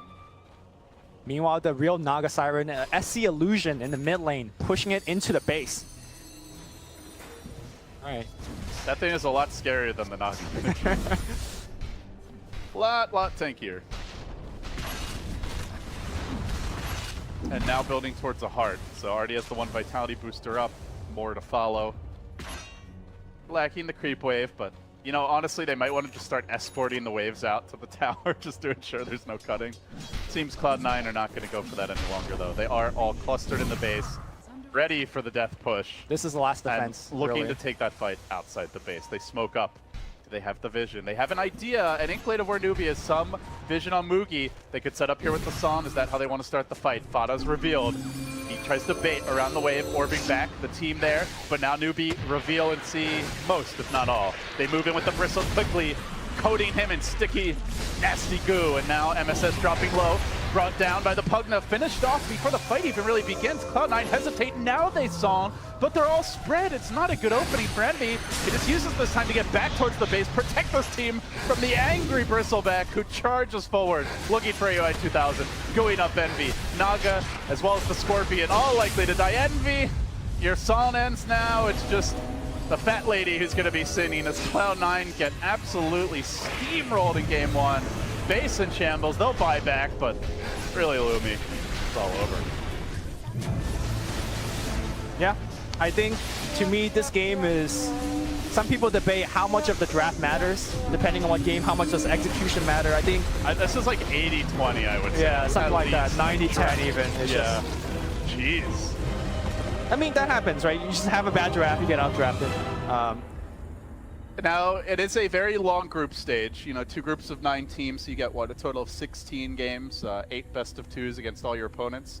Cloud9 start the day 0-3. I just hurt yourself twice. You Dota 2, my bad. Together for the people. But, guys, thank you for joining us. That is a wrap on Game 1. Cloud9 looking a bit flustered, perhaps. Trying to regroup. I mean, obviously, this isn't just one game for them. It's also coming off the OG series. I feel like it was too greedy of a draft. I think Newbie know how to punish. I think against some teams, maybe you can get away with that. But Newbie, they like to play that mid-game. Like, that's really where they want to be, applying pressure anyway. So I think that plays a little bit too much into their hands, and Cloud9 are going to adjust if they want. Yeah, Cloud9's a team that has relatively different style. Their hero pool is very limited. In fact, in the qualifier, they played the smallest hero pool out of every other qualifier team. Really? So this is a team that you could kind of predict and know what they're about to draft.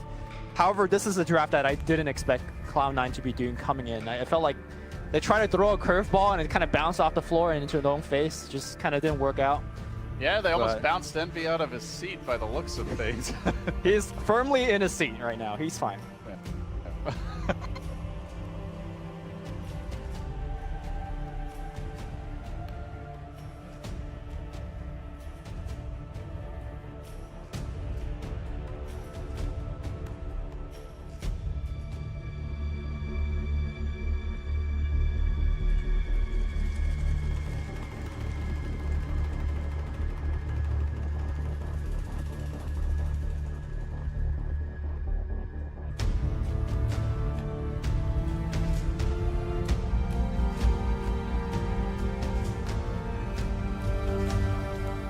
Raging Potato trying to get the kills, trying to go for those supports. Blinks in with his Shiva's guard. It looks like he'll get solo.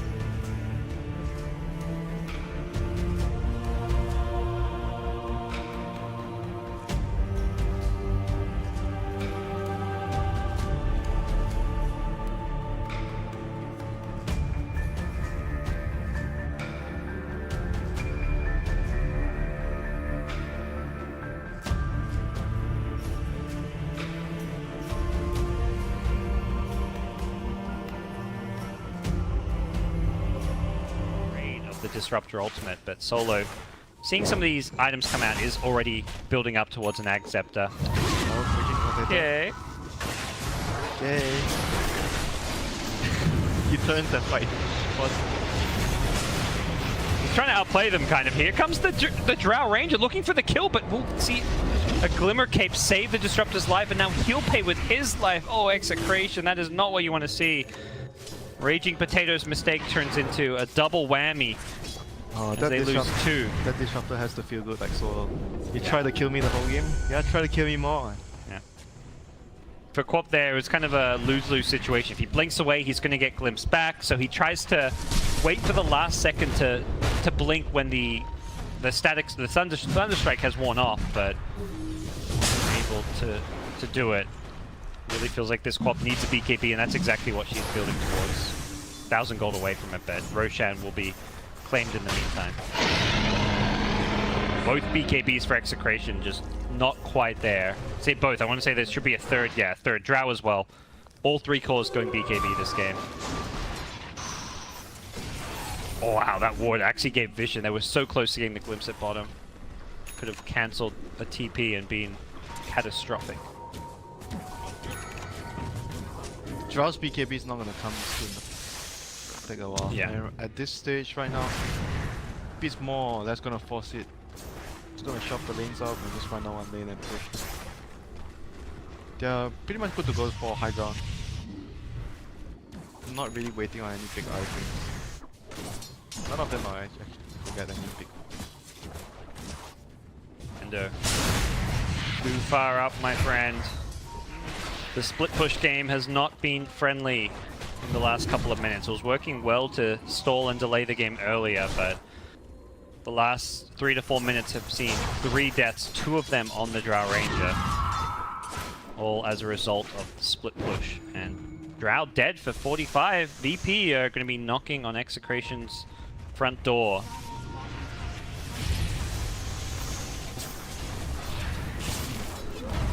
Well, they're gonna have to rely on some big echo slams. Yeah. Even James doesn't have his BKB yet. He's 250 gold short. The Frost Armor will buy some time and slow this down a little bit. James really needs these last hits just to get that BKB up. Yeah, he can't really stand in the front line without the BKB. 50 gold short. That is so brutal to see when a key fight like this is coming. He's trying to farm some of those Plague Wards to finish it off. Any little bit is going to help. 12 more gold. He loses the tower, has the money for it. Gets the initial kill. That's the Aegis down. That's not a bad start. BKB en route. James will have this for the ensuing fight. Dual Scepter onto the TA. No one. Does have the BKB. Now has a cheese as well, so he's just going to blink himself back to safety, but pretty good position here as Necro gets the BKB delivery. Whoa, whoa, whoa, whoa, whoa. Raging Potato. Blinking aggressively. And it's Shaker set up with a solo smoke to the south. He is looking for that big initiation on someone like the TA. If you can get a Blink Echo and kill her before she BKBs, before she cheeses, that is how you swing a fight your way. The shrine is up though, they wanna hold this shrine here. Yeah, they're showing just that. This Shaker Blink is a dangerous item to fight against for no one on TA. The cheese is actually being passed back to the Veno, I think recognizing that he may be more of a target. Like most of the damage is coming from the T now though. I would say TA is like, if you remove that hero out of the fight, I think the Shaker, Necro, or about 3 ultimates, you do it. It's gonna be solo. Found and caught down, no Echo Slam needed. See, no one's TA hit level 25, gets those extra refraction charges. Wow! Lich did not go down there. I think no one thought he had the kill, but 15 health left on that Lich there.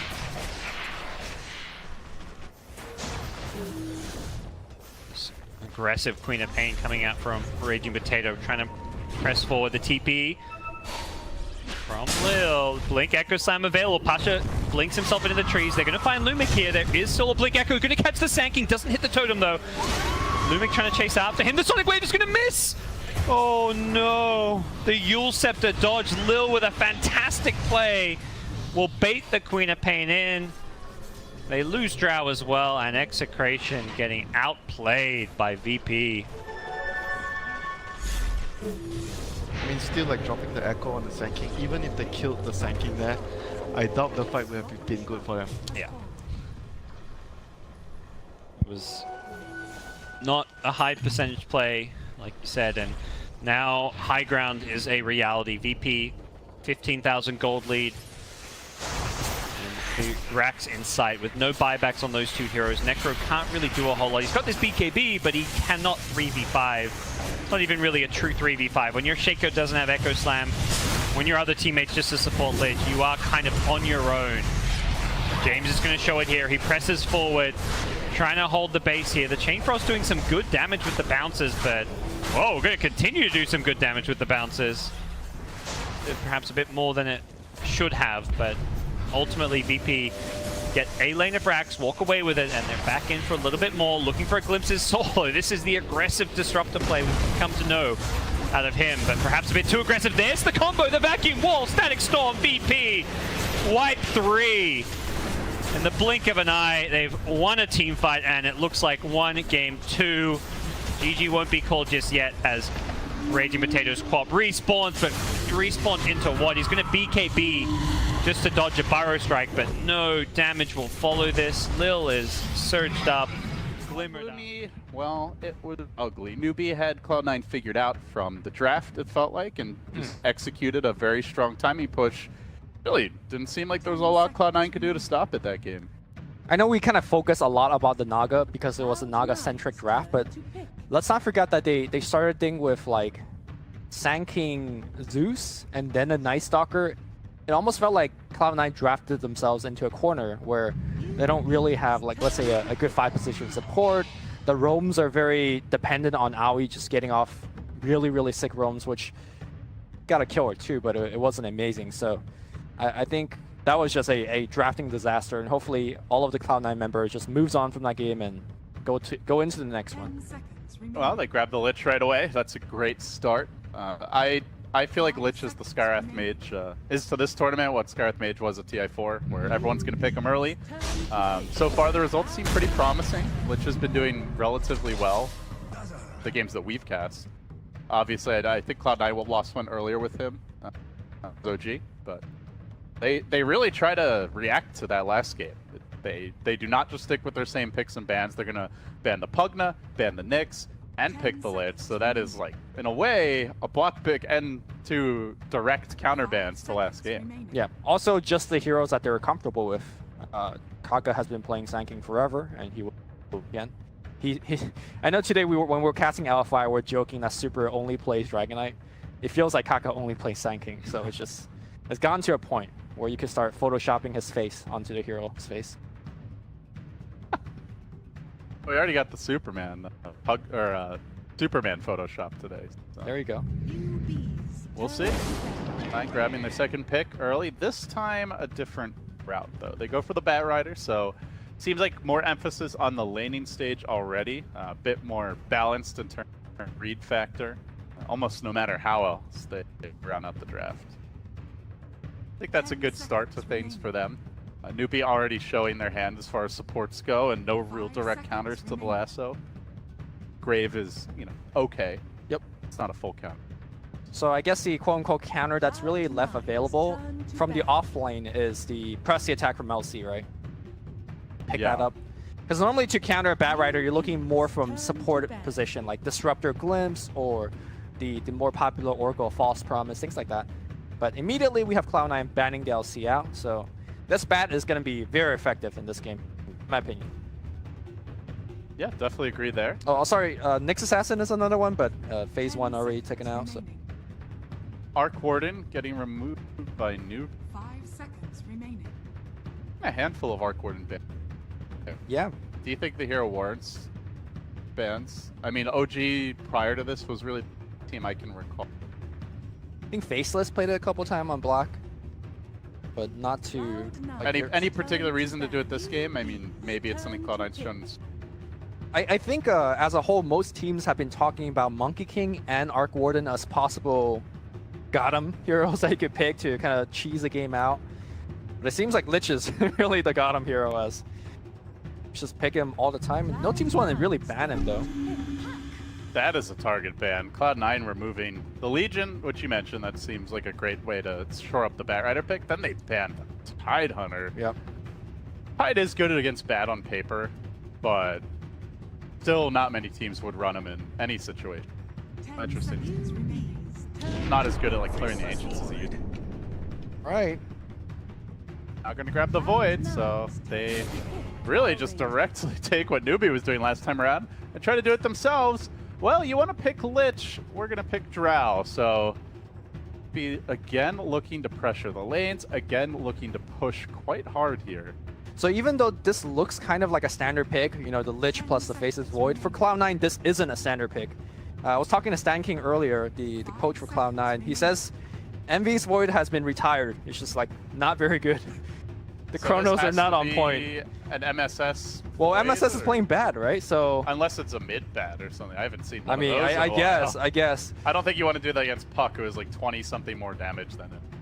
Unless Sand King is just telling me false information to double Jabay, or this is Cloud9 perhaps. I mean, drafting. Speaking of double Jabates, if anyone's going to do that, it might be Cloud. They might Jabate themselves. Yeah, no, Cloud9 is a team that only Jabates himself, right? Yeah, well, we'll see. But yeah, I think to your point, Cloud9, it feels like they're being forced to play Newbie's game. They're being forced to kind of play this, this emerging meta here at TI, as opposed to dictating their own style. At least so far. We'll see. There's 2 picks to go. They can still take it a very different direction. Grab the Lina. So this for sure is just the Fada hero, right? And then you just have... So Fada, Lina, and I think it's an MV Void. Yeah, I think so too. Unretired. Look, for better or worse, it will be entertaining, to say the least. Get your 50-50 threads ready, boys. Oh my goodness, I love the 50-50 threads. And that there's no one for whom they are more applicable than Jay. Yeah. So what will be Aui's hero? A hero that has been just first phase banned against Cloud9, or rather MP back in days, was Aui's Stream Protector, right? Back in Manila Master, it was the first phase ban, and then people start banning it, and then we just don't see it anymore. I wonder why Cloud9 has kind of just dropped the hero. It was honestly Aoi was the just winning. He was winning If games. he had a good start, they almost always had a strong lead, and then unless NB threw, they won the game. I'm being unfair to him, but unless they threw, they generally would win from there. And almost every game they lost, he had a bad start, and obviously, some of that is correlation, but I do feel like a lot of it was just Aoi was integral to the strategy, and he enabled the greed. They could get away with the greedier hero for Pi because he was the tree or the enchantress. Newbie do ban that enchantress. I mean, if you're up against a tower pushing shred, isn't frost armor and living armor on your building pretty sick against that kind of scenario? Yes, but it's maybe a little all in on defending your buildings. Sure. You look at it. Newbie needing, I presume, a mid hero. Puck could go in the mid, obviously, but generally you see Puck Drow strats, the Puck being the off lane to actually pressure. That would leave them needing a mid for Queen of Pain, perhaps, one of his best mid ever. Storm Spirit, a very popular combination that a lot of the Chinese teams like to employ alongside a Drow Ranger. I think LGD in particular loves Drow Storm. Cloud9, they waste no time. They are going to grab that lane controller with the bounty, or not lane, kind of early roamer, I should say, with the bounty hunter. Kind of like a Treant-esque hero, right? Just roam around, get information. It's a very weak version of Tree, right? At least early. And Newbie, they go beef. They grab the Dusa here for Triple C. The Chrono counter, maybe just the hardest carry in the game, I would say. Probably with the Drow backing her up. This is a strong team fight lineup from Newbie, and that seemed to be what Cloud9 were really going for with the Void, Lina, Lich. Also gives you some very strong reassurance against the Chronosphere. If you could pop off your ultimate, your Stone Gaze, as the Chrono flies down, then suddenly Void has a tough job, right? Is he hitting people, or is he just running away? It's tough. Void is not necessarily awful against Dusa. If you're ahead and you get the Manta Diffuse, you can deal with her pretty well. But for sure, yeah. As soon as you start to fall behind, or as soon as your team's not able to burst during Chrono, then everything just crumbles. And it's a Dusa who's going to have a Drow R backing off, so likely the laning stage will be strong. She's probably going to farm really well. I imagine they'll give her some early support with the Dazzle. Maybe the Sand King just mid. I doubt we're going to see the Bounty Hunter really hit pressure too effectively. So but then you're relying on the Lich. Maybe the Lich is the X factor. I look at this Cloud9 draft, I just feel like Lich and Bounty Hunter have to get a lot done for them to have a good mid game. Yep. Whereas I feel like for the side of Newbie, it's ease of execution, and the checkpoints they have to hit to have a good mid game are much lower. So before this game kind of get on the way, I do want to talk about Medusa in terms of his item build, because we're all very familiar with the traditional Medusa going into late game and just outright clicks, out carries your enemy lineup. But recently, from the LGD squad, maybe has been playing some next level Medusa, going for the Lincoln's Manta Ags build into a Hex. Remember that game that would cast an MDL? Yeah, the utility Medusa build. The Ags has been all the rage, I would say, with the Chinese Medusa players, and we've seen a couple different teams do that build, I want to say. Yeah. Maybe probably the most successful of them. But yeah, I think the Ags is super legit. So I wonder if we're going to see something like that, because the Ags in particular makes you very tanky, but also the stone, you know, turns them into stone briefly, and then allowing your team to actually get off all of them extra right clicks and stuff. There were quite a few cases where, like, I think it was even a Deuce versus a Void, where like the Void would go into Chrono, and then he gets hit by that initial snake, he gets turned to stone. You know, right as the Chrono gets dropped, they don't quite kill the Deuce. You know, or she gets off the Stone Gaze when they Chrono, then that's wasted, and then you're trying to run, and this obnoxious snake keeps on hitting you, briefly turn you into stone, and you have a Drow, right? So like a lot of those games, in fact, all of them, I don't even think there was a Drow with the Deuce. Just like a casual Deuce. Can Aoi steal the rune? Not a la carte Deuce. No, he will not be able to. Triple bounty rune grab for Newbie. He's gonna hit him a couple of times. Medusa, one of the slower moving heroes with the Orb of Venom. That's half his HP. Great start for Aoi. Obviously would love to get a courier snipe, but Newbie seemed disciplined. We saw a lot of courier snipes in that MD. I don't know if teams were just playing a little sloppy. They forgot about how much others like. This is TI, and at least so far, disciplined. Very rare to see bounty hunters not coming out with some sentries of his own. Generally, you see a sentry battle in the mid lane, but SC drops a sentry, and Aoi knows there's nothing to do there anymore, and heal. Basically, I think track the movement of Kaka for this game. He's going to make sure that Kaka does not help mid and give Fodder the 1v1 that he wants. So, Newbie are running a safe lane puck now. KP taking that up. Obviously, this will not be fun for Envy. They are running the off-lane Drow, so KP already hitting for almost 70 a pop. Aoi perhaps could change that, but Kaka's there to back him up, so this feels like a pretty tough Void game if this is the way the lanes are going to be set up. Already see Kaka applying that early pressure. I'm surprised by the fact that Lich isn't on the bottom. Like, I think it's totally fine to run the Void in the off lane, but give him the help, right?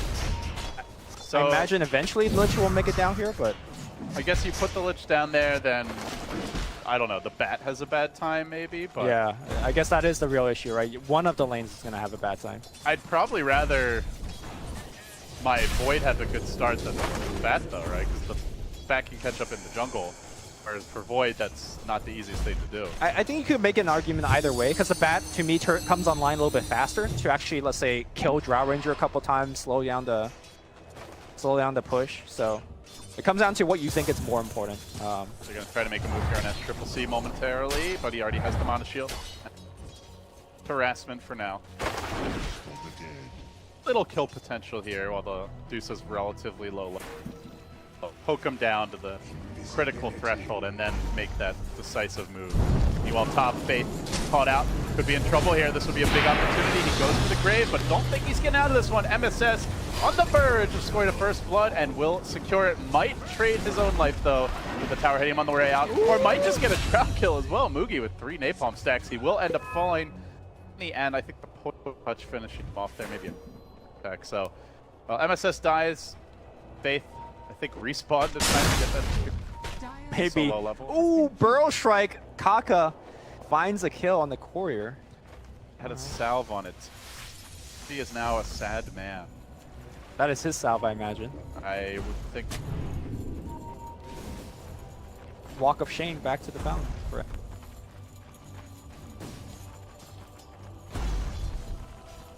Void not having a good time here. 8-3 in the CS department. Same time, neither is the Drow. Moogie's only 6-2. And mid lane is still going fine. So Cloud9 actually doing reasonably well in the CS department. But with these kills, or at least, and with the courier snipe, it's not the best start. Okay. So Lumi, looking at the two lineups, and we can maybe paint the bigger picture as far as strategy goes. How do you view each team's game plan, and like what are their key objectives and big forward? Hold on, Highlight Eye might be in trouble. He turns around and straight up fights here. Aoi maybe in position to cut KP off. The orbs are available. And out he goes. Cloud9, I think, just off the laning stage, they want to get this bounty big enough where they can run around the map and kill people and prevent the push from happening. And Newbie wants to actually get a 5-man going. So to me, this game is about whether Newbie can 5-man and whether Cloud9 can repel it or prevent them from joining up in the first place. Because once SC gets his first item, once Drow gets the first item, it's really hard to fight into Newbie because of Stone Gaze and Coil and all that jazz. UI unfortunately going to run right by ward here with the DD rune up on Triple C. A trombone for his HP, which is now pitiful territory. A little bit early to line up. But the other thing for Newbie, I guess, is like you maybe don't expect them to have the best laning stage early. It's just once the Drow gets levels and the Deuce levels up, all of a sudden it's just so much easier to farm and last hit and catch up. They have a Drow, right? So their laning should be fine. In fact, I'm somewhat surprised that they're not getting as many CS. But now with the lane switch, Mugi should be pretty much hitting CS for free, and he is. I've generally seen with these Deuce mid, sometimes they start off a little slow, but once they get to like level, you know, like around like that 8 to 15 minute mark is where they really start to ramp up the CS. Like the enemy will leave the gank, wants to sit there. The Drow obviously gets higher levels, which helps produce, and then things. Yep. And as our TI production value was showing earlier, there are a couple of Radiant stacks in the jungle that a Batrider hopefully could steal, but at the same time, Dusa will easily up eventually. If only Bone 7 were here, he'd be farmed. Well, maybe not at level 3, but yeah, with his BOTs.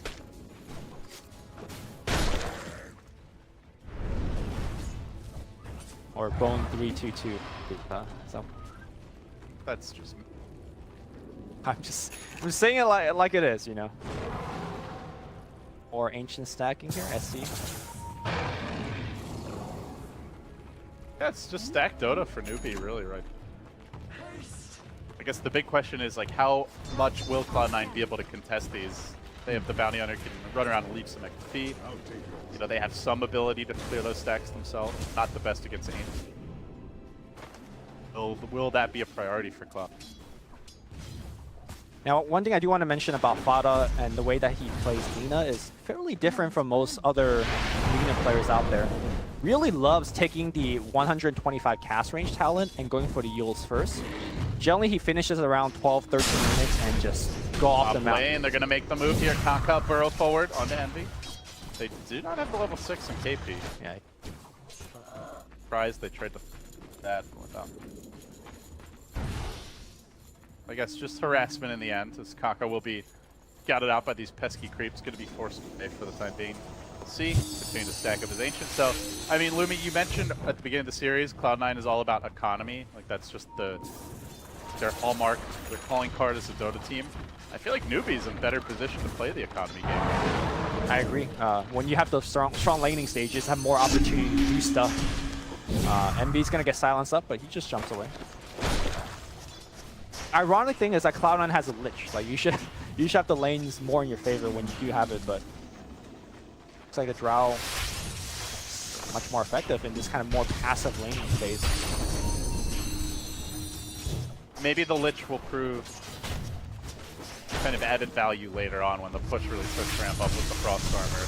Will try to slow things down top, but KP and Kaka have gotten a nice wave going. There's not a whole lot of deep push for Cloud9. In fact, Twilight dies in danger. Envy doesn't have his Chrono yet. He's so damn close. He just needs a couple more creeps to get the level 6. And now, level 6 secured. He could drop the bubble. He will. In comes the Lina. This could be a two-hero takedown. Nicely played by Fauna. They will get both.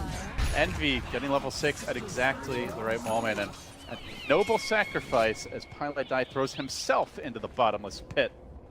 Greater good. You know that's when Pilot, that's how he plays. He doesn't throw other into the pit, just himself. If he could, he would have just cast Sacrifice on himself to give. I believe Ali was able to snipe a quarter simultaneously in that fight, so good stuff here from Cloud9, catching back up. He is But of course, that was Highlight Die's old claim to fame, was his consistent. Envy goes Mask of Madness. Now, Lumi, I know we cast a game earlier where we really liked the build because there was basically no physical damage. Right. I think this is a different game in that regard. For sure. There's a lot of physical damage coming out from the Drow, and that's so the rest of the team. But at the same time, we gotta judge Mask of Madness like a farming item, right? Just you don't turn it on when you're getting hit, but you could definitely turn it on when you're going through the jungle, and it will accelerate your farm tremendously.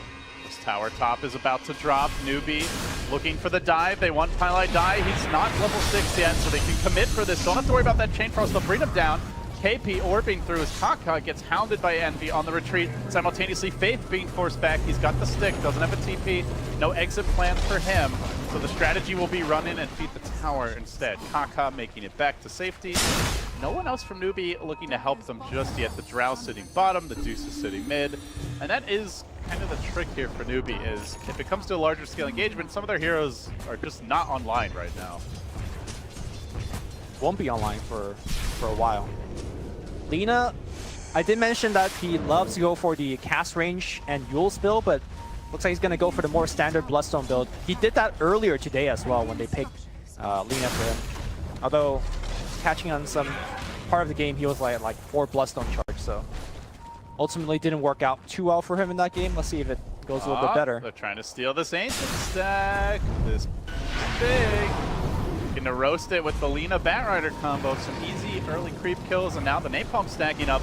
Will there be a contest? I'm not sure Newbie realized this is happening, but at the same time, MSS can't really tank it. He drops low, burrowing in quickly. The Sand King is gonna die. The Snake comes through, and now the coil deployed. He's caught 2. Phase shift dodge, beautifully done by KP. Slaughter Spada now looking for AUI as well. They plop down the sentry to get off the poison touch. Will he get out of range? It looks like he can. No dust, no more sentries. He's out of there. That poison though, still ticking. They steal about half the Ancients. We'll be okay, at least we're not less KP. Spray rating less whiff. KP. Okay. He tries for it. He's gonna have an orb soon. One more shot. Owie? He gives up. He felt completely fenced in. You know, almost every angle you could go, he would end up likely dying, or just spending hours getting back to base. So the dust settles. Newbie salvage it. They did lose a decent amount of their Ancient. I don't think that was too bad for them. Cleverly laid trap on the bottom for Kaka. Kaka will get Nova. He will have Burrow Strike, and he bounces away from the Chain Frost. All right, Kaka. Good play. Interesting to see the Sand King has the Epicenter skilled up. Not something you commonly see, as most people are more worried, like, let's say, taking up a trip point in Caustic or even Sandstorm, but we'll have it available this game. Top lane, Coil has been dropped. Envy going for the kill here. Does he have enough damage? Sure about that. Time walk, or rather, orbing back. Envy now. Tank creeps here with the Mask of Madness active, and Faith is looking to punish with the Poison Touch.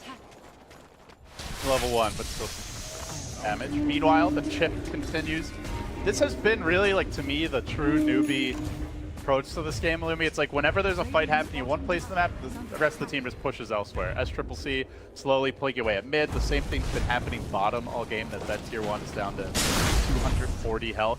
The top tower obviously was taken earlier, so it's kind of like hidden damage. You know, you see the kills, you see the courier snipes. That on, you know, on the surface is what's really happening, but the true game plan is unfolding off camera for them. Kaka also off of Cloud9's camera for now. No, they got sentries. Very much so on camera. They got the track available as well. They're gonna bring him down. Laguna Blade comes in. That is a 3-man track kill. The greed is online, for sure. Yeah, this game, their greed is not just like hoping for farming time. You know, it's actually just going out and getting kills. So I think that's one area where it's much more sustainable greed. But at the same time, they do a bit of a Deuce problem here. Already she is the leader in net worth after, to be honest, getting dumpstered a little bit by Fada early. SCCC is completely caught up, and this is what I was mentioning earlier. Like, I've seen this at least 4 or 5 times in the last couple of months, that Deuces who have a bad laning stage doesn't seem to matter. They always come back, and they do so. Leader in CS, leader in net worth. Cloud9 don't have the best tools to kill a Deuce at this stage of the game. Maybe later on with the Diffusal Blade, a Manta, and the Void. Try, but for now, pass. Yep. I mean, ultimately, though, they still have the Batrider. You could just kind of drag him into your team and just burst him down. Grave starts to become an issue. Grave becomes an issue. You say burst, but oh, another Radiant Courier Snipe. Is that 2 so far? I think they've lost it twice. Cloud9's lost it. Tanking killed her. Yeah. 3 Courier Snipes this. Always effective. Stealing runes, sniping couriers. This is kind of pretty much what you want from your bounty, unless you're also just tracking and getting a bunch of kills. Go gank up top. Envy. Does he have the game sense? Be tough. They're moving into position now. One Frost Arrow. On the Envy mask looks and to run. retreat. He might have to drop the Chrono. Oh, Burrow Strike coming through. Envy juking away. Where did he go? I think they know too. They scan, they reveal him. He's in the neighborhood, but Newbie gets scared as they realize more reinforcements could be coming in soon. So they're not going to force the issue further. Remember, some of this is just buying time for the Dusa, who's sitting in the jungle, farming happily away. KP, who doesn't have a blink yet. UI moves. Vinvis tucks himself out of vision of that ward nearby. Yeah, he's already clicked on 2 of the heroes. There is no detections. Kaka does have Dust though, so he's got to be super careful. Dusty's dead. Cancel the TP. Okay, he does cancel the TP. Here comes a Chrono, and he is gonna go for the kill. Envy does have enough damage this time. Could have been a track kill, so small missed opportunity there. But still, TP canceled. Ralph picks off. That is a big win, and now it will be a track kill on Kaka as he gets scouted out, running towards the shrine and punished. Did not expect them to dive him that far. But that's vision, Kurt. Still, Dusa is farming, you know. Creeps. She'll be here all day. They are about to take their last outer tower, tier 1 down. And they still have all of their own. And I think, Lumi, the more I look at this game, that's my biggest question for Cloud9 is how will they be taking objectives? They are abysmal at pushing. Only Lina, who's any good and has no damage buffs of any kind. I think Void's not bad because simply he will just pick up attack speed and just damage items. I think Cloud9 is going to be the team that pushes after a one team fight. I don't think they could just group up and push into Newbie, whereas Newbie has the ability to do both. So I think Cloud9 is more worried about winning fights rather than pushing out, because if you do win the fights, the push will come.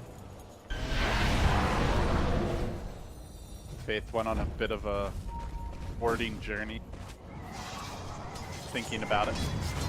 Walking around with this Invis rune. Jungle build like so. They're going to get these key items while the top lane Kaka does get caught out, and yep, Cloud9 will finish it off. This is like the 3rd or 4th time they set up the same gank for Kaka, right? They just wait for him to finish his Sandstorm. Probably the slowest blink I've ever seen from Kaka. Yep. Already, and you know he doesn't. 15 minutes is generally his standard time, which is pretty fast for any 4 position, but he gets it very reliably. Maybe it's been banned so much against him lately that he's forgotten how to play. I think it's more Cloud9 just setting up like super dedicated ganks time and time after again. So we're gonna look for the Mugi pick here. Good silence. TP out. He'll make it away. Bottom of his Bloodstone now. Very good timing for him, and looking to apply the pressure. He'll push through at the bottom tier 1. Zeroing in on the first tower game. Something desperately need a little gaming for them. Like anyone's looking to defend this tower for now as the Dire Scan reveals KP. He jumps into the wave, then he blinks out and right into the waiting arm. So Mojo storms down. The Chrono almost got dragged out of it. Cloud9. But a heart attack the way they're playing, but kill. Cloud9 keeping all their fans on a 50-50, you know. You just don't know. Aoi going for a bounty rune, sees a Drow Ranger and decides against it. I'll take that. I like to pick up here on Aoi with the Medallion Courage. Normally you see pretty common for Greaves, but with the Medallion gives them the ability to actually go for a Roshan sneak. Speaking of Roshan, it's actually Newbie going into it. I mean, you know Chrono's on cooldown, right? True. You even know Lasso's unavailable for a minute, so why not? We're gonna coil here, commit to try to bring down Aoi, force him to TP away, coil snap. Gonna be enough to finish him off. Meanwhile, Envy just farming up Ancient. This is a pretty quick Roshan. Of course, that double damage rune, that's Triple C, doesn't hurt. Crucial moment like this, there's a Chain Frost ready. Twilight Die, getting warned back. We close in. Is there sort of steal potential here? MSS has the blink. They do have the track on a Triple C, and no real opportunity. Mugi gets the Aegis, so now 2 very difficult to get. But Fada was pushing from 0 towers to 10. Even though that Newbie got the Aegis, it's not to me very clear whether that's a good trade for them. Cloud9, as we saw exhibiting in the last game, one thing that they're very good at is just split pushing and making Newbie go back repeatedly to defend.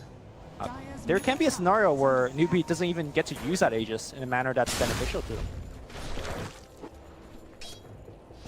What is the timeline here for Newbie, Lumi? Trying to set up an Triple C. They're going to make the move, lead us stun to start things off, quickly chewing through his Mana Shield. It's not even close. Only getting through the Mana Shield, and that's it. They do not even really scratch the HP. And now Fada's been caught out here. He's been coiled. Kaka moving into position. The stun's a bit early. Fada's in trouble. He's been up more than he can chew, and he's going to pay with some Bloodstone charges. Dropping 4 down to 8. Zowie hides in the trees. Did not see out here while that was happening. Moogie rotate top to hold this tower. And I mean, that is, you know, that is the conversation we're going to continue to have, is can they kill S-Triple-C? He continues to farm, continues to get beefier. Still a shallow grave to back him up in some of these fights. We'll have bonus armor, additional heals, time to time. Maybe if Envy gets farmed, could be different. But for now, we'll find this case. Chronosphere just for a puck. I guess for Cloud9, they're happy. Oh, Burrow Strike, allowing SC to TP out. Kaka's going to throw his life away. Can they get off a track? Bounty Hunter a little bit far away here, and that's going to be... for that track, maybe? I think they're literally waiting for the track. Hit him a couple of times, cancel that Blink Dagger. And Kaka smartly runs into the tower. Saves his team about 400 gold there. Yeah. Dire's middle tower is under attack. Only an MV team would be like, don't kill him, wait for the track. I'm a little worried for Newbie at just how many kills they're giving up. Like, especially on these tempo controllers. You know, Puck, no Yules yet. That's been delayed by some of his deaths. The Sandkid Blink only now finally coming online. 5-6 minutes late. Could be problematic as the game continues. They're going to find an opportunity here. They lasso up Fate. Stone Gaze comes in, though, and that's going to force Cloud9 on their heels, but that's a big cooldown to commit. Maybe they still chase further. Wrapping around. Backstab, he's got the stick charges. But on the other side of the fight, 3-man coil. No one to combo with this. KP just buying time, I guess. Team to get in position, and ultimately the game revolves around the tower kills, and Newbie will grab that tier 2 top. So, happy for them. Yeah, MV working on the tier 1 mid. Unfortunately, not enough damage to actually take it down. I mean, that's my worry for Cloud9. They're just slow at pushing. Yeah. To me, that was just a very good reaction from Team Newbie. Dust is going to clip Aoi. He's found right now. He doesn't have a teleport scroll out. He's just dead. Yeah, Burrow Strike coming through as Triple C joining the fray, and Aoi down. Take a freebie. Orb for the Dusa. Manta style en route. Drow with the DD, and that might push. This Aegis, though, is about to reach its expiration date, about 1.5 minutes remaining. So if Newbie want to go for that next tier 2, best do so now. I mean, so far it didn't seem like they even need the Aegis, so... I'm not feeling like the Frost Armor is doing all that much, Libby. I mean, when there's a double damage Drow hitting for like close to 400. It's also... no, it is a max ice armor. Yeah, I don't know. On paper, it's a good counter to push strats, but... I think counter is a very strong word. It slows things down. Yeah, it's not... You know, when soft it's... counter. Soft. It checks silky, it a little bit. Counter. There you go. Too silky. Oh, Envy cancels his TP. They know he's here. Ping's coming out. The Radiant Scan a bit deeper. Why must you do this to your fans? Envy's gonna like walk into the next creep wave and start cutting it. Yeah. That would be an Envy thing to do, wouldn't it? Get their 3rd courier snipe game. Okay. I mean, the ward will see the courier flying in. Think he's gonna get baited? That would be a classic.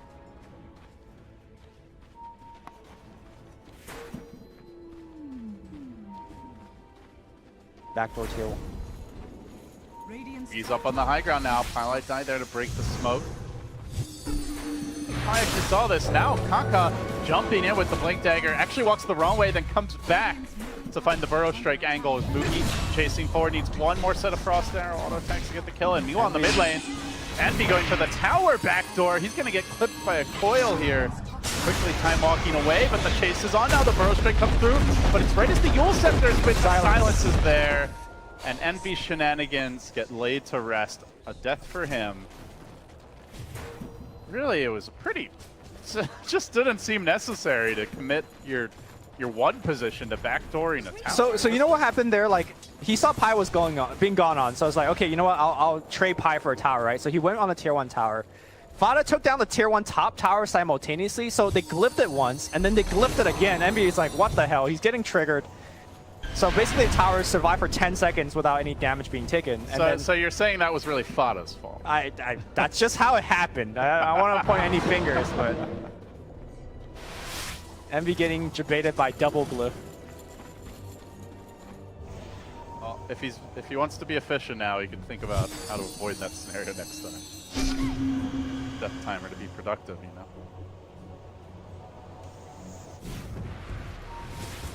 See Adusa continue to farm Lumi as Triple C up to 50k net worth. Now another 600 mana unlocked with that talent. More and more ridiculously hard to kill. Scotty is not too far off. SC is not a subscriber of the... I'll call that thought here. Last one up onto the cliff. Chain Frost committed. Good Chrono follow-up. They do get the Dazzle kill, but it also means no Chrono available now. And coming back in 30, well, I thought it was a good follow-up. I thought they'd go for more, but damage to kill this Dusa. So all of a sudden, it looks like there's a high ground push coming, and I don't know if they can defend it without Chronosphere or Chain Frost. Yeah. You know, when we finished the draft, we expected Cloud9 to be able to fight better alongside the Chronosphere, but it just doesn't seem like, in practice, that's what's happening. I mean, you could see the idea of the Chrono, right? It keeps the team away so they can't help the Dazzle. It sets up for that next kill, but the problem is it was a Deuce. Yep. It's just not a killable hero. Well, here comes the high ground. Next Ultimate Orb, 2k HP, 1.7k mana. Effective HP. Not quite over 9,000, but certainly getting there. Throw Strike finds him. Silence is going to be available. Envy tries to jump out. The Silence is about to end. Can he jump? He does. The coil also not snapping at the very tail end of it. They survive. Newbie wasting precious seconds when they could just be hitting towers. Now trying to get back to that Triple C out in front in this bottom lane.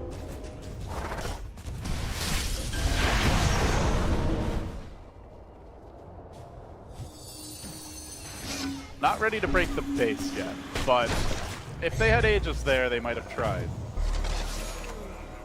Can we revisit the Bounty Hunter pick real fast?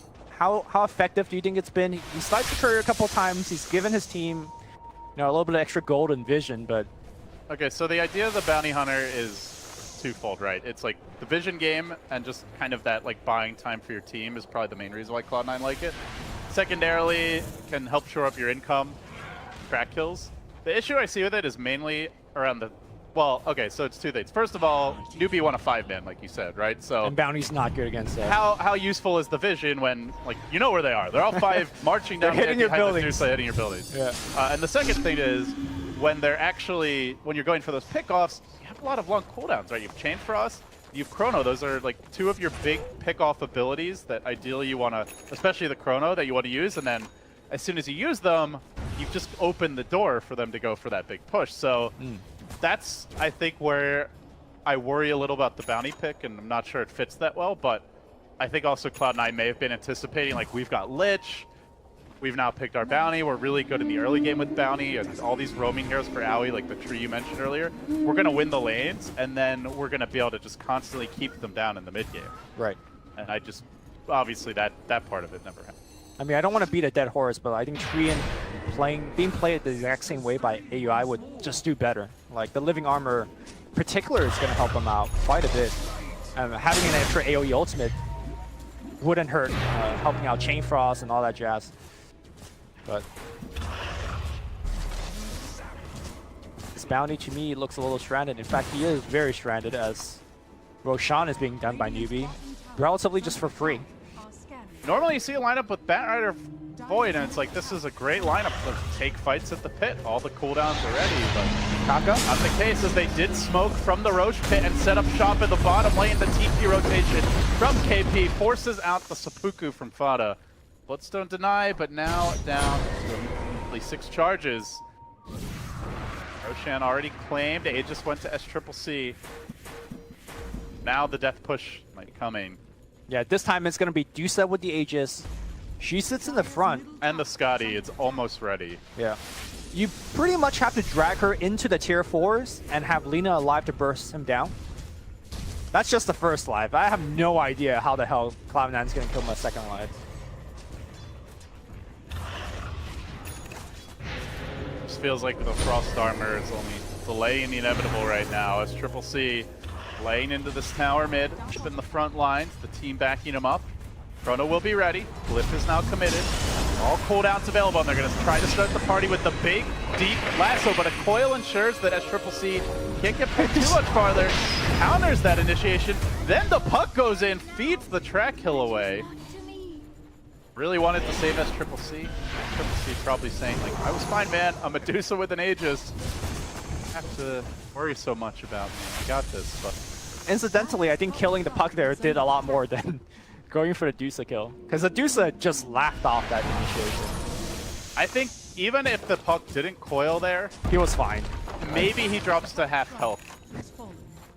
Maybe. And there's, remember, there's Grave. Like, they didn't go for the Dazzle. He's going to get that off. And then there's a second life, even if somehow... Yeah, in retrospect, probably KP shouldn't have forced that, but still Newbie at the Aegis, so they can still group up again and go for another push. You see your carry being jumped on, you know, it's very understandable that he made the play that he did. It's not going to waste too much time as he's going to be back alive right now. He's going to port to the Shrine, and the bottom push continues. I have no clue how Cloud9 is going to be able to defend. I guess their best bet is to wait out the Aegis. How do you feel about Envy's choice to go back for a Blink Dagger this game? The Void. Because I think the obvious counterpoint is that they are already lacking in damage. And even if you get a good Chronosphere, I'm not sure whether that's enough. I guess the way I'm looking at it is like, is there even an opportunity to get a good one? But going in the front, it's going to be Dusa way in front of the team, right? So you almost have to backstab them. Maybe if he smokes. Maybe that's the plan, right? You backstab, you look for a 4-man Chrono in the back and just win. The problem is, you might be able to jump past SC, the rest of the team can't. So, yeah, you get this perfect Chrono and then Lich, like... And then SC just ults. He phase boots in to get off his pit rug. Alright, here we go. They jump him in into the tier 4. Coil happens again. I feel like we already saw this movie, but this time the puck's not committing. Yeah. Back away, as Triple C loses maybe 10% of his health and mana. 1 range racks down, melee racks next on the list, but they are going to need this creep wave, which is not much lane. He's not taking damage, Lumi. Suddenly he's got another 2,000 gold. He's well on his way into the Eagle Song. That halfway to the butterfly. Try to nuke him a little. He just doesn't care. He's standing in the front. Bada is giving this everything he's got. You know, he's got the max fiery soul stacks up right now. He took the plus 50 damage talent. It just tickles. As MSS jumps in, but he got stunned. The Chrono's now committed. They go for that pesky Drow Ranger, but even she's tanky. She's got cheese. She's got Grave. She's not going to die. And now as Triple C tries to turn the tides here, he is going to unleash his ultimate. They will get still the Sand King kill gem scooped up, but the push keeps on going. Chrono is now down. For Newbie, they're fine if there's no big ultimates ready. They hit harder. They have the physical damage, so they don't care about not having this 2-salt. They will take the melee. They need to catch people now, right now. Maybe wait for SC's Aegis to trigger. No, Fata's getting hit really hard. He gets forced into the Dusa. Not that way, Fata. He's going to go down. He will die. 60 seconds despite having the Bloodstone. Coil hits on 2 on the back line here. Pylai die. Pylai dead.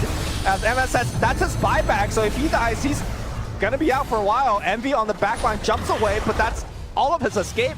Envy's going to go down eventually as well. Another one bites the dust. Cloud9 about to go 0-4 to open the group stage here.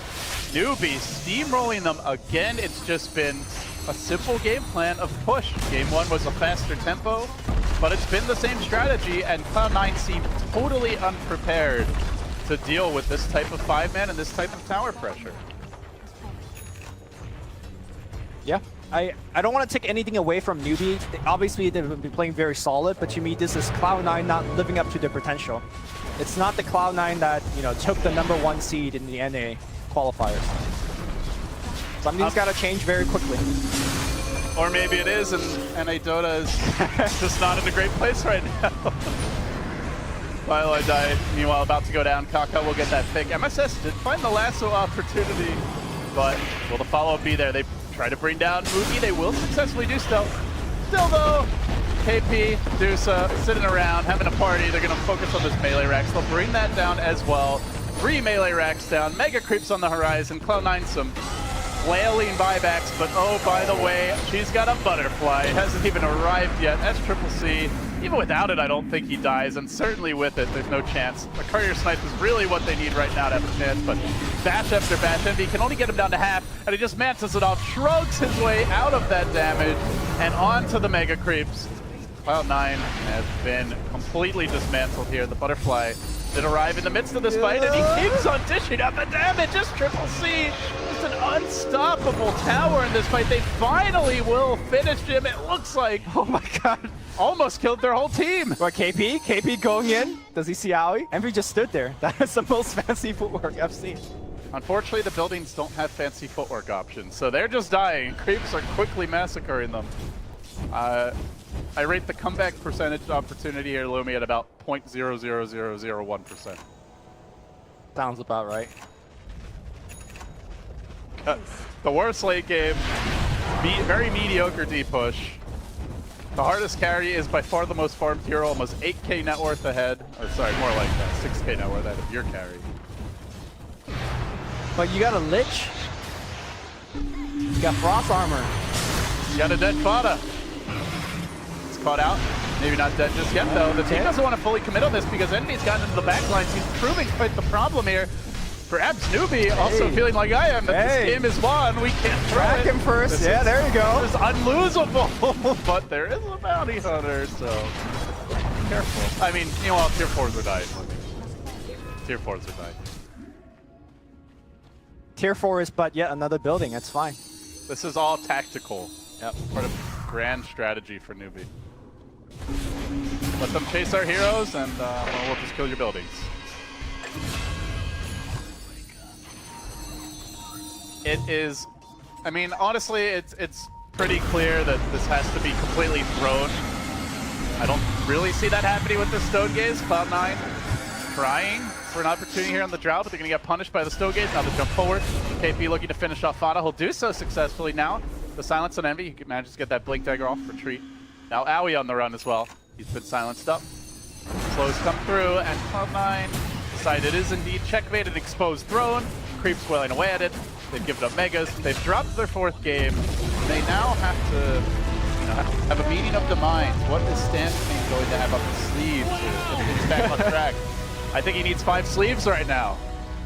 I don't know if one's going to be enough. Yeah, I don't know. When we saw Cloud9 first pick the Lich, I poked over Sanking. He's like, what's this Lich first pick about? He's like, I don't know. This is not what we screamed, so this is definitely... So if the coach is saying he doesn't know what something's about and then the team is doing it does make you a little nervous. At the same time, as a coach, you don't want to tell a caster what you're doing, right? So he could be debating me. Yeah, okay, so you think he's... Okay. He might be, I don't know. Like, I don't want to give the wrong information, but what is definitely true for Cloud9 is, I believe this is not their potential and they need to evolve very rapidly. I do think this is exactly what I expected from Newbie, which is a very stable team that, you know, isn't necessarily going to bust out like some crazy like Meepo pick or something you never expect, but much more so, you know, a team that just has a very stable, solid way of playing. They do tend to favor their mid-game timing pushes. They like to group up, but they're very smart about how they lane and itemize, and I just view them as a solid team. Solid is the word I use to describe Newbie, and I think if they keep on playing like this, they're going to run at this team. Newbie's a lineup that will just always beat the teams that are weaker to them. They won't fold to the very weak team. They could definitely challenge some of the strong teams. I think where Newbie really struggles is when the game gets really, really close, where they need to like clutch it out, or you know, like Roshan have like that Sumail crazy like Age of Steel type play. So for them moving forward, they need to like knock down some really tough opponents, and Cloud9 playing the way that they did isn't that tough opponent. Coming up next, we got G versus Liquid. Is that correct? That is correct. That is a hype match. The battle for. I mean, G has been also not doing too well, so. Half and half. I didn't actually get to catch their game. Sounds like so-so. They've been okay so far, but We'll see if they can get it together. Obviously, EG is known historically for evolving over tournaments. Liquid, though, meanwhile, we've got the Miracle Invoker. That's always a big threat. Well, we've got lots of potential fun stuff to look forward to, guys, in that final series of the day over here on Stream 1. But for now, we head to a break. We'll see you soon as the International 2017.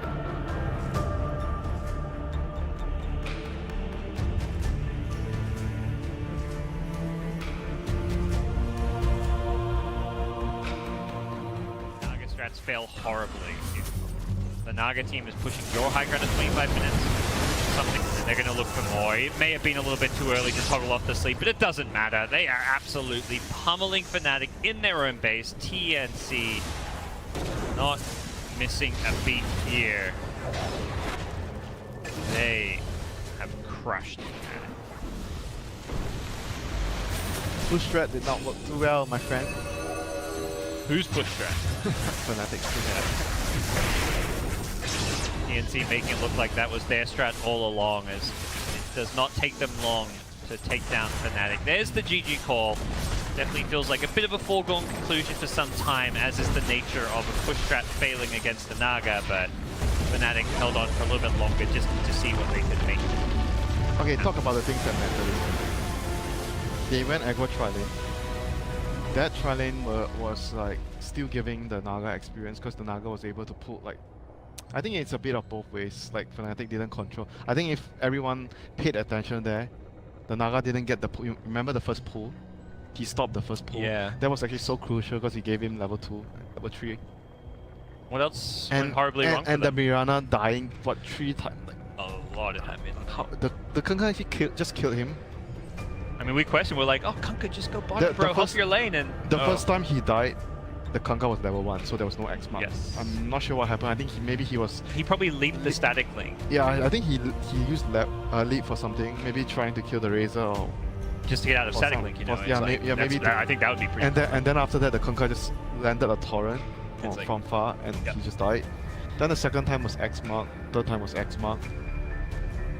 Well, I mean, that mid lane, I think, was definitely the root of their problems. And you think about it, okay, fine, your mid lane is getting wrecked by the position 4 roaming.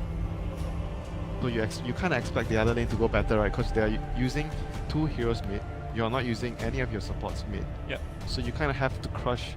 Top lane got crushed. No, the Naga's lane. Yeah. They use 3 heroes bottom. So you kind of expect the Naga to get less than he should. We really saw like the weakness of that Visage in a support role in that aggro lane. Similarly, the Knights. I think honestly, this game came down to Fnatic supports and having a horrible. The other thing is because it's against a Lich as well. Because the Lich is sacrificing and pulling the creep wave back. So if you're actually doing this to him, I'm not sure whether it was worth it or not. Like maybe having 2 people there and a Night Stalker, like just helping, because Kyo got manhandled too much. Like he got bullied too much by 2 heroes, and you're not helping him. So to justify that, you need to make sure that the tree is actually destroying the 2 at bottom. If that's not happening, then why are you not helping the mid? Well, we'll see what Game 2 has in store for us as Fnatic look to bounce back, secure a draw off of this series. Right now, it's not looking good for the SEA powerhouse as TNC take Game 1 and continue their success here at TI7. We'll be right back.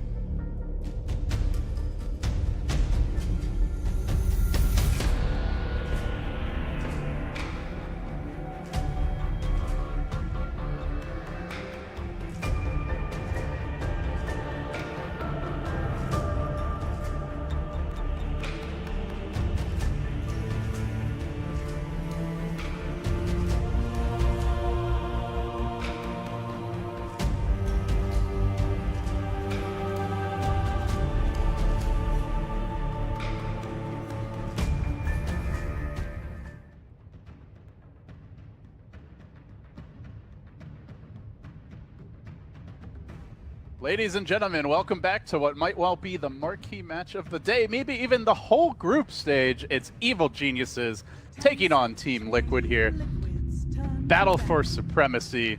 Well, Lumi, at least that is the storyline coming into TI. We'll have to see if it bears fruit here in the group stage showdown.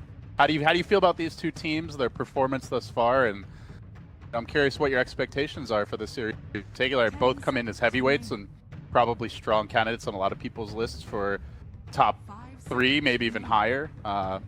You know, but certainly in that like top 8 contention for sure. And I think it'd be a surprise to anyone if they don't make it there.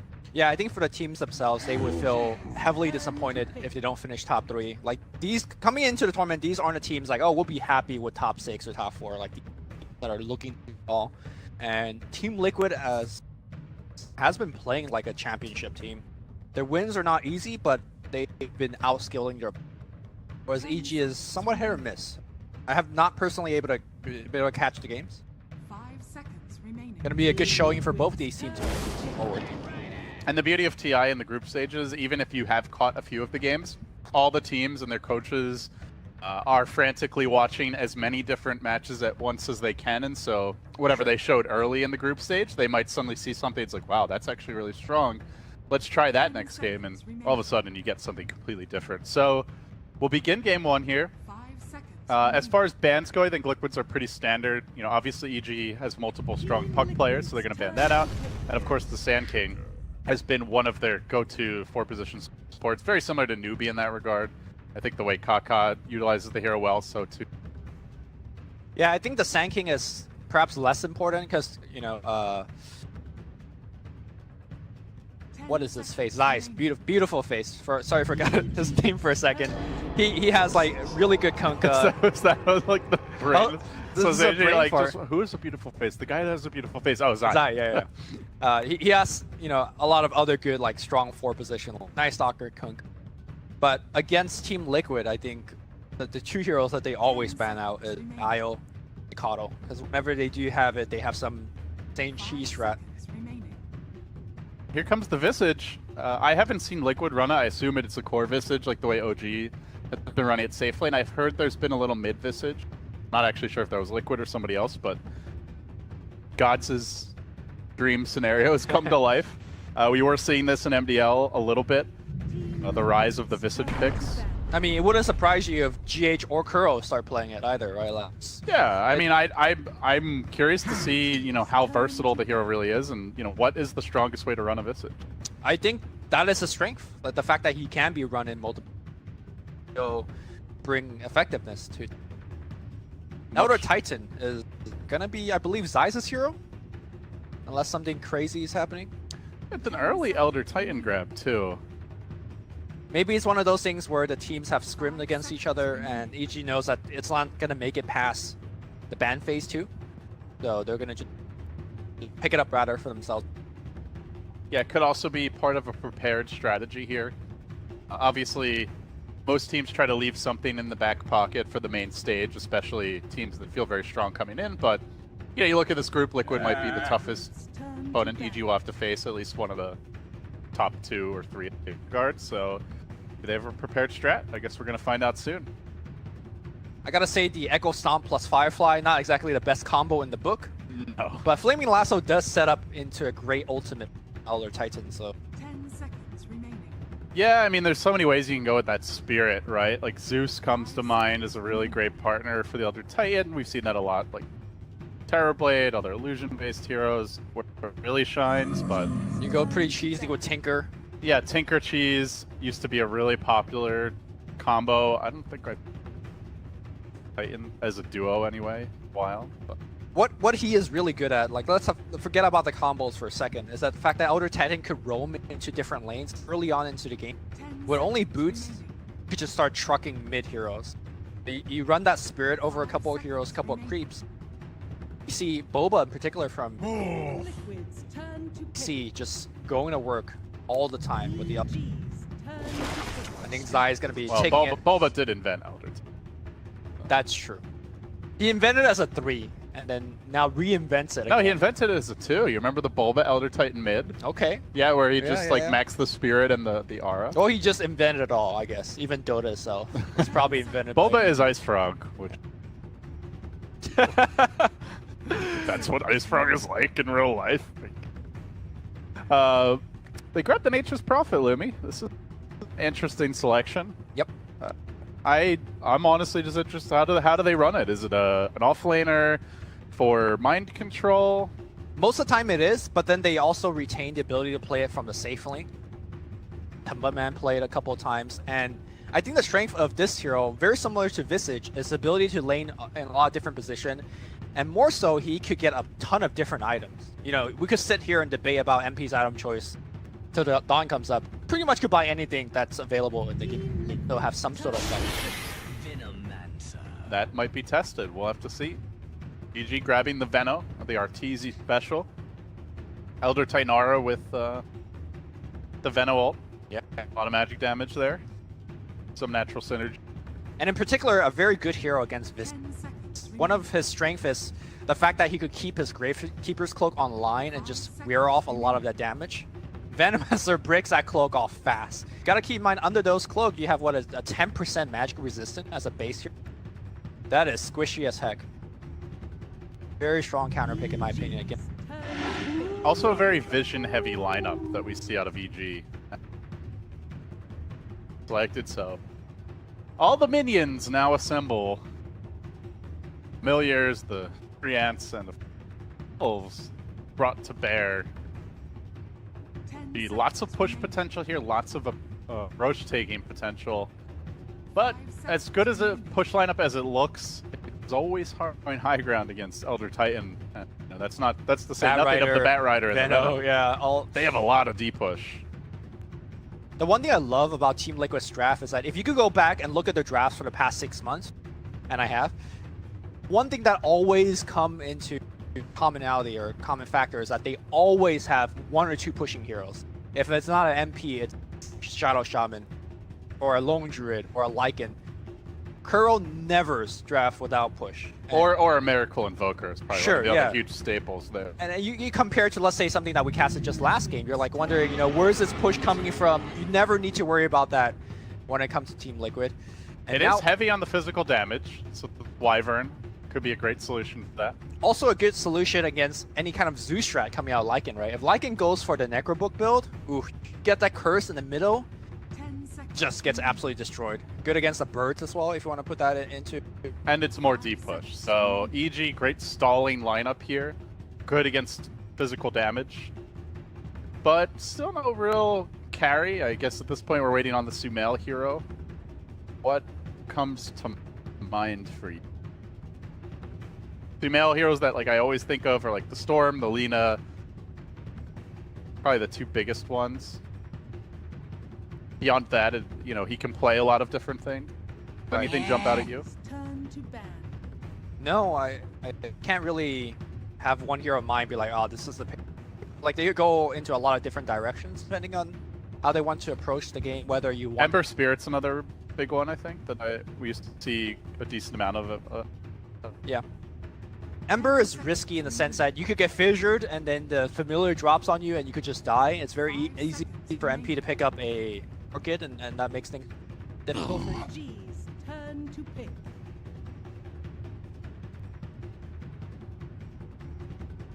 Interesting, an Alchemist banned out. I guess Alchemist would have addition to the nice counter push with the Acid Spray. Yeah, and also just a mega carry that I don't know that Liquid have the best single target burst to be able to outdamage that regen. So it's a Void last pick, which means who's playing what? It's really the question now. So Arteezy Veno has been normally the way they would run this. I mean, it's like a Sumail Bat or Void, or is it a Veno mid? Is this the rumor Wyvern carry? I saw Ice tweeting about it, but I don't know if it's actually a thing. Yeah, I wonder how surprising this is to Liquid. Like, is this something that shocks them and they're like, what the hell is going on? Or have they already gotten a bunch of intel you know, heard how EG is drafting, and this is like, oh yeah, we heard they were scrimming and doing that. Nothing too surprising. Liquid has been scrimming anti-mage mid, right? Like it's a thing that they've tinkered with the past. You do get an extra creep in the mid lane, so in theory you can put a hero like Faceless Void in the mid lane and have him farm there. It's a new look for me personally, seeing Sumail playing the hero, but I'm sure he could definitely play. So again. tri-lane mid Void, or dual lane mid, you know. I mean, none of these Liquid heroes are that devastating mid lane. Even Visage, you know, Void will be fine against it. Get your Quelling Blade, you'll be able to CS pretty easily. Ah! Alright. Matumba Man Brood. Alright, Control. we're all over the place. So it's a Yeah. Miracle Icon going mid. Matumba Man, Brood, a Mind Control problem. I mean, talk about the summons. Oh my god, that push hard. Can you go mid with It could be a Brood mid. instead? Brood can go Yeah. mid, yeah, so... Oh, let me tell you how on spiders. Wait, no, it doesn't work on summons, right? It works on heroes and your own summons. No, I'm pretty sure it does work on summons. It does work yeah, on yeah. the spider Yeah, lanes. Unless how, they change something. How spiders and how treants and how birds? How are they doing it? Tongue twister. Oh dear. What is going on, Lumi? I've been thrown for a loop. You've got a Sumail Void. I mean, everyone's, you know, I even saw some tweets going out about the Universe Void earlier today, but this is, you know, the rumored new meta was the hard carry mids with the tri-lanes backing them up, or at least dual lanes. See if it works out. What a ratty lineup from Liquid. I just can't get over how Oh my god, can you obnoxious imagine? they're going to be to play against. Can you imagine how much damage Elder Titan's gonna get off of Spirits? He's gonna just run over like a zoo and a half of things. I gotta say, like, I think the volume of summons EG doesn't care about, right? Because you have things like Splinter Blast and you have things like Spirits and Stomp. They don't care how much Even stuff Firefly. You're just gonna hit everything. So Let's find out. The Zoo strat has emerged, and to counter it, we've got some big wombo combo from EG. Start things here on the Dire side. Radiant. Battle. Scriff will fearless guide through this crazy, uncharted territory. yeah, if any kills are missed, it's Yeah. And also point that be out. sure to flame him. yeah. If he doesn't miss any At kills, Scriff on Twitter. if he doesn't miss any kills, it's just he's doing a normal job. But if he does miss anything, And if he does a good job, be sure to congratulate him at Wepis. Let everyone know what a great job he's done. Yeah. I always find it I don't know, a little weird that they put it in the beginning. It's so risky, right? What if you miss like level 1 Roche or something? If you miss a level 1 Roche, I think you should actually be fired from your job as a dedicated observer. No hesitation. You could be having an off day. Fired. Crit flies up in the air and mind control says see ya. It's effective. Arctic Burn. So, Lumi, this is a very unusual draft, at least for us. And I think, you know, coming into this tournament, certainly some unexpected picks and the strategy, the way they're looking to lane it. See Kuroki getting harassed a little bit here as he backs away. Has 3 napalm stacks on him. Uh-oh. Taking the stapler might actually... Okay, GH comes in to assist. But yeah, let's talk a little bit about the lineups, the overall strategy. They're weird picks, yeah, but it does seem like each team has their clear like game plan in mind with what they've picked. I'll let you start. I think a large part of how the early game will go is determined by Zai's rotation, because given on how many summons that are available, it's so easy for him to pick up a bunch of damage and run people. I don't think Visage and Shake, they're good at like kind of forcing kills and bursting people. They're not very good at keeping up with the rotation of Elder Titan. So I think he is the X factor for the early. Yeah, looking at this offlane right now, I am a little concerned for Miracle and the Lycan.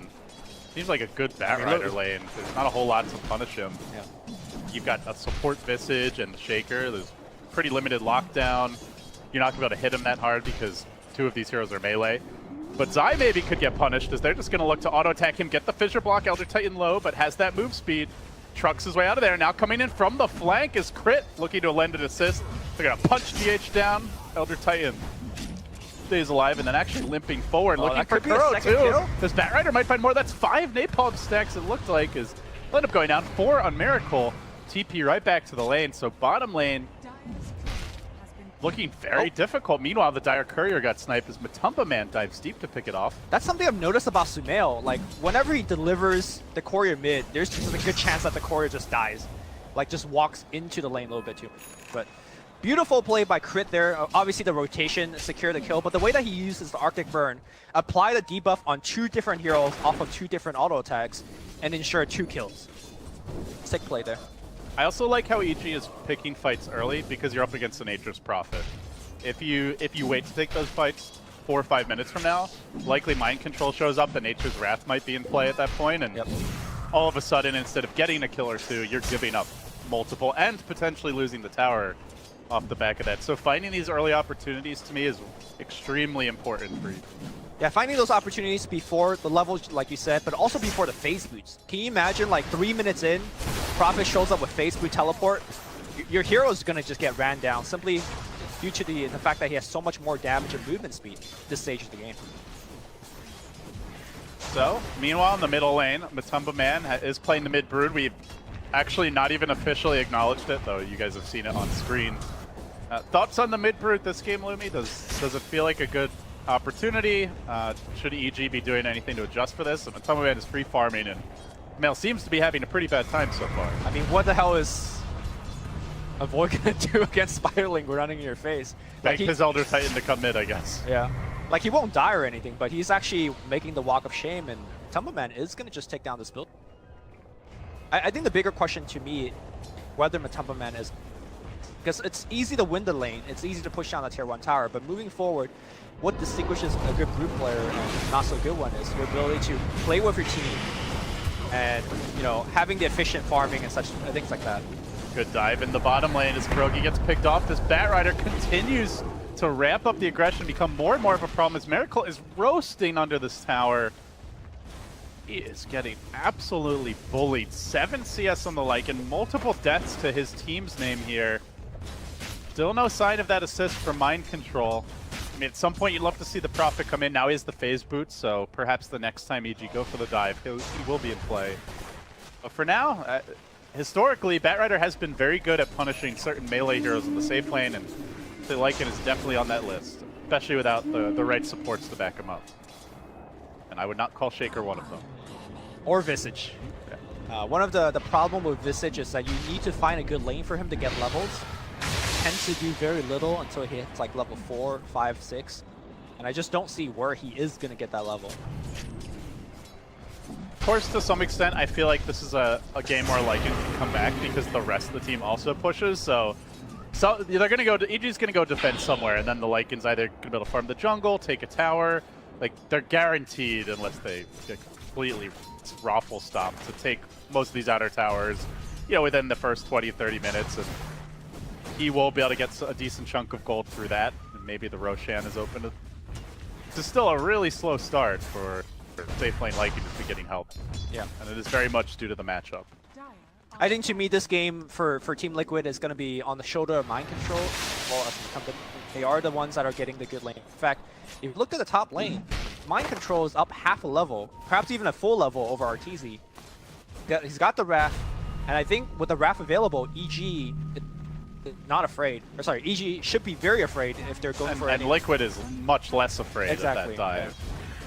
Yeah, and that's the beauty of it, is kind of like when teams used to, you know, back in the old LGD International days where they would push with the Eclipse up on the Luna.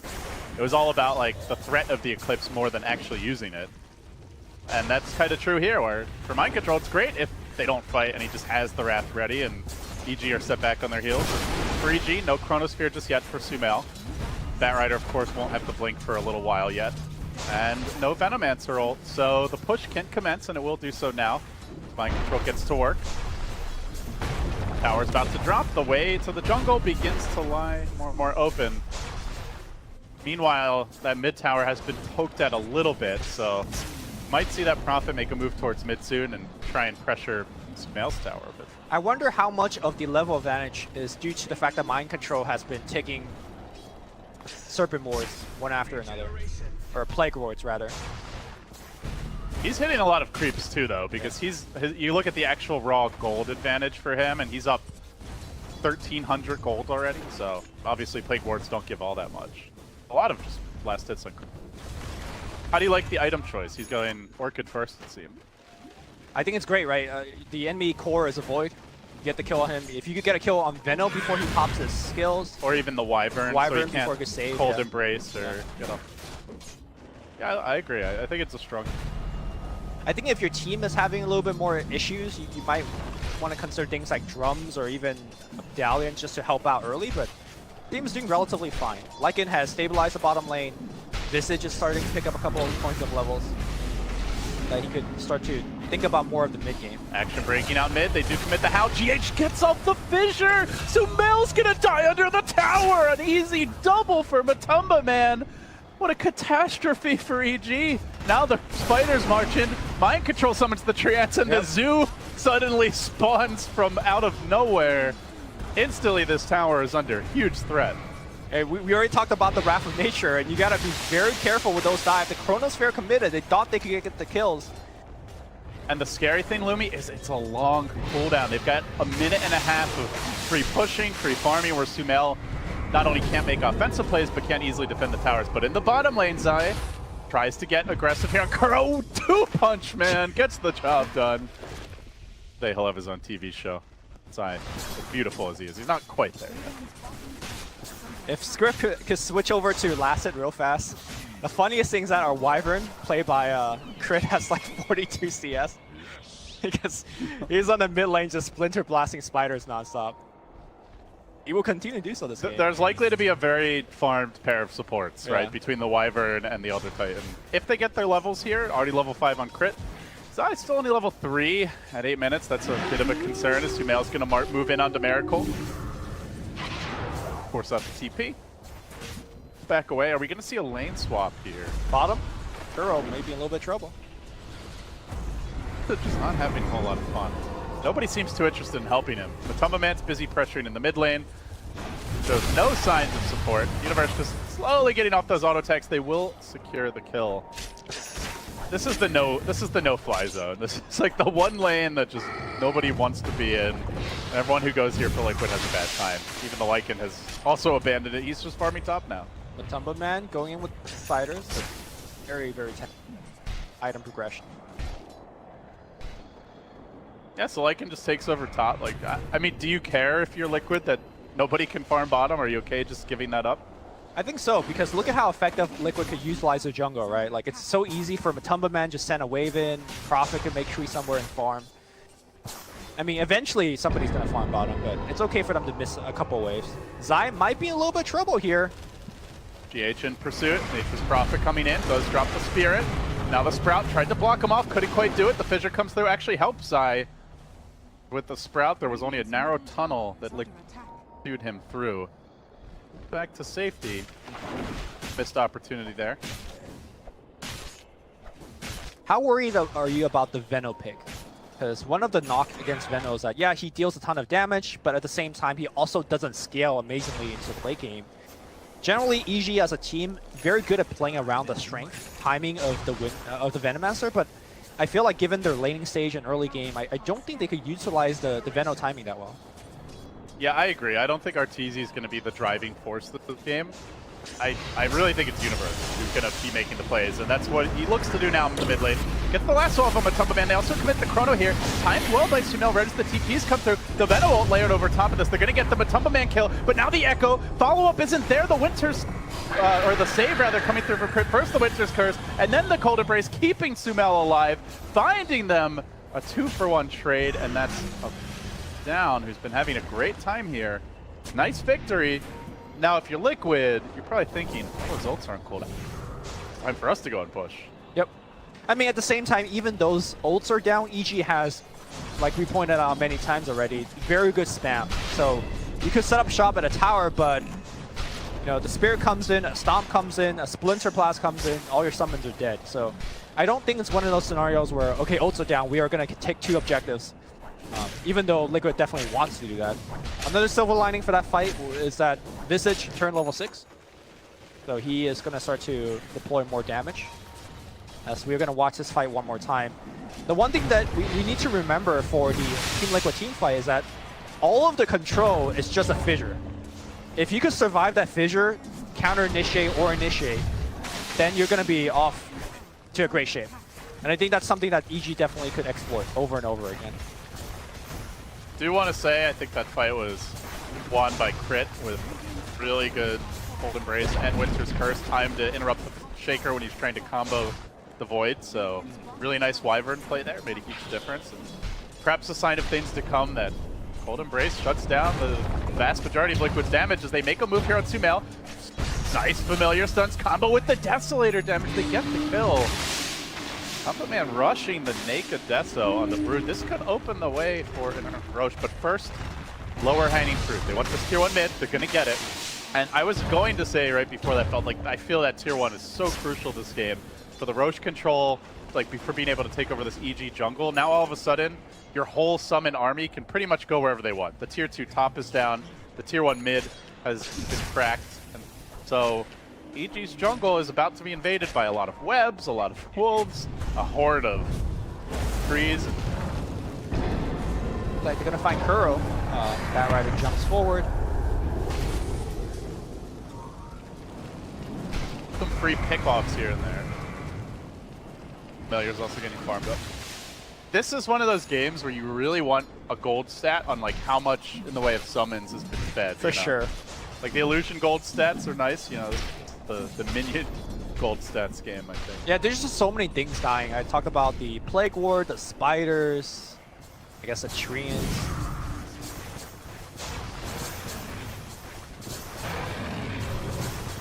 Overall game plan wise, Lumi, do you feel either team's done a better job at accomplishing their goals? We hit the 13-minute mark, pretty even on paper as far as net worth goes. Slight Liquid advantage. I think I've definitely underestimated what the dire support could do. Like, the Wyvern, to me, has done a lot more than expected. Zai, I expect him to do a lot, and he did. I think moving towards the mid-game, Liquid is not going to be winning it in a 5v5 teamfight scenario. They need to rat, because I don't think they could beat Winter's Curse, Venomancer ult, and Chronosphere. So it's more about splitting up for Liquid and finding picks. The one way they could maybe take those fights is if GH gets a big Echo, and he does have a Blink Dagger coming soon. But that Echo better catch like 4 or something, because that's it, right? That's the one-shot, big burst kind of thing. Imagine if EG had Echoes. I think the server will just crash. The game just instantly breaks. That would be a giant hole opens up in the middle of Seattle itself. KeyArena gets sucked. That doesn't happen. I mean, Valve always has some new crazy trick. Here goes Light of Heaven with his classic shrine. For anybody that doesn't watch Dota too much, Light of Heaven, TI champion, notoriously for clicking shrines whenever he can, for absolutely no reason. And seemingly just like out of nowhere too. It's never like, oh, there's like action happening at the shrine. Someone needs to heal. They are going to go in now on Matumba Man. They get the lasso off, top the dust as well. But he just scurries away to freedom. They don't want to commit too far for this. G now down the lasso. They've got all the other big AoE ults available. Will stagger back and retreat. So Mother now picking up the madness to go with that Desolator. And they do get the silence here on Crit.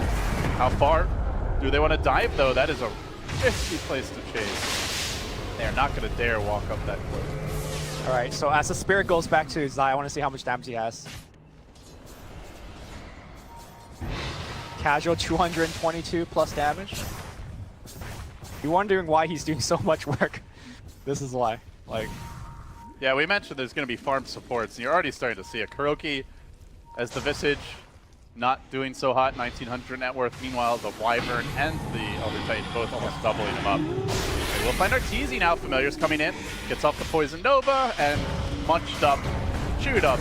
Will be finished off. Miracle, one last auto attack gets the kill, and now the chase is on. They want Zai as well. Sprout comes through. Oh! There, no chrono for you, sir. Sumail gets denied, and with that, the Elder Titan will fall, and now it's a full-on rout. Crit has to commit the Winter's Curse, try to retreat, goes for the TP out in the trees. 1-2 more auto attacks would do it, but They're not going to find him in time. Brood Mama cometh, though.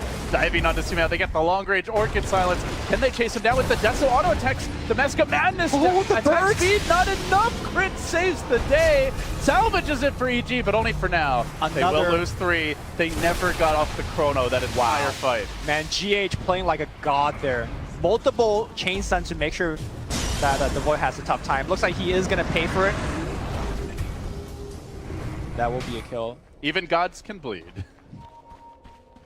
GH has definitely been the most impressive addition to any team that I've seen in a long time. And coming up, like filling some, you know, relatively big shoes for Liquid on a team that had huge aspirations. And quite a few games where I feel like GH has almost single-handedly thrown the team on his back. So. Oh, for sure. To me, he's not just filling shoes. He's perhaps even excelling.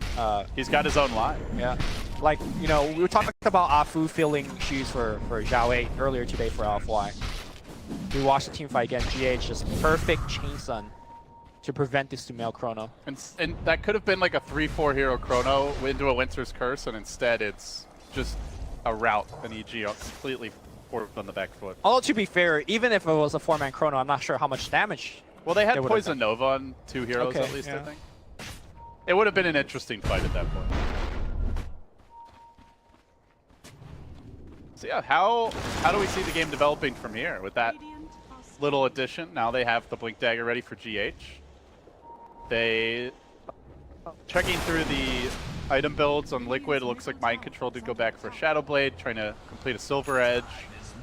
Nothing else really unusual that I noticed. I'm wondering when Liquid will try for the Roshan. That's probably the big thing for me. Sure.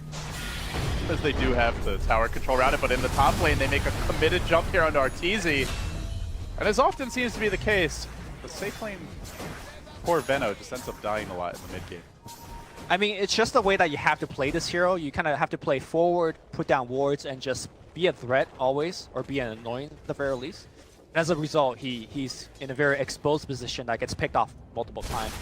And that's fine when you have, like, I don't know, a Sumail Storm or something. Exactly. You know is a ticking time bomb. Is a Sumail Void at 5,500 net worth at 19 minutes really that kind of a time bomb? Not yet, but he can be. And he needs to be eventually. Chain stun happening against Zai. He's got a big streak.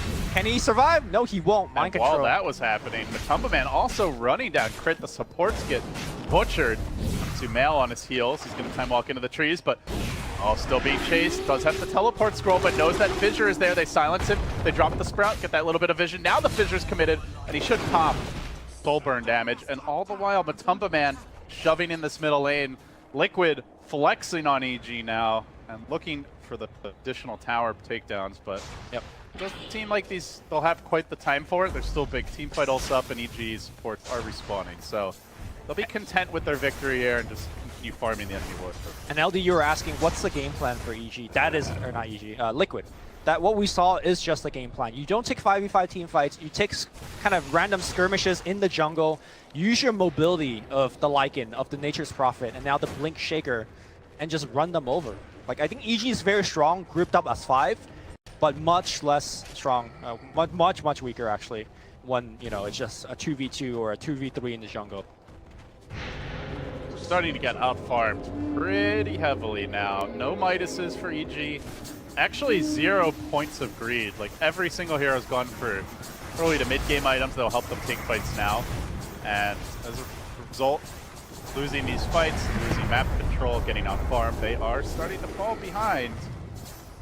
With looking at some big pickups soon. BKB almost ready for Matumba Man. BKB coming for Miracle. Completed Silver Edge is not far off for Mind Control. I already mentioned the Blink on the Shaker.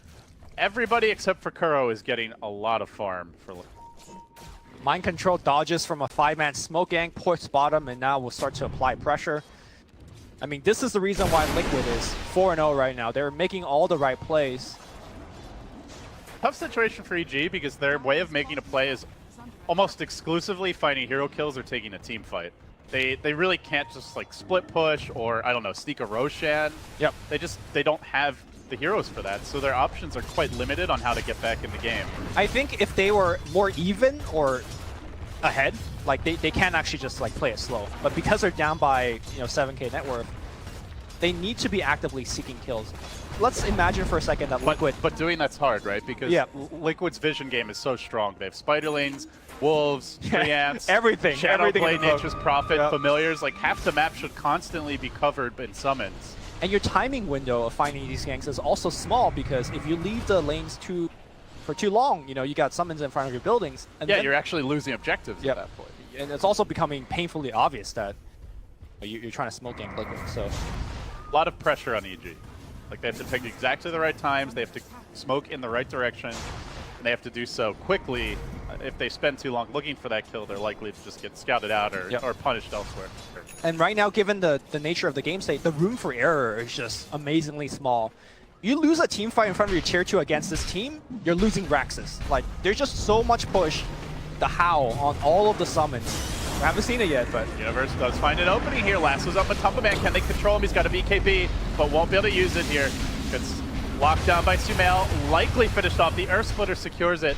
Chrono Earth Splitter, Lasso all down. Big Brood kill. No buyback, out for a minute. So by the time he comes back, maybe a minute or so until those big ultimates are ready. I wonder how Cavalier and Liquid would feel like with all those full on cooldown. Maybe they could think about taking Roshan. Or, you know, go for a pick. Mind control on the bottom.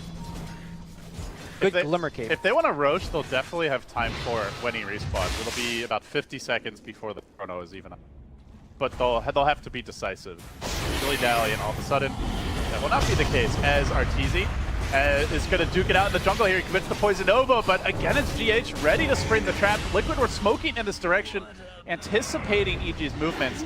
Miracle is dangerously low, but has the armlet toggle available. Should be enough to save his life.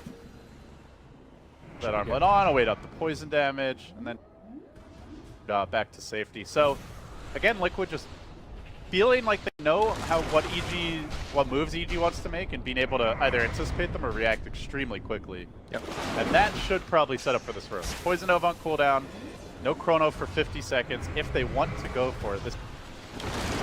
Got the Medallion from Visage, obviously, and look at Roshan drop. One of the interaction that we haven't mentioned, and we definitely should, is the fact that Howl is such a good way to kind of soften the blow from the Venomancer ultimate. Essentially acts as a mech for nighttime. You saw it, you know, being instrumental in terms of surviving against. Looking for when Liquid has their full complement of heroes and summons all grouped up and really trying to take a big fight. But for now, they're content with that Roche. Do imagine they're going to try and keep the map spread here. You know, I doubt we see all 5 marching down mid, but maybe 2 are there, 1 or 2 in the other side lane. Complete the Silver Edge of Mind Control. Items continue to pile in, the double BKB. Well, actually, no, Miracle changed his mind about the BKB. Went for Reverence. Okay, going for the heart, being tanky. Now, for EG fans out there, I think one thing that EG can still hold on to is their insane high ground defense, right?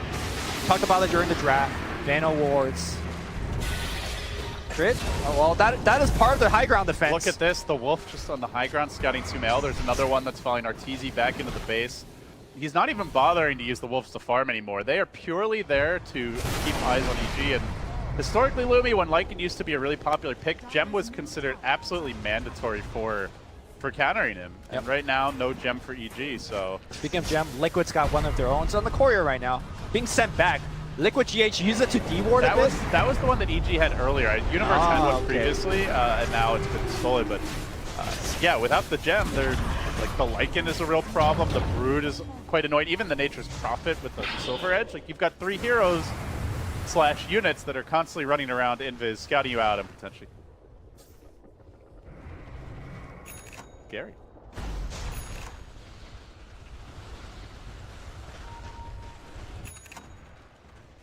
Now, all that said, EG's high ground is extremely difficult to crack if they're full complement of ability. Right, if they're alive. And I think, you know, what we saw, like killing the Wyvern, for example, are the other plays that Liquid's going to go for. They're not going to push high ground when all 5 EGs alive. They're going to... And if they do, it's not going to be all 5 in one lane. It's going to be 1 core in each lane, and, you know, who knows what else the Familiars are up to. Rotation up top, Mind Control trying to make a move here on Sumail. Sprouts him in, silences him, and just harassing him for now. Sumail's like, you man. know that he can actually kill an MP this far. 2,300 health.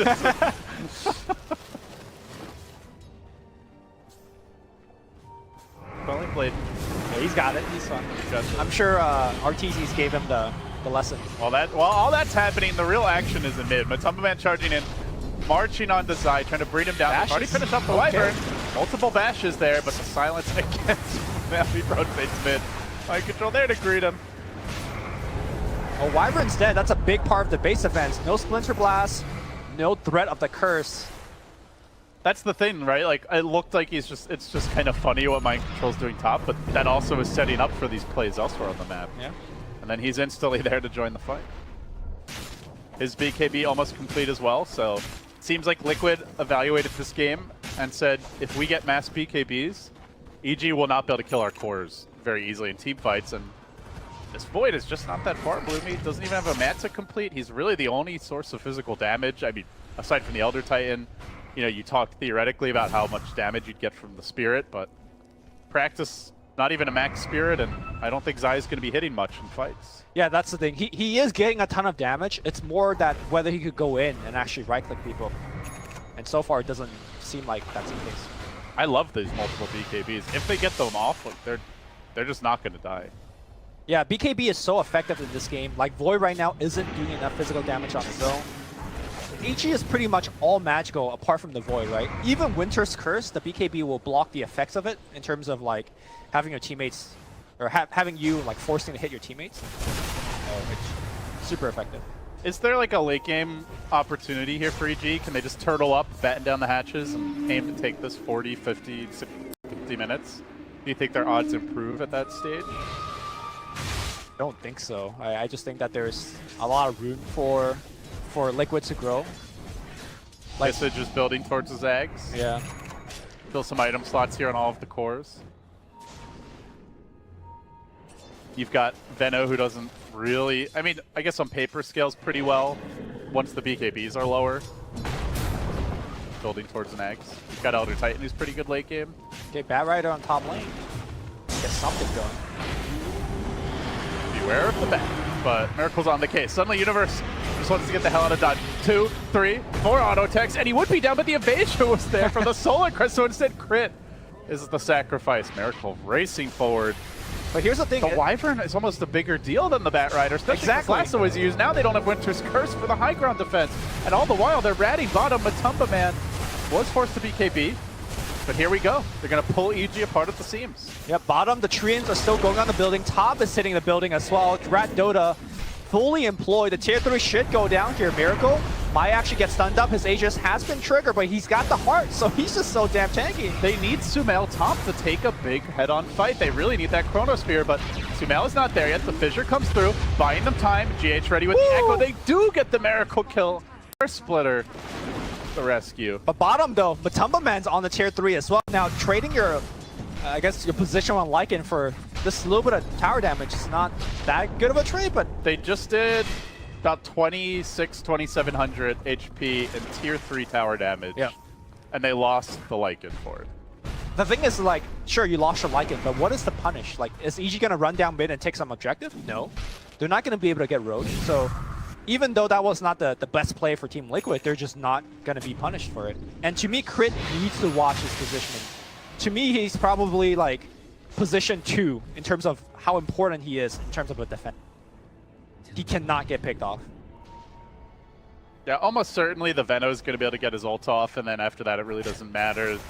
The Bat Rider is expendable once he's gotten the lasso initiation. It's really the Wyvern who has to sit back and wait for an opportune time to get the Cold Embrace or the Curse off, and that was...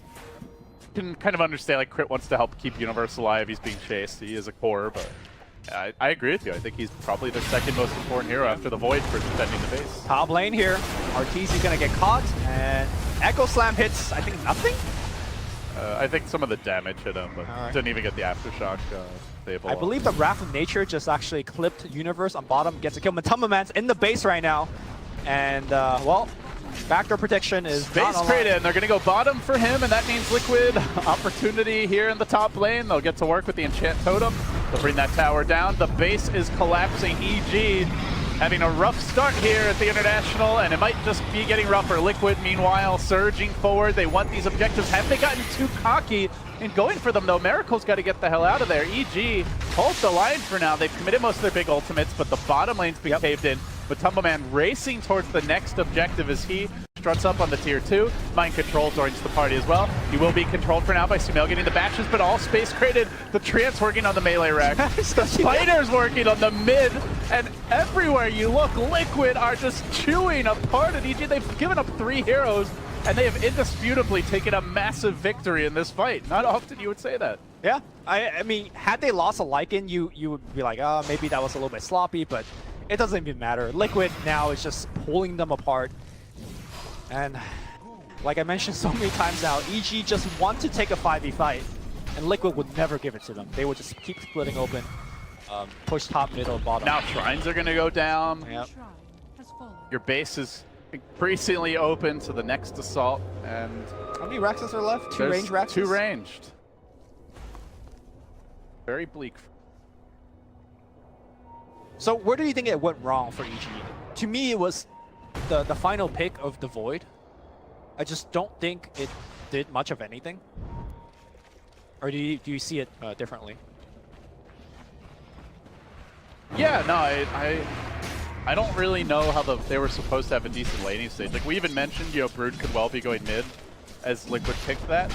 And I mean, maybe Veno does okay. Like the Batrider won his lane as expected. They didn't know the Brood was coming, right? Like, so I guess that's true. But the Brood was the final pick.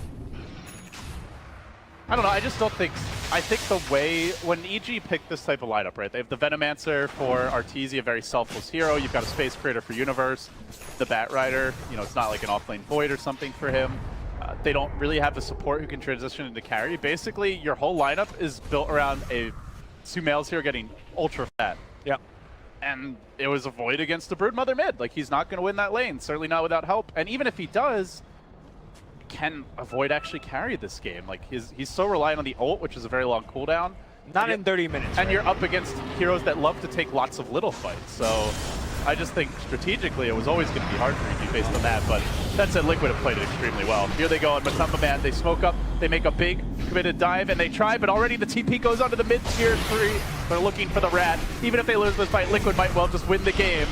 It's the war, not the battle, that they're concerned with as the Echo gets dropped. Sumail almost finished off, but Crit able to keep him alive. Courtesy of that Cold Embrace, still he's stunned, still he's controlled, glimmered up. What more can Crit possibly do? Well, be 2 places at once. That's something that he can't do. Mind Control puts a cap on it. That's Megas, boys. And that's likely the game.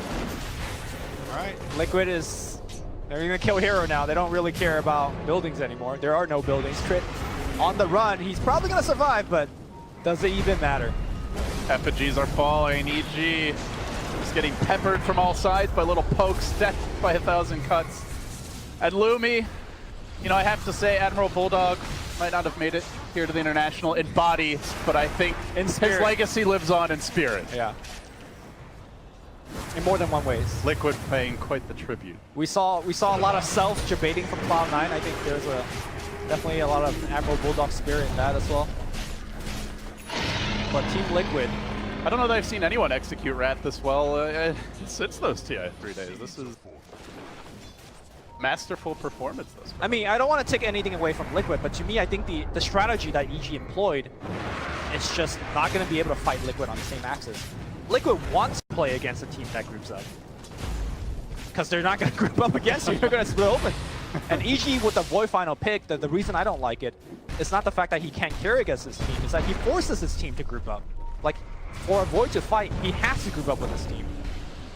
I think, you know, a Storm-esque hero where he's going off to do his own thing to actually punish the split push might be better. Now, obviously Storm was banned, but I don't know, Ember or anything that just is so more mobile and could solo kill.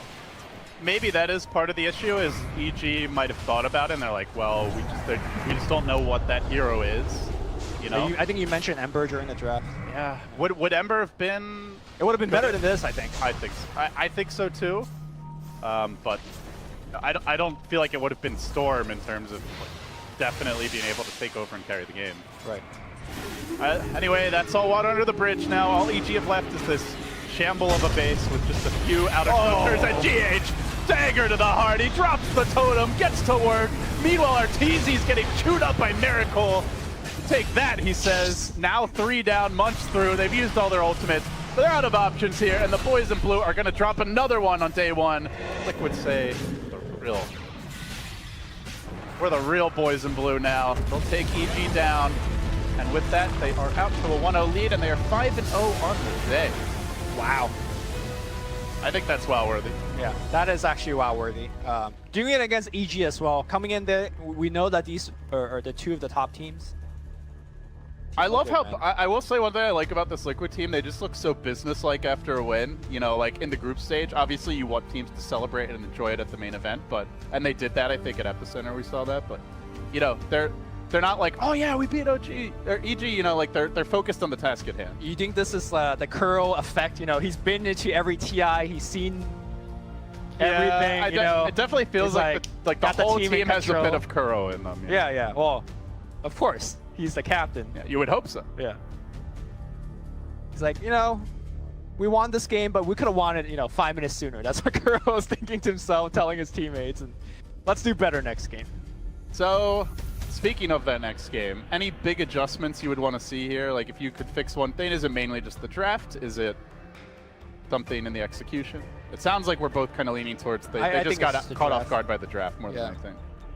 I mean, I've never seen this kind of all-in death ball push, but it wasn't a death ball at all. It was just... It was all in push, but not all in death ball. Exactly. Yeah. And Liquid also executed it well. It felt like there were opportunities where if they got too cocky, they grouped up too much, EG really could have punished them in that first 15 to 20 minutes, but they were very disciplined about it. Very educational game. Perhaps a lot of it the influence of the coach. But with that, guys, game 1 a wrap. Now Liquid 5-0 on the day. They're going to try to make it a clean sweep, make it 6-0. EG, they'll look to battle back. Stay tuned.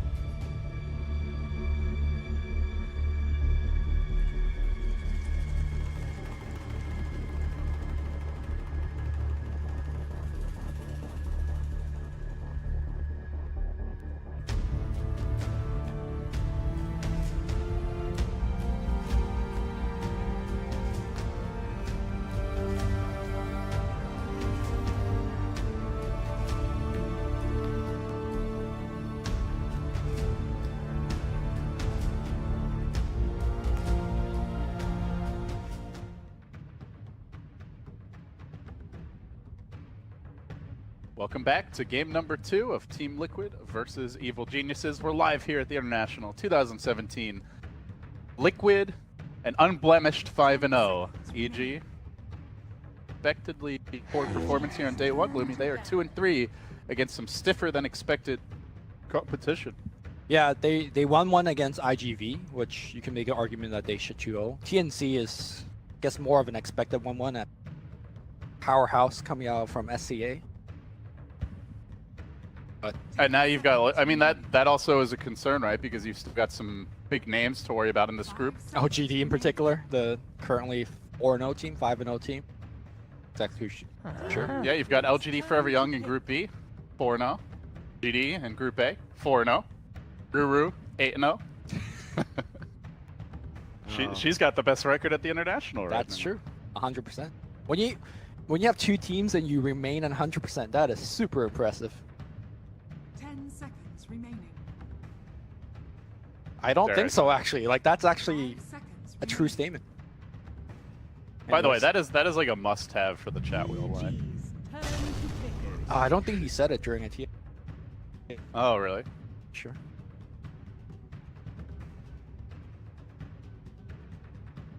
Shaker first pick. The Lich meta has a new challenger. Team Liquid to me seems to be a team that isn't particularly caring too much about what other teams are doing. Like, I don't think they're going to copy other people's strategy. I feel like they're very comfortable executing their own, and they're not going to pick Lich because everyone is picking it. They'll be prepared for it, that's for sure. And I think the other thing is that Lich is not a very Curl-esque type hero where he's looking to actively like kill buildings. He's not looking to defend his own. You know, The best defense is a good right. offense. He loves a wise heroes general once said. like Shadow Shamans or Visage. That's punching buildings in. Batrider reply from you. You've got a follow-up pick available. Historically, love their Sand King. They love Puck. Band. Seen Rubik picked a lot in the past against Earthshaker just because Fissure's such an amazing. Is there anything that jumps out at you as like? Last game they picked an Elder Titan in this spot, right? And honestly, Elder Titan did a lot given what he was up against. I mean, if they go ET here, I wouldn't like. I think it's a fine pick. It's more of like what EG's got, what they're thinking about in terms of overall playstyle. I'm gonna go back for the ET. I think they like this opening because it doesn't really reveal too much about anything. I guess you know Elder Titans. That's really about it. Bat can be off lane, you know, Bat probably not going to be mid, but I wouldn't entirely rule it out, especially if they want to like put else. So I think it's still a slightly flexible pick, and it doesn't tell you much about the overall game plan, even if you know who's playing. It also makes your lane super flexible as well. We saw Elder Titan and Batrider beating up on a Lycan last game, but let's say if it's a different hero. Bat could go into the jungle, ET could just roam into the mid lane instead. So you're not just married to this one particular laning strategy. So early on in the draft, you want to keep your lanes, you know, somewhat open. You want to keep them guessing, and you want the ability to react. And this 2-start is the ability, like you have the ability to react. Is this the exact same draft so far we've seen? I think so, except I think MP came a little bit later. The Shaker wasn't. EG was first pick. 10 seconds remaining. We are getting old. We can't even remember what happened an hour ago. I have not had enough. Okay. I have no excuse. I'm drinking tea as we're casting right now. Very Loomy of. I mean, I think that's what we see out of both of these teams is they just like these flex picks. They like leaving the laning options open. They like not committing to something too early. Nature's Prophet is another hero that fits in that mold. Yeah, you probably expect his mind control on the NP and the off lane. Have to be. They could run a safe lane, or, you know, Tumba Man in some sort of dual or offensive tri-lane. Oh, they had Visage second. But still, a lot of the same faces. Yeah.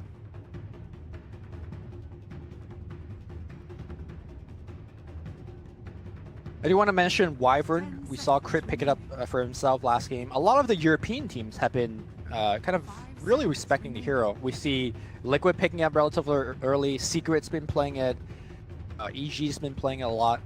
I wonder if it's a thing where the European teams scrimmed against each other and they all kind of simultaneously came to the conclusion that Wyvern is a very good pick given the situation.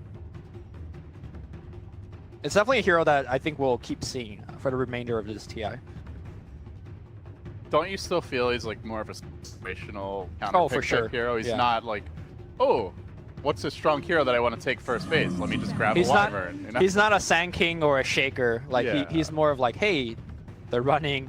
I agree. 80 billion summons. Let's pick up Wyvern. I think he's someone that you slot into a draft as a response, or if he fits else you've already picked super well, but you don't go into a game thinking, yeah, like Wyvern would be here, no matter what. Sure.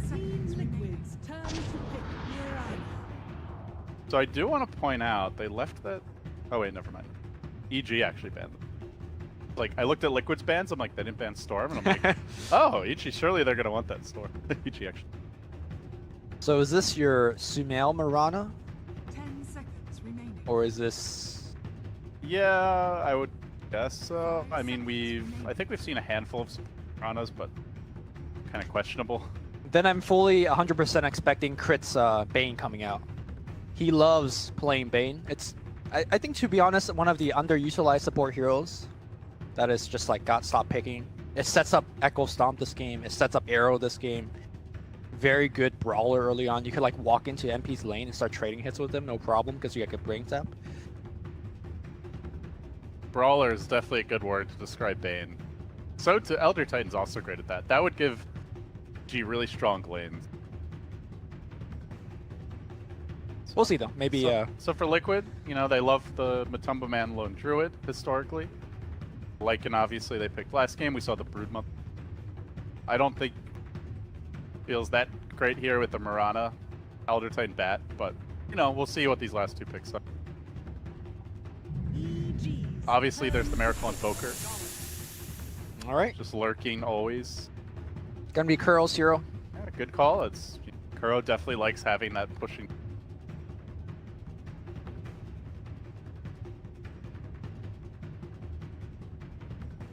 I don't think there needs to be a lot of discussion on Shadow Shaman as a hero. I think in particular by picking him up here, you kind of force the Elder Titan to be on the bottom lane with the Batrider. Because Batrider by himself, you get shackled, and a lot of bad things could happen to you, depending on what the carry is. Could be like a Gyro with Rocket Barrage, could be a Juggernaut with Spin. So by picking up Shadow Shaman, it does limit what Zai could do in terms of rotation. There's the Wyvern again. It's not quite the same draft, but...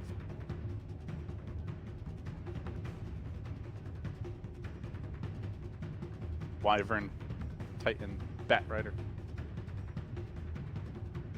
10 seconds This remaining. is where you start to question your sound. Like, this is so 5 similar. seconds remaining. Slightly different. So you were just, you know, pointing out that Wyvern is more or less a situational pick, and I'm just not sure whether he is good in this particular situation. Yeah, what does the Wyvern offer you this game? He's not... He's okay at sniping the wards, I guess, because of the range, but...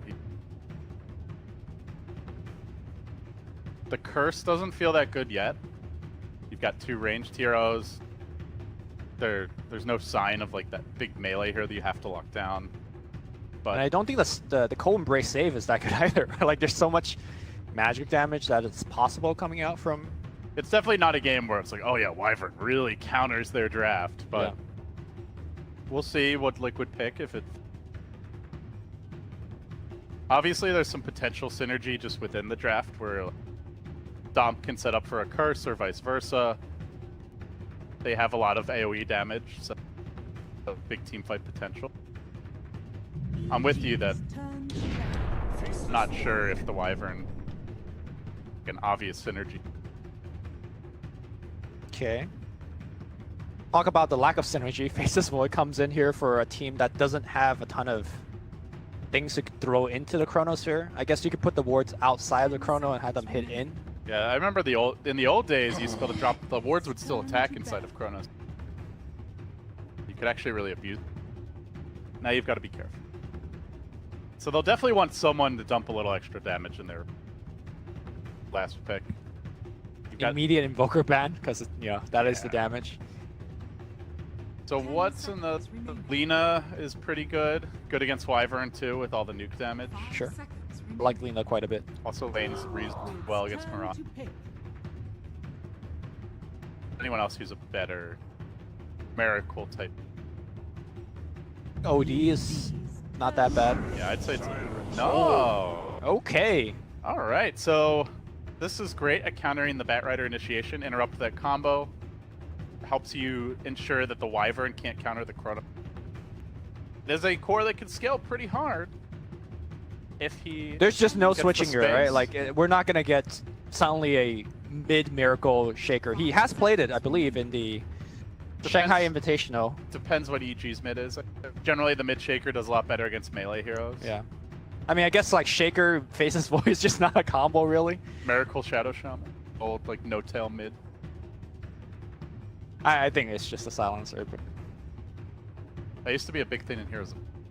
Polywog Pre. That was his. are you not afraid of getting fired at all? Just talking some game. Maybe you'll get magically deported despite having a U.S. I'll get passport. deported? Yeah. I'll get deported for mentioning Han? Suddenly Valve is also... Give TSA a call. Sir, we got a suspicious figure here. I don't think you even know what TSA does. TSA does not have the right to deport. TSA touches me a lot when I go to the airport and talk to me. Lumi, you were not hired for your immigration expertise. Neither is Bulldog, so we're all... Alright, we got the Lone Druid final pick. So this is going to be the R-Tour. The RTC. LD, I'm going to need you to focus here. Maybe you should have made that comment then. Okay. But all right, here we go. Yeah, Arteezy on the Lone Druid. Lone Druid last pick. How do you feel the Lone Druid like fits into the overall game plan here? I think Lone Druid very good against Kuro's hero. Like very little that Shadow Shaman could do. Puts a lot of pressure on Miracle as well, and could help his ally or himself with the bear able to proc off that Savage Roar to, let's say, save somebody when they get Chrono and stuff like that. It is very awkward in terms of how he'll have to play it. But overall, I think he's going to lane much better against the Nature's Prophet. Remember last game, he just lost the 1v1 against Nature's Prophet. I think this game, he's actually going to have the advantage lane. Okay. See if that turns out the case. Liquid do smoke immediately out of the fountain to EG. The teams are going to... So as far as our laning setup goes, it will be the mid. Be a safe lane Lone Druid. Sometimes we see the male Rana there. So as far as laning setup goes, completely standard from EG and what you would expect. Looks like the same for Liquid. No shenanigans here, no void mid or tri-lane mid, just straight up classic Dota. I wonder what Miracle's skill build will be this when the Chinese silencers go mid, like your SCCC, or maybe they love to actually max the curse, as it does very nicely in kind of your standard 2v2 mid situation. Curse just gives you so much more damage. The slow allows you to get off a couple more right clicks. But I've never seen Miracle go mid with this hero, so we shall sit here and learn in a bit. Learning with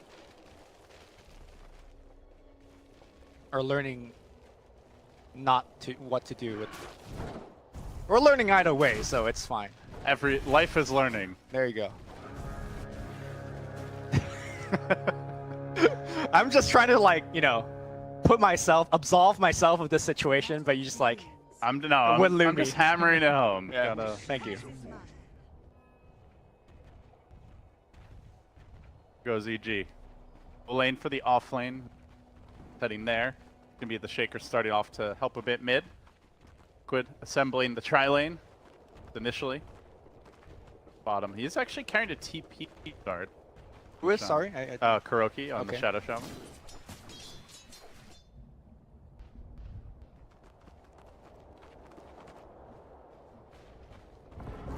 Expecting this 1v1 matchup.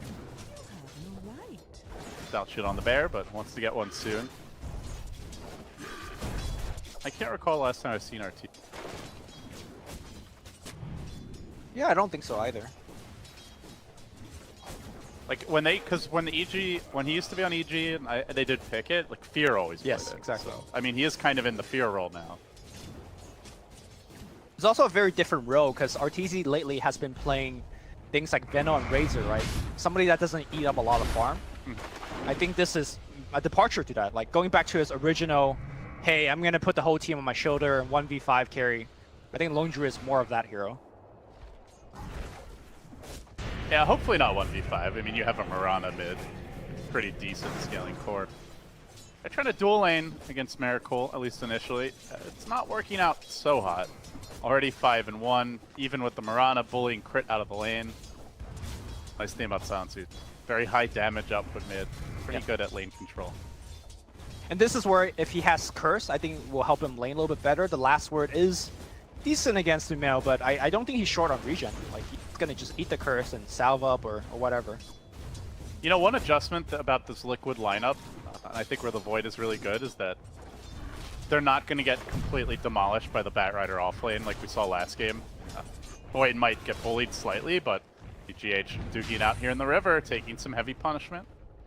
Let's have the boots, though. Should be able to take it away. Zai still chasing him, though. Gets that one extra punch. Kuro's coming in. Wants the bounty rune, and Zai is going to snag it, as well as force the Shaker on his heels. So, big win for... Yeah, going back to your point about the offlane, not only is the Void a little bit more durable compared to the Lycan, he also has a better support, right? Remember Visage was the support last game for Matumba Man, and you know, Kuro wasn't able to do too much of anything. But Shaman in particular could just shackle, and Universe's effectiveness will get limited pretty hard. For now, some small adjustments to the lanes here and there, but Zai does come back to the bottom. Shackles off. They're going to try to make their move on Mr. Zai. Still only level 1, and he might be the first blood. Indeed, he will be. Good, the committed 3-hero jump, and the point in Shackles, perhaps unexpected. Usually, you do see the Shaman. I think there's could get the kill. I think there's a debate now in terms of what you get level 1. I've been seeing actually more Shackles. It depends on what your safe lane carry is, right? Like if you have a Gyro or a Juggernaut, then the Shackle makes a lot more sense. But you're right, like he's been holding a skill point for such a long time that it wasn't clear what he actually got. It's going to go in again, and there's no way to break that Shackle with this dual lane. A big weakness that Kuroki has managed to exploit. Zai gets off a beautiful 3-hero stomp at the time. Walk forward, one more auto attack, it's not enough. He lives at 4 HP. Wait, CH? Or GH? Oh, give up the totem, give up the totem. What was the range of that thing? That was a Monkey King attack range. And now Kuro ports out. That early teleport score. That looked like Tiny with the Ags upgrade. What the hell was that? It is a totem. Got them range. Say it like that. Learning with Lumi. Learning English with Lumi. Boy, that would be a great series. Got them range. Let's start with that little phrase right there. Yeah. That might actually take longer than all of the internationals back to back. Oh boy. You know how this year Miracle in the mid lane gets picked off. You know how this year Valve started to do like the classic games, which I really appreciate that. I just hope that whatever we got going on right now would never make it into the classic game. 10 years from now, somebody watches this game again. They'd be like, what the hell is this guy saying? Well, you just got to make sure the jokes age well, you know? Okay. Like, it's got to be like a fine wine. You don't want to be referencing like this year's Transformers movie. Universe? And get picked off on the bottom side. Yeah, and they're doing it pre-chrono. I mean, I mentioned like they're not going to get run over by the bat, but in fact, they're dominating. In the mid lane, they're trying to set up a miracle here. The Stomp will connect. Kuro wants to go. Arrow comes through, it will connect, but Kuro's there with the interrupt. He gets the shackles off with the Hex. They're diving this tower. They're tanking this tower. Sumail's going to go down. Kuro once more. He probably pays with his life. But 2 for 1, but in goes GH. The tower is not cooperating. In fact, GH has to be careful. They might try to go on him too. Fissure, timed, but not placed. Just, right? Be able to retreat. Crit's just going to chill and wait it out. EG won the kind of the numerical side of things. It was a 2 for 1. GH just walks in here right onto crit. But the fact that they killed the Mirana first you could make the argument that it's Radiant getting experience, killing the more important hero. It wasn't all bad for Liquid. One big thing you mentioned, Lumi, in the draft, and it certainly has been the case thus far, like Mind Control is not going to crush Arteezy. In fact, Arteezy is crushing Mind Control now when it comes to CS at least. He's 21 CS up. Granted, probably a few of those are Treants, but still winning his lane pretty handily, and also keeping the Nature's Prophet locked here. If he leaves the lane to go gank, then all of a sudden the tower gets pressure. Look at the level disparity, not just talk about farm. That's a level 5 Nature's Prophet to a level 7 Arteezy. Savage Roar? Here goes the Shackles, the counterplay from Zai with the stomp, and now roots? Kuro on the run. Nope. Still good rotation by Zai, keeping his carry alive. I wonder in a scenario like this where you're expected to 1v1 for so long, whether it's good to upgrade your boots to phase boots. It's really not done anymore on the Spear Bearer, and Arteezy deems it not important to do so in this game. But I imagine he would be dumpstering even harder on the Prophet if he had it. GH getting slowed down here by Crit. Pursue this any further.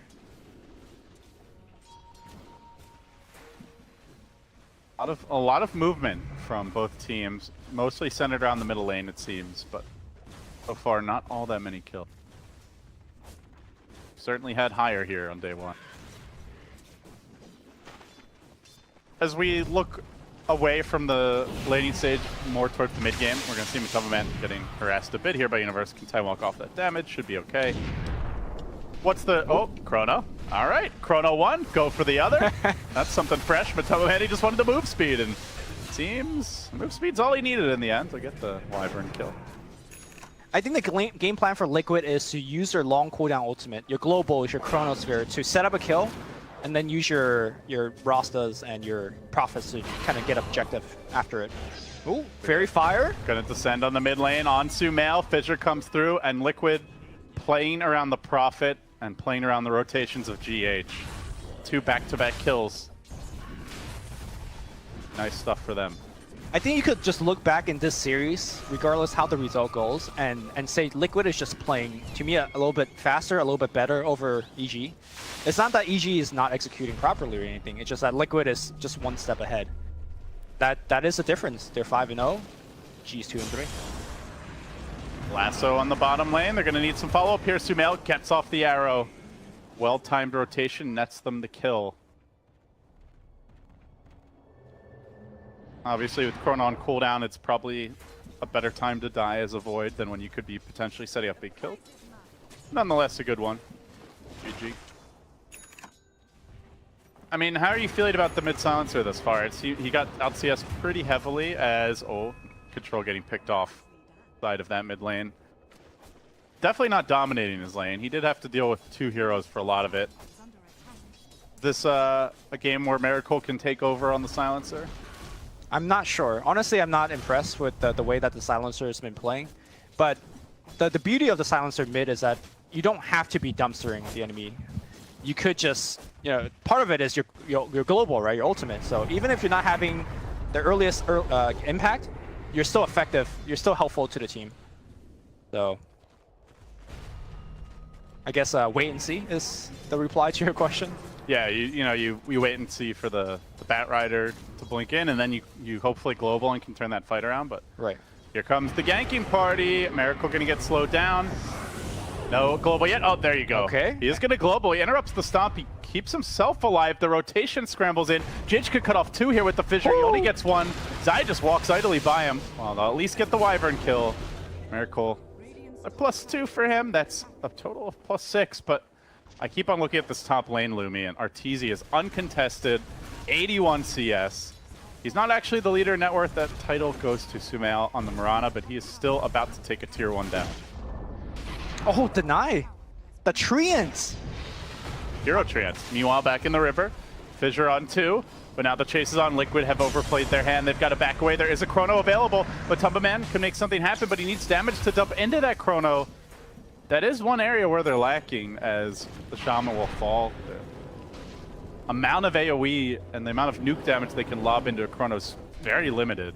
Arteezy now joins bottom, teleports in, walks away from the smoke, and is looking to set up a bait of some sort here. It's like, hey, I'm by myself. And all of a sudden, Batrider shows up. He doesn't have Lasso though, so I'm not sure how much they could do here. Probably hoping GH overextends. Does seem like EG wants to try and play more aggressively, take more fights as the Savage Roar pushes Matoma away. GH in the trees by himself. He is isolated. Crit peppering him with that Arctic Burn. And he is going to just get run down. Nice pick. Well, is it a pick? Is it a pick? Is it a pick? I mean... GH still running. Surely he dies here. Stop. Hey. They get him. I think Crit could have... Or sorry, Zai could have stopped any time, but he's like trying to get his core to kill. RTZ not doing enough. So they're using this Lone Druid as their early push tool. Takes the tier 1 top. Now he's going to rotate bottom, do the same. Very different from game 1 in that regard, where Liquid had a massive tower advantage. That is not the case here. EG have only lost one, and they have taken with that bottom tower falling too. Top lane, GH in position here. Arctic Burn cooling down relatively soon here. Can the bird fly away? All right. Cold Embrace, he's got Stick. He could get off a Winter's Curse. He doesn't have a TP. Okay. He goes for the Creep Curse, and then he tries to walk away. GH giving him the punch. Mind Control giving him the auto attack, and down he goes. Meanwhile in the mid lane, action also breaking out there as Liquid are on the chase. Kuroki's gonna fall. Now Zai chasing forward. They've got the numbers advantage here at this point. Miracle's likely to drop as well. That's a extra kill. Zai on the killing spree. Another death for the Silencer. Yeah. Still no Midas at 12 minutes. Miracle is not having a great start. I mean, a large part of that is doing EG's persistence on non-stop ganking mid, right? You know, it's maybe unfair to say whether Silencer is a good pick this game. No hero's a good pick when they send 4 gank parties. But I think the bigger problem is that we're walking into mid-game, RTZ is super fat, and Miracle's got a hero that does not match up well at all against the Spirit Bear. So I am quite concerned for the Silencer. Is there a point where Liquid's lineup kicks it up a notch? There's something in particular that's really going to change the complexion of the game for them? I think Liquid, the way that their lineup scales is like pretty linear. It's not like a hero where, like, for example, Spectre picks up Radiance and you're fighting for just spikes, like really heavy, right? I don't think there is any one big item like that for Team Liquid. So like, if they're going to fall behind, they're going to be behind for a while until they can slowly win one team fight, claw yourself back. This is definitely not a good sign for Team Liquid. I like to see them use their Chrono and Global together and get something going, but again, it goes back to the draft. Like, what are you comboing with that Chrono?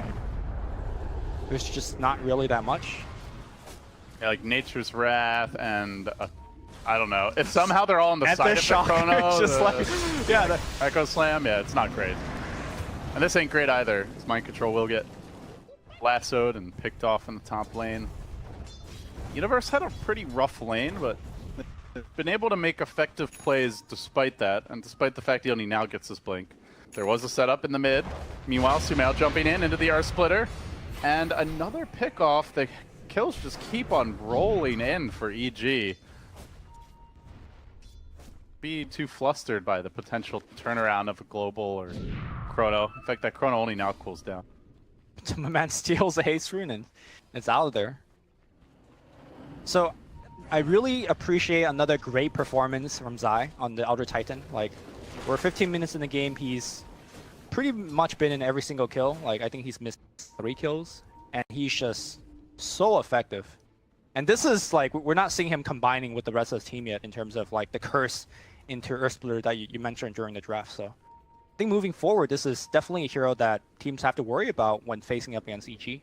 Or rather, also Digital Chaos, because Boba invented that hero, so it's going to be playing it too. And that's a big ally, an X factor in the draft, is if there's a hero like that normally teams wouldn't want to ban or even consider that you have to work with. But we're in the game now, and that's where Universe is going to go down. Liquid, pretty hefty commitment, dropping the Chrono for that. We'll get the kill. But RTZ just really farming bottom all the while. He is not going Radiance, though. Something we used to see more of was that Maelstrom build.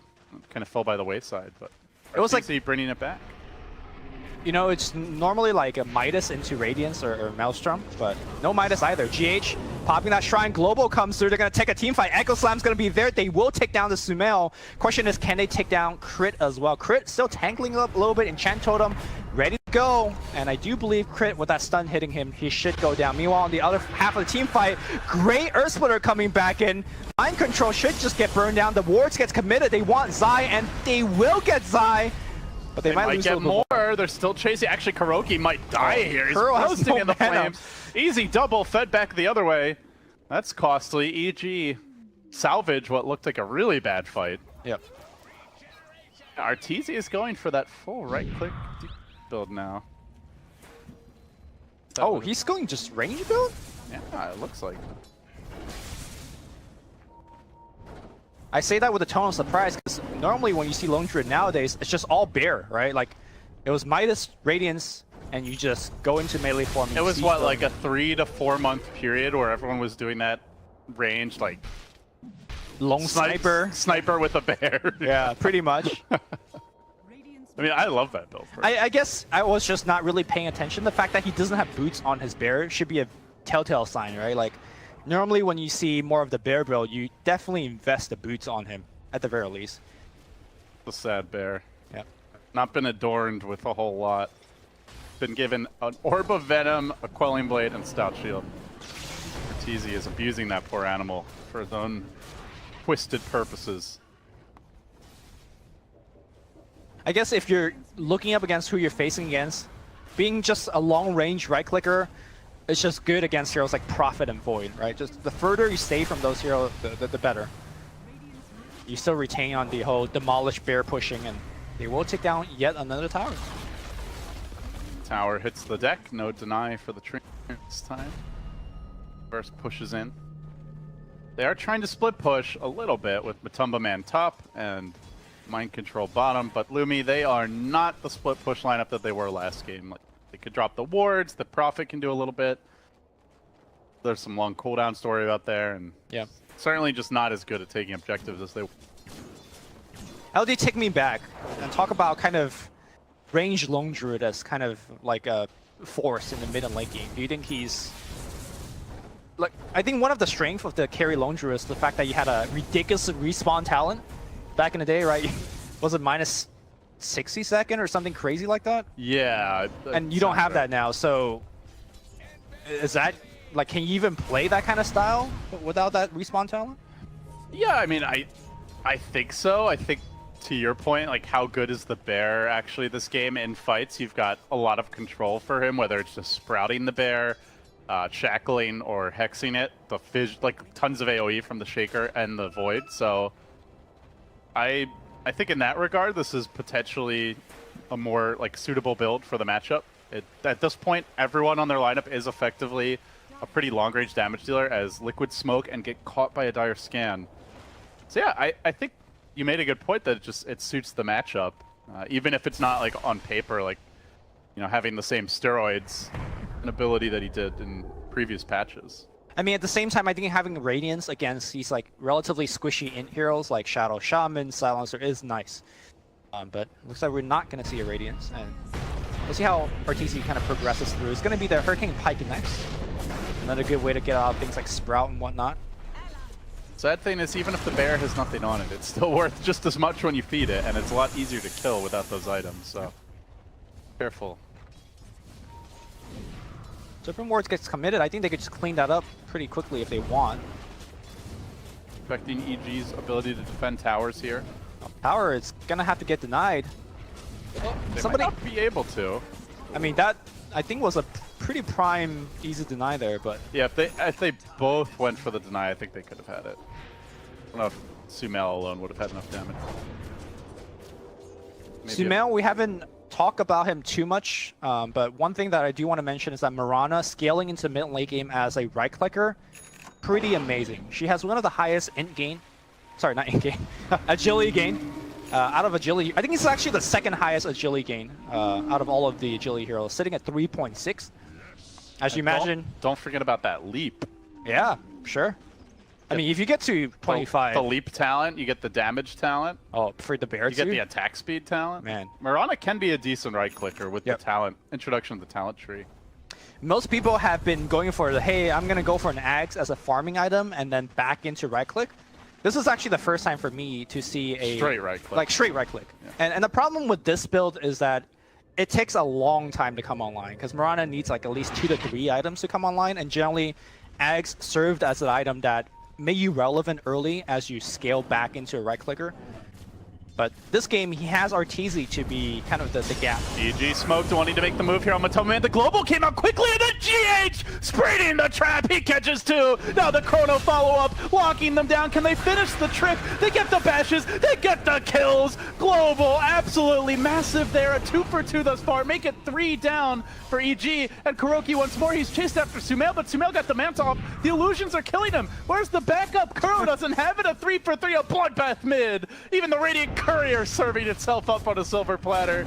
EG do keep their big damage dealers alive though, and they want to push now. We saw game 1 GH coming in here preventing the Sumail Chronosphere. That was absolutely huge. This man could see into the future, and he just did right there. And what a turnaround. I do believe Crit made a mistake on the Winter's Curse, as the curse prevented the Mirana from finishing the kill. We're going to watch this team fight one more time, and look at how prepared GH comes in. Bang! Hits a 2-man Chronosphere. The global was also almost instantaneous, like maybe half a second reaction time there. And then we're going to see Crit's curse. I think Crit's curse prevented Sumail from right-clicking and killing him there, but was able to actually isolate Mind Control in the backline and kill him in there. Yeah, good job by Mind Control trying to silence the Wyvern. It was like a split second late, unfortunately, but that is his #1 target in these fights, I would say. Maybe the Elder Titan, but he's a lot harder to kill. Mid lane.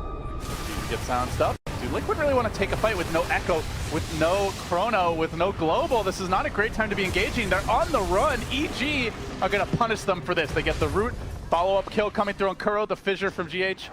Quite late here to try and save the team. They will eat away a few freebies, and now EG launching into that Roche pit. They're grabbing Aegis. And with the power of Leap, I think they get this pretty easily. Yeah, no Chronosphere like you mentioned, although it's back in 10. Global is still down for 10 more or so. Yeah, they're going to get this Aegis.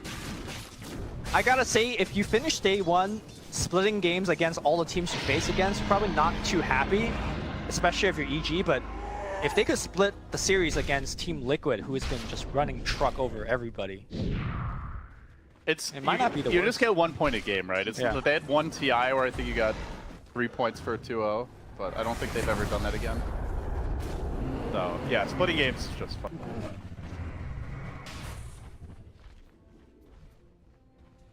Mail gonna go. Oh, he picks up a Maelstrom, so double Maelstrom. Manta. Obviously, Mirana gives you a lot of attack speed, so that's a small point of additional synergy with the Leap, that'll also help Arteezy. Combine that with the Rabbit.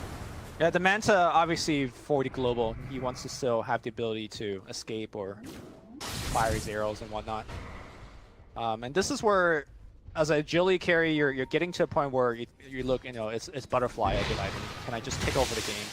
Or do I need something like a MKB to deal with,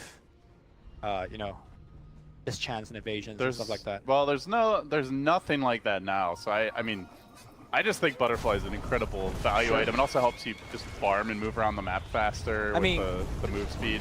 There's also things like, do you see Ghost Scepter from coming out? Then you might want to think about like the Fusel Blade. I don't think anything like that is also coming out. So Butterfly straight up looks like a pretty decent option. Man, Ghost Scepter used to just be the for value, just buy it for the stats, and who cares if you even get the active, but very forgotten item with the Fusel Blade being as good as it is, and Ghost Scepter itself having been nerfed out over the year.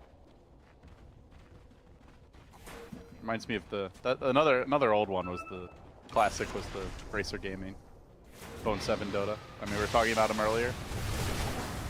7 Dota. Oh no, I think with him it was the null tallies. Bracer Gaming was what else? His was the null tally. Crit? But here we go in the mid lane. They're trying to set up a crit. The turnaround comes from Sumail, but now he gets global silence and control the Chrono. They interrupt Sumail as he tries to pounce out. The cat lady has been caged. They kill her once. Can they do it a second time? They try to finish off Zai. They haven't done the job just yet, and now Mind Control's in trouble, dragging him away. Matumba Man chases Sumail, but it's a fool's errand. Now he's in danger. Miracle coming back into the fight, but it's into the waiting arms of Arteezy, who controls him with the bear. They're fighting under the wards, but it's not enough damage. The Earth Splitter cuts them off, deleting the full 5-man squad of Liquid, who now find themselves in danger. Tier 2 about to be mowed down. Maybe even potentially tier 4. 3. Yeah, like you respawn as Void and Silencer, but you don't have your Global or your Chrono. This is definitely going to be a tier 3, if not more after that. Sumail is going to jump forward for that attack speed for his team. We'll see. They might go for the full Grax here, Luby. Yeah. There is no Chrono available. There is no Echo Slam. There are no wards. There is no global. That is at least half the firepower of Liquid in an actual full-scale engagement. Mirana, Lone Druid, these carries hit just as hard right now, but do EG want to risk it? They are pretty low. They will respect. They decide to back away. I almost think they could have forced the issue there, but perhaps not worth the risk. Yep. So very unfortunate. It was a good Chrono. It was just unfortunate in the sense that Sumail had the Aegis. So it was almost like he didn't catch him in the Chrono. And the other big problem is that right now EG has 2 very strong physical damage dealers. And I feel like Liquid is in a situation where the Chrono almost has to hit both for them to have a chance to win these team fights. Because if it doesn't, I don't know. Just too much damage output from EG. It's very difficult otherwise. I think that's for sure. Mind Control is closing on a Silver Edge. That will be a big help to try and mitigate some of that damage. The Crit has sprung a little trap for him, planning the Sentry Ward down as he farms. Mind Control is going to go for the ring around here. Crit hides under the Sentry. That's the Sentry. Is a likely trap. Silence comes through. Sprout is there, but he's already flying away. Arteezy's in the neighborhood as reinforcements. Dusts upon dust, and the counter dust reigns supreme. He could have easily used Savage Roar to just save Crit, but like, I'll go get a kill. They're going to commit for this, though. The Global was used after GH got lassoed. Now the Yule Scepter comes through. They're going to back away. They were smoking to try and reinforce this position, but the Shaker's been overrun. They'll sack him as well. That's 2 down. That's a Global down. And just a Global as well. That's going to be another tier 2. Miracle, they ping him out. Liquid, all that discipline we saw in Game 1, all the cool, calm, and collected Dota, escaping them now, and EG stepping up to the plate in a big, big way. Looking, they might finally be able to take a game off Liquid, who've just been unstoppable so far in the groups. Yep. And like you said, it's a very important game for EG. You don't want to go into day 2, 2-4. If Train 3 feels manageable, all you have to do is win, a couple of matches. Maybe you tie the rest, and you're likely to get through the upper half. But you go in 2-4, and suddenly you have very little margin for error the rest of the way. And for EG fans out there, this could be arguably the toughest day in terms of the opponent, the quality of opponent that they're facing. I think the rest of the group might be a little bit... Well, there's LGD, right? Yeah, LGD is the other tough team, but... I think... And I mean, I do remember there have been TIs in the past. God, who was it at TI3 or TI4? There was somebody who went 6-0 on day 1. And just tanked. Didn't make it to the playoffs, Yeah. I want to say. God, was that Liquid? That might have actually. It sounds like a very old Liquid-esque thing. I can't remember. Melody is really kicking in Lumi. Man, you got that sleeping voice going on as well. Thank goodness this is the last game of the day. I have energy. I don't know. I'm saving it. Saving for the right play. Saving strats for the TI main events. You're saving your vocal cords. I'm saving myself for Dota that is worthy of hype.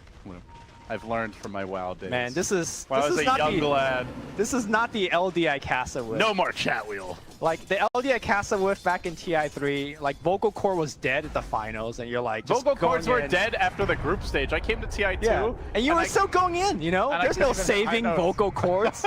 You just go in. We don't need more WoWs. The world has enough WoWs. Or not enough, depending on who you ask. All right, well, then you can create them. All right, bring me back to this game, LD. I feel a little lost. The goal graph says EG 10K lead. Well, Lumi, it's the year 2017. Thank you. Keep going. We are currently at a hotel in the great city of Seattle. All right. This is not Bulba's Liquid. Kuro's Liquid. Explains a lot, actually, now that you say it like that. Meanwhile, Liquid are 5-0. EG are 2-3, but they're looking to make it 3-3 as a smoke Liquid. For that opening, the Moonlight Shadow quickly activated to ensure their retreat. Miracle sticks around, though. Miracle sticks around, curse him, though. They actually don't see... Oh, they get him with the curse.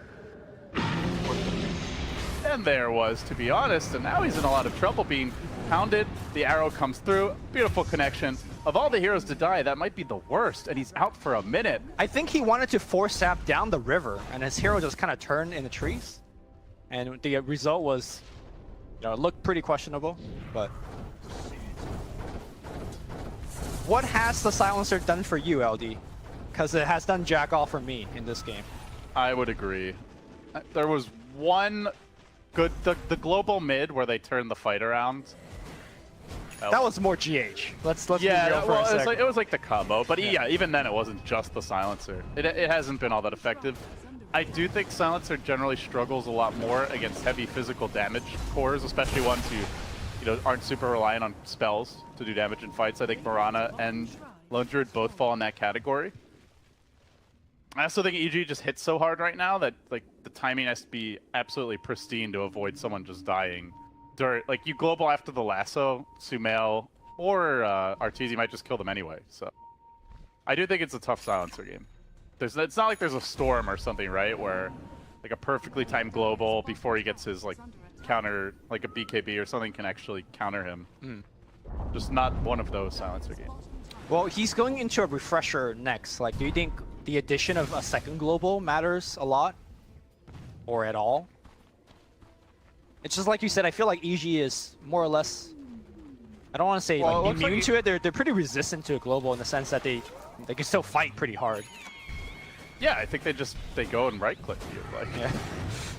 I think if Liquid want to take a team fight, it's actually more about the Shaker and the Void. Yeah, I think the Silencer is just kind of buying them the right time to take that fight. And I go back to your point of they lack damage in the Chrono. Like imagine if they had, say, Alina instead of the Silencer, which was available for their last pick. I'm trying to think if there's anything else better. I think Queen of Pain might have been available at that point. Sure. That could have served them well in this stage. But yeah, it does feel like the Silencer's falling off as he gets lassoed, trapped. The one hero that you can't afford to lose might just die at the beginning of this fight. He does get off the global. The Chrono comes out from Matumba Man. He saves the time walk. They drop the wards. It's basically the dream scenario for Liquid as nobody dies even through that initiation. They get all their spells off and they still are losing the fight. Mind control on the run. Sumail running him down, gunning after him with the arrows, and the wards get farmed up anyway. Now it's just feeling like the raw numbers are working against Liquid. Yep. Silver lining here for Team Liquid, despite not having any of their ultimates available right now. Their creep waves are pretty decent. So instead of going for the high ground here, EG gonna go for the Roshi instead. They will get it without any challenge.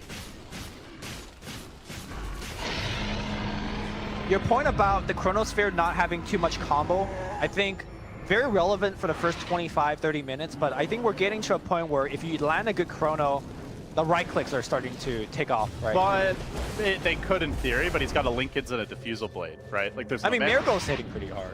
Oh yeah. Mind control's okay, you know, it's not great, but he's only got 18 stolen in. Like I've seen support silencers with like 40 at this stage of the game, so. I mean, my point is, it gets better as the game progresses. Your team's going to pick up more and more damage, so... Yes. Well, Silencer is an infinitely scaling core. You know, if this game goes 1,000 minutes, Liquid have 100% win rate. Have you ever seen a 1,000-minute Dota game? No, but there's a first time for everything. There you go. I like that spirit. Just please bring me coffee if it goes that long, Val. Arrow, not going to clip on Miracle. And Prophet does what Prophet does best. Pressure side lanes and hope that EG goes back for it. You've been very patient about this. I guess this is one area where, you know, it's nice having the bear because you can siege a little more safely than if you have to commit the hero in, but he does have Aegis.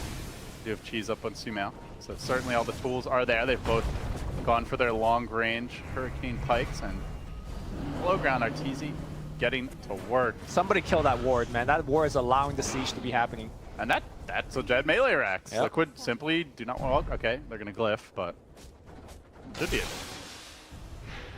Okay, dead bear. If he ever gets an uphill hit. Backdoor protection. A lot of missing here for poor Arteezy, but now the Chrono gets the point. They make the move on Sumail. He's got the cheese. Ooh. He's down for the count. That is a big kill. And now can they catch any on stragglers? The run. Oh, GH on cleanup duty. Silence comes through. The Sprout's there to give them the vision, but the Spirit lending a bit of an assist as Crit tries to float away. Doesn't look like he'll make it out. Glimmer Cape ineffective. They give up 2. They did not get the melee. Those uphill misses for our There's no buyback for Sumail. Can they just all go top right now and make something of it? The tier 2 standing in their way. They don't top. There's nothing there. They don't realize he doesn't have buyback. I don't think they go for that. Well, they're definitely going to go for the tier 2, right? Like that's the ultimate safe option. I guess you're right. Don't have caster vision. It's not. Sorry, I just got a little bit excited. You know, like Liquid is down for so much, and all of a sudden, like a ray of hope. Don't count them boys out yet. I know you've got a lot of Liquid cards. Don't lie to me. This is a safe space. Safe space. No one can hurt you here. I actually forgot to do my fantasy.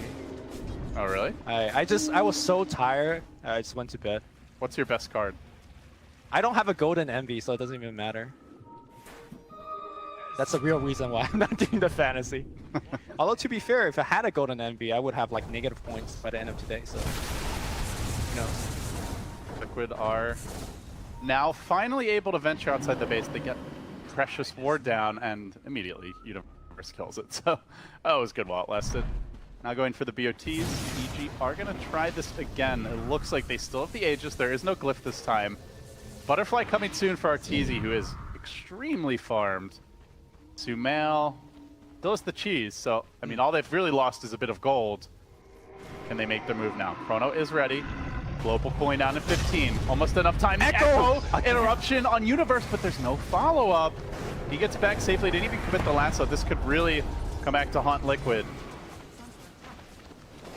Got the Hex off as well, but G just retreat. They're going to probably wait for this next wave and then try it again.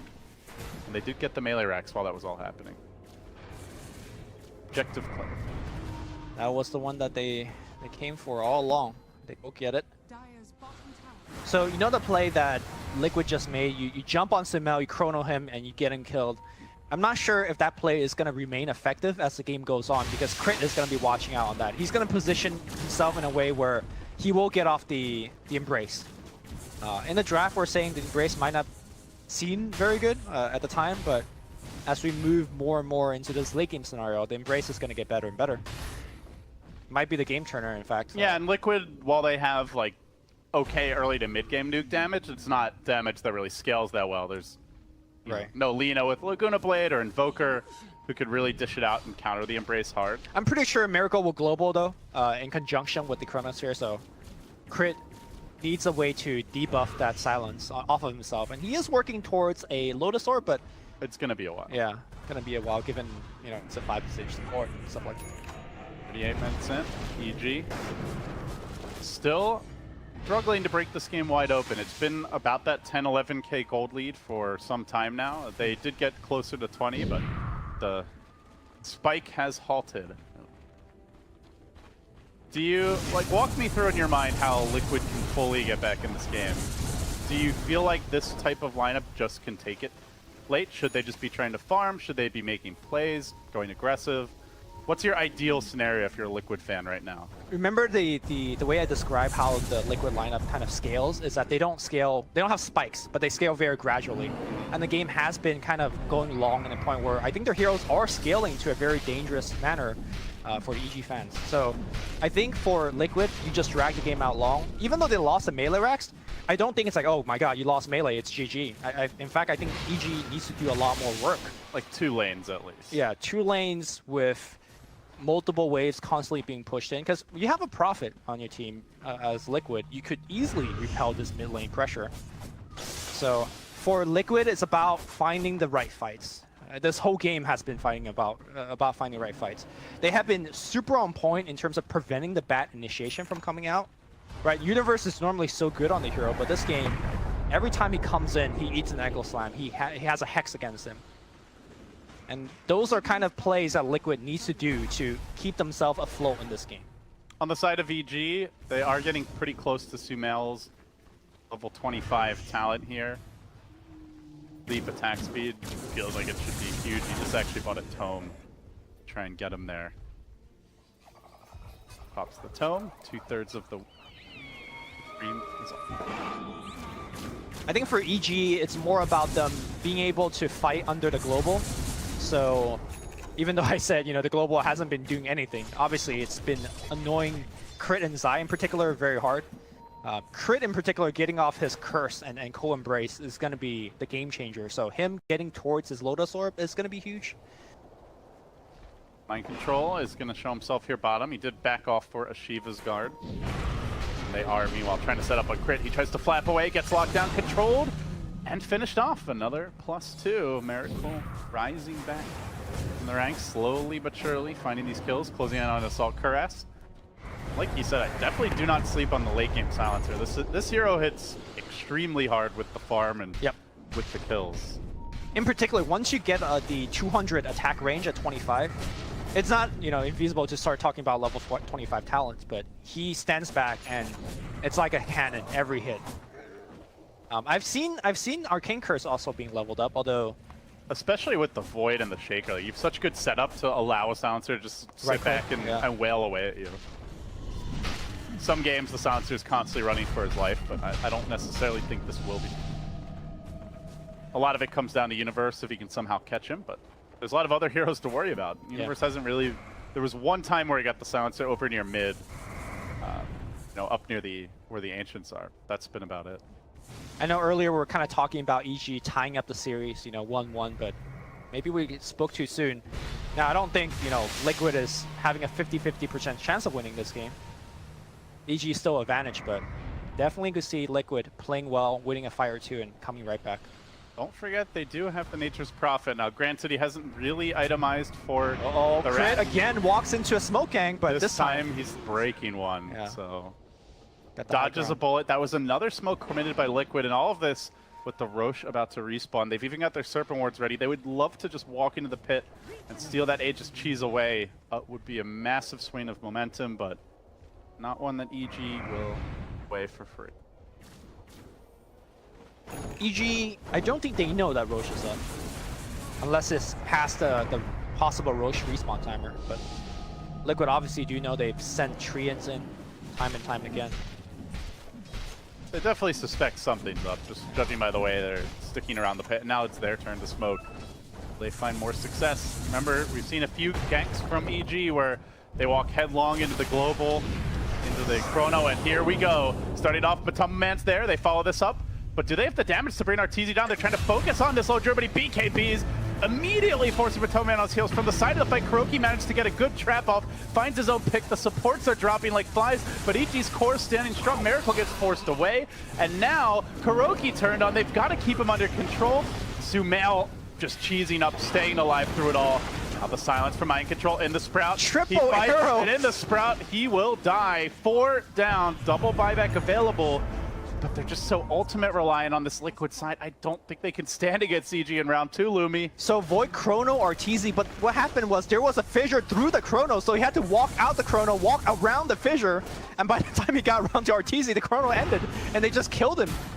Arrow stopping in, zoning everybody away. They will take that range racks. They're moving for melee. Buybacks are not being used on Faceless Void, and like you said, even if he did buy back no Chrono, gonna try to jump Miracle. They've got the lasso available. Again, the Chrono buy, or rather the Void buyback, but nothing really to combo with it. No AoE, no control. They will, well, they'll get Sumail here trapped up in the Sprout, but the Glimmer Cape keeps him alive. Cold Embrace there as well. Sumail healing right back up to full HP. Still has the leap. He's actually going in. He wants to fight this more than now. The Winter's Curse is committed. Mind Control's been put under by Zai, setting up with the Earth Splitter. This could be a dieback potentially. Mind Control's got to get the hell out of Dodge. Arteezy lunging in with the BKB. Dishing out the damage. Sumail stays alive again. It's Crit to the rescue. No, it's Kuro with the Zap. Gives him the taser, but still 3 have fallen. They're dropping like flies here for Liquid, and EG charging in once this tier 3 tower, but gotta beware. The buybacks try to keep track of how many heroes can even rejoin the fight, and they do know Chrono is cooling down. Nature's Prophet is going to start ramping up in terms of the damage output. He finds the kill on Zai in the bottom lane. that wasn't so bad for Liquid. I think Liquid won that team fight, right? They traded buybacks left and right. Mirana, unfortunately, bought back and wasn't able to get the fight. Now, if they get the Aegis, I guess it's still okay for EG out there, but... So they used 3 buybacks, but EG also used 3. Right, so but they get the Aegis and Cheese, though. That's the big one. So in theory, that should favor EG in this next fight. Right, and of course they but Liquid also have their ults now, which they didn't before. Liquid went from a position where they lost 4, and I thought they were going to just lose the game too. It's like, okay, it's not that terrible. again, Liquid clutching it out in this late game. They need to start de-warding their base though. Like, it's making Batrider's job so much easier to have this vision. And there you go. They still have the gem. I really feel like they have a damage problem now. Like, the only hero that hits hard is the Silencer, and he doesn't seem able to man fight either the Mirana or the Lone Druid, especially when they pop their BKBs, so... Prophet's getting there. He has the Bloodthorn almost finished. Well, not almost, like maybe 2k away. And that's essential against Sumail for that true strike for the team. That said Sumail. Oh, not MKB. Sorry, Bloodthorn I said. Yeah. Okay. Well, when you use the active.